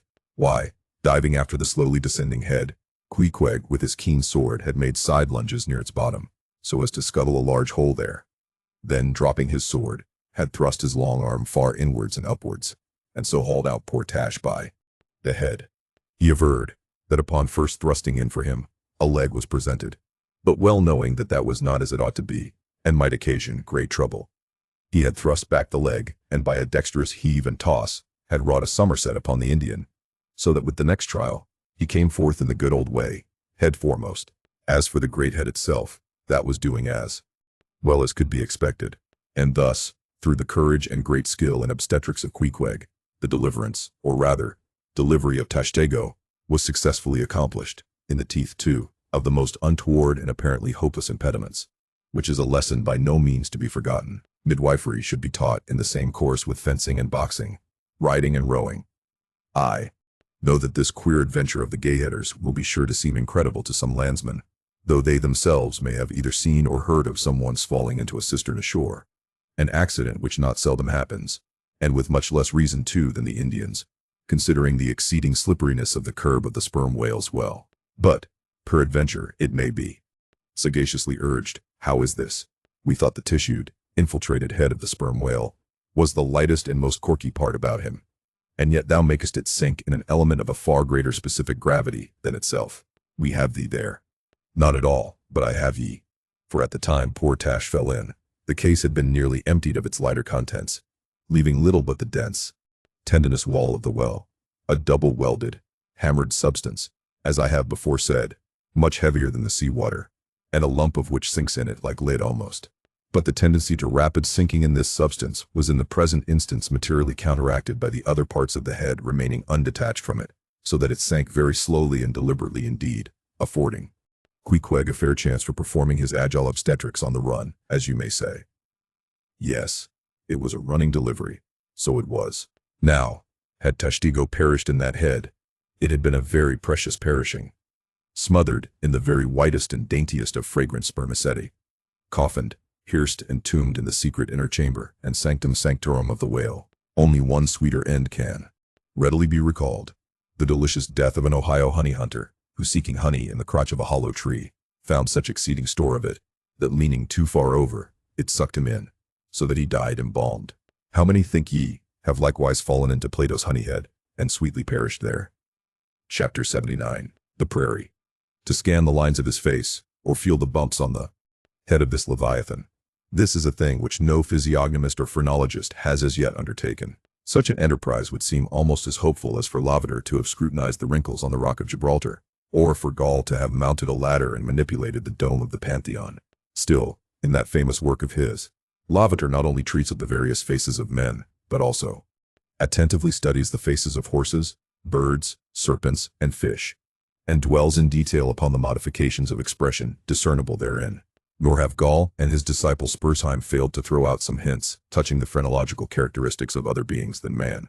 Therefore, though I am but ill qualified for a pioneer in the application of these two semi-sciences to the whale, I will do my endeavor. I try all things. I achieve what I can. Physiognomically regarded, the sperm whale is an anomalous creature. He has no proper nose. And since the nose is the central and most conspicuous of the features, and since it perhaps most modifies and finally controls their combined expression, hence it would seem that its entire absence, as an external appendage, must very largely affect the countenance of the whale. For as in landscape gardening, a spire, cupola, monument, or tower of some sort, is deemed almost indispensable to the completion of the scene, so no face can be physiognomically in keeping without the elevated open-work belfry of the nose. Dash the nose from Phidias marble Jove, and what a sorry remainder. Nevertheless, Leviathan is of so mighty a magnitude, all his proportions are so stately, that the same deficiency which in the sculptured Jove were hideous, in him is no blemish at all. Nay, it is an added grandeur. A nose to the whale would have been impertinent, as on your physiognomical voyage, you sail round his vast head in your jolly boat.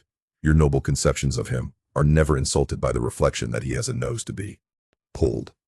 A pestilent conceit, which so often will insist upon obtruding, even when beholding the mightiest royal beetle on his throne. In some particulars, perhaps the most imposing physiognomical view to be had of the sperm whale is that of the full front of his head. This aspect is sublime. In thought, a fine human brow is like the east when troubled with the morning. In the repose of the pasture, the curled brow of the bull has a touch of the grand in it, pushing heavy cannon up mountain defiles. The elephant's brow is majestic.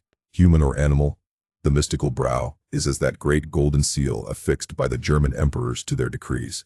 It signifies, God, done this day by my hand. But in most creatures, nay in man himself, very often the brow is but a mere strip of alpine land, lying along the snow line. Few are the foreheads which, like Shakespeare's or Melanchthon's, rise so high and descend so low that the eyes themselves seem clear, eternal, tideless mountain lakes. And all above them in the forehead's wrinkles, you seem to track the antlered thoughts descending there to drink, as the highland hunters track the snow prints of the deer. But in the great sperm whale, this high and mighty godlike dignity inherent in the brow is so immensely amplified, that gazing on it, in that full front view, you feel the deity and the dread powers more forcibly than in beholding any other object in living nature. For you see no one point precisely. Not one distinct feature is revealed. No nose, eyes, ears, or mouth. No face. He has none, proper, nothing but that one broad firmament of a forehead, pleated with riddles, dumbly lowering with the doom of boats, and ships, and men. Nor in profile does this wondrous brow diminish, though that way viewed its grandeur does not domineer upon you so. In profile, you plainly perceive that horizontal, semi-crescentic depression in the forehead's middle, which, in man, is Lavater's mark of genius. But how? Genius in the sperm whale. Has the sperm whale ever written a book, spoken a speech? No, his great genius is declared in his doing nothing particular to prove it. It is moreover declared in his pyramidical silence. And this reminds me that had the great sperm whale been known to the young Orient world, he would have been deified by their child Magian thoughts. They deified the crocodile of the Nile, because the crocodile is tongueless, And the sperm whale has no tongue, or at least it is so exceedingly small, as to be incapable of protrusion. If hereafter any highly cultured, poetical nation shall lure back to their birthright the merry May-Day gods of old, and livingly enthrone them again in the now egotistical sky, in the now unhaunted hill, then be sure, exalted to Jove's high seat, the great sperm whale shall lord it. Champollion deciphered the wrinkled granite hieroglyphics, but there is no Champollion to decipher the Egypt of every man's and every being's face. Physiognomy, like every other human science, is but a passing fable. If then, Sir William Jones, who read in 30 languages, could not read the simplest peasant's face in its profounder and more subtle meanings, how may unlettered Ishmael hope to read the awful Chaldee of the sperm whale's brow? I but put that brow before you. Read it if you can. Chapter 80. The Nut. If the sperm whale be physiognomically a sphinx, to the phrenologist his brain seems that geometrical circle which it is impossible to square. In the full-grown creature the skull will measure at least 20 feet in length. Unhinge the lower jaw, and the side view of this skull is as the side of a moderately inclined plane resting throughout on a level base. But in life, as we have elsewhere seen, this inclined plane is angularly filled up, and almost squared by the enormous superincumbent mass of the junk and sperm. At the high end, the skull forms a crater to bed that part of the mass, while under the long floor of this crater, in another cavity seldom exceeding 10 inches in length, and as many in depth, reposes the mere handful of this monster's brain. The brain is at least 20 feet from his apparent forehead in life. It is hidden away behind its vast outworks, like the innermost citadel within the amplified fortifications of Quebec. So like a choice casket is it secreted in him, that I have known some whalemen who peremptorily deny that the sperm whale has any other brain than that palpable semblance of one formed by the cubic yards of his sperm magazine, lying in strange folds, courses, and convolutions. To their apprehensions, it seems more in keeping with the idea of his general might to regard that mystic part of him as the seat of his intelligence.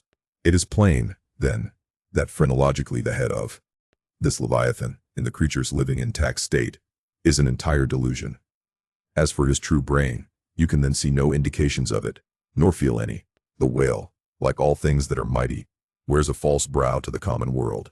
If you unload his skull of its spermy heaps and then take a rear view of its rear end, which is the high end, you will be struck by its resemblance to the human skull, beheld in the same situation, and from the same point of view.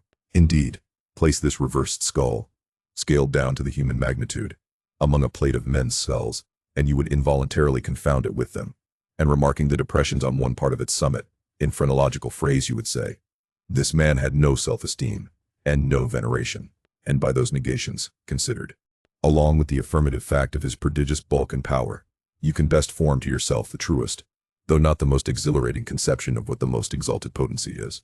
But if from the comparative dimensions of the whale's proper brain, you deem it incapable of being adequately charted, then I have another idea for you.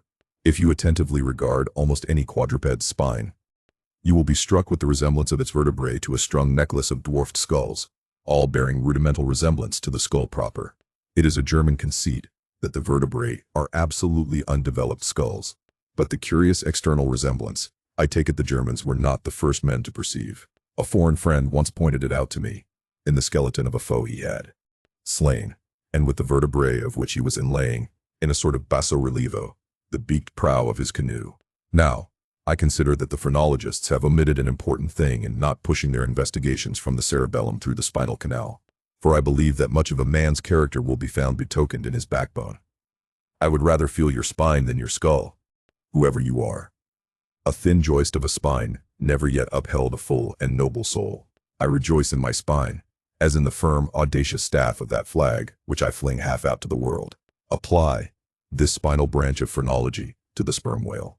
His cranial cavity is continuous with the first neck vertebra, and in that vertebra, the bottom of the spinal canal will measure 10 inches across, being 8 in height, and of a triangular figure with the base downwards. As it passes through the remaining vertebrae, the canal tapers in size, but for a considerable distance remains of large capacity. Now, of course, this canal is filled with much the same strangely fibrous substance, the spinal cord, as the brain, and directly communicates with the brain, and what is still more, for many feet after. Emerging from the brain's cavity, the spinal cord remains of an undecreasing girth, almost equal to that of the brain. Under all these circumstances, would it be unreasonable to survey and map out the whale's spine phrenologically? For viewed in this light, The wonderful comparative smallness of his brain proper is more than compensated by the wonderful comparative magnitude of his spinal cord. But leaving this hint to operate as it may with the phrenologists, I would merely assume the spinal theory for a moment, in reference to the sperm whale's hump. This august hump, if I mistake not, rises over one of the larger vertebrae, and is, therefore in some sort, the outer convex mold of it. From its relative situation then, I should call this high hump the organ of firmness, or indomitableness in the sperm whale. And that the great monster is indomitable, you will yet have reason to know. The Pequod meets the Virgin. The predestinated day arrived, and we duly met the ship, Jungfrau, Derek de Deer, master, of Bremen. At one time the greatest whaling people in the world. The Dutch and Germans are now among the least, but here and there at very wide intervals of latitude and longitude, you still occasionally meet with their flag in the Pacific. For some reason, the Jungfrau seemed quite eager to pay her respects. While yet some distance from the Pequod, she rounded to, and dropping a boat, her captain was impelled towards us, impatiently standing in the bows instead of the stern. "What has he in his hand there?" cried Starbuck, pointing to something wavingly held by the German. "Impossible! A lamp feeder!" "Not that," said Stubb. No, it's a coffee pot, Mr. Coffee Pot. Mr. Starbuck. He's coming off to make us our coffee, is the yarman. Don't you see that big tin can there alongside of him? That's his boiling water." "Oh, he's all right," is the yarman. "Go along with you," cried Flask. "It's a lamp feeder and an oil can. He's out of oil, and has come a-begging." However curious it may seem for an oil ship to be borrowing oil on the whale ground, and however much it may invertedly contradict the old proverb about carrying coals to Newcastle, yet sometimes such a thing really happens. And in the present case, Captain Derek de Deer did indubitably conduct a lamp feeder, as Flask did declare. As he mounted the deck, Ahab abruptly accosted him, without at all heeding what he had in his hand.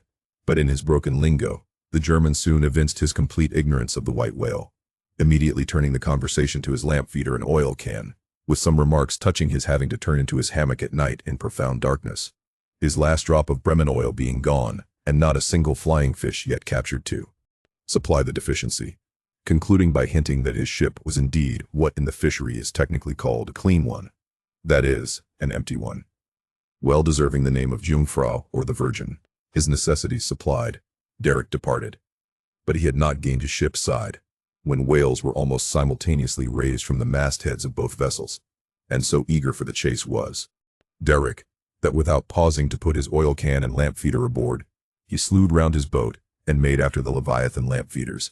Now, the game having risen to leeward, he and the other 3 German boats that soon followed him, had considerably the start of the Pequod's keels.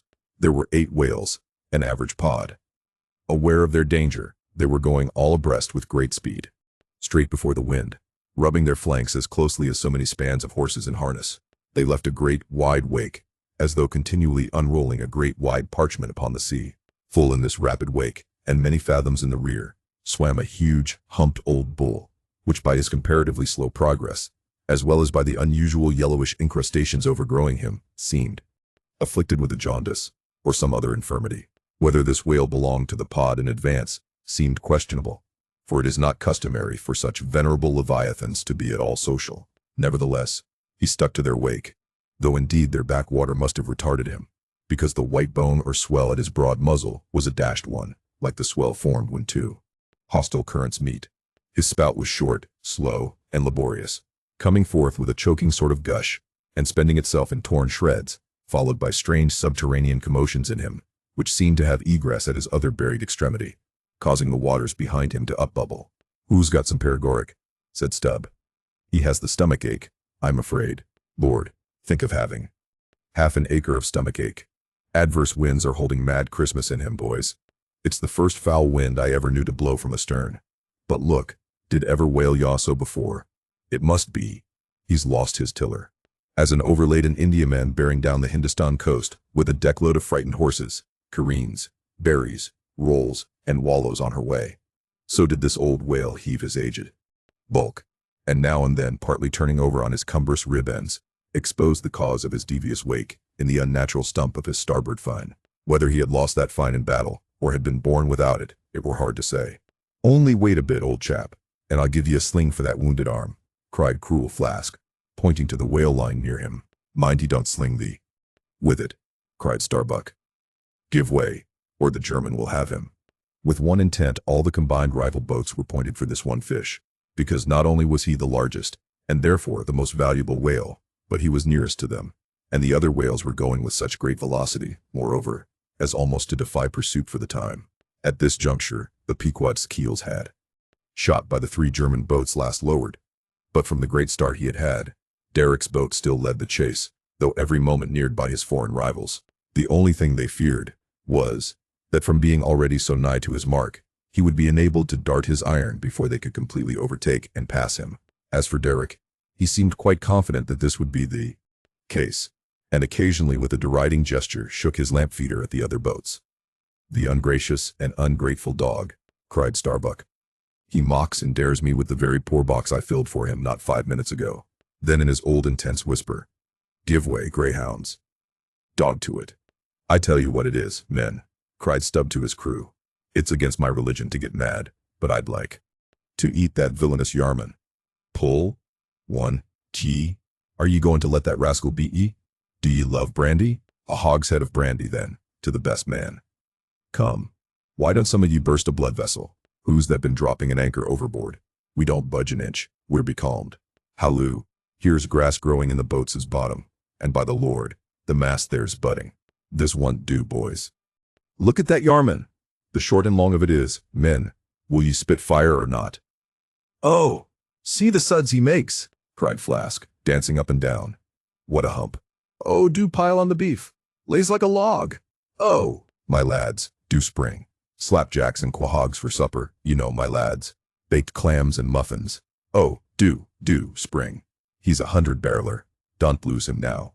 Don't. See that Yarman. Oh. Won't ye pull for your duff, my lads? Such a sogger. Don't ye love sperm? There goes $3,000, men. A bank. A whole bank. The Bank of England. Oh, do. What's that Yarman about now?" At this moment, Derek was in the act of pitching his lamp feeder at the advancing boats, and also his oil can, perhaps with the double view of retarding his rival's way, and at the same time economically accelerating his own by the momentary impetus of the backward toss. "The unmannerly Dutch dogger," cried Stubb. "Pull now, men, like 50,000 line of battleship loads of red-haired devils. What d'ye say, Tashtego? Are you the man to snap your spine in 22 pieces for the honor of old Gayhead? What d'ye say?" "I say, pull like goddamn," cried the Indian. Fiercely, but evenly incited by the taunts of the German, the Pequod's 3 boats now began ranging almost abreast, and, so disposed, momentarily neared him. In that fine, loose, chivalrous attitude of the headsman when drawing near to his prey, the 3 mates stood up proudly, occasionally backing the after oarsman, with an exhilarating cry of, "There she slides, now, hurrah for the white ash. Breeze, down with the Yarman. Sail over him." But so decided an original start had Derek had, that spite of all their gallantry, he would have proved the victor in this race, had not a righteous judgment descended upon him in a crab which caught the blade of his midship oarsman, while this clumsy lubber was striving to free his white ash, and while, in consequence, Derek's boat was nigh to capsizing, and he thundering away at his men in a mighty rage. That was a good time for Starbuck, Stubb, and Flask. With a shout, they took a mortal start forwards, and slantingly ranged up on the German's quarter. An instant more, and all 4 boats were diagonically in the whale's immediate wake, while stretching from them on both sides was the foaming swell that he made. It was a terrific, most pitiable, and maddening sight. The whale was now going head out, and sending his spout before him in a continual tormented jet, while his one poor fine beat his side in an agony of fright. Now to this hand, now to that, he yawed in his faltering flight, and still at every billow that he broke, he spasmodically sank in the sea, or sideways rolled towards the sky his one beating fin. So have I seen a bird with clipped wing making affrighted broken circles in the air, vainly striving to escape the piratical hawks. But the bird has a voice, and with plaintive cries will make known her fear. But the fear of this vast dumb brute of the sea was chained up and enchanted in him. He had no voice, save that choking respiration through his spiracle, and this made the sight of him unspeakably pitiable, while still, in his amazing bulk, portcullis jaw, and omnipotent tail, there was enough to appall the stoutest man who so pitied. Seeing now that but a very few moments more would give the Pequod's boats the advantage, and rather than be thus foiled of his game, Derek chose to hazard what to him must have seemed a most unusually long dart, ere the last chance would forever escape. But no sooner did his harpooner stand up for the stroke than all three tigers, Queequeg, Tashtego, Dagu, instinctively sprang to their feet, and standing in a diagonal row, simultaneously pointed their barbs, and darted over the head of the German harpooner. Their three Nantucket irons entered the whale, blinding vapors of foam and white fire. The three boats, in the first fury of the whale's headlong rush, bumped the Germans aside with such force that both Derek and his baffled harpooner were spilled out and sailed over by the three flying keels. "Don't be afraid, my butterboxes," cried Stubb, casting a passing glance upon them as he shot by. "I'll be picked up presently. All right. I saw some sharks astern. St. Bernard's dogs, you know," relieved distressed travelers. "Hurrah! This is the way to sail now. Every keel a sunbeam. Hurrah! Here we go like three tin kettles at the tail of a mad cougar. This puts me in mind of fastening to an elephant in a tilbury on a plane. Makes the wheel spokes fly, boys, when you fasten to him that way. And there's danger of being pitched out too, when you strike a hill. Hurrah! This is the way a fellow feels when he's going to Davy Jones. All a rush down an endless inclined plane. Hurrah! This whale carries the everlasting mail." But the monster's run was a brief one. Giving a sudden gasp, he tumultuously sounded. With a grating rush, the three lines flew round the loggerheads with such a force as to gouge deep grooves in them. While so fearful were the harpooneers that this rapid sounding would soon exhaust the lines, that using all their dexterous might, they caught repeated smoking turns with the rope to hold on. Till at last, owing to the perpendicular strain from the lead line chocks of the boats, whence the three ropes went straight down into the blue, the gunwales of the bows were almost even with the water, while the three sterns tilted high in the air, and the whale soon ceasing to sound, for some time they remained in that attitude, fearful of expending more line, though the position was a little ticklish. But though boats have been taken down and lost in this way, yet it is this holding on, as it is called, this hooking up by the sharp barbs of his live flesh from the back, this it is that often torments the Leviathan into soon rising again to meet the sharp lance of his foes. Yet not to speak of the peril of the thing, it is to be doubted whether this course is always the best. For it is but reasonable to presume that the longer the stricken whale stays under water, the more he is exhausted. Because, owing to the enormous surface of him, in a full-grown sperm whale something less than 2,000 square feet, the pressure of the water is immense. We all know what an astonishing atmospheric weight we ourselves stand up under, even here, above ground, in the air. How vast, then, the burden of a whale, bearing on his back a column of 200 fathoms of ocean. It must at least equal the weight of 50 atmospheres. One whaleman has estimated it at the weight of 20 line of battleships, with all their guns, and stores, and men on board. As the three boats lay there on that gently rolling sea, gazing down into its eternal blue noon, and as not a single groan or cry of any sort, nay, not so much as a ripple or a bubble came up from its depths, what landsman would have thought that beneath all that silence and placidity, the utmost monster of the seas was writhing and wrenching in agony? Not 8 inches of perpendicular rope were visible at the bows. Seems incredible that by 3 such thin threads the great Leviathan was suspended like the big weight to an 8-day clock. Suspended? And to what? To 3 bits of board. Is this the creature of whom it was once so triumphantly said, "Canst thou fill his skin with barbed irons, or his head with fish spears? The sword of him that layeth at him cannot hold the spear, the dart, nor the habergeon. He esteemeth iron as straw. The arrow cannot make him flee. Darts are counted as stubble. He laugheth at the shaking of a spear." This the creature, this he? Oh, that unfulfillments should follow the prophets. For with the strength of 1,000 thighs in his tail, Leviathan had run his head under the mountains of the sea, to hide him from the Pequod's fish spears. In that sloping afternoon sunlight, the shadows that the 3 boats sent down beneath the surface must have been long enough and broad enough to shade half Xerxes' army. Who can tell how appalling to the wounded whale must have been such huge phantoms flitting over his head? "Stand by, men.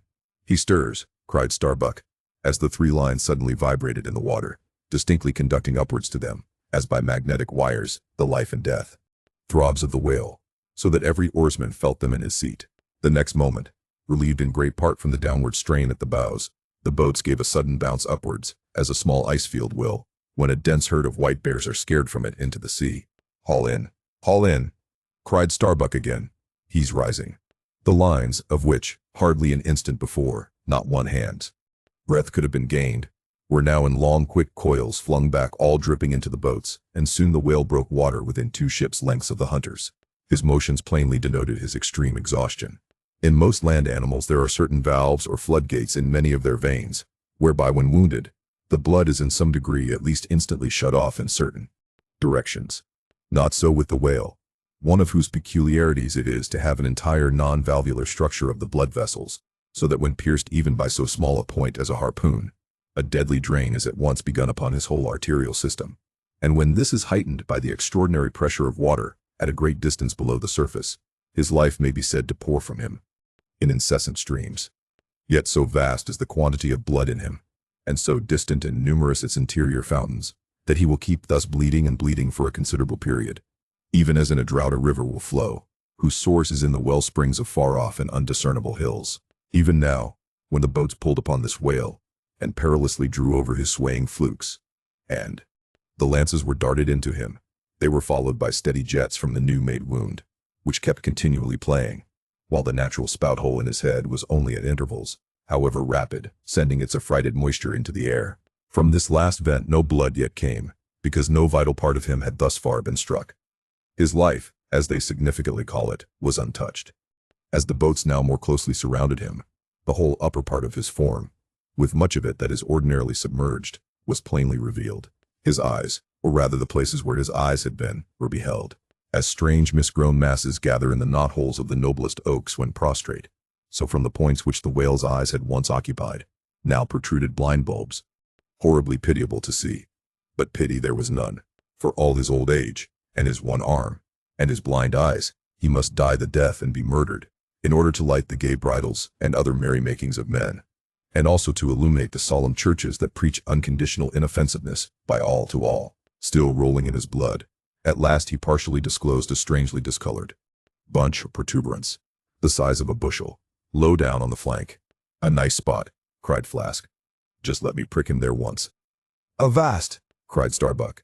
"There's no need of that." But humane Starbuck was too late. At the instant of the dart, an ulcerous jet shot from this cruel wound, and goaded by it into more than sufferable anguish, the whale, now spouting thick blood, with swift fury, blindly darted at the craft, bespattering them and their glorying crews all over with showers of gore, capsizing Flask's boat, and marring the bows. It was his death stroke, for, by this time, so spent was he by loss of blood, that he helplessly rolled away from the wreck he had made, lay panting on his side, impotently flapped with his stumped fin, then over and over slowly revolved like a waning world, turned up the white secrets of his belly, lay like a log, and died. It was most piteous, that last expiring spout, as when by unseen hands the water is gradually drawn off from some mighty fountain, and with half-stifled melancholy gurglings the spray column lowers and lowers to the ground. So the last long dying spout of the whale. Soon, while the crews were awaiting the arrival of the ship, the body showed symptoms of sinking with all its treasures unrifled. Immediately, by Starbuck's orders, lines were secured to it at different points, so that ere long every boat was a buoy, the sunken whale being suspended a few inches beneath them by the cords. By very heedful management, when the ship drew nigh, the whale was transferred to her side, and was strongly secured there by the stiffest fluke chains, for it was plain that unless artificially upheld, the body would at once sink to the bottom. It so chanced that almost upon first cutting into him with the spade, the entire length of a corroded harpoon was found embedded in his flesh, on the lower part of the bunch before described. But as the stumps of harpoons are frequently found in the dead bodies of captured whales, with the flesh perfectly healed around them, and no prominence of any kind to denote their place, therefore, there must needs have been some other unknown reason, in the present case fully to account for the ulceration alluded to. But still more curious was the fact of a lance head of stone being found in him, not far from the buried iron, the flesh perfectly firm about it. Who had darted that stone lance? And when? It might have been darted by some Nor-West Indian long before America was discovered. What other marvels might have been rummaged out of this monstrous cabinet, there is no telling.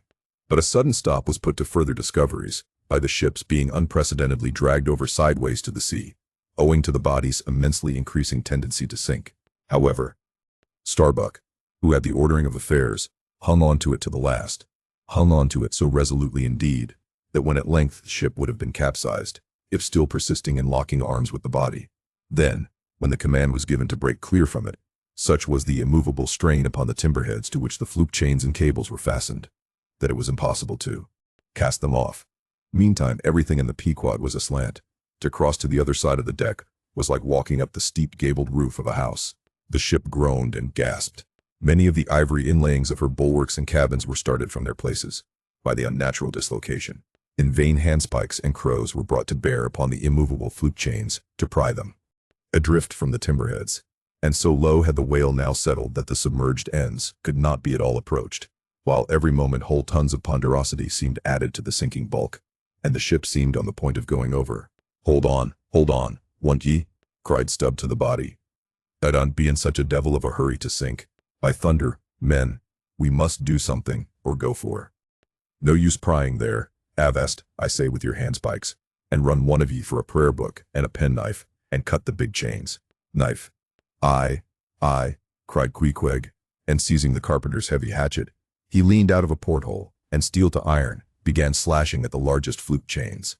But a few strokes, full of sparks, were given, when the exceeding strain affected the rest.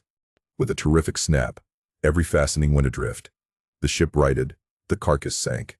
Now, this occasional inevitable sinking of the recently killed sperm whale is a very curious thing, nor has any fisherman yet adequately accounted for it. Usually the dead sperm whale floats with great buoyancy, with its side or belly considerably elevated above the surface. If the only whales that thus sank were old, meager, and broken-hearted creatures, their pads of lard diminished, and all their bones heavy and rheumatic, then you might with some reason assert that this sinking is caused by an uncommon specific gravity in the fish so sinking, consequent upon this absence of buoyant matter in him. But it is not so. For young whales, in the highest health, and swelling with noble aspirations, prematurely cut off in the warm flush and May of life, with all their panting lard about them, even these brawny buoyant heroes do sometimes sink. Be it said, however, that the sperm whale is far less liable to this accident than any other species. Where one of that sort go down, 20 right whales do. This difference in the species is no doubt imputable in no small degree to the greater quantity of bone in the right whale, his Venetian blinds alone sometimes weighing more than a ton. From this encumbrance the sperm whale is wholly free. But there are instances where, after the lapse of many hours or several days, the sunken whale again rises, more buoyant than in life. But the reason of this is obvious. Gases are generated in him. He swells to a prodigious magnitude, becomes a sort of animal balloon. A line of battle ship could hardly keep him under then. In the shore whaling, on soundings, among the bays of New Zealand, when a right whale gives token of sinking, they fasten buoys to him, with plenty of rope, so that when the body has gone down, they know where to look for it when it shall have ascended again. It was not long after the sinking of the body that a cry was heard from the Pequod's mastheads, announcing that the Jungfrau was again lowering her boats, though the only spout in sight was that of a finback, belonging to the species of uncapturable whales, because of its incredible power of swimming. Nevertheless, the finback's spout is so similar to the sperm whale's, that by unskillful fishermen it is often mistaken for it, and consequently Derrick and all his host were now in valiant chase of this unnearable brute, the Virgin crowding all sail, made after her 4 young keels, and thus they all disappeared far to leeward, still in bold, hopeful chase. Oh, many are the finbacks, and many are the derricks, my friend. Chapter 82. The Honor and Glory of Whaling. There are some enterprises in which a careful disorderliness is the true method. The more I dive into this matter of whaling, and push my researches up to the very spring-head of it, so much the more am I impressed with its great honorableness and antiquity, and especially when I find so many great demigods and heroes, prophets of all sorts, who one way or other have shed distinction upon it, I am transported with the reflection that I myself belong, though but subordinately, to so emblazoned a fraternity. The gallant Perseus, a son of Jupiter, was the first whaleman. And to the eternal honor of our calling be it said, that the first whale attacked by our brotherhood was not killed with any sordid intent. Those were the nightly days of our profession, when we only bore arms to succor the distressed, and not to fill men's lamp feeders. Everyone knows the fine story of Perseus and Andromeda, how the lovely Andromeda, the daughter of a king, was tied to a rock on the seacoast, and as Leviathan was in the very act of carrying her off, Perseus, the prince of whalemen, intrepidly advancing, harpooned the monster, and delivered and married the maid. It was an admirable artistic exploit, rarely achieved by the best harpooneers of the present day. inasmuch as this Leviathan was slain at the very first start. And let no man doubt this archite story, for in the ancient Joppa, now Jaffa, on the Syrian coast, in one of the pagan temples, there stood for many ages the vast skeleton of a whale, which the city's legends and all the inhabitants asserted to be the identical bones of the monster that Perseus slew. When the Romans took Joppa, the same skeleton was carried to Italy in triumph. What seems most singular and suggestively important in this story is this. It was from Joppa that Jonah set sail, akin to the adventure of Perseus and Andromeda. Indeed, by some supposed to be indirectly derived from it, is that famous story of St. George and the dragon, which dragon I maintain to have been a whale. For in many old chronicles whales and dragons are strangely jumbled together and often stand for each other. Thou art as a lion of the waters, and as a dragon of the sea, saith Ezekiel. Hereby, plainly meaning a whale. In truth, some versions of the Bible use that word itself. Besides, it would much subtract from the glory of the exploit had St. George but encountered a crawling reptile of the land, instead of doing battle with the great monster of the deep. Any man may kill a snake, but only a Perseus, a St. George, a coffin, have the heart in them to march boldly up to a whale.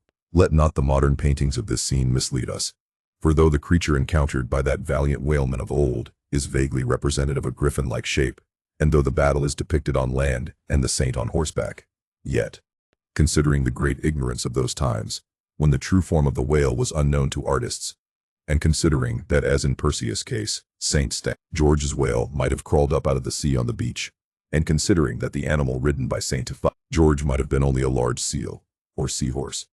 Bearing all this in mind, it will not appear altogether incompatible with the sacred legend and the ancientest drafts of the scene, to hold this so-called dragon no other than the great Leviathan himself. In fact, placed before the strict and piercing truth, this whole story will fare like that fish, flesh, and fowl idol of the Philistines, Dagon by name, who being planted before the ark of Israel, his horse head and both the palms of his hands fell off from him, and only the stump or fishy part of him remained.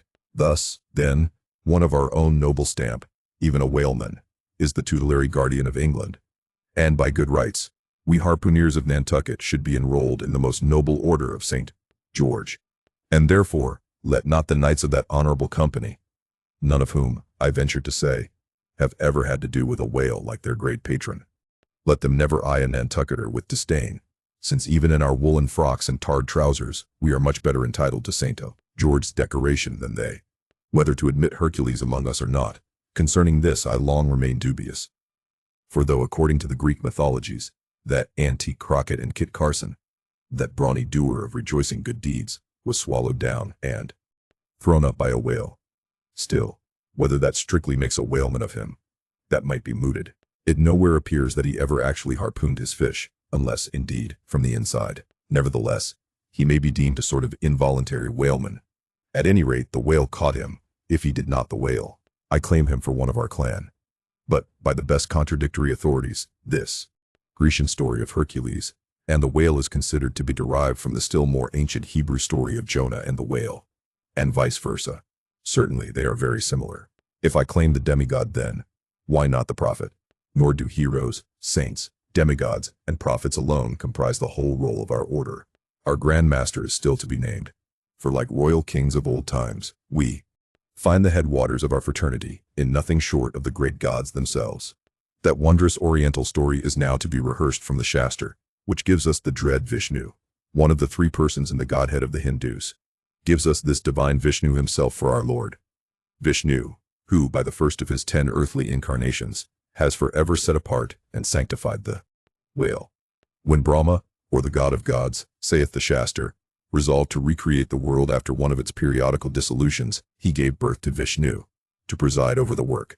But the Vedas, or mystical books, whose perusal would seem to have been indispensable to Vishnu before beginning the creation, and which therefore must have contained something in the shape of practical hints to young architects, these Vedas were lying at the bottom of the waters. So Vishnu became incarnate in a whale, and sounding down in him to the uttermost depths, rescued the sacred volumes. Was not this Vishnu a whaleman, then? Even as a man who rides a horse is called a horseman? Perseus, St. George, Hercules, Jonah, and Vishnu. There's a member roll for you. What club but the whaleman's can head off like that? Chapter 83. Jonah historically regarded. Reference was made to the historical story of Jonah and the whale in the preceding chapter. Now some Nantucketers rather distrust this historical story of Jonah and the whale. But then there were some skeptical Greeks and Romans, who, standing out from the orthodox pagans of their times, equally doubted the story of Hercules and the whale and Arion and the dolphin. And yet their doubting those traditions did not make those traditions one whit the less facts, for all that. One old Sag Harbor whaleman's chief reason for questioning the Hebrew story was this. He had one of those quaint old-fashioned Bibles, embellished with curious, unscientific plates, one of which represented Jonah's whale with two spouts in his head. Peculiarity, only true with respect to a species of the Leviathan, the right whale, and the varieties of that order, concerning which the fishermen have this saying, a penny roll would choke him. His swallow is so very small.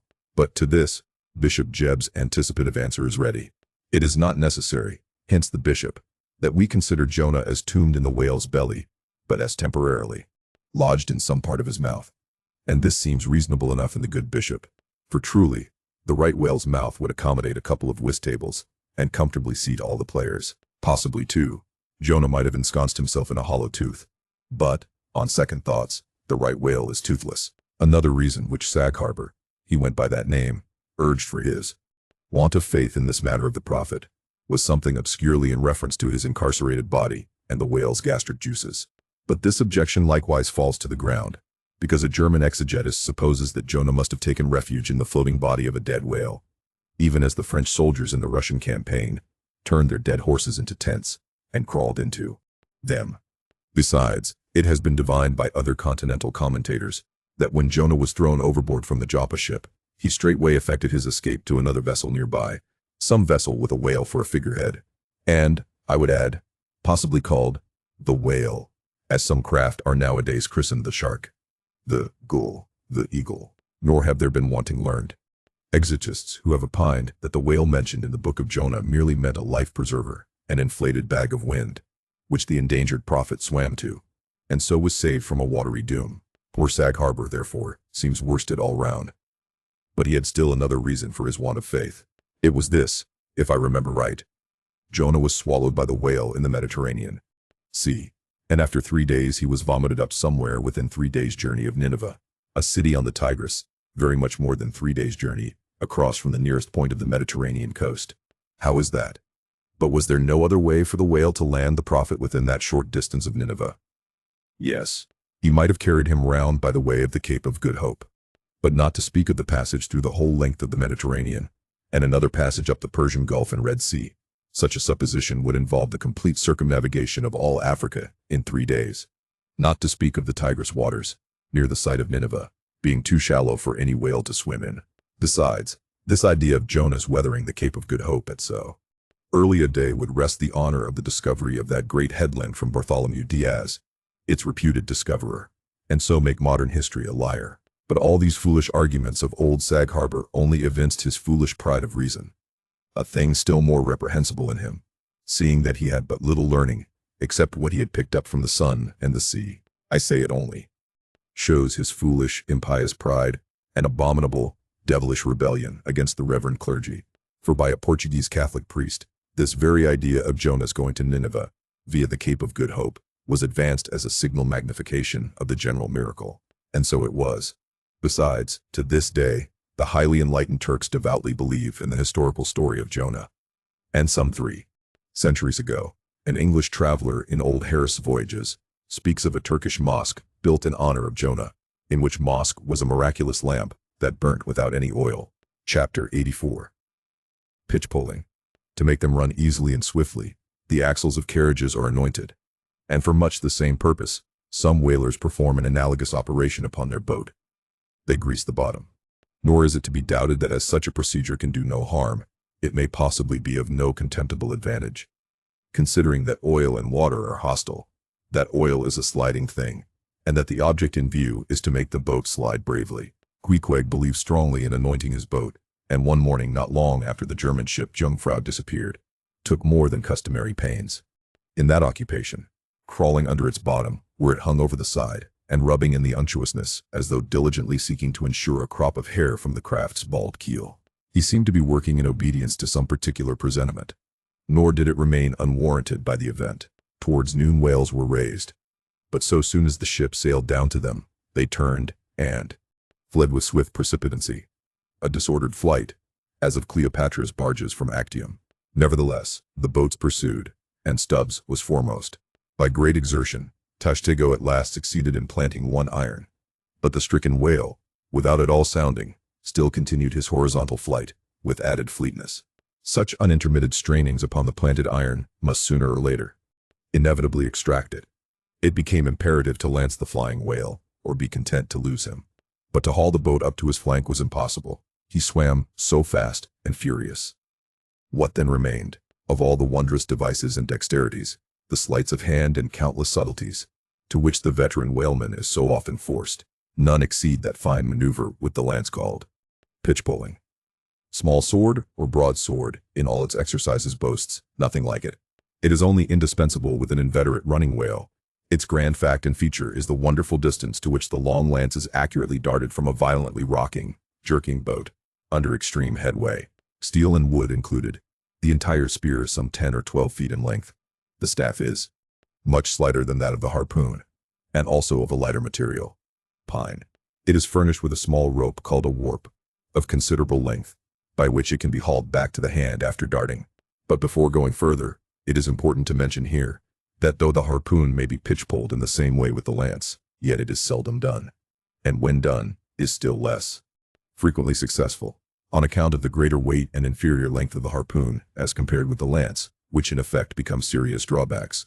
As a general thing, therefore, you must first get fast to a whale before any pitch-poling comes into play. Look now at Stubb, a man who from his humorous, deliberate coolness and equanimity in the direst emergencies was specially qualified to excel in pitch-poling. Look at him. He stands upright in the tossed bow of the flying boat. Wrapped in fleecy foam, the towing whale is 40 feet ahead, handling the long lance lightly, glancing twice or thrice along its length to see if it be exactly straight. Stubb whistlingly gathers up the coil of the warp in one hand, so as to secure its free end in his grasp, leaving the rest unobstructed. Then holding the lance full before his waistband's middle, he levels it at the whale, when, covering him with it, he steadily depresses the butt end in his hand, thereby elevating the point till the weapon stands fairly balanced upon his palm, 15 feet in the air. He minds you somewhat of a juggler, balancing a long staff on his chin. Next moment, with a rapid, nameless impulse, in a superb lofty arch, the bright steel spans the foaming distance, and quivers in the life spot of the whale. Instead of sparkling water, he now spouts red blood. That drove the spigot out of him, cried Stubb. 'Tis July, is immortal 4th. All fountains must run wine today. Would now it were old Orleans whiskey, or old Ohio, or unspeakable old Monongahela. Then, Tashtego, lad, ID have ye. Hold a canakin to the jet, and we to drink round it. Yeah, verily, hearts alive, we'd be brew choice punch in the spread of his spout hole there. And from that live punch bowl quaff the living stuff. Again and again to such gamesome talk, the dexterous dart is repeated, the spear returning to its master like a greyhound held in skillful leash. The agonized whale goes into his flurry. The tow line is slackened, and the pitch-poler dropping astern, folds his hands, and mutely watches the monster die. The fountain, that for 6,000 years, and no one knows how many millions of ages before, the great whale should have been spouting all over the sea, and sprinkling and mystifying the gardens of the deep, as with so many sprinkling or mystifying pots, and that for some centuries back, thousands of hunters should have been close by the fountain of the whale, watching these sprinklings and spoutings. That all this should be, and yet, that down to this blessed minute, 15¼ minutes past 1 o'clock p.m. of this 16th day of December, A.D. 1851, it should still remain a problem, whether these spoutings are, after all, really water, or nothing but vapor. This is surely a noteworthy thing. Let us, then, look at this matter, along with some interesting items contingent. Everyone knows that by the peculiar cunning of their gills, the finny tribes in general breathe the air which at all times is combined with the element in which they swim. Hence, a herring or a cod might live a century, and never once raise its head above the surface. But, owing to his marked internal structure which gives him regular lungs, like a human being's, the whale can only live by inhaling the disengaged air in the open atmosphere. Wherefore the necessity for his periodical visits to the upper world. But he cannot in any degree breathe through his mouth, for, in his ordinary attitude, The sperm whale's mouth is buried at least 8 feet beneath the surface. And what is still more, his windpipe has no connection with his mouth. No, he breathes through his spiracle alone, and this is on the top of his head. If I say that in any creature breathing is only a function indispensable to vitality, inasmuch as it withdraws from the air a certain element, which being subsequently brought into contact with the blood imparts to the blood its vivifying principle, I do not think I shall err, though I may possibly use some superfluous scientific words. Assume it, and it follows that if all the blood in a man could be aerated with one breath, he might then seal up his nostrils and not fetch another for a considerable time. That is to say, he would then live without breathing. Anomalous as it may seem, this is precisely the case with the whale, who systematically lives, by intervals, his full hour and more, when at the bottom, without drawing a single breath, or so much as in any way inhaling a particle of air. For, remember, he has no gills. How is this? Between his ribs and on each side of his spine, he is supplied with a remarkable involved Cretan labyrinth of vermicelli-like vessels, which vessels, when he quits the surface, are completely distended with oxygenated blood, so that for an hour or more, 1,000 fathoms in the sea, he carries a surplus stock of vitality in him, just as the camel crossing the waterless desert carries a surplus supply of drink for future use in its 4 supplementary stomachs. The anatomical fact of this labyrinth is indisputable, and that the supposition founded upon it is reasonable and true seems the more cogent to me when I consider the otherwise inexplicable obstinacy of that Leviathan in having his spoutings out. As the fishermen phrase it, this is what I mean. If unmolested, upon rising to the surface, the sperm whale will continue there for a period of time exactly uniform with all his other unmolested risings. Say he stays 11 minutes, and jets 70 times, that is, respires 70 breaths. Then whenever he rises again, he will be sure to have his 70 breaths over again, to a minute. Now, if after he fetches a few breaths you alarm him, so that he sounds, he will be always dodging up again to make good his regular allowance of air. And not till those 70 breaths are told, will he finally go down to stay out his full term below. Remark, however, that in different individuals these rates are different, but in any one they are alike. Now, why should the whale thus insist upon having his spoutings out, unless it be to replenish his reservoir of air descending for good? How obvious is it, too, that this necessity for the whale's rising exposes him to all the fatal hazards of the chase, for not by hook or by net could this vast Leviathan be caught, when sailing 1,000 fathoms beneath the sunlight. Not so much thy skill then, O hunter, as the great necessities that strike the victory to thee. In man, breathing is incessantly going on, one breath only serving for 2 or 3 pulsations, so that whatever other business he has to attend to, waking or sleeping, breathe he must, or die he will. But the sperm whale only breathes about 1/7 or Sunday of his time. It has been said that the whale only breathes through his spout hole. If it could truthfully be added that his spouts are mixed with water, then I opine we should be furnished with the reason why his sense of smell seems obliterated in him. For the only thing about him that at all answers to his nose is that identical spout hole, and being so clogged with 2 elements, it could not be expected to have the power of smelling. But owing to the mystery of the spout, whether it be water or whether it be vapor, no absolute certainty can as yet be arrived at on this head. Sure it is, nevertheless, that the sperm whale has no proper olfactories. But what does he want of them? No roses, no violets, no cologne water in the sea. Furthermore, as his windpipe solely opens into the tube of his spouting canal, and as that long canal, like the Grand Erie Canal, is furnished with a sort of locks that open and shut for the downward retention of air or the upward exclusion of water, therefore the whale has no voice, unless you insult him by saying that when he so strangely rumbles, he talks through his nose. But then again, what has the whale to say? Seldom have I known any profound being that had anything to say to this world, unless forced to stammer out something by way of getting a living. Oh, happy that the world is such an excellent listener.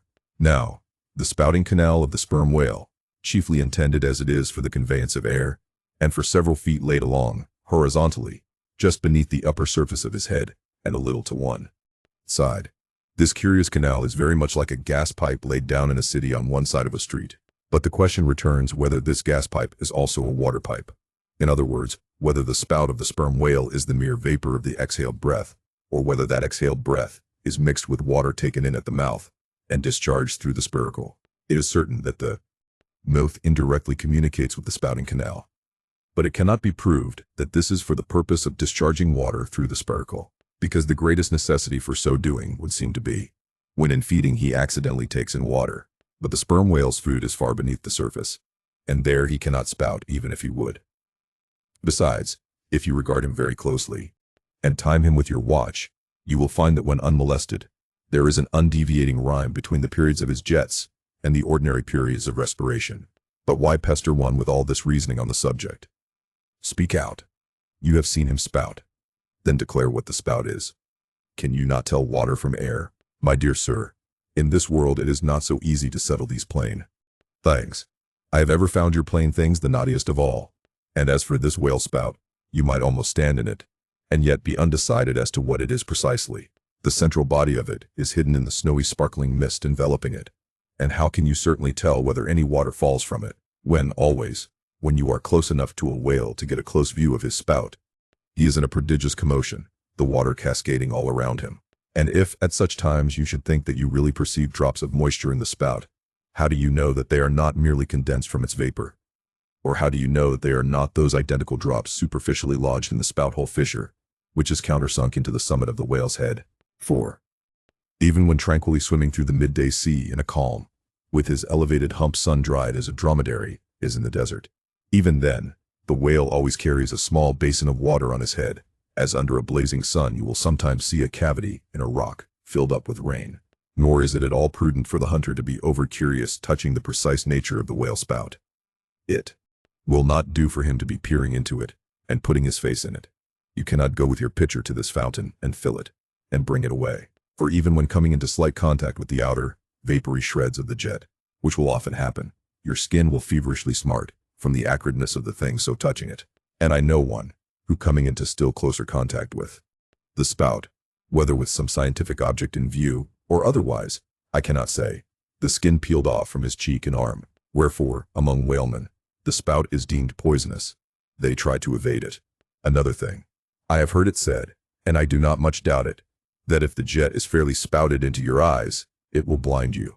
The wisest thing the investigator can do then, it seems to be, is to let this deadly spout alone.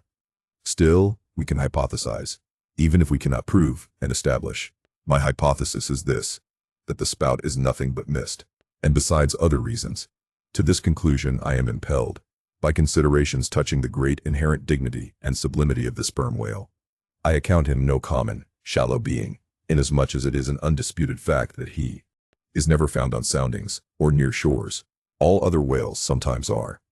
He is both ponderous and profound, and I am convinced that from the heads of all ponderous profound beings, such as Plato, Pyrrho, the devil, Jupiter, Dante, and so on, there always goes up a certain semi-visible steam, while in the act of thinking deep thoughts, while composing a little treatise on eternity, I had the curiosity to place a mirror before me, and ere long saw reflected there a curious involved warming and undulation in the atmosphere over my head, the invariable moisture of my hair, while plunged in deep thought, after 6 cups of hot tea in my thin shingled attic of an August noon.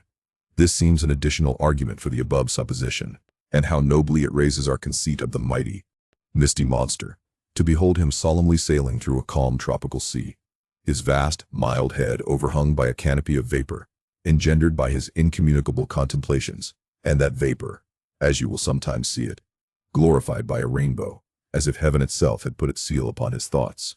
For dicey, rainbows do not visit the clear air, they only irradiate vapor. And so, through all the thick mists of the dim doubts in my mind, divine intuitions now and then shoot, enkindling my fog with a heavenly ray. And for this I thank God. For all have doubts, many deny. But doubts or denials, few along with them, have intuitions. Doubts of all things earthly, and intuitions of some things heavenly. This combination makes neither believer nor infidel, but makes a man who regards them both with equal eye. See chapter 86, The Tale. Other poets have warbled the praises of the soft eye of the antelope, and the lovely plumage of the bird that never alights. Less celestial, I celebrate a tale, reckoning the largest size sperm whale's tail to begin at that point of the trunk where it tapers to about the girth of a man. It comprises upon its upper surface alone an area of at least 50 square feet. The compact round body of its root expands into 2 broad, firm, flat palms or flukes, gradually shoaling away to less than an inch in thickness. At the crotch or junction, these flukes slightly overlap, then sideways recede from each other like wings, leaving a wide vacancy between. In no living thing are the lines of beauty more exquisitely defined than in the crescentic borders of these flukes. At its utmost expansion in the full-grown whale, the tail will considerably exceed 20 feet across. The entire member seems a dense webbed bed of welded sinews, but cut into it, and you find that 3 distinct strata compose it: upper, middle, and lower. The fibers in the upper and lower layers are long and horizontal, those of the middle one very short and running crosswise between the outside layers. This triune structure, as much as anything else, imparts power to the tail. To the student of old Roman walls, the middle layer will furnish a curious parallel to the thin course of tiles, always alternating with the stone, in those wonderful relics of the antique, and which undoubtedly contribute so much to the great strength of the masonry. But as if this vast local power in the tendinous tail were not enough, the whole bulk of the Leviathan is knit over with a warp and woof of muscular fibers and filaments, which, passing on either side the loins and running down into the flukes, insensibly blend with them, and largely contribute to their might, so that in the tail the confluent measureless force of the whole whale seems concentrated to a point. Could annihilation occur to matter, this were the thing to do it. Nor does this, its amazing strength, at all tend to cripple the graceful flexion of its motions, where infantileness of ease undulates through a titanism of power. On the contrary, those motions derive their most appalling beauty from it. Real strength never impairs beauty or harmony, but it often bestows it. And in everything imposingly beautiful, strength has much to do with the magic. Take away the tied tendons that all over seem bursting from the marble in the carved Hercules, and its charm would be gone. As devout Eckermann lifted the linen sheath from the naked corpse of Goethe, he was overwhelmed with the massive chest of the man, that seemed as a Roman triumphal arch. When Angelo paints even God the Father in human form, mark what robustness is there, and whatever they may reveal of the divine love in the Son, the soft, curled, hermaphroditical Italian pictures, in which his idea has been most successfully embodied, these pictures, so destitute as they are of all brawniness, hint nothing of any power, but the mere negative, feminine one of submission and endurance, which on all hands it is conceded, form the peculiar practical virtues of his teachings.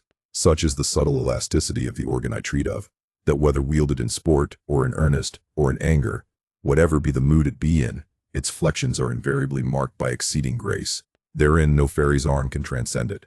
5 great motions are peculiar to it. First, when used as a fine for progression. Second, when used as a mace in battle. Third, in sweeping. Fourth, in lobtailing. Fifth, in peaking flukes. First, being horizontal in its position, the Leviathan's tail acts in a different manner from the tails of all other sea creatures. It never wriggles. In man or fish, wriggling is a sign of inferiority. To the whale, his tail is the sole means of propulsion, scroll-wise coiled forwards beneath the body, and then rapidly sprung backwards. It is this which gives that singular darting, leaping motion to the monster when furiously swimming. His side fins only serve to steer by.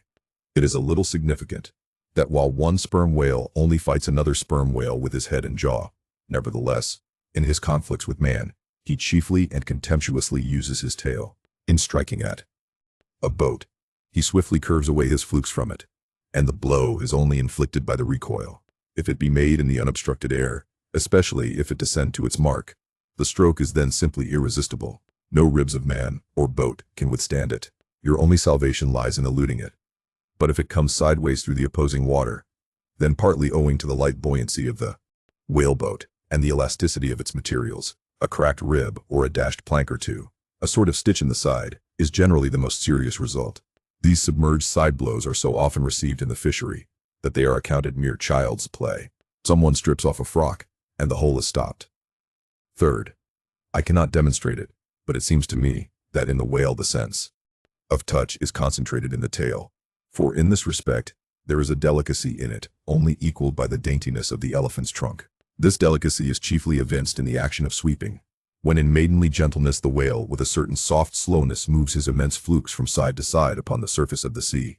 And if he feel but a sailor's whisker, woe to that sailor, whiskers and all. What tenderness there is in that preliminary touch. Had this tail any prehensile power, I should straightway bethink me of Darminodes, elephant that so frequented the flower market, and with low salutations presented nosegays to damsels, and then caressed their zones, on more accounts than one, A pity it is that the whale does not possess this prehensile virtue in his tail. For I have heard of yet another elephant, that when wounded in the fight, curved round his trunk and extracted the dart. Fourth, stealing unawares upon the whale in the fancied security of the middle of solitary seas, you find him unbent from the vast corpulence of his dignity, and kitten-like, he plays on the ocean as if it were a hearth. But still you see his power in his play. The broad palms of his tail are flirted high into the air. Then smiting the surface, the thunderous concussion resounds for miles. You would almost think a great gun had been discharged. And if you noticed the light wreath of vapor from the spiracle at his other extremity, you would think that that was the smoke from the touch-hole. Fifth, as in the ordinary floating posture of the Leviathan, the flukes lie considerably below the level of his back. They are then completely out of sight beneath the surface. But when he is about to plunge into the deeps, his entire flukes with at least 30 feet of his body are tossed erect in the air, and so remain vibrating a moment, till they downward shoot out of view, excepting the sublime breach, somewhere else to be described. This peaking of the whale's flukes is perhaps the grandest sight to be seen in all animated nature. Out of the bottomless profundities, the gigantic tail seems spasmodically snatching at the highest heaven. So in dreams have I seen majestic Satan thrusting forth his tormented colossal claw from the flame Baltic of hell. But in gazing at such scenes, it is all in all what mood you are in. If in the Dantean, the devils will occur too. Even that of Isaiah, the archangels.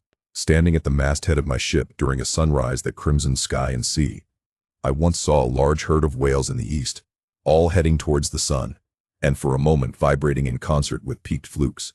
As it seemed to me at the time, such a grand embodiment of adoration of the gods was never beheld, even in Persia, the home of the fire worshippers. As Ptolemy Philopater testified of the African elephant, I then testified of the whale, pronouncing him the most devout of all beings. For according to King Juba, the military elephants of antiquity often hailed the morning with their trunks uplifted in the profoundest silence. The chance comparison in this chapter between the whale and the elephant, so far as some aspects of the tail of the one and the trunk of the other are concerned, should not tend to place those two opposite organs on an equality, much less the creatures to which they respectively belong. For as the mightiest elephant is but a terrier to Leviathan, so, compared with Leviathan's tail, his trunk is but the stalk of a lily. The most direful blow from the elephant's trunk were as the playful tap of a fan, compared with the measureless crush and crash of the sperm whale's ponderous flukes, which in repeated instances have one after the other hurled entire boats with all their oars and crews into the air, very much as an Indian juggler tosses his balls. Though all comparison in the way of general bulk between the whale and the elephant is preposterous, inasmuch as in that particular the elephant stands in much the same respect to the whale that a dog does to the elephant. Nevertheless, there are not wanting some points of curious similitude. Among these is the spout. It is well known that the elephant will often draw up water or dust in his trunk, and then elevating it, jet it forth in a stream. The more I consider this mighty tail, the more do I deplore my inability to express it. At times there are gestures in it, which, though they would well grace the hand of man, remain wholly inexplicable. In an extensive herd, so remarkable, occasionally, are these mystic gestures, that I have heard hunters who have declared them akin to Freemason signs and symbols, that the whale indeed, by these methods intelligently conversed with the world. Nor are there wanting other motions of the whale in his general body, full of strangeness, and unaccountable to his most experienced assailant. Dissect him how I may, then, I but go skin deep. I know him not, and never will. But if I know not even the tail of this whale, how understand his head? Much more, how comprehend his face, when face he has none? Thou shalt see my back parts, my tail, he seems to say, but my face shall not be seen. But I cannot completely make out his back parts, and hint what he will about his face. I say again he has no face. The Grand Armada, the long and narrow peninsula of Malacca, extending southeastward from the territories of Burma, forms the most southerly point of all Asia. In a continuous line from that peninsula stretch the long islands of Sumatra, Java, Bali, and Timor, which, with many others, form a vast mole, or rampart, lengthwise connecting Asia with Australia, and dividing the long unbroken Indian Ocean from the thickly studded Oriental archipelagos. This rampart is pierced by several sally ports for the convenience of ships and whales, conspicuous among which are the Straits of Sunda and Malacca. By the Straits of Sunda, chiefly, vessels bound to China from the west emerge into the China Seas. Those narrow Straits of Sunda divide Sumatra from Java, and standing midway in that vast rampart of islands, buttressed by that bold green promontory, known to seamen as Java Head. They not a little correspond to the central gateway opening into some vast walled empire, and considering the inexhaustible wealth of spices, and silks, and jewels, and gold, and ivory, with which the 1,000 islands of that oriental sea are enriched, it seems a significant provision of nature that such treasures, by the very formation of the land, should at least bear the appearance, however ineffectual, of being guarded from the all-grasping Western world. The shores of the Straits of Sunda are unsupplied with those domineering fortresses which guard the entrances to the Mediterranean, the Baltic, and the Propontis. Unlike the Danes, these Orientals do not demand the obsequious homage of lowered topsails from the endless procession of ships before the wind, which for centuries past, by night and by day, have passed between the islands of Sumatra and Java, freighted with the costliest cargoes of the East. But while they freely waive a ceremonial like this, they do by no means renounce their claim to more solid tribute.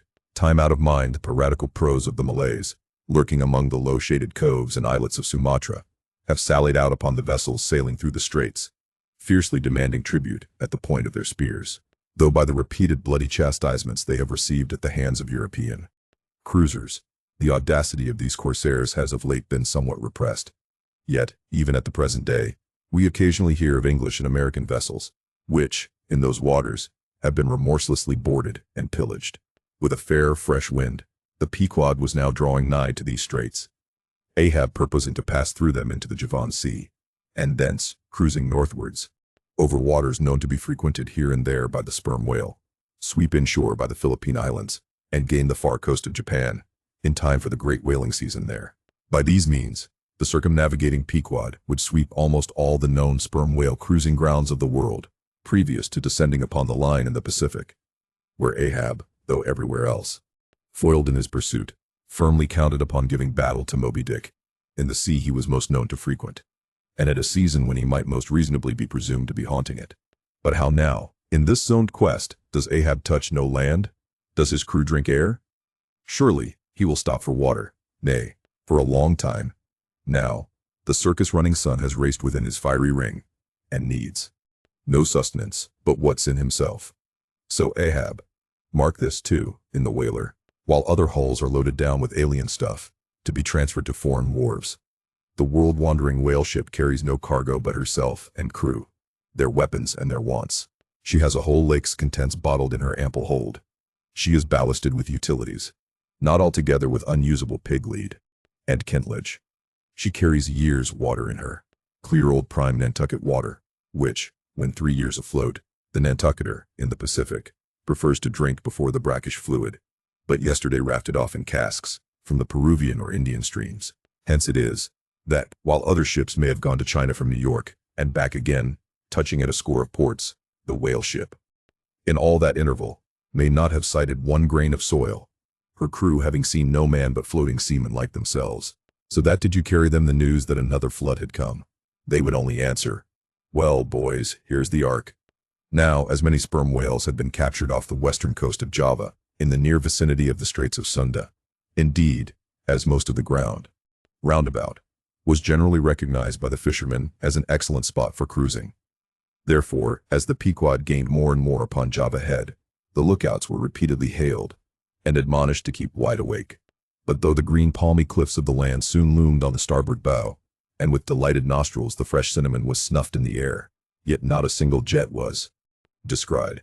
Almost renouncing all thought of falling in with any game hereabouts, the ship had well nigh entered the straits, when the customary cheering cry was heard from aloft, and ere long a spectacle of singular magnificence saluted us. But here be it premised, that owing to the unwearied activity with which of late they have been hunted over all 4 oceans, the sperm whales, instead of almost invariably sailing in small detached companies, as in former times, are now frequently met with in extensive herds, sometimes embracing so great a multitude, that it would almost seem as if numerous nations of them had sworn solemn league and covenant for mutual assistance and protection. To this aggregation of the sperm whale into such immense caravans may be imputed the circumstance that, even in the best cruising grounds, you may now sometimes sail for weeks and months together, without being greeted by a single spout, and then be suddenly saluted by what sometimes seems thousands on thousands, broad on both bows, at the distance of some 2 or 3 miles, and forming a great semicircle, embracing one half of the level horizon. A continuous chain of whale jets were upplaying and sparkling in the noonday air, unlike the straight perpendicular twin jets of the right whale, which, dividing at top, fall over in two branches, like the cleft drooping boughs of a willow. The single forward slanting spout of the sperm whale presents a thick curled bush of white mist, continually rising and falling away to leeward, seen from the Pequod's deck. Then, as she would rise on a high hill of the sea, this host of vapory spouts, individually curling up into the air, and beheld through a blending atmosphere of bluish haze, showed like the 1,000 cheerful chimneys of some dense metropolis, descried of a balmy autumnal morning, by some horseman on a height, as marching armies approaching an unfriendly defile in the mountains, accelerate their march, all eagerness to place that perilous passage in their rear, and once more expand in comparative security upon the plain. Even so did this vast fleet of whales now seem hurrying forward through the straits, gradually contracting the wings of their semicircle, and swimming on, in one solid, but still crescentic center. Crowding all sail, the Pequod pressed after them, the harpooneers handling their weapons, and loudly cheering from the heads of their yet suspended boats. If the wind only held, little doubt had they, that chased through these straits of Sunda, the vast host would only deploy into the oriental seas to witness the capture of not a few of their number. And who could tell whether, in that congregated caravan, Moby-Dick himself might not temporarily be swimming, like the worshipped white elephant in the coronation procession of the Siamese. So with stun sail piled on stun sail, we sailed along, driving these leviathans before us, when, of a sudden, the voice of Tashtego was heard, loudly directing attention to something in our wake. Corresponding to the crescent in our van, we beheld another in our rear. It seemed formed of detached white vapors, rising and falling something like the spouts of the whales, only they did not so completely come and go, for they constantly hovered, without finally disappearing. Leveling his glass at this sight, Ahab quickly revolved in his pivot hole, crying, "Aloft there, and rig whips and buckets to wet the sails. Malays, sir, and after us." As if too long lurking behind the headlands, till the Pequod should fairly have entered the straits, these rascally Asiatics were now in hot pursuit, to make up for their overcautious delay. But when the swift Pequod, with a fresh leading wind, was herself in hot chase, how very kind of these tawny philanthropists to assist in speeding her on to her own chosen pursuit. Mere riding whips and rowels to her, that they were. As with glass under arm, Ahab to and fro paced the deck, in his forward turn, beholding the monsters he chased, and in the after one the bloodthirsty pirates chasing him. Some such fancy as the above seemed his, and when he glanced upon the green walls of the watery defile in which the ship was then sailing, and bethought him that through that gate lay the route to his vengeance, and beheld how that through that same gate he was now both chasing and being chased to his deadly end. And not only that, but a herd of remorseless wild pirates and inhuman atheistical devils were infernally cheering him on with their curses. When all these conceits had passed through his brain, Ahab's brow was left gaunt and ribbed, like the black sand beach after some stormy tide has been gnawing it, without being able to drag the firm thing from its place. But thoughts like these troubled very few of the reckless crew. And when, after steadily dropping the pirates astern, the Pequod at last shot by the vivid green Cockatoo Point on the Sumatra side, emerging at last upon the broad waters beyond, then the harpooneers seemed more to grieve that the swift whales had been gaining upon the ship, than to rejoice that the ship had so victoriously gained upon the Malays. But still driving on in the wake of the whales, at length they seemed abating their speed. Gradually the ship neared them, and the wind now dying away, word was passed to spring to the boats. But no sooner did the herd, by some presumed wonderful instinct of the sperm whale, become notified of the 3 keels that were after them, though as yet a mile in their rear, than they rallied again, and forming in close ranks and battalions, so that their spouts all looked like flashing lines of stacked bayonets, moved on with redoubled velocity. Stripped to our shirts and drawers, we sprang to the white ash, and after several hours pulling were almost disposed to renounce the chase, when a general pausing commotion among the whales gave animating token that they were now at last under the influence of that strange perplexity of inert irresolution, which, when the fishermen perceive it in the whale, they say he is gallied. The compact martial columns in which they had been hitherto rapidly and steadily swimming, were now broken up in one measureless rout, and like King Porus, elephants in the Indian battle with Alexander, they seemed going mad with consternation, in all directions expanding in vast irregular circles, and aimlessly swimming hither and thither. By their short, thick spoutings, they plainly betrayed their distraction of panic. This was still more strangely evinced by those of their number, who, completely paralyzed as it were, helplessly floated like waterlogged dismantled ships on the sea. Had these leviathans been but a flock of simple sheep, pursued over the pasture by 3 fierce wolves, they could not possibly have evinced such excessive dismay. But this occasional timidity is characteristic of almost all herding creatures. Though banding together in tens of thousands, the lion-maned buffaloes of the West have fled before a solitary horseman. Witness, too, all human beings, how, when herded together in the sheepfold of a theater's pit, they will, at the slightest alarm of fire, rush helter-skelter for the outlets, crowding, trampling, jamming, and remorselessly dashing each other to death. Best, therefore, withhold any amazement at the strangely gallied whales before us, for there is no folly of the beasts of the earth which is not infinitely outdone by the madness of men. Though many of the whales, as has been said, were in violent motion, yet it is to be observed that, as a whole, the herd neither advanced nor retreated, but collectively remained in one place. As is customary in those cases, the boats at once separated, each making for some one lone whale on the outskirts of the shoal. In about 3 minutes' time, Queequeg's harpoon was flung. The stricken fish darted blinding spray in our faces, and then running away with us like light, steered straight for the heart of the herd. Though such a movement on the part of the whale struck under such circumstances is in no wise unprecedented, and indeed is almost always more or less anticipated, yet does it present one of the more perilous vicissitudes of the fishery. For as the swift monster drags you deeper and deeper into the frantic shoal, you bid adieu to circumspect life, and only exist in a delirious throb. As, blind and deaf, the whale plunged forward, as if by sheer power of speed to rid himself of the iron leech that had fastened to him. As we thus tore a white gash in the sea, on all sides menaced as we flew, by the crazed creatures to and fro rushing about us, our beset boat was like a ship mobbed by ice isles in a tempest, and striving to steer through their complicated channels and straits, knowing not at what moment it may be locked in and crushed. But not a bit daunted, Queequeg steered us manfully, now sheering off from this monster directly across our route in advance, now edging away from that, whose colossal flukes were suspended overhead, while all the time, Starbuck stood up in the bows, lance in hand, pricking out of our way at whatever whales he could reach by short darts, for there was no time to make long ones, nor were the oarsmen quite idle, though their wonted duty was now altogether dispensed with. They chiefly attended to the shouting part of the business. "Out of the way, Commodore," cried one, to a great dromedary that of a sudden rose bodily to the surface, and for an instant threatened to swamp us hard. "Down with your tail, there," cried a second to another, which, close to our gunwale, seemed calmly cooling himself with his own fan-like extremity. All whaleboats carry certain curious contrivances, originally invented by the Nantucket Indians, called drugs. 2 thick squares of wood of equal size are stoutly clenched together, so that they cross each other's grain at right angles. A line of considerable length is then attached to the middle of this block, and the other end of the line being looped, it can in a moment be fastened to a harpoon. It is chiefly among gallied whales that this drug is used, for then, more whales are close round you than you can possibly chase at one time.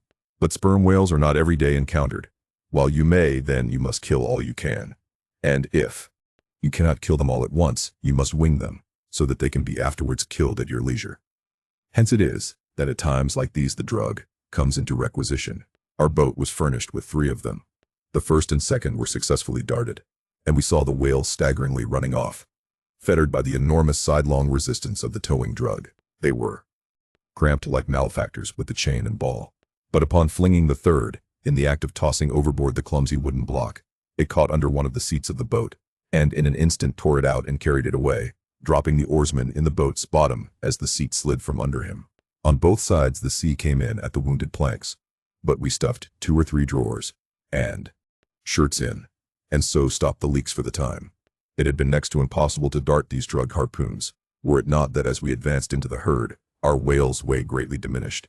Moreover, that as we went still further and further from the circumference of commotion, the direful disorders seemed waning, so that when at last the jerking harpoon drew out, and the towing whale sideways vanished, then, with the tapering force of his parting momentum, we glided between 2 whales into the innermost heart of the shoal, as if from some mountain torrent we had slid into a serene valley lake. Here the storms and the roaring glens between the outermost whales were heard but not felt.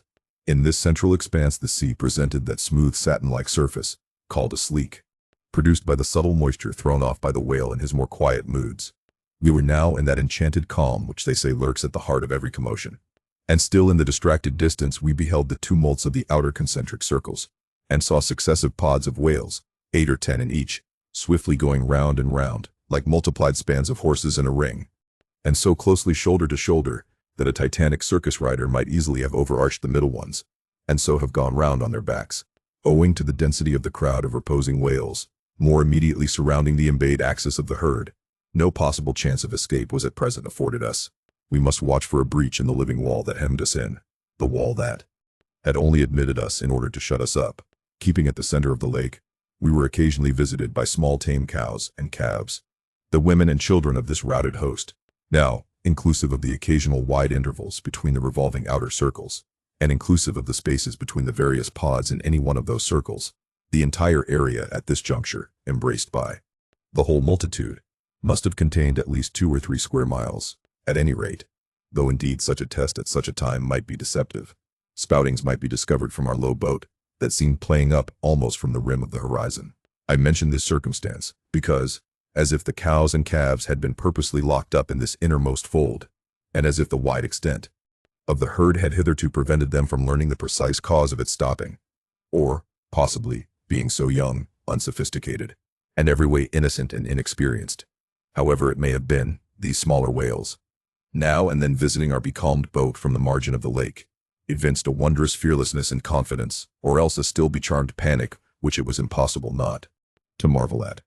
Like household dogs they came snuffling round us, right up to our gunwales, and touching them, till it almost seemed that some spell had suddenly domesticated them. Queequeg patted their foreheads. Starbuck scratched their backs with his lance, but fearful of the consequences, for the time refrained from darting it. But far beneath this wondrous world upon the surface, another, and still stranger world met our eyes as we gazed over the side. For suspended in those watery vaults, floated the forms of the nursing mothers of the whales, and those that by their enormous girth seemed shortly to become mothers. The lake, as I have hinted, was to a considerable depth exceedingly transparent, and as human infants while suckling will calmly and fixedly gaze away from the breast, as if leading 2 different lives at the time, and while yet drawing mortal nourishment, be still spiritually feasting upon some unearthly reminiscence. Even so did the young of these whales seem looking up towards us, but not at us, as if we were but a bit of gulfweed in their newborn sight. Floating on their sides, the mothers also seemed quietly eyeing us.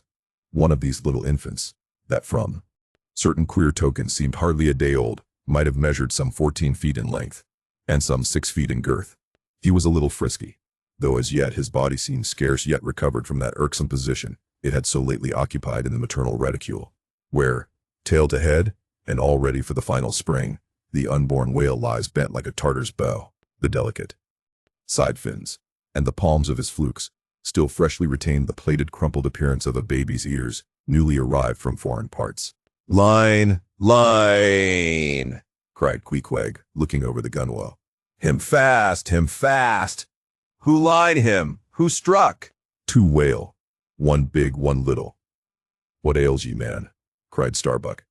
"Looky here," said Queequeg, pointing down, as when the stricken whale that from the tub has reeled out hundreds of fathoms of rope, as, after deep sounding, he floats up again, and shows the slackened curling line buoyantly rising and spiraling towards the air. So now, Starbuck saw long coils of the umbilical cord of Madame Leviathan, by which the young cub seemed still tethered to its dam. Not seldom in the rapid vicissitudes of the chase, this natural line, with the maternal end loose, becomes entangled with the hempen one, so that the cub is thereby trapped. Some of the subtlest secrets of the seas seemed divulged to us in this enchanted pond. We saw young Leviathan amours in the deep. The sperm whale, as with all other species of the Leviathan, but unlike most other fish, breeds indifferently at all seasons, after a gestation which may probably be set down at 9 months, producing but one at a time, though in some few known instances giving birth to an Esau and Jacob, a contingency provided for in suckling by 2 teats, curiously situated, one on each side of the anus. But the breasts themselves extend upwards from that, when by chance these precious parts in a nursing whale are cut by the hunter's lance, the mothers pouring milk and blood, rivalingly discolor the sea for rods. The milk is very sweet and rich. It has been tasted by man. It might do well with strawberries. When overflowing with mutual esteem, the whales salute more hominum, and thus, though surrounded by circle upon circle of consternations and affrights, did these inscrutable creatures at the center freely and fearlessly indulge in all peaceful concernments. Yea, serenely reveled in dalliance and delight. But even so, amid the tornadoed Atlantic of my being, do I myself still forever centrally disport in mute calm. And while ponderous planets of unwaning woe revolve round me, deep down and deep inland there, I still bathe me in eternal mildness of joy. Meanwhile, as we thus lay entranced, the occasional sudden frantic spectacles in the distance evinced the activity of the other boats, still engaged in drugging the whales on the frontier of the host, or possibly carrying on the war within the first circle, where abundance of room and some convenient retreats were afforded them. But the sight of the enraged, drugged whales now and then blindly darting to and fro across the circles was nothing to what at last met our eyes. It is sometimes the custom when fast to a whale more than commonly powerful and alert, to seek to hamstring him, as it were, by sundering or maiming his gigantic tail tendon.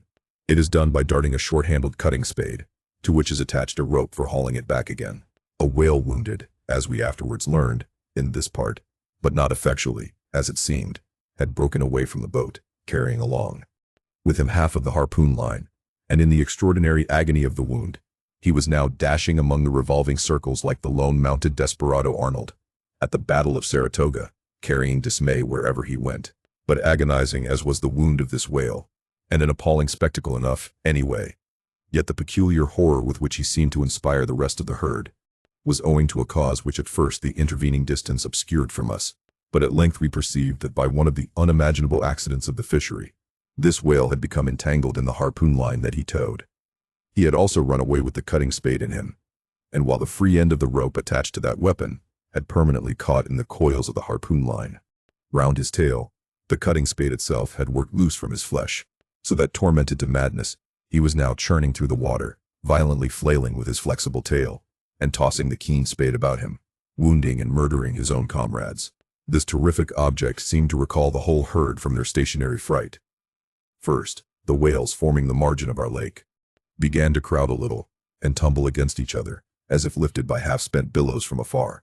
Then the lake itself began faintly to heave and swell. The submarine bridal chambers and nurseries vanished. In more and more contracting orbits, the whales in the more central circles began to swim in thickening clusters.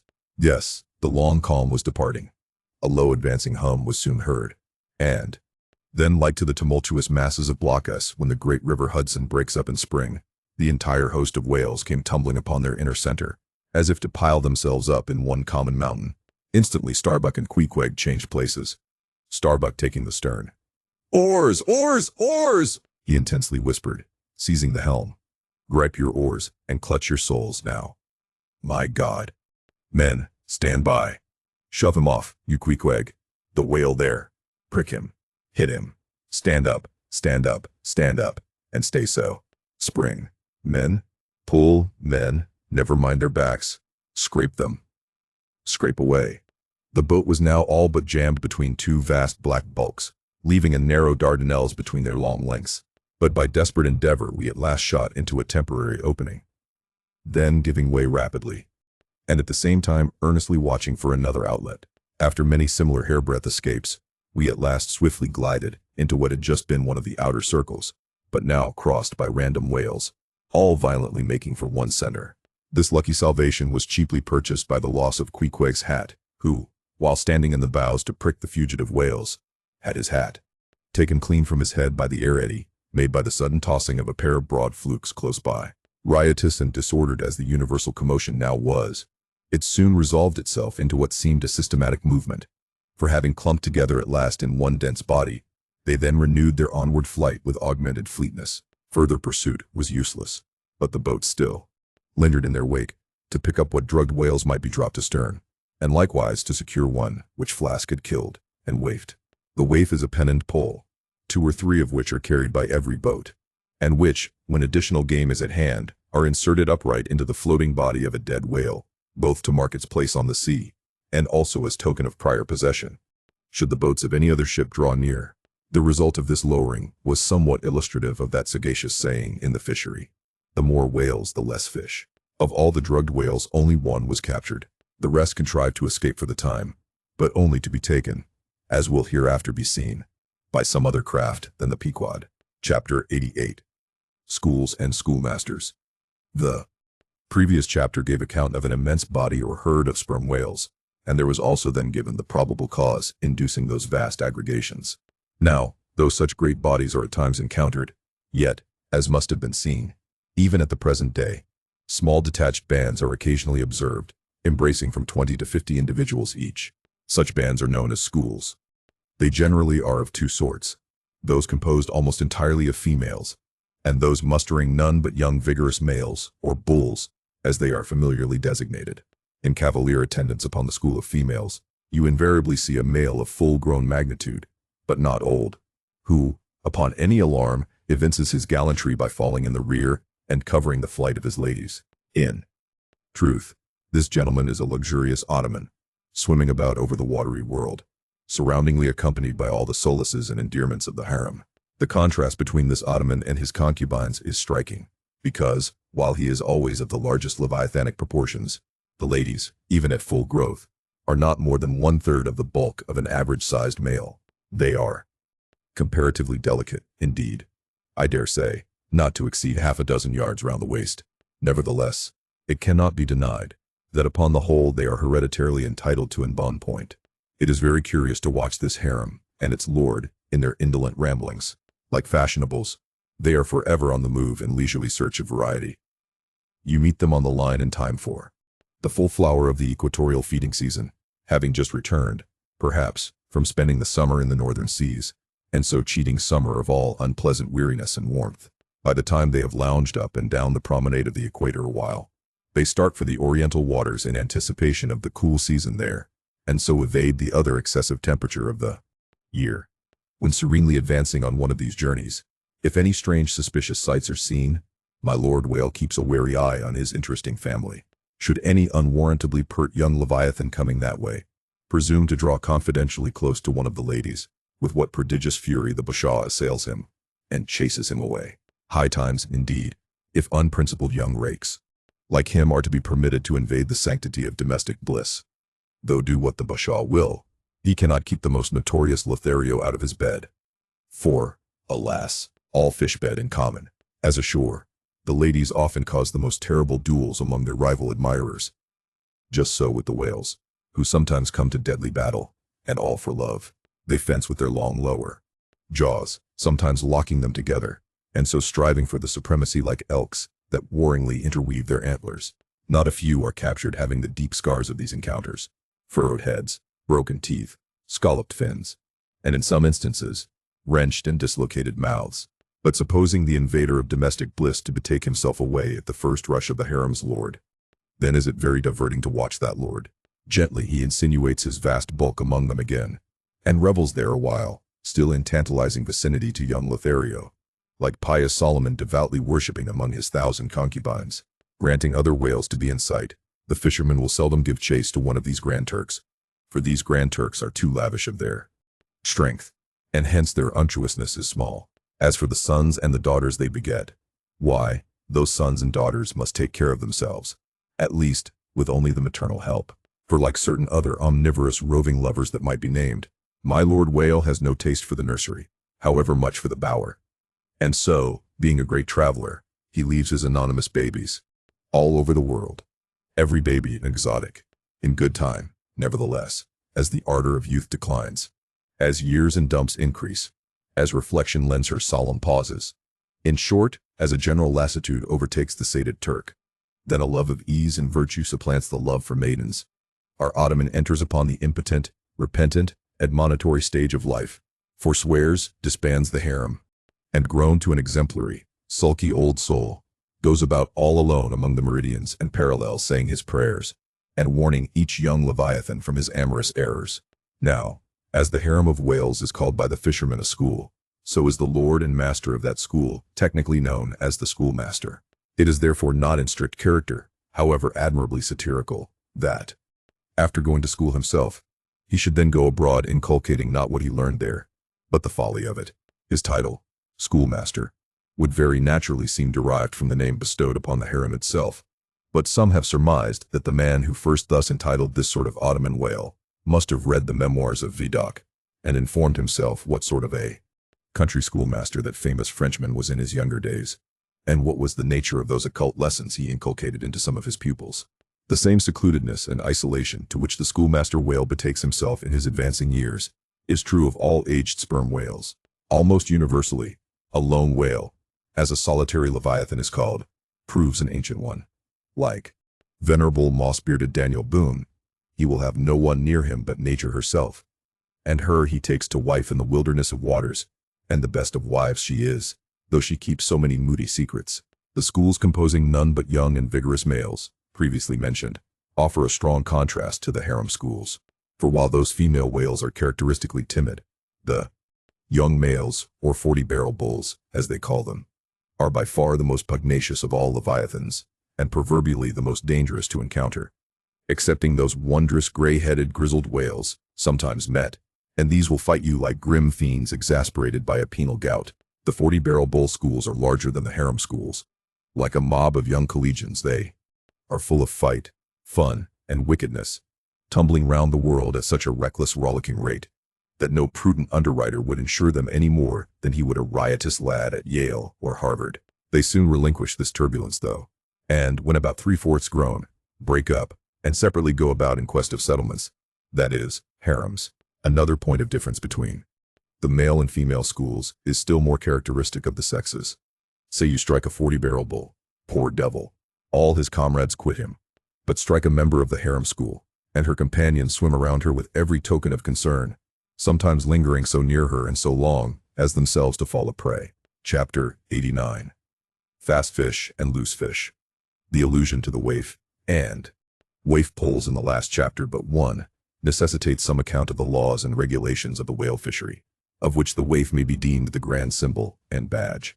It frequently happens that when several ships are cruising in company, a whale may be struck by one vessel, then escape, and be finally killed and captured by another vessel, and herein are indirectly comprised many minor contingencies, all partaking of this one grand feature. For example, after a weary and perilous chase and capture of a whale, the body may get loose from the ship by reason of a violent storm, and drifting far away to leeward, be retaken by a second whaler, who in a calm snugly tows it alongside, without risk of life or line.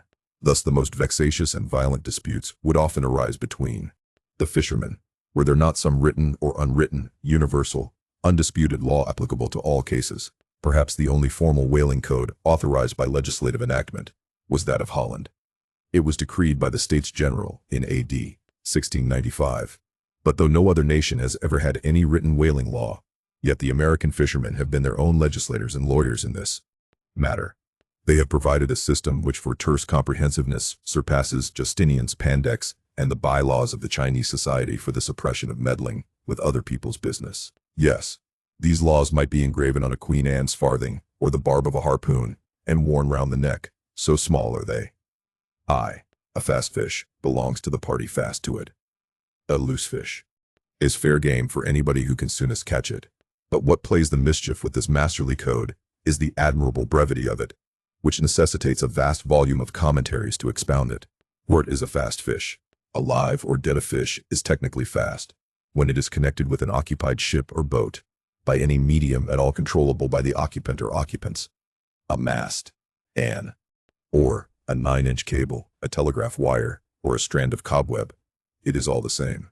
Likewise, a fish is technically fast when it bears a waif, or any other recognized symbol of possession, so long as the party waifing it plainly evince their ability at any time to take it alongside, as well as their intention so to do. These are scientific commentaries, but the commentaries of the whalemen themselves sometimes consist in hard words and harder knocks. The coke upon Littleton of the fist. True, among the more upright and honorable whalemen allowances are always made for peculiar cases, where it would be an outrageous moral injustice for one party to claim possession of a whale previously chased or killed by another party. But others are by no means so scrupulous. Some 50 years ago, there was a curious case of whale trover litigated in England, wherein the plaintiffs set forth that after a hard chase of a whale in the northern seas, and when indeed they, the plaintiffs, had succeeded in harpooning the fish, they were at last, through peril of their lives, obliged to forsake not only their lines, but their boat itself. Ultimately the defendants, the crew of another ship, came up with the whale, struck, killed, seized, and finally appropriated it before the very eyes of the plaintiffs. And when those defendants were remonstrated with, Their captain snapped his fingers in the plaintiff's teeth and assured them that by way of doxology to the deed he had done, he would now retain their line, harpoons, and boat, which had remained attached to the whale at the time of the seizure. Wherefore the plaintiffs now sued for the recovery of the value of their whale, line, harpoons, and boat. Mr. Boat Erskine was counsel for the defendants. Lord Ellenborough was the judge. In the course of the defense, the witty Erskine went on to illustrate his position by alluding to a recent con case, wherein a gentleman, after in vain trying to bridle his wife's viciousness, had at last abandoned her upon the seas of life. But in the course of years, repenting of that step, he instituted an action to recover possession of her. Erskine was on the other side, and he then supported it by saying that though the gentleman had originally harpooned the lady, and had once had her fast, and only by reason of the great stress of her plunging viciousness, had at last abandoned her, yet abandon her he did, so that she became a loose fish, and therefore when a subsequent gentleman re-harpooned her, the lady then became that subsequent gentleman's property, along with whatever harpoon might have been found sticking in her. Now in the present case, Erskine contended that the examples of the whale and the lady were reciprocally illustrative of each other.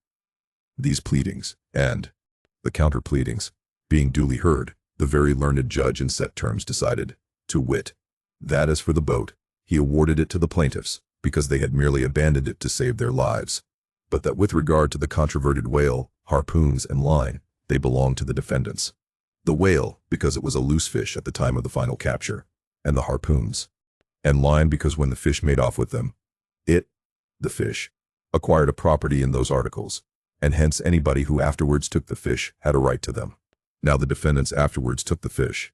Ergo, the aforesaid articles were theirs. A common man looking at this decision of the very learned judge might possibly object to it, but plowed up to the primary rock of the matter, the two great principles laid down in the twin whaling laws previously quoted, and applied and elucidated by Lord Ellenborough in the above-cited case. These two laws touching fast fish and loose fish, I say, will, on reflection, be found the fundamentals of all human jurisprudence, for notwithstanding its complicated tracery of sculpture, the temple of the law, like the temple of the Philistines, has but two props to stand on. Is it not a saying in everyone's mouth, possession is half of the law? That is, regardless of how the thing came into possession. But often possession is the whole of the law. What are the sinews and souls of Russian serfs and Republican slaves? But fast fish, whereof possession is the whole of the law. What to the rapacious landlord is the widow's last mite but a fast fish? What is yonder undetected villain's marble mansion with a doorplate for a waif? What is that but a fast fish? What is the ruinous discount which Mordecai, the broker, gets from poor Woebegone, the bankrupt, on a loan to keep Woebegone his family from starvation? What is that ruinous discount but a fast fish? What is the Archbishop of Sefsol's income of £100,000 seized from the scant bread and cheese of hundreds of thousands of broken-backed laborers, all sure of heaven without any of Sefsol's help? What is that globular £100,000 but a fast fish? What are the Duke of Dunder's hereditary towns and hamlets but fast fish? What to that redoubted harpooner, John Bull, is poor Ireland but a fast fish? What to that apostolic lancer, Brother Jonathan, is Texas but a fast fish? And concerning all these, is not possession the whole of the law? But if the doctrine of fast fish be pretty generally applicable, the kindred doctrine of loose fish is still more widely so. That is internationally and universally applicable. What was America in 1492 but a loose fish, in which Columbus struck the Spanish standard by way of waifing it for his royal master and mistress? What was Poland to the Tsar? What Greece to the Turk? What India to England? What at last will Mexico be to the United States? All loose fish.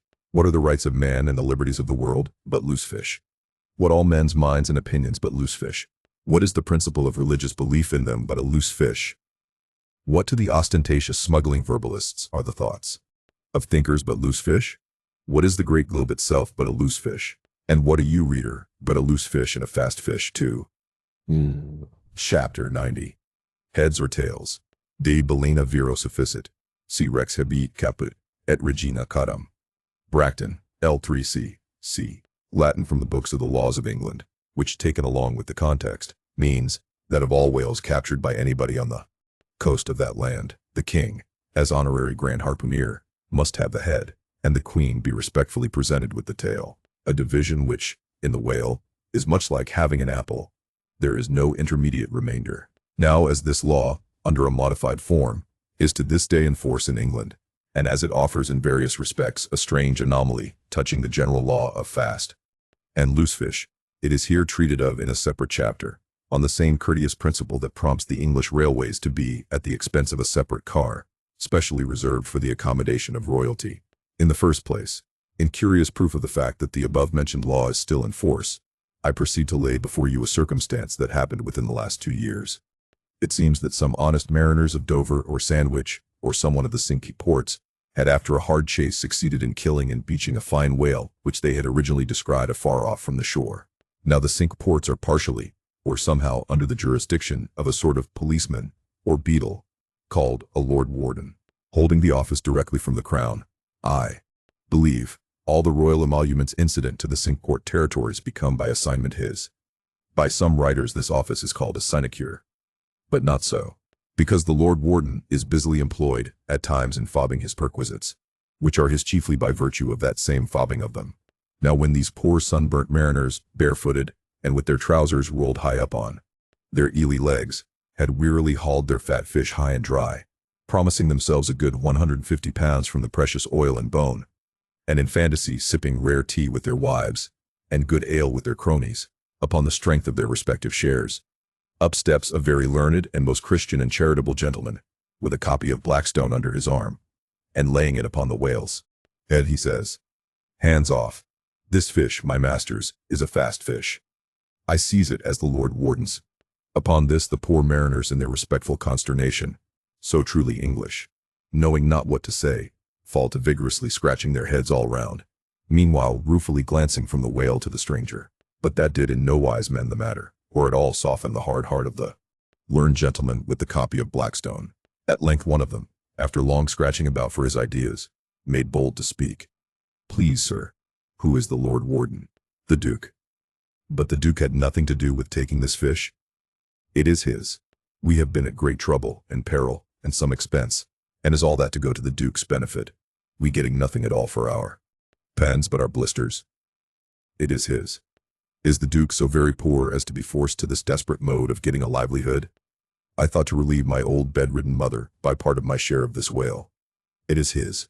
"Won't the Duke be content with a quarter or half?" "It is his." In a word, the whale was seized and sold, and His Grace the Duke of Wellington received the money. Thinking that viewed in some particular lights, the case might by a bare possibility in some small degree be deemed, under the circumstances, a rather hard one, an honest clergyman of the town respectfully addressed a note to His Grace, begging him to take the case of those unfortunate mariners into full consideration, to which my Lord Duke in substance replied, both letters were published, that he had already done so, and received the money, and would be obliged to the reverend gentleman, if for the future he, the reverend gentleman, would decline meddling with other people's business. Is this the still militant old man, standing at the corners of the three kingdoms, on all hands coercing alms of beggars? It will readily be seen that in this case the alleged right of the Duke to the whale was a delegated one from the sovereign. We must needs inquire then on what principle the sovereign is originally invested with that right. The law itself has already been set forth, but Plowden gives us the reason for it. Says Plowden, the whale so caught belongs to the king and queen, because of its superior excellence, and by the soundest commentators this has ever been held a cogent argument in such matters. But why should the king have the head, and the queen the tail? A reason for that, ye lawyers. In his treatise on Queen Gold, or Queen Pin Money, an old King's Bench author, one William Prynne, thus discourseth: Ye tail is ye queen's, that ye queen's wardrobe may be supplied with ye whalebone. Now this was written at a time when the black limber bone of the Greenland or right whale was largely used in ladies' bodices. But this same bone is not in the tail.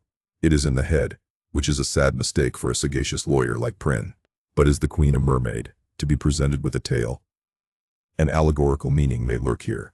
There are two royal fish so styled by the English law writers, the whale and the sturgeon, both royal property under certain limitations, and nominally supplying the 10th branch of the crown's ordinary revenue.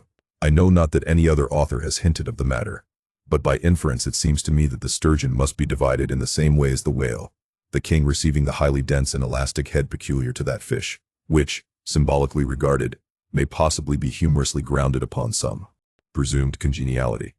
And thus there seems a reason in all things, even in law. See chapter 91. The Pequod meets the Rosebud. In vain it was to rake for ambergris in the paunch of this leviathan. Insufferable fetter denying not inquiry. Sir T. Brown, V.E. It was a week or two after the last whaling scene recounted, and when we were slowly sailing over a sleepy, vapory, midday sea, that the many noses on the Pequod's deck proved more vigilant discoverers than the 3 pairs of eyes aloft. A peculiar and not very pleasant smell was smelt in the sea. "I will bet something now," said Stubb, "that somewhere hereabouts are some of those drugged whales we tickled the other day. I thought they would keel up before long." Presently, the vapors in advance slid aside, and there, in the distance, lay a ship, whose furled sails betokened that some sort of whale must be alongside. As we glided nearer, the stranger showed French colors from his peak, and by the eddying cloud of vulture seafowl that circled, and hovered, and swooped around him, it was plain that the whale alongside must be what the fishermen call a blasted whale, that is, a whale that has died unmolested on the sea, and so floated an unappropriated corpse. It may well be conceived what an unsavory odor such a mass must exhale, worse than an Assyrian city in the plague, when the living are incompetent to bury the departed. So intolerable indeed is it regarded by some, that no cupidity could persuade them to moor alongside of it. Yet are there those who will still do it, notwithstanding the fact that the oil obtained from such subjects is of a very inferior quality, and by no means of the nature of attar of rose. Coming still nearer with the expiring breeze, we saw that the Frenchman had a second whale alongside, and this second whale seemed even more of a nosegay than the first. In truth, it turned out to be one of those problematical whales that seem to dry up and die with a sort of prodigious dyspepsia, or indigestion, leaving their defunct bodies almost entirely bankrupt of anything like oil. Nevertheless, in the proper place we shall see that no knowing fisherman will ever turn up his nose at such a whale as this, however much he may shun blasted whales in general. The Pequod had now swept so nigh to the stranger that Stubb vowed he recognized his cutting spade pole entangled in the lines that were knotted round the tail of one of these whales. "There's a pretty fellow now," he banteringly laughed, standing in the ship's bows. "There's a jackal for ye. I well know that these crappos of Frenchmen are but poor devils in the fishery, sometimes lowering their boats for breakers, mistaking them for sperm whale spouts. Yes, and sometimes sailing from their port with their hold full of boxes of tallow candles, and cases of snuffers, foreseeing that all the oil they will get won be enough to dip the captain's wick into. Aye, we all know these things. But look ye, here's a crapo that is content with our leavings, the drugged whale there, I mean. Aye, and is content too with scraping the dry bones of that other precious fish he has there. Poor devil. I say, pass round a hat, someone, and let's make him a present of a little oil for dear charity's sake.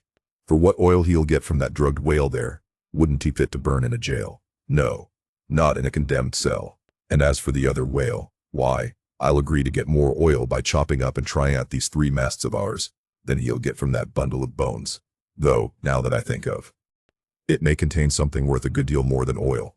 Yes, ambergris. I wonder now if our old man has thought of that. It's worth trying. Yes, I'm for it." And so saying, he started for the quarterdeck. By this time the faint air had become a complete calm, so that whether or no, the Pequod was now fairly entrapped in the smell, with no hope of escaping except by its breezing up again. Issuing from the cabin, Stubb now called his boat's crew, and pulled off for the stranger. Drawing across her bow, he perceived that in accordance with the fanciful French taste, the upper part of her stem piece was carved in the likeness of a huge drooping stalk, was painted green, and for thorns had copper spikes projecting from it here and there, the whole terminating in a symmetrical folded bulb of a bright red color. Upon her headboards, in large gilt letters, he read, "Bouton de Rose," rose button, or rosebud, and this was the romantic name of this aromatic ship. Though Stubb did not understand the bouton part of the inscription, yet the word rose, and the bulbous figurehead put together, sufficiently explained the whole to him. "A wooden rosebud, eh?" he cried with his hand to his nose. "That will do very well. But how like all creation it smells." Now, in order to hold direct communication with the people on deck, he had to pull round the bows to the starboard side, and thus come close to the blasted whale, and so talk over it. Arrived then at this spot, with one hand still to his nose, he bawled, "Bouton de Rose, ahoy! Are there any of you Bouton de Roses that speak English?" "Yes," rejoined a Guernsey man from the bulwarks, who turned out to be the chief mate. "Well then, my Bouton de Rosebud, have you seen the white whale?"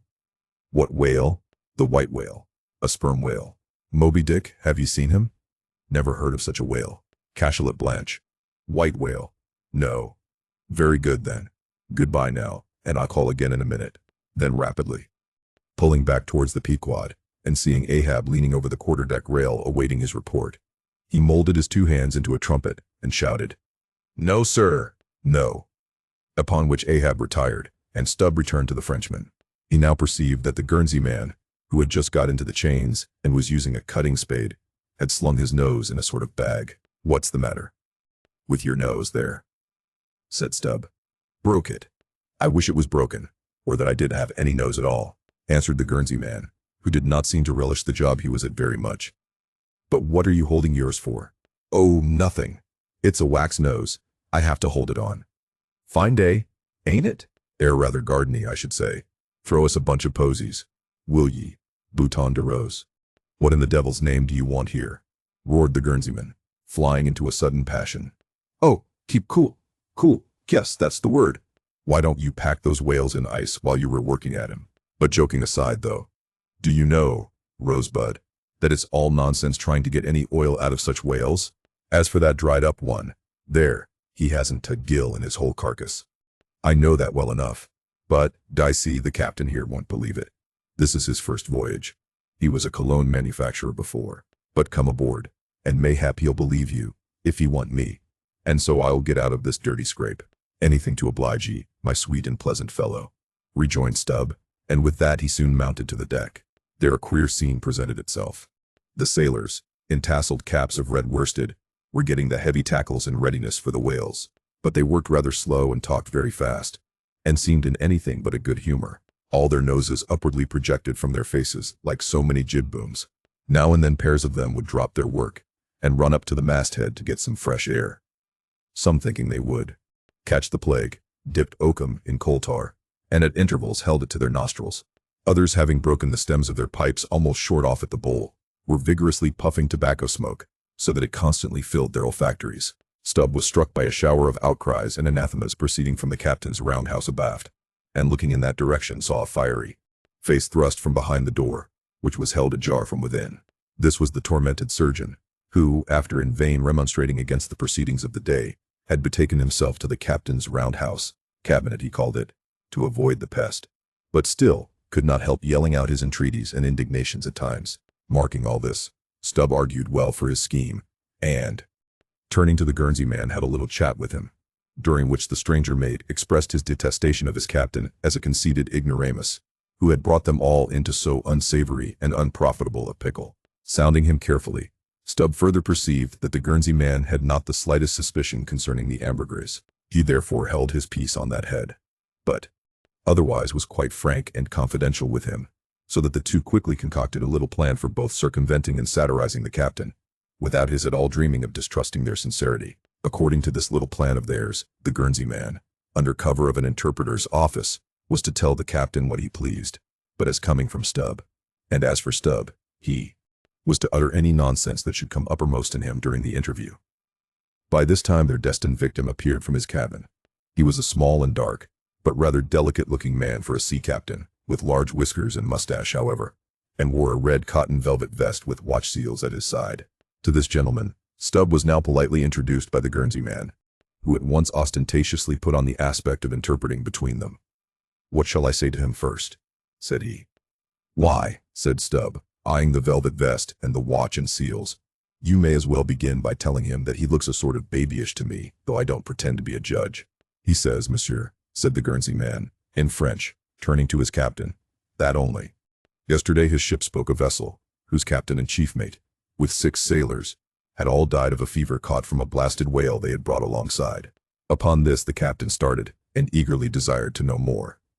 "What now?" said the Guernsey man to Stubb. "Why, since he takes it so easy, tell him that now I have eyed him carefully, I'm quite certain that he's no more fit to command a whale ship than a St. Jago monkey. In fact, tell him from me, he's a baboon. He vows and declares, monsieur, that the other whale, the dried one, is far more deadly than the blasted one. In fine, monsieur, he conjures us, as we value our lives, to cut loose from these fish." Instantly the captain ran forward, and in a loud voice commanded his crew to desist from hoisting the cutting tackles, and at once cast loose the cables and chains confining the whales to the ship. "What now?" said the Guernsey man, when the captain had returned to them. "Why, let me see. Yes, you may as well tell him now that, in fact, tell him I've diddled him, and, aside to himself, perhaps somebody else, he says, monsieur, that he's very happy to have been of any service to us." Hearing this, the captain vowed that they were the grateful parties, meaning himself and mate, and concluded by inviting Stubb down into his cabin to drink a bottle of Bordeaux. "He wants you to take a glass of wine with him," said the interpreter. "Thank him heartily, but tell him it's against my principles to drink with the man I've diddled. In fact, tell him I must go. He says, monsieur, that his principles won't to admit of his drinking, but that if monsieur wants to live another day to drink, then monsieur had best drop all 4 boats, and pull the ship away from these whales, for it's so calm they won't drift." By this time Stubb was over the side, and getting into his boat, hailed the Guernsey man to this effect, that having a long tow line in his boat, he would do what he could to help them, by pulling out the lighter whale of the 2 from the ship's side, while the Frenchman's boats, then, were engaged in towing the ship one way. Stubb benevolently towed away at his whale the other way, ostentatiously slacking out a most unusually long tow line. Presently a breeze sprang up. Stubb feigned to cast off from the whale. Hoisting his boats, the Frenchman soon increased his distance, while the Pequod slid in between him and Stubb's whale, whereupon Stubb quickly pulled to the floating body, and hailing the Pequod to give notice of his intentions, at once proceeded to reap the fruit of his unrighteous cunning. Seizing his sharp boat spade, he commenced an excavation in the body, a little behind the side fine. You would almost have thought he was digging a cellar there, in the sea, and when at length his spade struck against the gaunt ribs, it was like turning up old Roman tiles and pottery buried in fat English loam.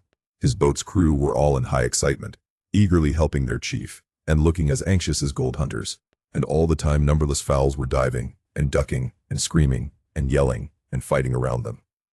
Stubb was beginning to look disappointed, especially as the horrible nosegay increased, when suddenly from out the very heart of this plague, there stole a faint stream of perfume, which flowed through the tide of bad smells without being absorbed by it, as one river will flow into, and then along with another, without at all blending with it for a time. I have it, cried Stubb, with delight, striking something in the subterranean regions. A purse, a purse, a purse! Dropping his spade, he thrust both hands in, and drew out handfuls of something that looked like ripe Windsor soap, or rich mottled old cheese, very unctuous and savory withal. You might easily dent it with your thumb. It is of a hue between yellow and ash color, and this, good friends, is ambergris, worth a gold guinea an ounce to any druggist. Some 6 handfuls were obtained, but more was unavoidably lost in the sea, and still more, perhaps, might have been secured were it not for impatient Ahab's loud command to Stubb to desist, and come on board, else the ship would bid them goodbye. Chapter 92. Ambergris. Now this ambergris is a very curious substance, and so important as an article of commerce, that in 1791 a certain Nantucket-born Captain Coffin was examined at the bar of the English House of Commons on that subject, for at that time, and indeed until a comparatively late day, the precise origin of ambergris remained, like amber itself, a problem to the learned. Though the word ambergris is but the French compound for gray amber, yet the 2 substances are quite distinct. For amber, though at times found on the seacoast, is also dug up in some far inland soils, whereas ambergris is never found except upon the sea. Besides, amber is a hard, transparent, brittle, odorless substance, used for mouthpieces to pipes, for beads and ornaments. But ambergris is soft, waxy, and so highly fragrant and spicy that it is largely used in perfumery, in pastiles, precious candles, hair powders, and pomatum. The Turks use it in cooking, and also carry it to Mecca, for the same purpose that frankincense is carried to St. Peter's in Rome. Some wine merchants drop a few grains into claret, to flavor it. Who would think, then, that such fine ladies and gentlemen should regale themselves with an essence found in the inglorious bowels of a sick whale? Yet so it is. By some, ambergris is supposed to be the cause, and by others the effect, of the dyspepsia in the whale. How to cure such a dyspepsia it were hard to say, unless by administering 3 or 4 boatloads of Brandreth's pills, and then running out of harm's way, as laborers do in blasting rocks. I have forgotten to say that there were found in this ambergris certain hard, round, bony plates, which at first Stubb thought might be sailors' trousers buttons. But it afterwards turned out that they were nothing more than pieces of small squid bones, embalmed in that manner. Now that the incorruption of this most fragrant ambergris should be found in the heart of such decay, is this nothing? Bethink thee of that saying of Saint Paul in Corinthians, about corruption and incorruption, how that we are sown in dishonor, but raised in glory. And likewise call to mind that saying of Paracelsus about what it is that maketh the best musk. Also forget not the strange fact that of all things of ill savor, cologne water, in its rudimental manufacturing stages, is the worst. I should like to conclude the chapter with the above appeal, but cannot, owing to my anxiety to repel a charge often made against whalemen, and which, in the estimation of some already biased minds, might be considered as indirectly substantiated by what has been said of the Frenchman's 2 whales. Elsewhere in this volume the slanderous aspersion has been disproved, that the vocation of whaling is throughout a slatternly, untidy business. But there is another thing to rebut. They hint that all whales always smell bad. Now how did this odious stigma originate? I opine that it is plainly traceable to the first arrival of the Greenland whaling ships in London, more than 2 centuries ago, because those whalemen did not then, and do not now, try out their oil at sea as the southern ships have always done, but cutting up the fresh blubber in small bits, thrust it through the bungholes of large casks, and carry it home in that manner. The shortness of the season in those icy seas, and the sudden and violent storms to which they are exposed, forbidding any other course. The consequence is, that upon breaking into the hold, and unloading one of these whale cemeteries, in the Greenland dock, a savor is given forth somewhat similar to that arising from excavating an old city graveyard, for the foundations of a lying-in hospital. I partly surmise also, that this wicked charge against whalers may be likewise imputed to the existence on the coast of Greenland, in former times, of a Dutch village called Smerenburg, or Smeerenburg, which latter name is the one used by the learned Fogo von Slack, in his great work on smells, a textbook on that subject, as its name imports. Smear, fat, berg, to put up. This village was founded in order to afford a place for the blubber of the Dutch whale fleet to be tried out, without being taken home to Holland for that purpose. It was a collection of furnaces, fat kettles, and oil sheds, and when the works were in full operation certainly gave forth no very pleasant savor. But all this is quite different with a South Sea sperm whaler, which in a voyage of 4 years perhaps, after completely filling her hold with oil, does not, perhaps, consume 50 days in the business of boiling out, and in the state that it is casked, the oil is nearly scentless. The truth is, that living or dead, if but decently treated, whales as a species are, by no means creatures of ill odor, nor can whalemen be recognized, as the people of the Middle Ages affected to detect a Jew in the company, by the nose. Nor indeed can the whale possibly be otherwise than fragrant, when, as a general thing, he enjoys such high health, taking abundance of exercise, always out of doors, though, it is true, seldom in the open air. I say, that the motion of a sperm whale's flukes above water dispenses a perfume, as when a musk-scented lady rustles her dress in a warm parlor. What then shall I liken the sperm whale to for fragrance, considering his magnitude? Must it not be to that famous elephant, with jeweled tusks, and redolent with myrrh, which was led out of an Indian town to do honor to Alexander the Great? Chapter 93. The Castaway. It was but some few days after encountering the Frenchman, that a most significant event befell the most insignificant of the Pequod's crew, an event most lamentable, and which ended in providing the sometimes madly merry and predestinated craft with a living and ever-accompanying prophecy of whatever shattered sequel might prove her own. Now, in the whale ship, it is not everyone that goes in the boats. Some few hands are reserved called shipkeepers, whose province it is to work the vessel, while the boats are pursuing the whale. As a general thing, these shipkeepers are as hardy fellows as the men comprising the boat's crews. But if there happen to be an unduly slender, clumsy, or timorous wight in the ship, that wight is certain to be made a shipkeeper. It was so in the Pequod with the little Negro Pippin by nickname, Pip by abbreviation. Poor Pip! Ye have heard of him before. Ye must remember his tambourine on that dramatic midnight, so gloomy jolly.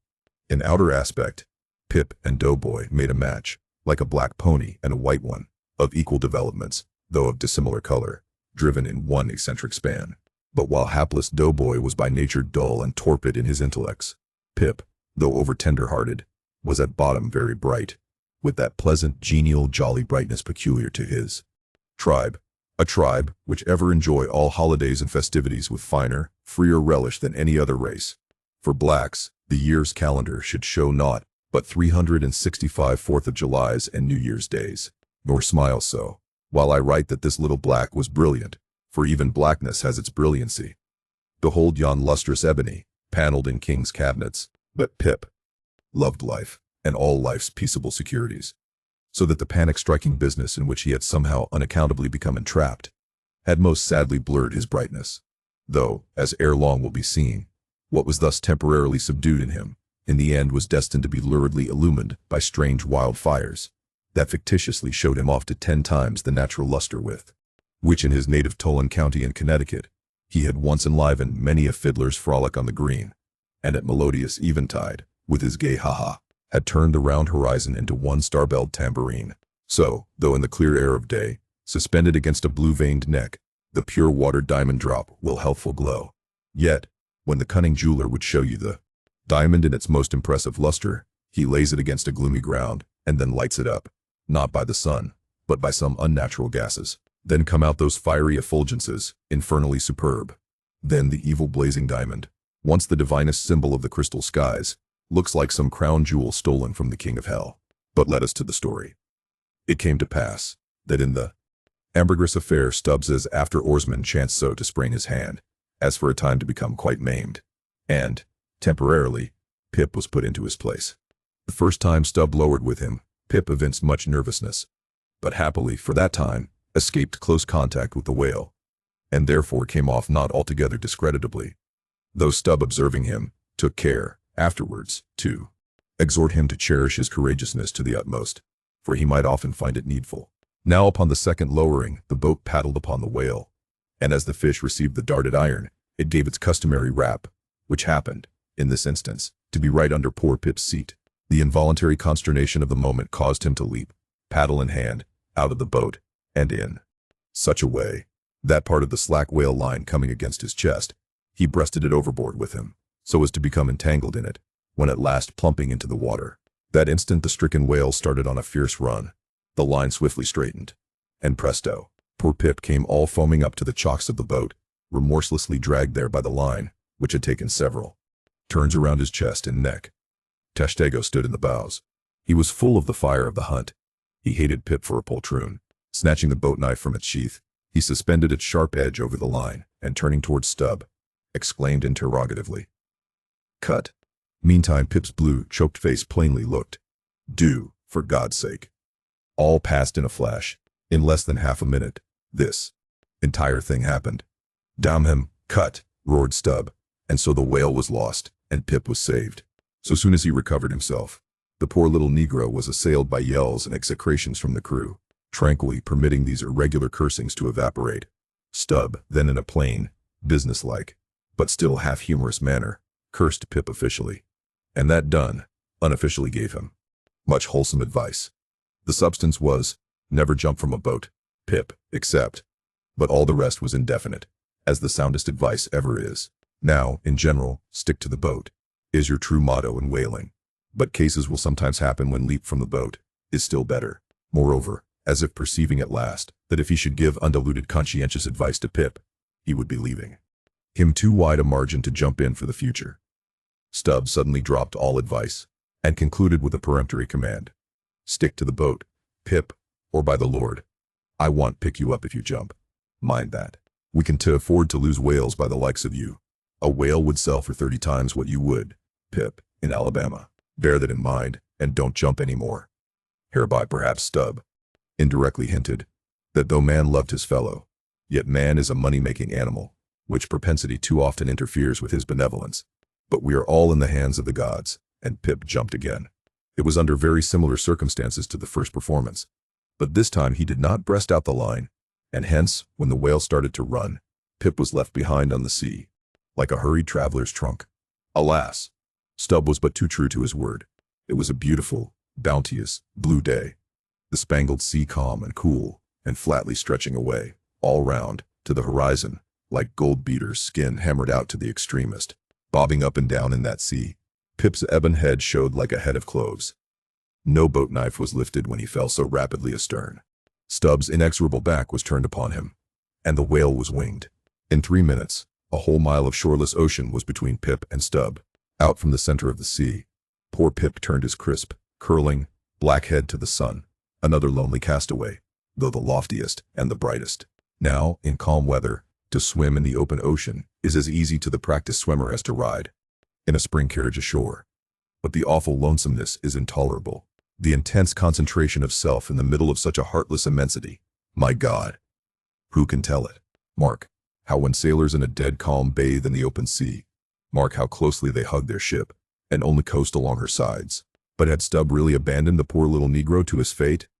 No, he did not mean to, at least, because there were 2 boats in his wake, and he supposed, no doubt, that they would of course come up to Pip very quickly and pick him up.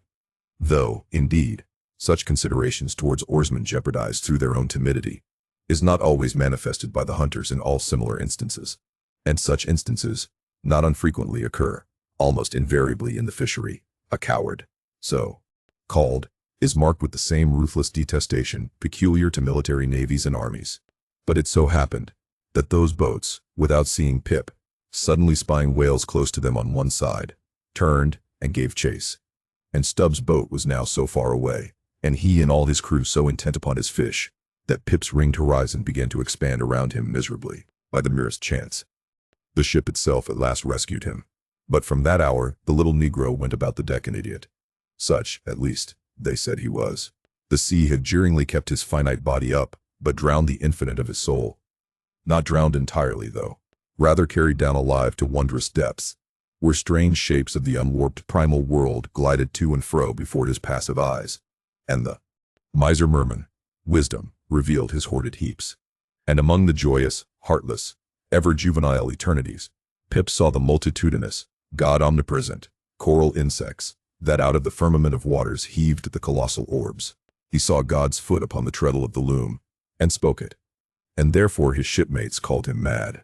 So man's insanity is heaven's sense, and wandering from all mortal reason. Man comes at last to that celestial thought, which, to reason, is absurd and frantic, and weal or woe, feels then uncompromised, indifferent as his God. For the rest, blame not Stubb too hardly. The thing is common in that fishery, and in the sequel of the narrative, it will then be seen what like abandonment befell myself. Chapter 94. A squeeze of the hand. That whale of Stubb's, so dearly purchased, was duly brought to the Pequod's side, where all those cutting and hoisting operations previously detailed were regularly gone through, even to the bailing of the Heidelberg tun, or case. While some were occupied with this latter duty, others were employed in dragging away the larger tubs, so soon as filled with the sperm. And when the proper time arrived, this same sperm was carefully manipulated ere going to the try-works, of which anon. It had cooled and crystallized to such a degree that when, with several others, I sat down before a large Constantine's bath of it, I found it strangely concreted into lumps, here and there rolling about in the liquid part. It was our business to squeeze these lumps back into fluid. A sweet and unctuous duty. No wonder that in old times this sperm was such a favorite cosmetic. Such a clearer, such a sweetener, such a softener, such a delicious mollifier. After having my hands in it for only a few minutes, my fingers felt like eels, and began, as it were, to serpentine and spiralize. As I sat there at my ease, cross-legged on the deck, after the bitter exertion at the windlass, under a blue tranquil sky, the ship under indolent sail, and gliding so serenely along, as I bathed my hands among those soft, gentle globules of infiltrated tissues, woven almost within the hour, as they richly broke to my fingers, and discharged all their opulence, like fully ripe grapes their wine, as I snuffed up that uncontaminated aroma, literally and truly, like the smell of spring violets, I declare to you, that for the time I lived as in a musky meadow, I forgot all about our horrible oath. In that inexpressible sperm, I washed my hands and my heart of it. I almost began to credit the old Paracelsan superstition that sperm is of rare virtue in allaying the heat of anger. While bathing in that bath, I felt divinely free from all ill will, or petulance, or malice, of any sort whatsoever. Squeeze, squeeze, squeeze, all the morning long. I squeezed that sperm till I myself almost melted into it. I squeezed that sperm till a strange sort of insanity came over me, and I found myself unwittingly squeezing my co-laborers' hands in it, mistaking their hands for the gentle globules. Such an abounding, affectionate, friendly, loving feeling did this avocation beget, that at last I was continually squeezing their hands, and looking up into their eyes sentimentally, as much as to say, "Oh, my dear fellow beings, why should we longer cherish any social acerbities, or know the slightest ill humor or envy? Come, let us squeeze hands all round. Nay, let us all squeeze ourselves into each other. Let us squeeze ourselves universally into the very milk and sperm of kindness. Would that I could keep squeezing that sperm forever.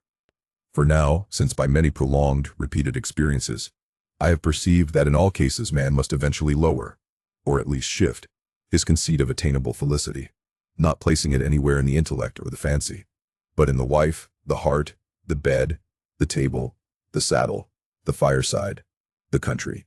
Now that I have perceived all this, I am ready to squeeze case. Eternally. In thoughts of the visions of the night, I saw long rows of angels in paradise, each with his hands in a jar of spermaceti. Now, while discoursing of sperm, it behooves to speak of other things akin to it. In the business of preparing the sperm whale for the try-works, first comes white horse, so called, which is obtained from the tapering part of the fish, and also from the thicker portions of his flukes. It is tough with congealed tendons, a wad of muscle, but still contains some oil. After being severed from the whale, the white horse is first cut into portable oblongs ere going to the mincer. They look much like blocks of Berkshire marble. Plum pudding is the term bestowed upon certain fragmentary parts of the whale's flesh, here and there adhering to the blanket of blubber, and often participating to a considerable degree in its unctuousness. It is a most refreshing, convivial, beautiful object to behold, as its name imports. It is of an exceedingly rich, mottled tint, with a bestreaked snowy and golden ground, dotted with spots of the deepest crimson and purple. It is plums of rubies, in pictures of citron. Spite of reason, it is hard to keep yourself from eating it. I confess that once I stole behind the foremast to try it. It tasted something as I should conceive a royal cutlet from the thigh of Louis le Gros might have tasted, supposing him to have been killed the first day after the venison season, and that particular venison season contemporary with an unusually fine vintage of the vineyards of Champagne. There is another substance, and a very singular one, which turns up in the course of this business, but which I feel it to be very puzzling adequately to describe. It is called slobgollion, an appellation original with the whalemen, and even so is the nature of the substance. It is an ineffably oozy, stringy affair, most frequently found in the tubs of sperm after a prolonged squeezing and subsequent decanting. I hold it to be the wondrously thin, ruptured membranes of the case, coalescing. Gurry, so called, is a term properly belonging to right whalemen, but sometimes incidentally used by the sperm fishermen. It designates the dark, glutinous substance which is scraped off the back of the Greenland or right whale, and much of which covers the decks of those inferior souls who hunt that ignoble leviathan. Nippers. Strictly, this word is not indigenous to the whale's vocabulary, but as applied by whalemen, it becomes so. A whaleman's nipper is a short, firm strip of tendinous stuff cut from the tapering part of leviathan's tail. It averages an inch in thickness, and for the rest, is about the size of the iron part of a hoe. Edgewise moved along the oily deck, it operates like a leathern squilgee, and by nameless blandishments, as of magic, allures along with it all impurities. But to learn all about these recondite matters, your best way is at once to descend into the blubber room and have a long talk with its inmates. This place has previously been mentioned as the receptacle for the blanket pieces, when stripped and hoisted from the whale. When the proper time arrives for cutting up its contents, this apartment is a scene of terror to all tyros, especially by night. On one side, lit by a dull lantern, a space has been left clear for the workmen. They generally go in pairs, a pike and gaffman, and a spademan. The whaling pike is similar to a frigate's boarding weapon of the same name. The gaff is something like a boat hook. With his gaff, the gaffman hooks onto a sheet of blubber and strives to hold it from slipping as the ship pitches and lurches about. Meanwhile, the spademan stands on the sheet itself, perpendicularly chopping it into the portable horse pieces. This spade is sharp as hone can make it. The spademan's feet are shoeless. The thing he stands on will sometimes irresistibly slide away from him like a sledge. If he cuts off one of his own toes, or one of his assistants, would you be very much astonished? Toes are scarce among veteran blubber room men. Chapter 95. The cassock. Had you stepped on board the Pequod at a certain juncture of this post-mortemizing of the whale, and had you strolled forward nigh the windlass, pretty sure am I that you would have scanned with no small curiosity a very strange, enigmatical object, which you would have seen there, lying along lengthwise in the lee scuppers. Not the wondrous cistern in the whale's huge head, not the prodigy of his unhinged lower jaw, not the miracle of his symmetrical tail. None of these would so surprise you as half a glimpse of that unaccountable cone. Longer than a Kentuckian is tall, nigh a foot in diameter at the base, and jet black as Yojo, the ebony idol of Queequeg. And an idol indeed it is. Or rather, in old times, its likeness was such an idol as that found in the secret groves of Queen Macha in Judea, and for worshipping which King Asa her son did depose her, and destroyed the idol, and burnt it for an abomination at the brook Kedron, as darkly set forth in the 15th chapter of the first book of Kings. Look at the sailor, called the mincer, who now comes along, and assisted by two allies, heavily backs the grandissimus, as the mariners call it, and with bowed shoulders, staggers off with it as if he were a grenadier carrying a dead comrade from the field. Extending it upon the forecastle deck, he now proceeds cylindrically to remove its dark pelt, as an African hunter the pelt of a boa. This done, he turns the pelt inside out, like a pantaloon leg, gives it a good stretching, so as almost to double its diameter, and at last hangs it, well spread, in the rigging, to dry. Ere long, it is taken down, when removing some 3 feet of it, towards the pointed extremity, and then cutting 2 slits for armholes at the other end, he lengthwise slips himself bodily into it. The mincer now stands before you invested in the full canonicals of his calling.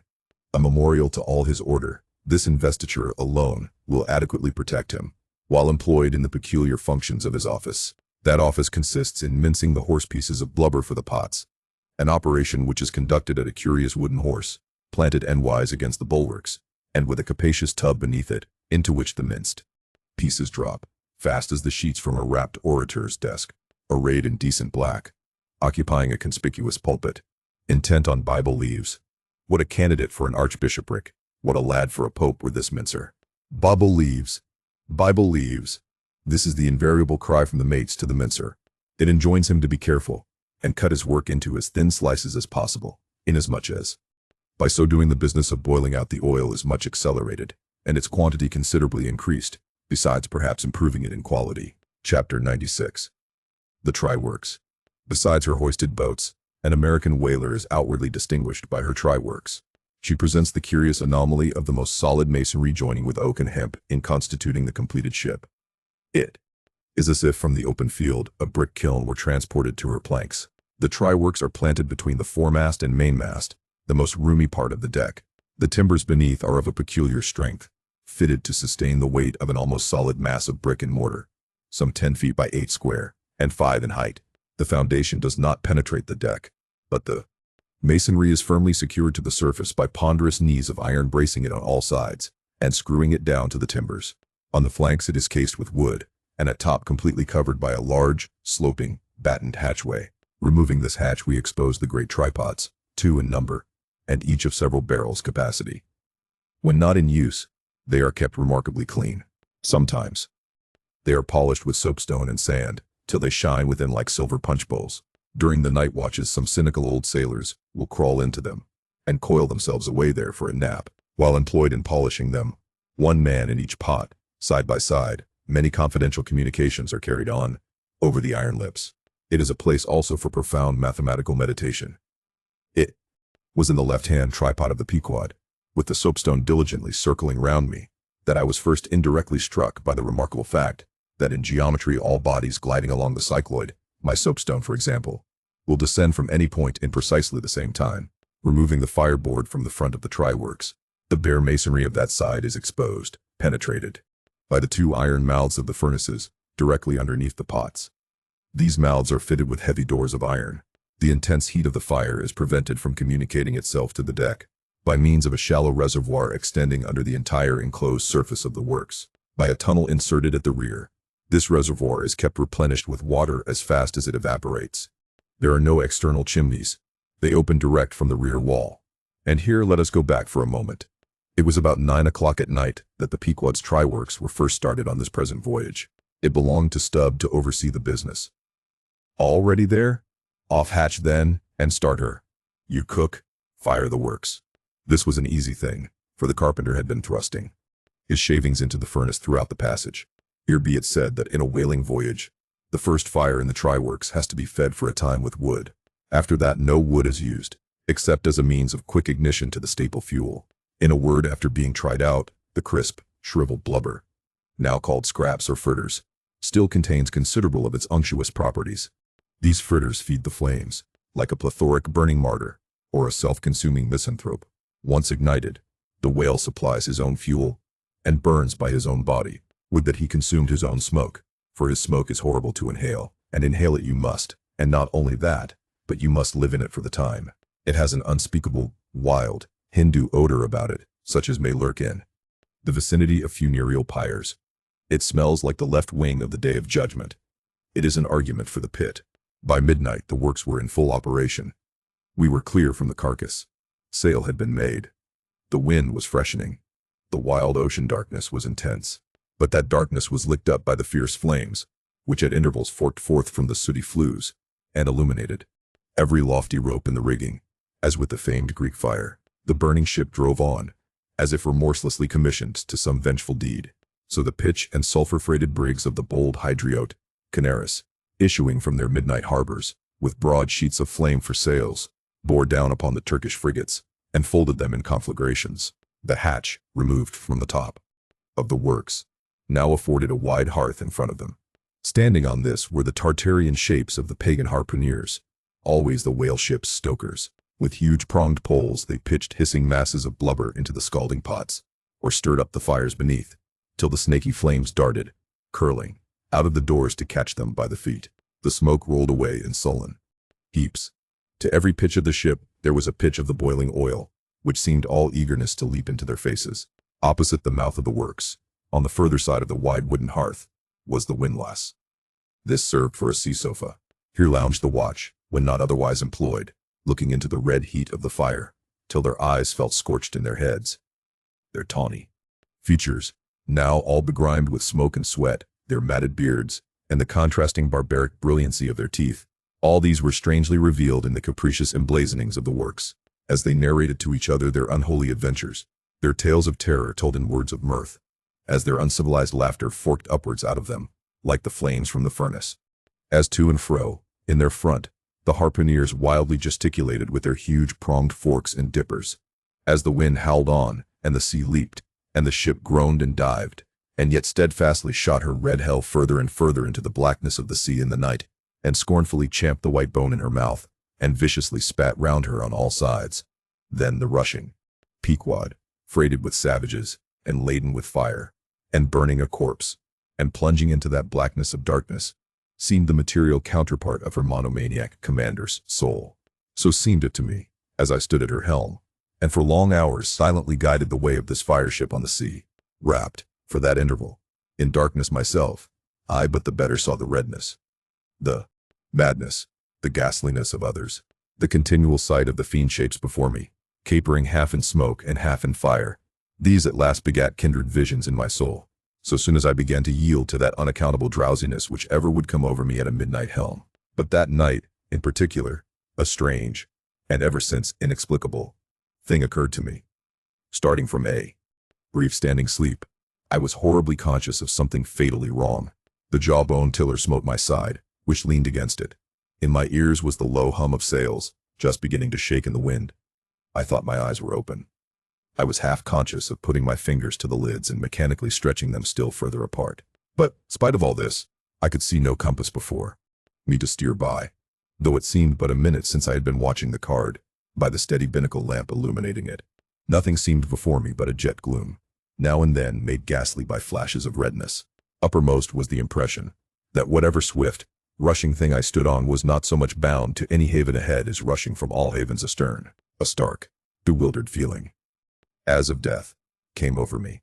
Convulsively my hands grasped the tiller, but with the crazy conceit that the tiller was, somehow, in some enchanted way, inverted. My God, what is the matter with me? Thought I. Lo, in my brief sleep, I had turned myself about, and was fronting the ship's stern, with my back to her prow and the compass. In an instant I faced back, just in time to prevent the vessel from flying up into the wind, and very probably capsizing her. How glad and how grateful the relief from this unnatural hallucination of the night, and the fatal contingency of being brought by the lee. Look not too long in the face of the fire, O man. Never dream with thy hand on the helm. Turn not thy back to the compass. Accept the first hint of the hitching tiller. Believe not the artificial fire, when its redness makes all things look ghastly. Tomorrow, In the natural sun, the skies will be bright. Those who glared like devils in the forking flames, the morn will show in far other, at least gentler, relief. The glorious, golden, glad sun, the only true lamp, all others but liars. Nevertheless the sun hides not Virginia's dismal swamp, nor Rome's accursed Campagna, nor wide Sahara, nor all the millions of miles of deserts and of griefs beneath the moon.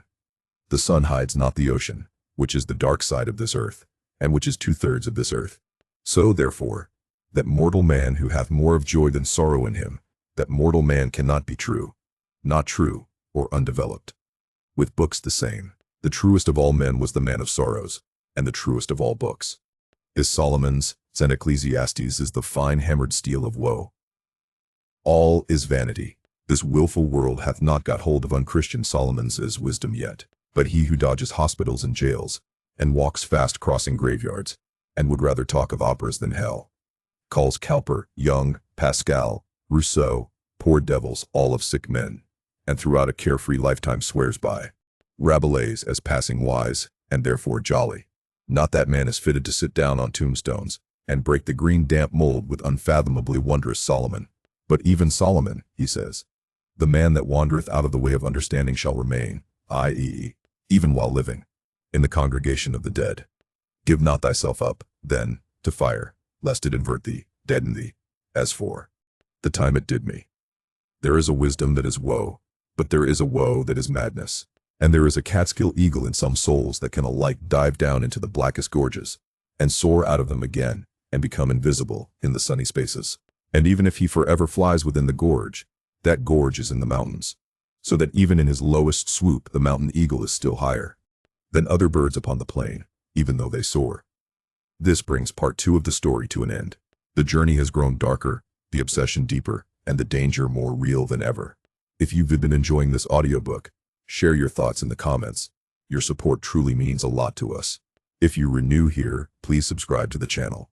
We put great care and effort into bringing these classic stories to life, and your subscription helps us continue this journey. Part 3 will be uploaded soon, where the story reaches its ultimate climax.